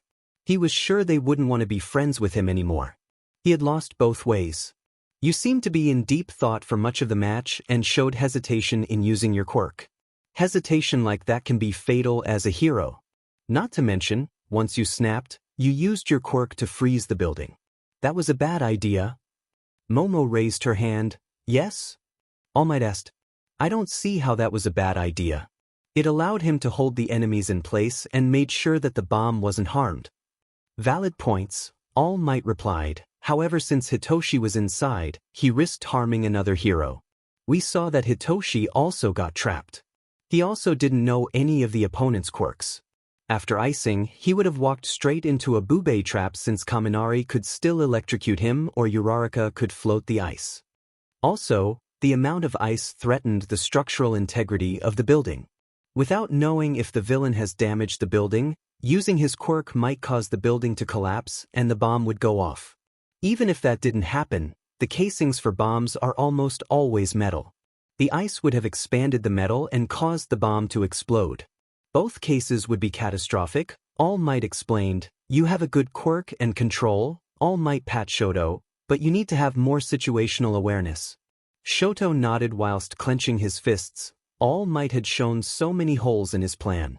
Even if he hadn't hesitated, his plan would have been very lousy. All those years of endeavor training him. Yet he was still so behind. Denki and Uraraka, I cannot really fault you. Your plan to hold the room was the best thing to do in this scenario where you do not know your opponent's quirks. In the future, however, keep in mind that quirks can be voice-activated too, and choose your actions wisely. That is all I have to point out. Oh, and of course, the man of the match is Hitoshi. Hitoshi stared in surprise. Me? Of course, who else would it be? None of us did anything. Denki grinned wildly. All Might nodded. Now, you can rest. Uraraka and Denki nodded and dragged Hitoshi and Shoto with them to Izuku.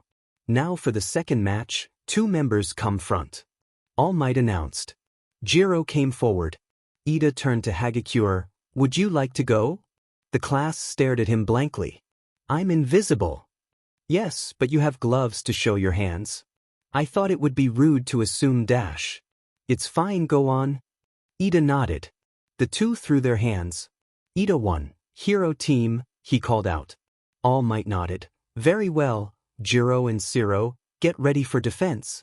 Izuku turned to Hitoshi after the roles were determined. So, can I learn more about your quirk? Izuku, seriously, give it a break. You only know his name. At least get to know him first, Watanabe said. Izuku pouted. I'm Midoriya Izuku. My quirk gives me super strength. Now that we are introduced, can you tell me dash? Izuku, Watanabe said warningly. Fine. What's your favorite food? He asked awkwardly. Never mind, Watanabe said as Hitoshi stared blankly. I'm Hattori Watanabe. My quirk's eye color changing. Izuku's my cousin. I am also your go-to guy if you want bones broken, he smiled. Hitoshi paled. Somehow, this guy was weirder. Kaminari's electricity crackled as he grew angrier. I swear to God, both of you. But I'm sure he wants a lot of his bully's bones broken. Watanabe said. Izuku nodded vigorously, and I can help shut down the school. Kaminari face-bombed. They're joking, right? Uraraka asked. No, Watanabe broke the bones of a lot of bullies at our school and beat the shit out of Izuku's bully too. Remember Aldera? Hitoshi's eyes widened. Wait, you guys took down that school. I thought you were just the victims.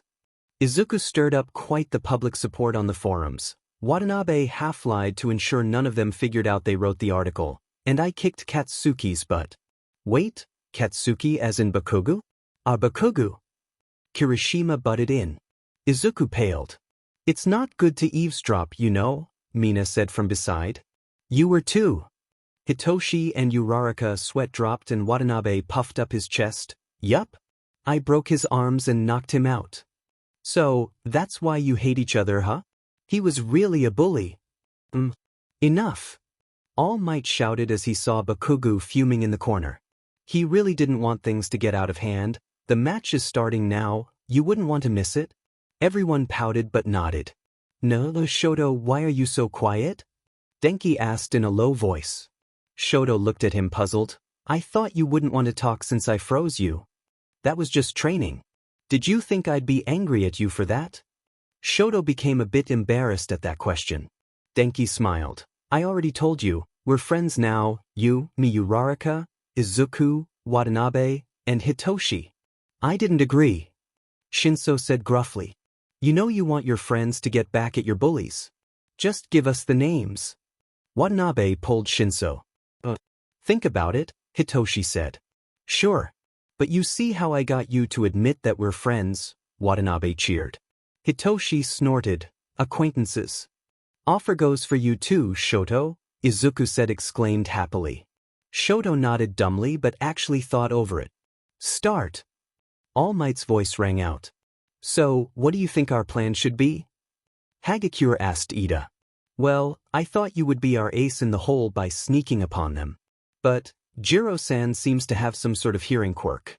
Her ears are shaped like earphones, so it might be some sort of enhanced hearing. I'm not sure of Shiro-san.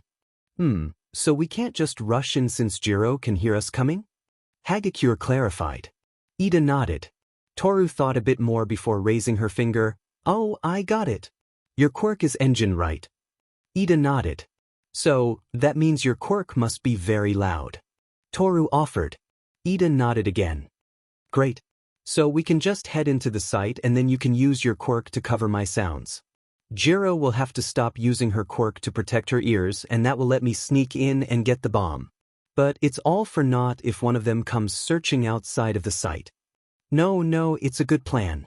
Since Jiro-san has a hearing quirk, both of them are likely to stay on site since they can hear us coming. Nice planning, Hagakure. All Might smiled. It seemed this batch of students were not all brawn. Any sign of them? Shiro asked after he had booby-trapped the bomb with his tape. Not yet, they aren't close enough yet, Jiro said with her earphone jacks in the ground. Man, I hop dash. Shiro stopped short as Jiro put her hand up. Wait. I hear them coming. They are coming full speed, right outside the door. Jiro exclaimed and moved out of the way just as Ida came crashing in through the door. Shiro, take care of him. I'll search for Hagakure. Shiro nodded and arced his tape towards Ida. I won't let you. Ida shouted and used his quirk to evade the tape. The two started playing a game of tag.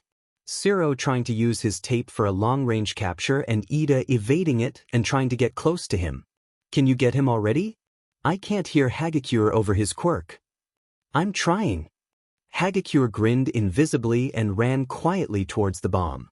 She frowned when she saw Shiro had covered up the bomb. Well, it looks like bandages anyway. I'll just slip through, she decided but soon regretted her decision. The glue on the tape stuck to her and she couldn't get out. Jiro, Hagakure's caught in the tape. Where? Jiro shouted back. I can't see her. Shiro grumbled. Switch. I'll get Hagakure, Shiro said and dashed off to her location.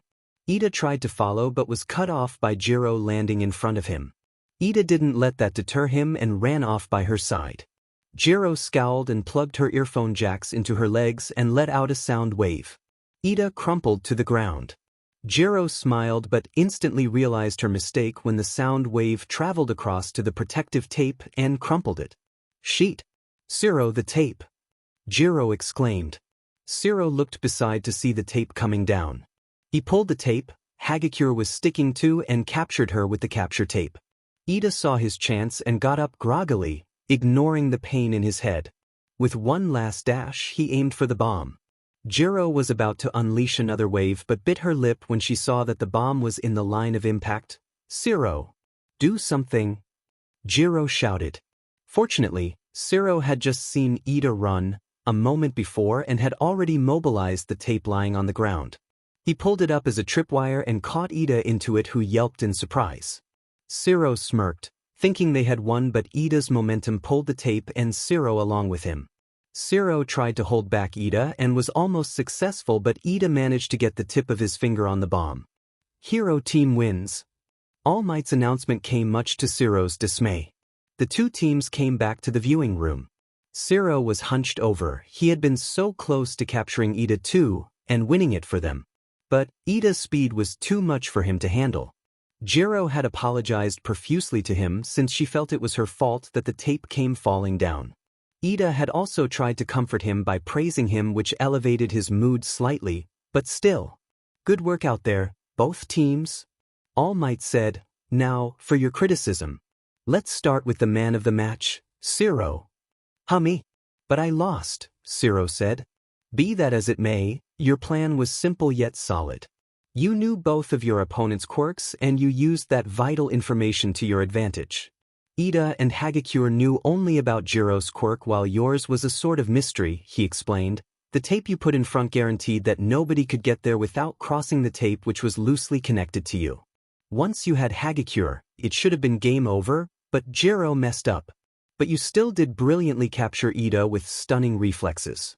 There is almost no criticism I can give you besides building up your muscles to use the elasticity of the tape to your advantage, All Might said. Zero nodded happily. All Might had praised him. Jiro, I am sure you already know what you did wrong. All Might asked. Jiro nodded. Good. Do not be disheartened, as this is only a practice scenario. In the future, you will get better. Try to understand the range of your power and control its output. Your planning was quite good.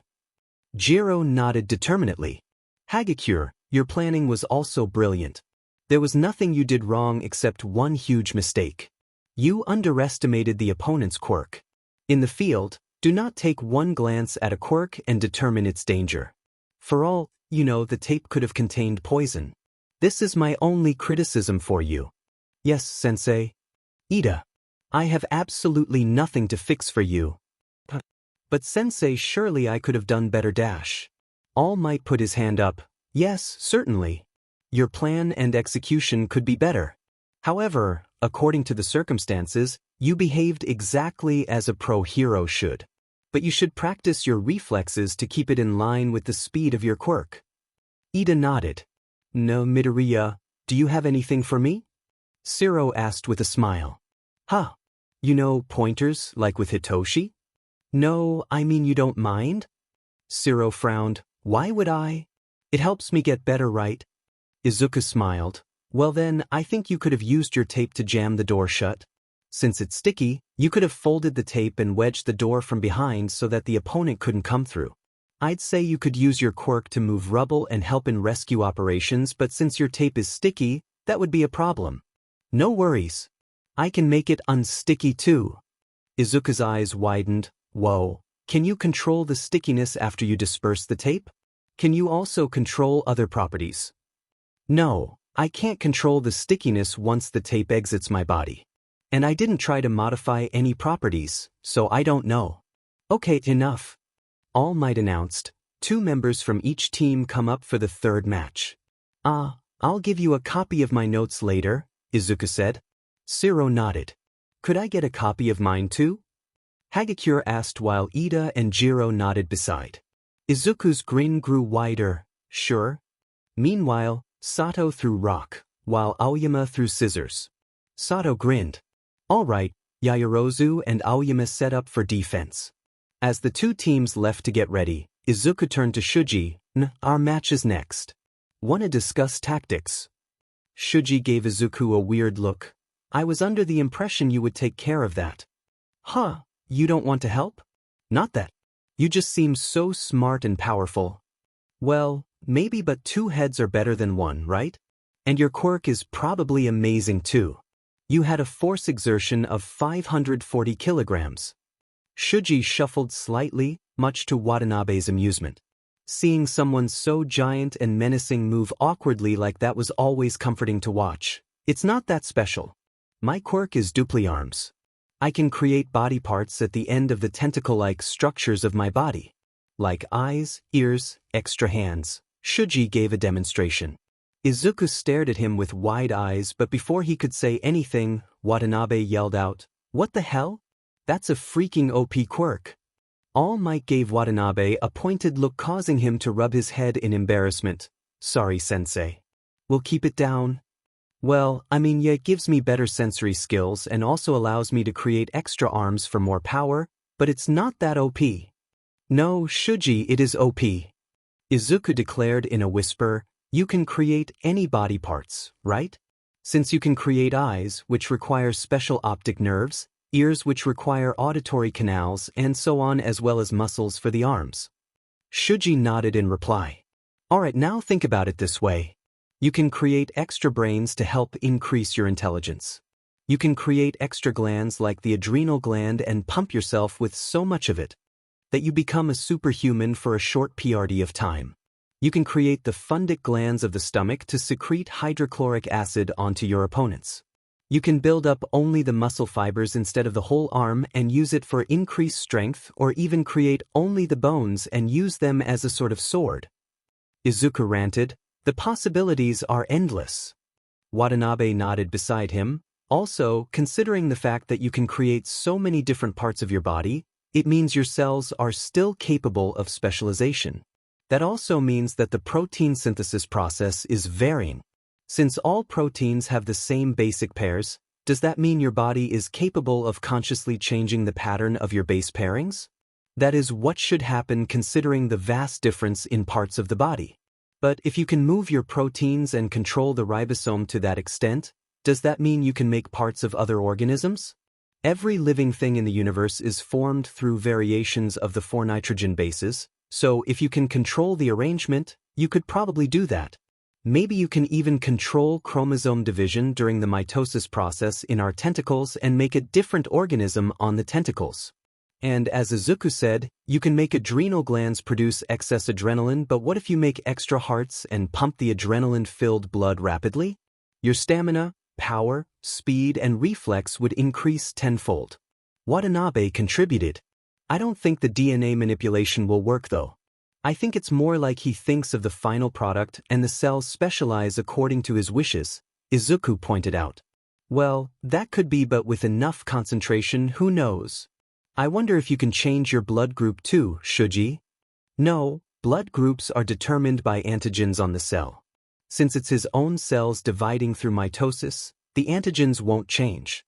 Even DNA manipulation doesn't change antigens as far as I know." Watanabe deflated slightly. I suppose that's right. But Shuji could make more blood with his bone marrow at least. That he could. And he could donate a lot of blood that way." Shuji looked at both of them with wide eyes. All Might had been listening in to their silent conversation and paled, as did Uraraka, Ida, and Siro. Shoto didn't show any outward reaction, but inside he was absolutely flabbergasted. He knew that Midoriya loved analyzing if his notes said anything, but the rant he went off on about Shuji was too good. And then Watanabe had come and given more technical terms to showcase Shuji's hidden power. "See, can you help me do all of that?" Shuji asked. "Well, I mostly analyze to give the strengths of the quirk. We never really tried teaching anyone, but I guess we could give it a go. Right, Watanabe?" Izuku asked his cousin, who nodded. "You two must be related or something. How do you go about analyzing someone's quirk that much?" "Oh, we're cousins," Watanabe replied. Shuji rolled his eyes. "Of course. How come you didn't tell anyone?" Even Shoto was interested. He hadn't known that bit either. "No one asked," Watanabe shrugged. "Now, for the first step, we'll dissect you after this is over," Watanabe said a bit too cheerfully. "De-dissect?" Shuji gulped.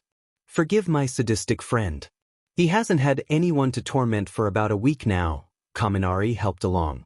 "Well, I doubt he'd like my murder plans," Watanabe pouted. Shuji paled further. Izuku laughed. "Don't worry. He just likes analyzing weaknesses. I'm better at analyzing strengths, that's about it really." So why is he calling it murder plans? Uraraka asked. His plans almost always end in murdering the subject, Denki deadpanned. Ida frowned. That is extremely unprofessional. You must not do such things. Watanabe glared at Ida. It's better to hear the weaknesses that could kill you from an ally than having a villain figuring it out and kill you. Ida froze at that, as did the others around him who'd been listening in.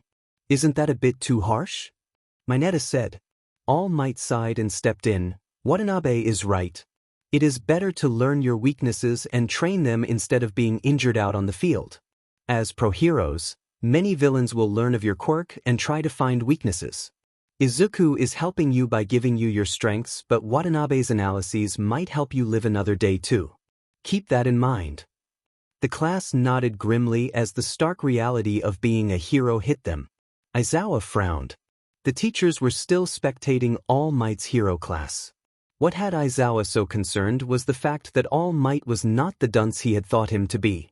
He was actually acting intelligent and offering good views into the students' performance. Had All Might fooled him? You're thinking how All Might is so good at teaching, right? Nezu asked.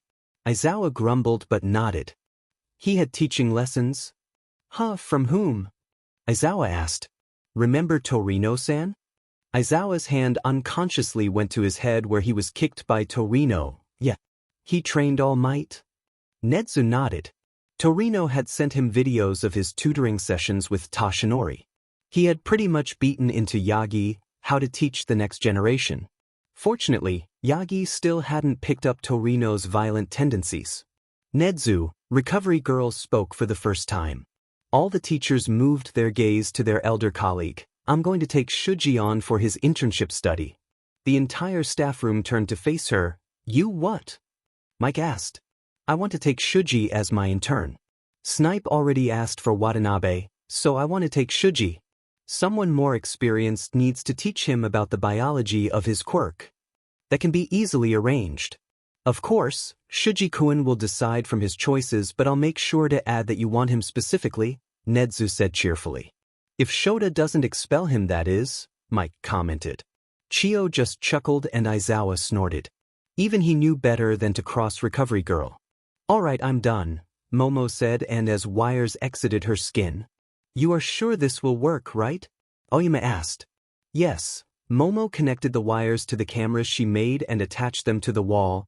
The traps are set too. Momo pointed at the tripwires she had placed along with the door. If they trigger them, the capture net will fall on them? Great plan, Aoyama commented. Now we should get out of here. There are too many traps here, we might get caught in them. We can't get too far too, in case they get past the traps and capture the bomb. No problem. Aoyama gave a thumbs up. With my laser, I will be able to hold the door.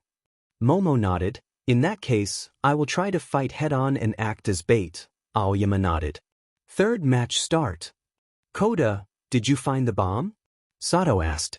He nodded. Yes, my birds say the bomb is on the second floor. There are some traps too and no one is in the room. Tisuke, that means they want to take us head-on. Koda, you slip past them while I hold them off. Sato said. The boy nodded. Both of them ran into the building. Right as they came up the stairs, Momo headed them off with a shield. Sato grumbled and ate some sweets he had stored. Koda, you go on. I'll capture her and follow.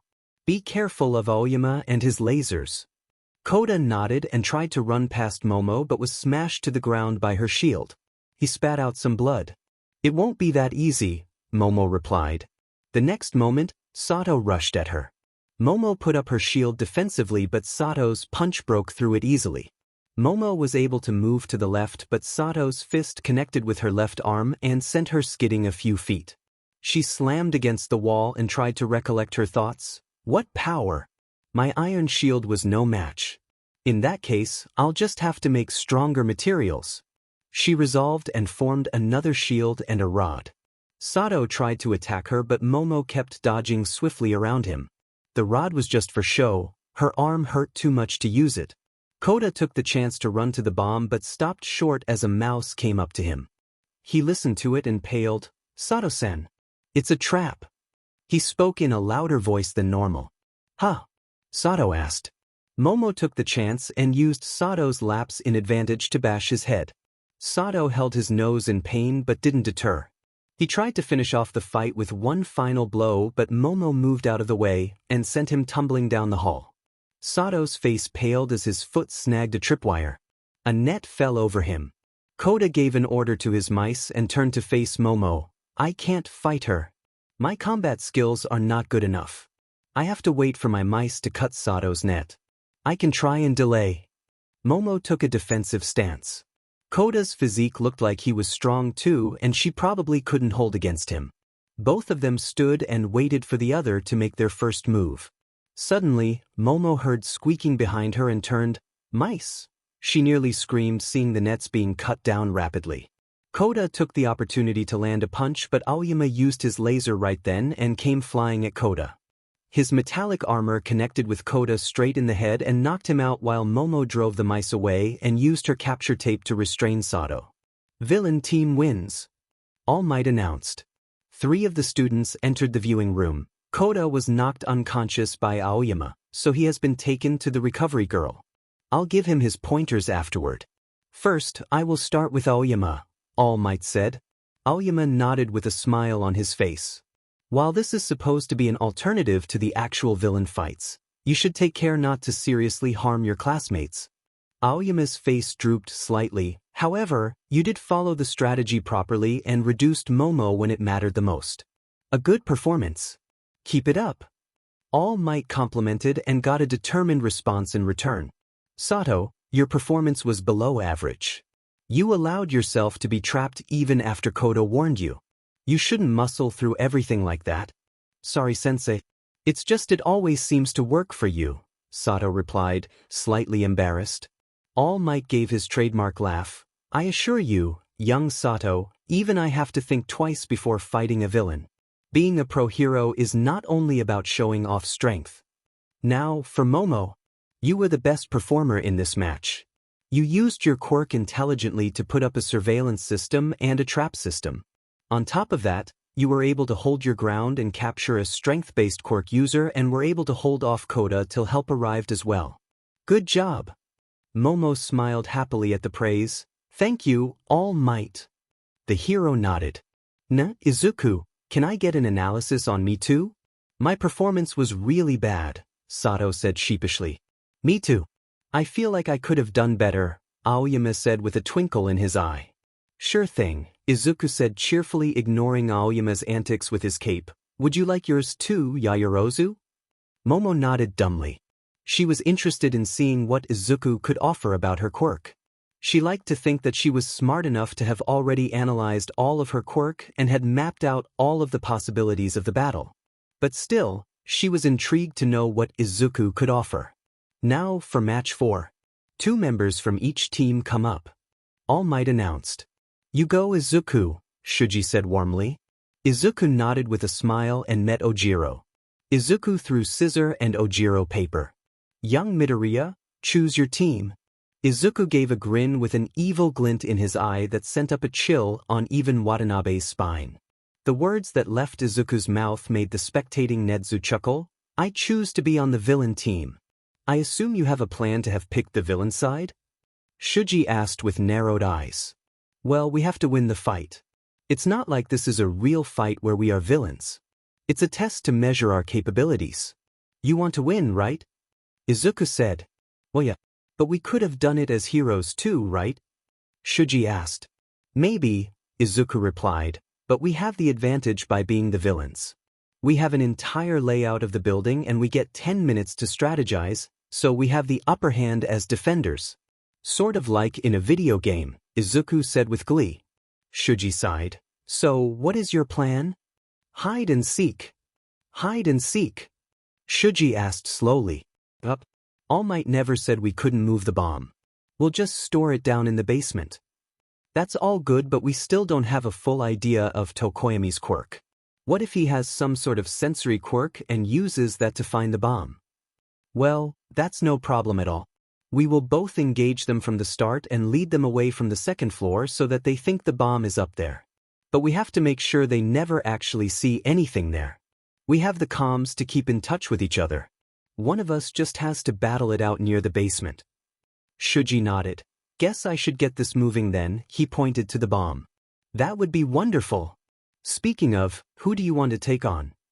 Izuku asked while Shuji built extra arms to lift the bomb. I think I should take on Ojiro. Your quirk seems stronger. Izuku became slightly flustered. It can be stronger, but right now I think you are much stronger than me. Probably, Shuji replied, but I am not exactly acrobatic. Since I can only build on my tentacles, my legs are usually left wide open. You, on the other hand, can use your power anywhere in your body. Izuku thought about it for a while. I guess so. You won't have too many problems with Ojiro, I'm sure. Try to help me please. Tokoyami's quirk seems quite powerful even if I don't know what it is. Izuku gave a shaky laugh. Shuji gave a curt nod. Fourth match, start. All Might's voice rang out. Surprisingly, neither of them rushed in and seemed to take their time to scope out the building. Why are they doing that? Denki asked. Seems like they take Izuku's intelligence as a threat, Watanabe said with a smirk. Tokoyami used his dark shadow to burst open the main door. It scoped around and gave the two the all-clear. Tokoyami nodded and led Ojiro into the building. Meanwhile, Shuji was hanging onto the ceiling right above the main door. He had seen Dark Shadow scope out the floor and was lucky to have not been discovered. Once, the all-clear had been given, Tokoyami and Ojiro had run in. Shuji jumped down while pumping an extra muscular hand to his tentacle. He already knew how to create longer arms than usual, so creating more muscular ones as Izuku had suggested was a piece of cake. Behind, Dark Shadow gave a warning cry. Ojiro was too slow to respond and was sent flying through the wall beside. Shuji gave Tokoyami no respite and charged at him viciously. Tokoyami was almost caught, but Dark Shadow came to the rescue, having grown in the darkness of the building. Shuji stopped his advancement and fell back. The ultimate defense, huh? Izuku chose that moment to slide in for a sweeping kick. But you have to get through me first, Dark Shadow said and lunged towards Izuku. Izuku grunted and used his feet to jump away from the Shadow's attack. He darted off into the shadows. Dark Shadow followed him and Shuji took the opportunity to move himself at Tokoyami's open defense. The bird-like boy dodged the first strike which smashed the floor into pieces. Shuji snarled in the heat of the battle and outstretched his palm.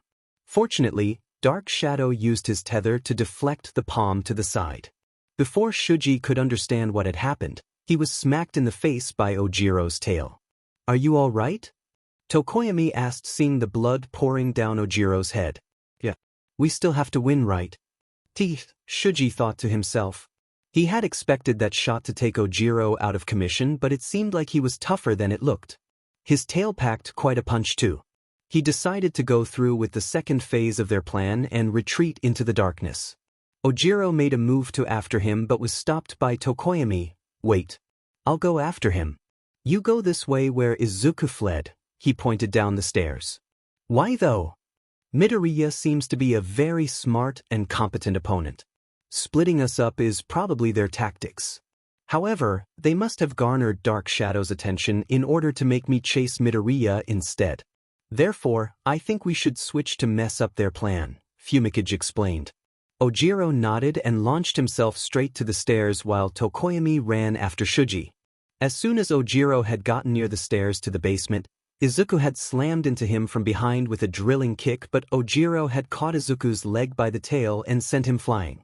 Izuku groaned seeing Ojiro in front of him and tapped into the comms. Shuji, they dash. I know, Shuji replied seeing Tokoyami in front of him. Now then Izuku, what will you do? Watanabe asked no one in particular. You knew this would happen? Uraraka asked. Something was bound to go wrong. How so? Hitoshi asked. Izuku is a strategist. He prefers to make plans before the battle. His plan was to take Tokoyami instead, but Ojiro messed it up. Of course, he does have backup plans, but naturally, they keep lowering in quality, Denki explained. Let's hope he has a good backup. Izuku was a bit unnerved. Their plan had been going so fluid up until now. He did have a backup plan in case something like this happened, but he wished he had gotten Tokoyami right off the bat. Taking a deep breath, he entered a stance, a mix of the basic dojo stance he had learned and Torino's stance. Ojiro eyed him suspiciously, recognizing certain aspects of the stance. Without a word, both of them charged at each other. Both of their arms collided midair. Izuku winced as his legs were swept out from under him. Ojiro's tail hit him straight in the stomach and pummeled him to the ground. Izuku gasped for air as the metallic taste of blood reached his throats. He regained his bearings and slid away from the next attack. He ran into the comfort of the shadows in order to get a clear space of mind. He's just like Watanabe almost. A martial arts specialist. The way I am right now, I can't beat even Watanabe, let alone Ojiro, who literally has an extra limb to integrate into his combat style.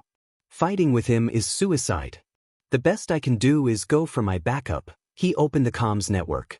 Shuji huffed as he was sent flying once more by Dark Shadow. He couldn't get anywhere near Tokoyami to land a blow, not to mention it had gotten stronger all of a sudden. He ducked under Dark Shadow's attack once more and extended his arms to grapple onto it. He anchored his legs and pulled. Tokoyami's eyes widened in surprise as he felt himself being launched off his feet, but Shuji's moment of victory didn't last long as Dark Shadow enhanced itself further and lashed around, smashing Shuji into the wall and causing him to let go. Shuji tensed. He felt the comms open up and retreated shortly to make sure Tokoyami didn't hear anything. We're going for Plan B then, he thought to himself and turned his back. He was going to lead Tokoyami to their rendezvous point as discussed. He deflated his tentacles to reduce body mass and increase speed and mobility and made a run for it. Twice, he was almost slammed face-first to the ground. Finally, he came face to face with a dead end. Now you're mine, Dark Shadow said confidently. Shuji smirked and built up his muscular arms. He smashed through the cabinets and saw Izuku coming. Switch! Izuku yelled. Shuji didn't need a second order and leaped towards Izuku, who jumped out of the way, leaving a pail. Ojiro, who got punched straight in the face and was sent crashing into the wall behind. Shuji quickly built up another muscular arm on his left, which Izuku used as a pivot and jumped up high.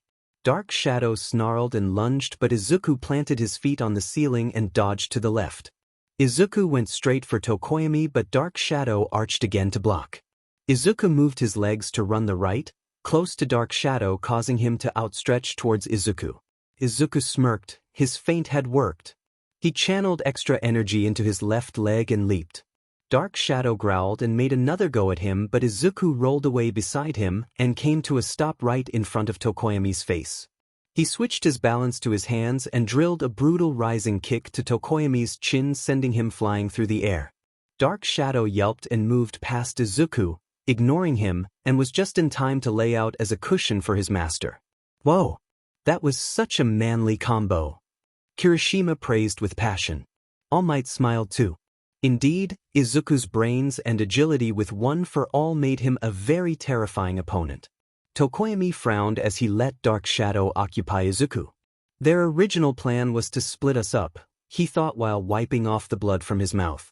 That kick had hurt like hell and had numbed his brain slightly. He couldn't even move his jaw without it hurting, so, we have to stay together. They can't team up on us either, since Dark Shadow can be considered an extra member, Tokoyami thought. Ojiro, he used the comms. Don't let them split us up. Stay together so that we can protect each other, Tokoyami ordered under his breath. Ojiro nodded as he dodged under Shuji's punch and slammed with full force into his stomach, sending him skidding. Ojiro flapped his tail menacingly and settled into a stance. You got me by surprise both of those times. I'm not going to let you beat me this time, Ojiro said. Shuji didn't reply and instead grew out more of arms in response. Izuku, it seems we have to that, Shuji said. Yeah, Izuku exclaimed. Both Tokoyami and Ojiro tensed at that but charged at their opponents. Ojiro blocked Shuji's lumbering punch with his tail and used his legs to push against Shuji. He ducked under the arms and swept Shuji's legs.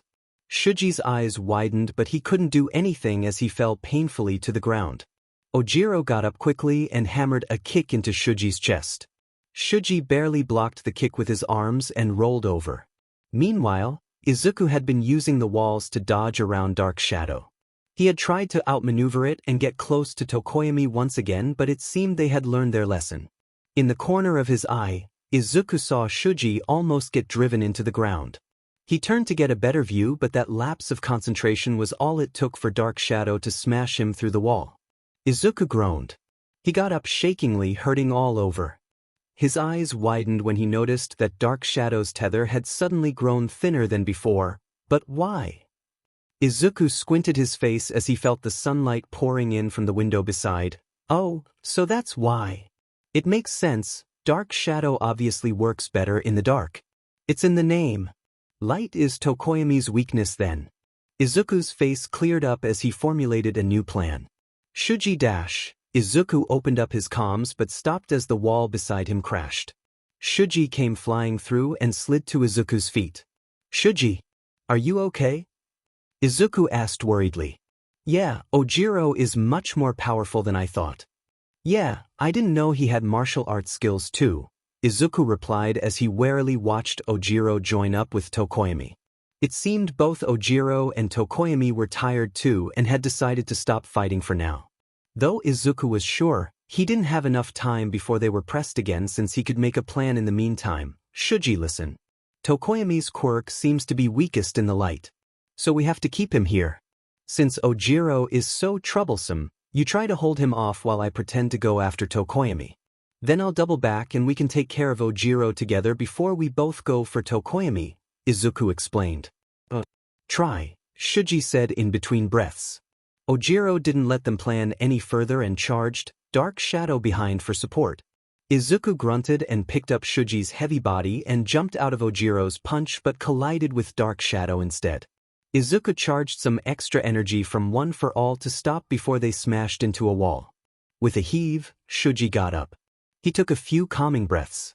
He flew towards Ojiro with an outstretched palm. Ojiro easily countered by ducking and aimed for the stomach. Shuji smiled underneath his mask and created a branching arm below his attack and slammed Ojiro to the ground. Izuku came flying in with Dark Shadow and kicked Ojiro away right as he was about to get up. Dark Shadow growled and sped up to catch Izuku but yelped. Tokoyami had fallen to the ground and Dark Shadow couldn't get any further. Sheet, the tether won't go any further in this light, Dark Shadow growled. Shuji built up a muscular arm on his uninjured right side and caught Izuku in midair before throwing him towards Tokoyami. Fumikage was just getting up and his eyes widened when he saw Izuku coming. Dark Shadow arced underneath Shuji and tripped him before flying to his master's aid. He landed as a menacing barrier between Izuku. Okay, even though Dark Shadow is weakened, my punch won't do anything. In that case, I'll have to use more power. He thought and concentrated One for All in his arm. One for All. 20%. He grimaced as he felt the volatile power coursing through. Smash. He yelled and blew Tokoyami and Dark Shadow away. Thankfully, even 20% was not enough to blow away the walls. However, it was just enough for Fumikage to be knocked out into the wall. Izuku sighed with relief as he held his broken arm in pain. He wondered why the match wasn't being called when Dark Shadow smashed him into the floor. How dare you hurt Fumikage? He yelled and went for another swing but stopped short as All Might's voice rang out. Time is up. Villain team wins. Izuku sighed with relief. Recovery Girl twitched as 4 more came in. All Might overdid it with his first class. She grumbled as she went around healing everyone. First Koda and now you 4, she said pointing to Koda's sleeping body. She bandaged Ojiro's bleeding head and tended to Shuji's bruises. She sighed and disinfected Tokoyami's head where it was bleeding slightly. She let Tokoyami sleep it off and turned her attention to Izuku. Chio gave him a kiss and healed his hand before putting a cast on it. Now, take a nap, she ordered all of them. Izuku seemed to speak their mind, but the rest of the matches, he couldn't finish as he yawned out. Chio smirked. Sleep, your friends can fill you in later, she said warmly. Shuji and Ojiro followed her orders. Izuku grumbled but decided against angering Chio.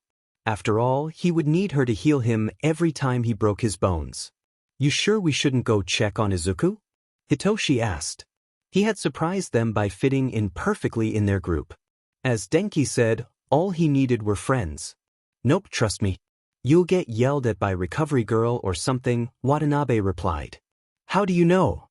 Shudo asked. We've met. He replied offhandedly.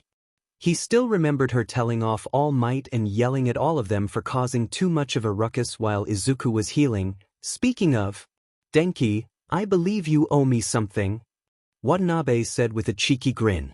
Kaminari grumbled, Fine, I'll pay for pizza. Shudo looked at both of them with a questioning look. What was that all about? Oh, I bet Denki that Aizu will break his bone by overpowering his quirk. Now he has to pay for 5 pizzas whenever I want, Watanabe explained. Hitoshi shook his head. You guys are weird. You'll get used to it. Watanabe comforted with a grin. Hitoshi just shook his head while Uraraka chuckled. Shudo was unsure what to think of the bet. Now for match 5. 2 members from each team come up. All Might announced. You go, Azui, Watanabe said with a smile. Call me Tsu-chan. Oi, shitty hair, I'm gonna destroy them. Kirishima laughed. Sure dude. Go on. Tsuyu threw paper, Bakugu threw rock. Hero team. Tsuyu said extra cheekily. So, what's your quirk? Tsuyu asked. Huh. Watanabe snapped out of his thoughts. He smiled. Sorry, could you repeat that? I wasn't listening. What's your quirk? Tsuyu repeated. Yours is one of the only ones no one could figure out from the quirk apprehension test. At least the rest showed some aspects of their quirk. My quirk is eye color changing, Watanabe replied with an eye smile. Tsuyu stared at him, waiting for him to go on. The two stood in silence for a while before Tsuyu realized that Watanabe wasn't going to explain. She twitched but decided to go on. Can you tell me what your quirk does? Sure, Watanabe smiled back. My quirk is basically vision change. I can see in X-ray, UV vision, and infrared vision up to now, but I'm sure there are more visions I haven't found yet. We think my quirk works by absorbing different wavelengths. That's why my eye color changes according to my vision change, Watanabe explained. We? Tsuyu asked. Me and Izuku. Tsuyu huffed. Why didn't you tell me the first time I asked? Watanabe's smile didn't waver. I did. You asked my quirk. Eye color changing is basically my quirk. Tsuyu realized he was right but was still annoyed. People tend to get annoyed by that, you know? Watanabe's smile did fall this time. I believe in making people ask the right questions instead of asking half-butted ones that leave the other party to deduce the rest. There are a lot of conflicts that could be resolved if people just asked the right questions instead of leaving it up to implication, Watanabe explained. Tsuyu gave Watanabe a calculated look. At first glance, he seemed normal. Once you watched him a bit more, he seemed chaotic and mischievous. But from what she was seeing now, that was all just a mask. Underneath, he was smart, calculating, and had a good grasp of reality. Not that it seemed to stop him from causing as much chaos as possible. He just had an underlying reason for it. I suppose you are right about that. With your quirk, we can easily get the location of the bomb right. Tsuyu asked. Yup, Watanabe replied, but you should go for the bomb. I'll take care of Bakugu. Tsuyu raised her eye. I don't think it's a good idea considering the history between you two, Tsuyu said, remembering Kaminari's words. Yes, that's why he'll probably be after me. It won't do for both of us to get held up like what happened in the last match. So you go for the bomb and I'll head off Bakugu, Watanabe explained. You will still have to provide me with an opening. Are you sure you can do that? Tsuyu asked hesitantly. Watanabe smirked. I don't need to. There are bombs on the 2nd floor. So? Your tongue extends right? I saw you extend it during the quirk apprehension test, Watanabe replied offhandedly. Tsuyu nodded, skeptical of Watanabe's plan. She gulped in fear as Watanabe replied, Perfect. 5th match start. All Might's voice rang out. The students watched from the viewing room. Where are they? Ashido asked, not seeing Tsuyu or Watanabe anywhere near the entrance. All Might frowned slightly. I'm not sure. He switched through the cameras. He couldn't find them, so he zoomed out to view the entire model city. There they are. Zero pointed out. The two were on a roof adjacent to the building the bomb was in. Oh shit, Kaminari muttered. What is it? Hitoshi asked. Wait and watch, Kaminari said. Tsuyu uncoiled her tongue fully. Watanabe grabbed it and resisted the urge to puke. The tongue was just so slimy. He grabbed Tsuyu's tongue and ran at full speed right to the edge of the building. He stopped short as Tsuyu's tongue reached its elasticity. The sudden stop pulled Tsuyu along with her tongue and propelled her over the roof. Watanabe controlled her direction and threw her straight through the window of the bomb site. Bakugu! They are already in. Kirishima shouted on his comms as he saw a figure rise out of the glass. Huh? What do you mean? I'm right here at the entrance. Bakugu yelled. They came in through the window. Sheet! Bakugu cursed and ran to the stairs to get back. However, Watanabe was still on the roof and used his X-ray to trace Bakugu's movements. He ran along the edge of the roof, and just as Katsuki reached the flight of stairs, Watanabe leaped off the roof. He broke through the window beside. Bakugu stared in shock, unable to react fast enough. Watanabe used his momentum of the fall to drill in a kick straight into Katsuki's face. Bakugu was sent flying back and crashed into the wall. Watanabe offered no respite and caught Bakugu's stumbling figure with his chains. He pulled Bakugu to himself and delivered another kick straight to the ribs. Bakugu spat up some more blood, but this time he used his explosions to stop himself from flying off. He ducked beneath Watanabe's oncoming punch and let off an explosion straight to Watanabe's stomach. Watanabe felt his breath leave his body as he staggered back from the recoil of the explosion. Luckily, his armor suit had stopped him from too much harm. Katsuki smirked. Sure, therapy and rehabilitation with Orca had helped him, but right now he really wanted to let loose and win. Kirishima gave a wide grin as he readied his quirk and faced Tsuyu. Sorry, but I want to win. Let's have a manly fight, he said with passion. But I'm not a man, Tsuyu tilted her head. Kirishima face faulted. That's not what I dash. He started to stay but was slapped by Tsuyu's tongue. Tsuyu brought her tongue back like a boomerang to catch Kirishima by surprise again. He quickly jumped above her tongue and took a stance. That was an unmanly move. You purposely put me off guard. Tsuyu grinned cheekily. If that's what you think, you'll be having a hard time with villains? Kirishima grinned and activated his quirk. I believe even villains can be manly. Tsuyu nodded and charged at Kirishima. She hopped onto the walls and jumped off of them like a spring. She frowned. Kirishima still hadn't moved and was only watching her movements carefully. Does he have a quirk that is dangerous in close combat? She asked herself. Tsuyu warily lashed out her tongue at high speed. It hit Kirishima dead on and recoiled off of him. Tsuyu jumped back down to the ground and recoiled her tongue. It was stinging like hell. It was like she had hit a rock or something. Realization dawned upon her. A hardening quirk, is it? She asked. Kirishima grinned. Yup. He gave a confident smirk. Tsuyu sighed. This was going to be hard. Watanabe and Bakugu clashed in the middle of the hall. Bakugu growled as the two separated.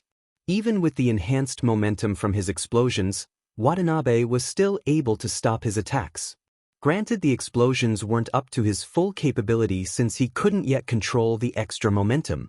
Meanwhile, Watanabe felt relief wash over him in his mind. He was so glad that he had gotten that titanium alloy armor. He could feel the sting from the explosion on his skin even after all those layers of protection. Bakugu snarled. If he couldn't get to Watanabe with hand-to-hand, he would use his other moves. He checked his grenade launchers and grinned. He had enough sweat stored. You know, these aren't just for show. He showed off his grenade launchers. They have a special compartment to store my sweat in case I need it later on. Watanabe's eyes widened as he realized what he was planning to do. He swiftly switched to infrared and confirmed his suspicions. All Might had realized too apparently because he yelled into the comms, Bakugu, do not use lethal moves. He'll live. It's not enough to kill, but it will hurt. Katsuki replied and let off an explosion that rocked the building. Kirishima fell back in panic. He had heard All Might yell at Bakugu followed by the building rocking. Did Bakugu really explode Watanabe? Tsuyu also stood hesitantly, almost waiting for All Might to call off the match. Both of them heard nothing and hesitantly clashed once more. Meanwhile, All Might and the rest of the students hesitantly waited for the smoke to clear. Once the smoke receded, There was no sign of Watanabe. No way! Did Bakugo actually dash? Hitoshi started, outraged, was stopped by Denki. Look to the side. Hitoshi did as he was told and saw the cabinets on the left had been smashed. He grinned as he realized what happened. The next moment, Watanabe smashed in from the cabinets behind Bakugo and shifted his full body weight onto Bakugo's spine. Bakugo smashed into the floor and used his explosions to put some distance between both of them. Bakugo, if you pull something like that again, I am disqualifying you. All Might warned. Tisich, Bakugo spat. You know, I wasn't going serious on you, Watanabe addressed Bakugo coldly. As if we're going blow to blow. Maybe combat-wise we are equal, but you seem to forget, Watanabe paused. I have support equipment too, he finished as he withdrew his swords and loosened his chains. Bakugo paled. Okay, I can't let him anywhere near me anymore. Last time he fractured my arms by targeting the weak points. If I get close again, he can probably deal quite a lot of damage, he analyzed. He wasn't going to be underestimating Watanabe again. Without a word, Watanabe flew towards Bakugo, whose eyes widened. He narrowly dodged Watanabe's fist and ducked behind the follow-up. He aimed an explosion at Watanabe's feet and dropped him to the ground. He smirked and went for another blow to the head, but Watanabe tucked and rolled away. Bakugo snarled and held his right arm in pain. It was bleeding. Watanabe held up a dagger connected to his chains. He had snagged it across Bakugo while rolling away. Watanabe decided to counter by using his swords. Watanabe rushed at Bakugo with his swords ready to slash him. Katsuki took a defensive stance and prepared to destroy the blades with his explosions. Watanabe activated infrared vision and dodged the explosions. He ducked underneath and instead went for the legs. Bakugo yelped as his feet were taken out from under him. Watanabe gave Bakugo no respite and attached his chains to Bakugo's shirt. He pulled Bakugo back up and delivered a roundhouse kick. Bakugo coughed up some blood but countered quickly with another explosion. Watanabe swiftly dodged it with the aid of his infrared vision and his reflexes. He slid through Bakugo's legs and slashed his calves with his sword. Bakugo fell painfully to the ground. He tried to get up but couldn't stand. Snarling, he turned around and got ready to use the sweat built up in his other gauntlet. However, Watanabe was quicker. He jumped up and slammed both of his legs into the two gauntlets. The gauntlets broke on impact, much to everyone's surprise, and the stored sweat fell right on Bakugo. Katsuki was too late to react and ignited the sweat on his hand along with the sweat that had gotten on Watanabe. Bakugo's scream of agony caused All Might to wince. Fortunately, Watanabe was unharmed due to his armor. However, Bakugo's left arm was almost entirely burnt. Yagi got ready to call off the match but saw that Tsuyu had captured Kirishima. Hero team wins. He yelled before rushing to the building to help. But why can't I defeat you? Bakugo demanded. We're both the same. We both want to win. You used your skill to beat up people too, so how are we different? My quirk's better as well. Watanabe sighed. It irked him that Bakugo was still on what is a better quirk, but he let that slide since it was technically true. You're wrong. I used my skills to help those who got bullied while you used yours to torment. Even now, your attitude hasn't changed.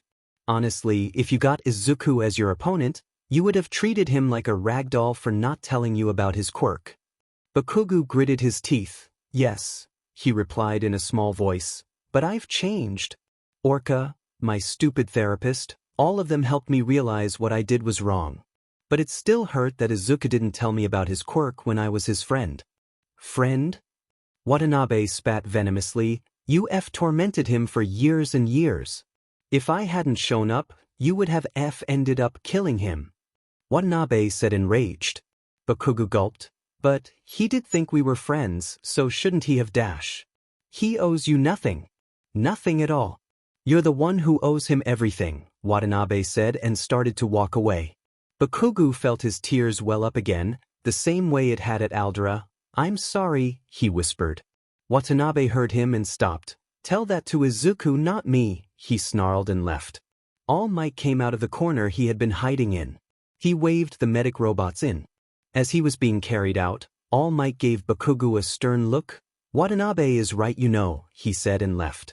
Bakugo might be his student, but it would take some time for him to forget about what he put his successor through. Now then, Watanabe, All Might addressed as the three students stood in front of him, Bakugo having been sent to the infirmary, your reflexes and combat skills were top-notch. However, you showed little use of strategy besides the fact that you threw Tsuyu in through the window. However, that was also your downfall as it was a very risky and harmful entrance. I know you had personal reasons, but I expected much better from you, mentally. I expect you to do better next time. Watanabe nodded solemnly. Tsuyu, you are the top performer. The way you used your tongue to capture Kirishima instead of going head-on was a splendid choice.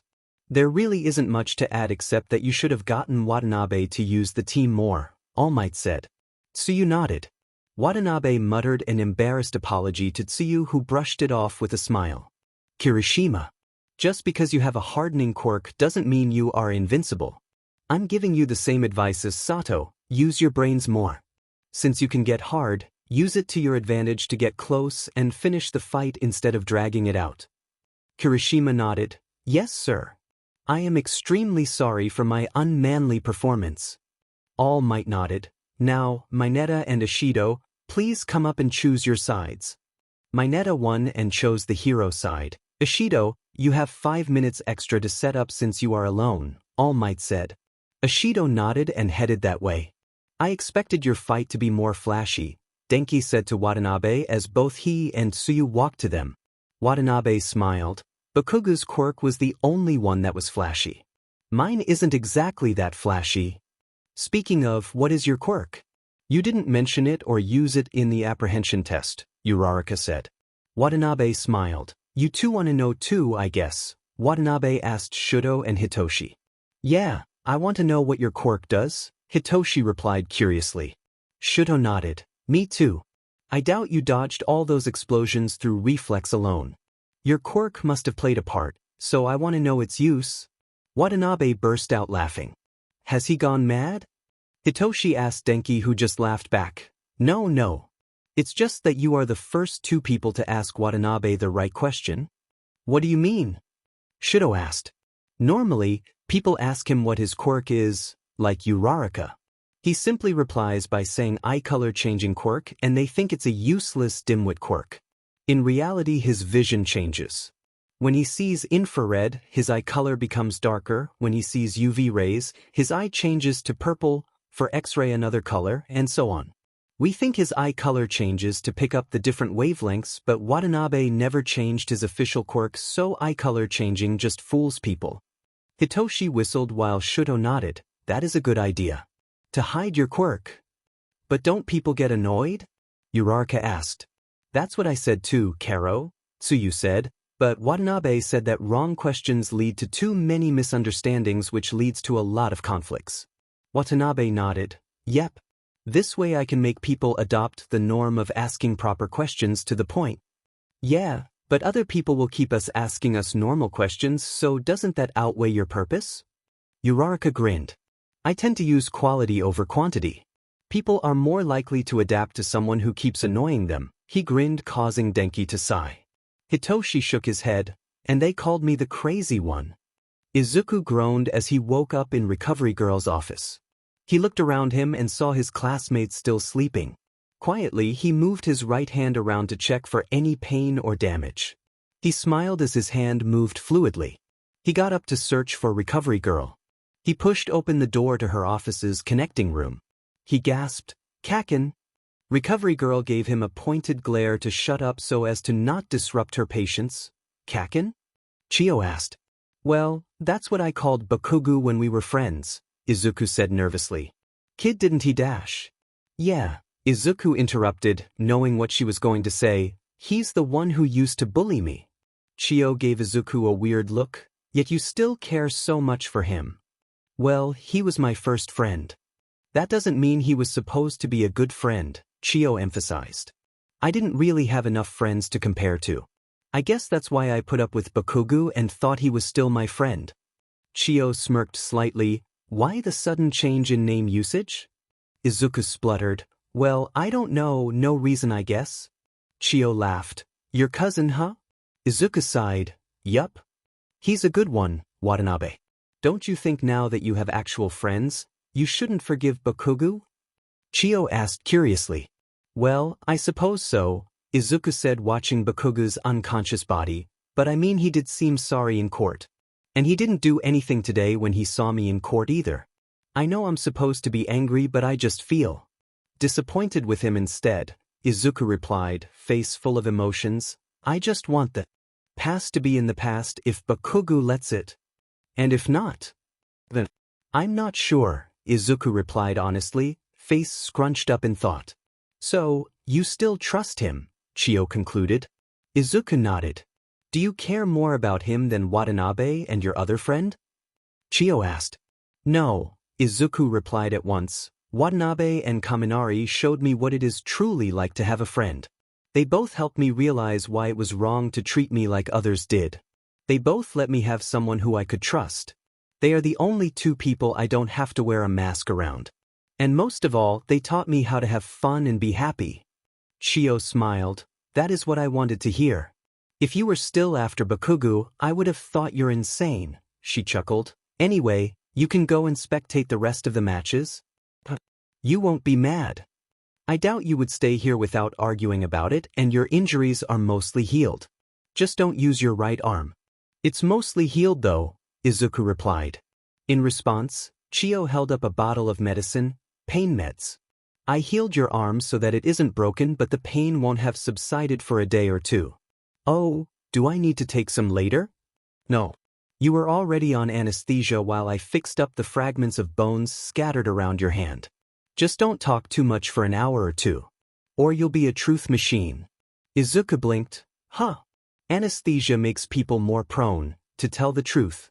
Izuku blinked again as he realized that Chio had knowingly weeded out answers from Izuku to test his well-being. He smiled. You're a really sly old woman, recovery girl. Chio twitched. Get going before I change my mind, brat. Izuku chuckled and headed to the door. See you later. Once Izuku had left, Chio frowned. It was like she had thought. Watanabe and Kaminari were the only two ones he trusted. From what Yagi had told her, Izuku loved her mom, but it would be suspicious if he still trusted her fully. Even though his mother hadn't meant it, she had probably lost Izuku's trust whenever she failed to see through Izuku's ruse. It must have pained him to keep on lying, but it was also a mother's duty to see through the lies.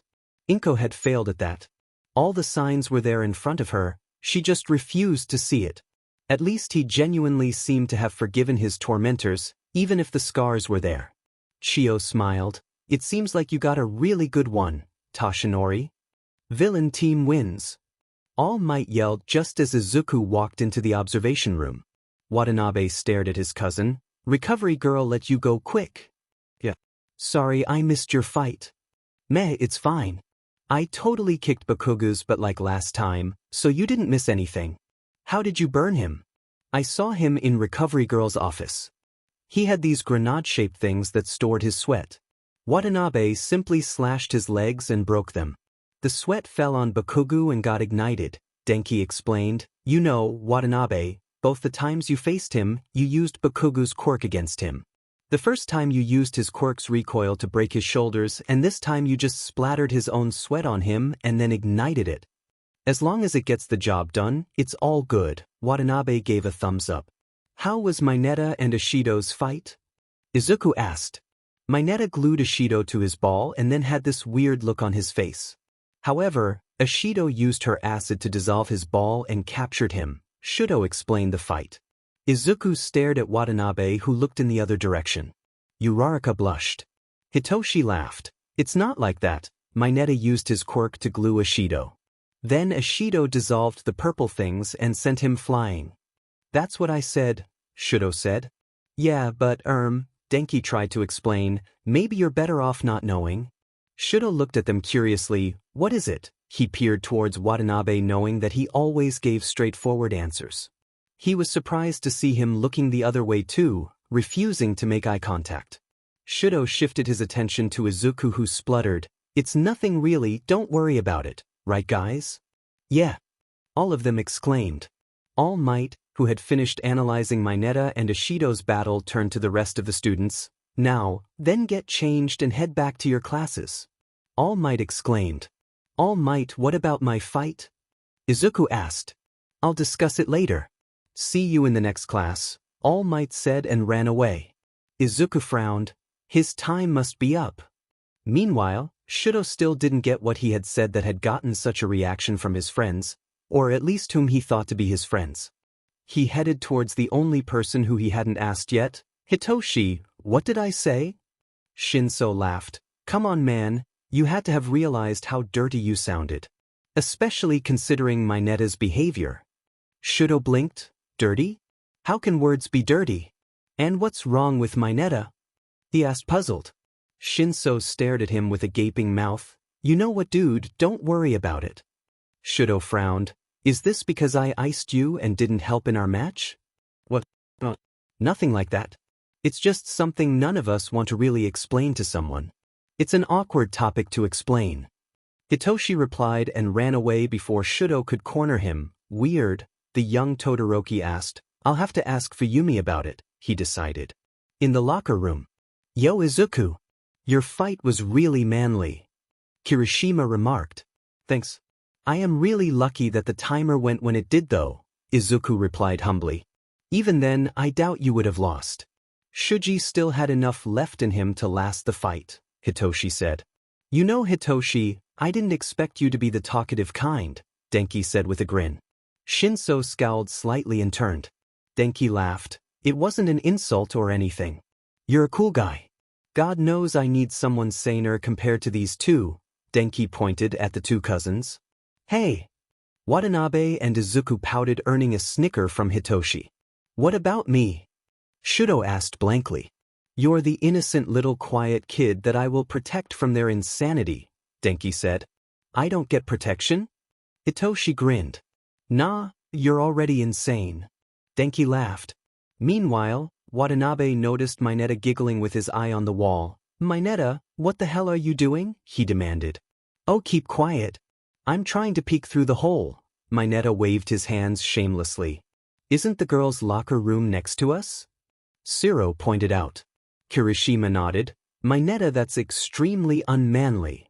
It is.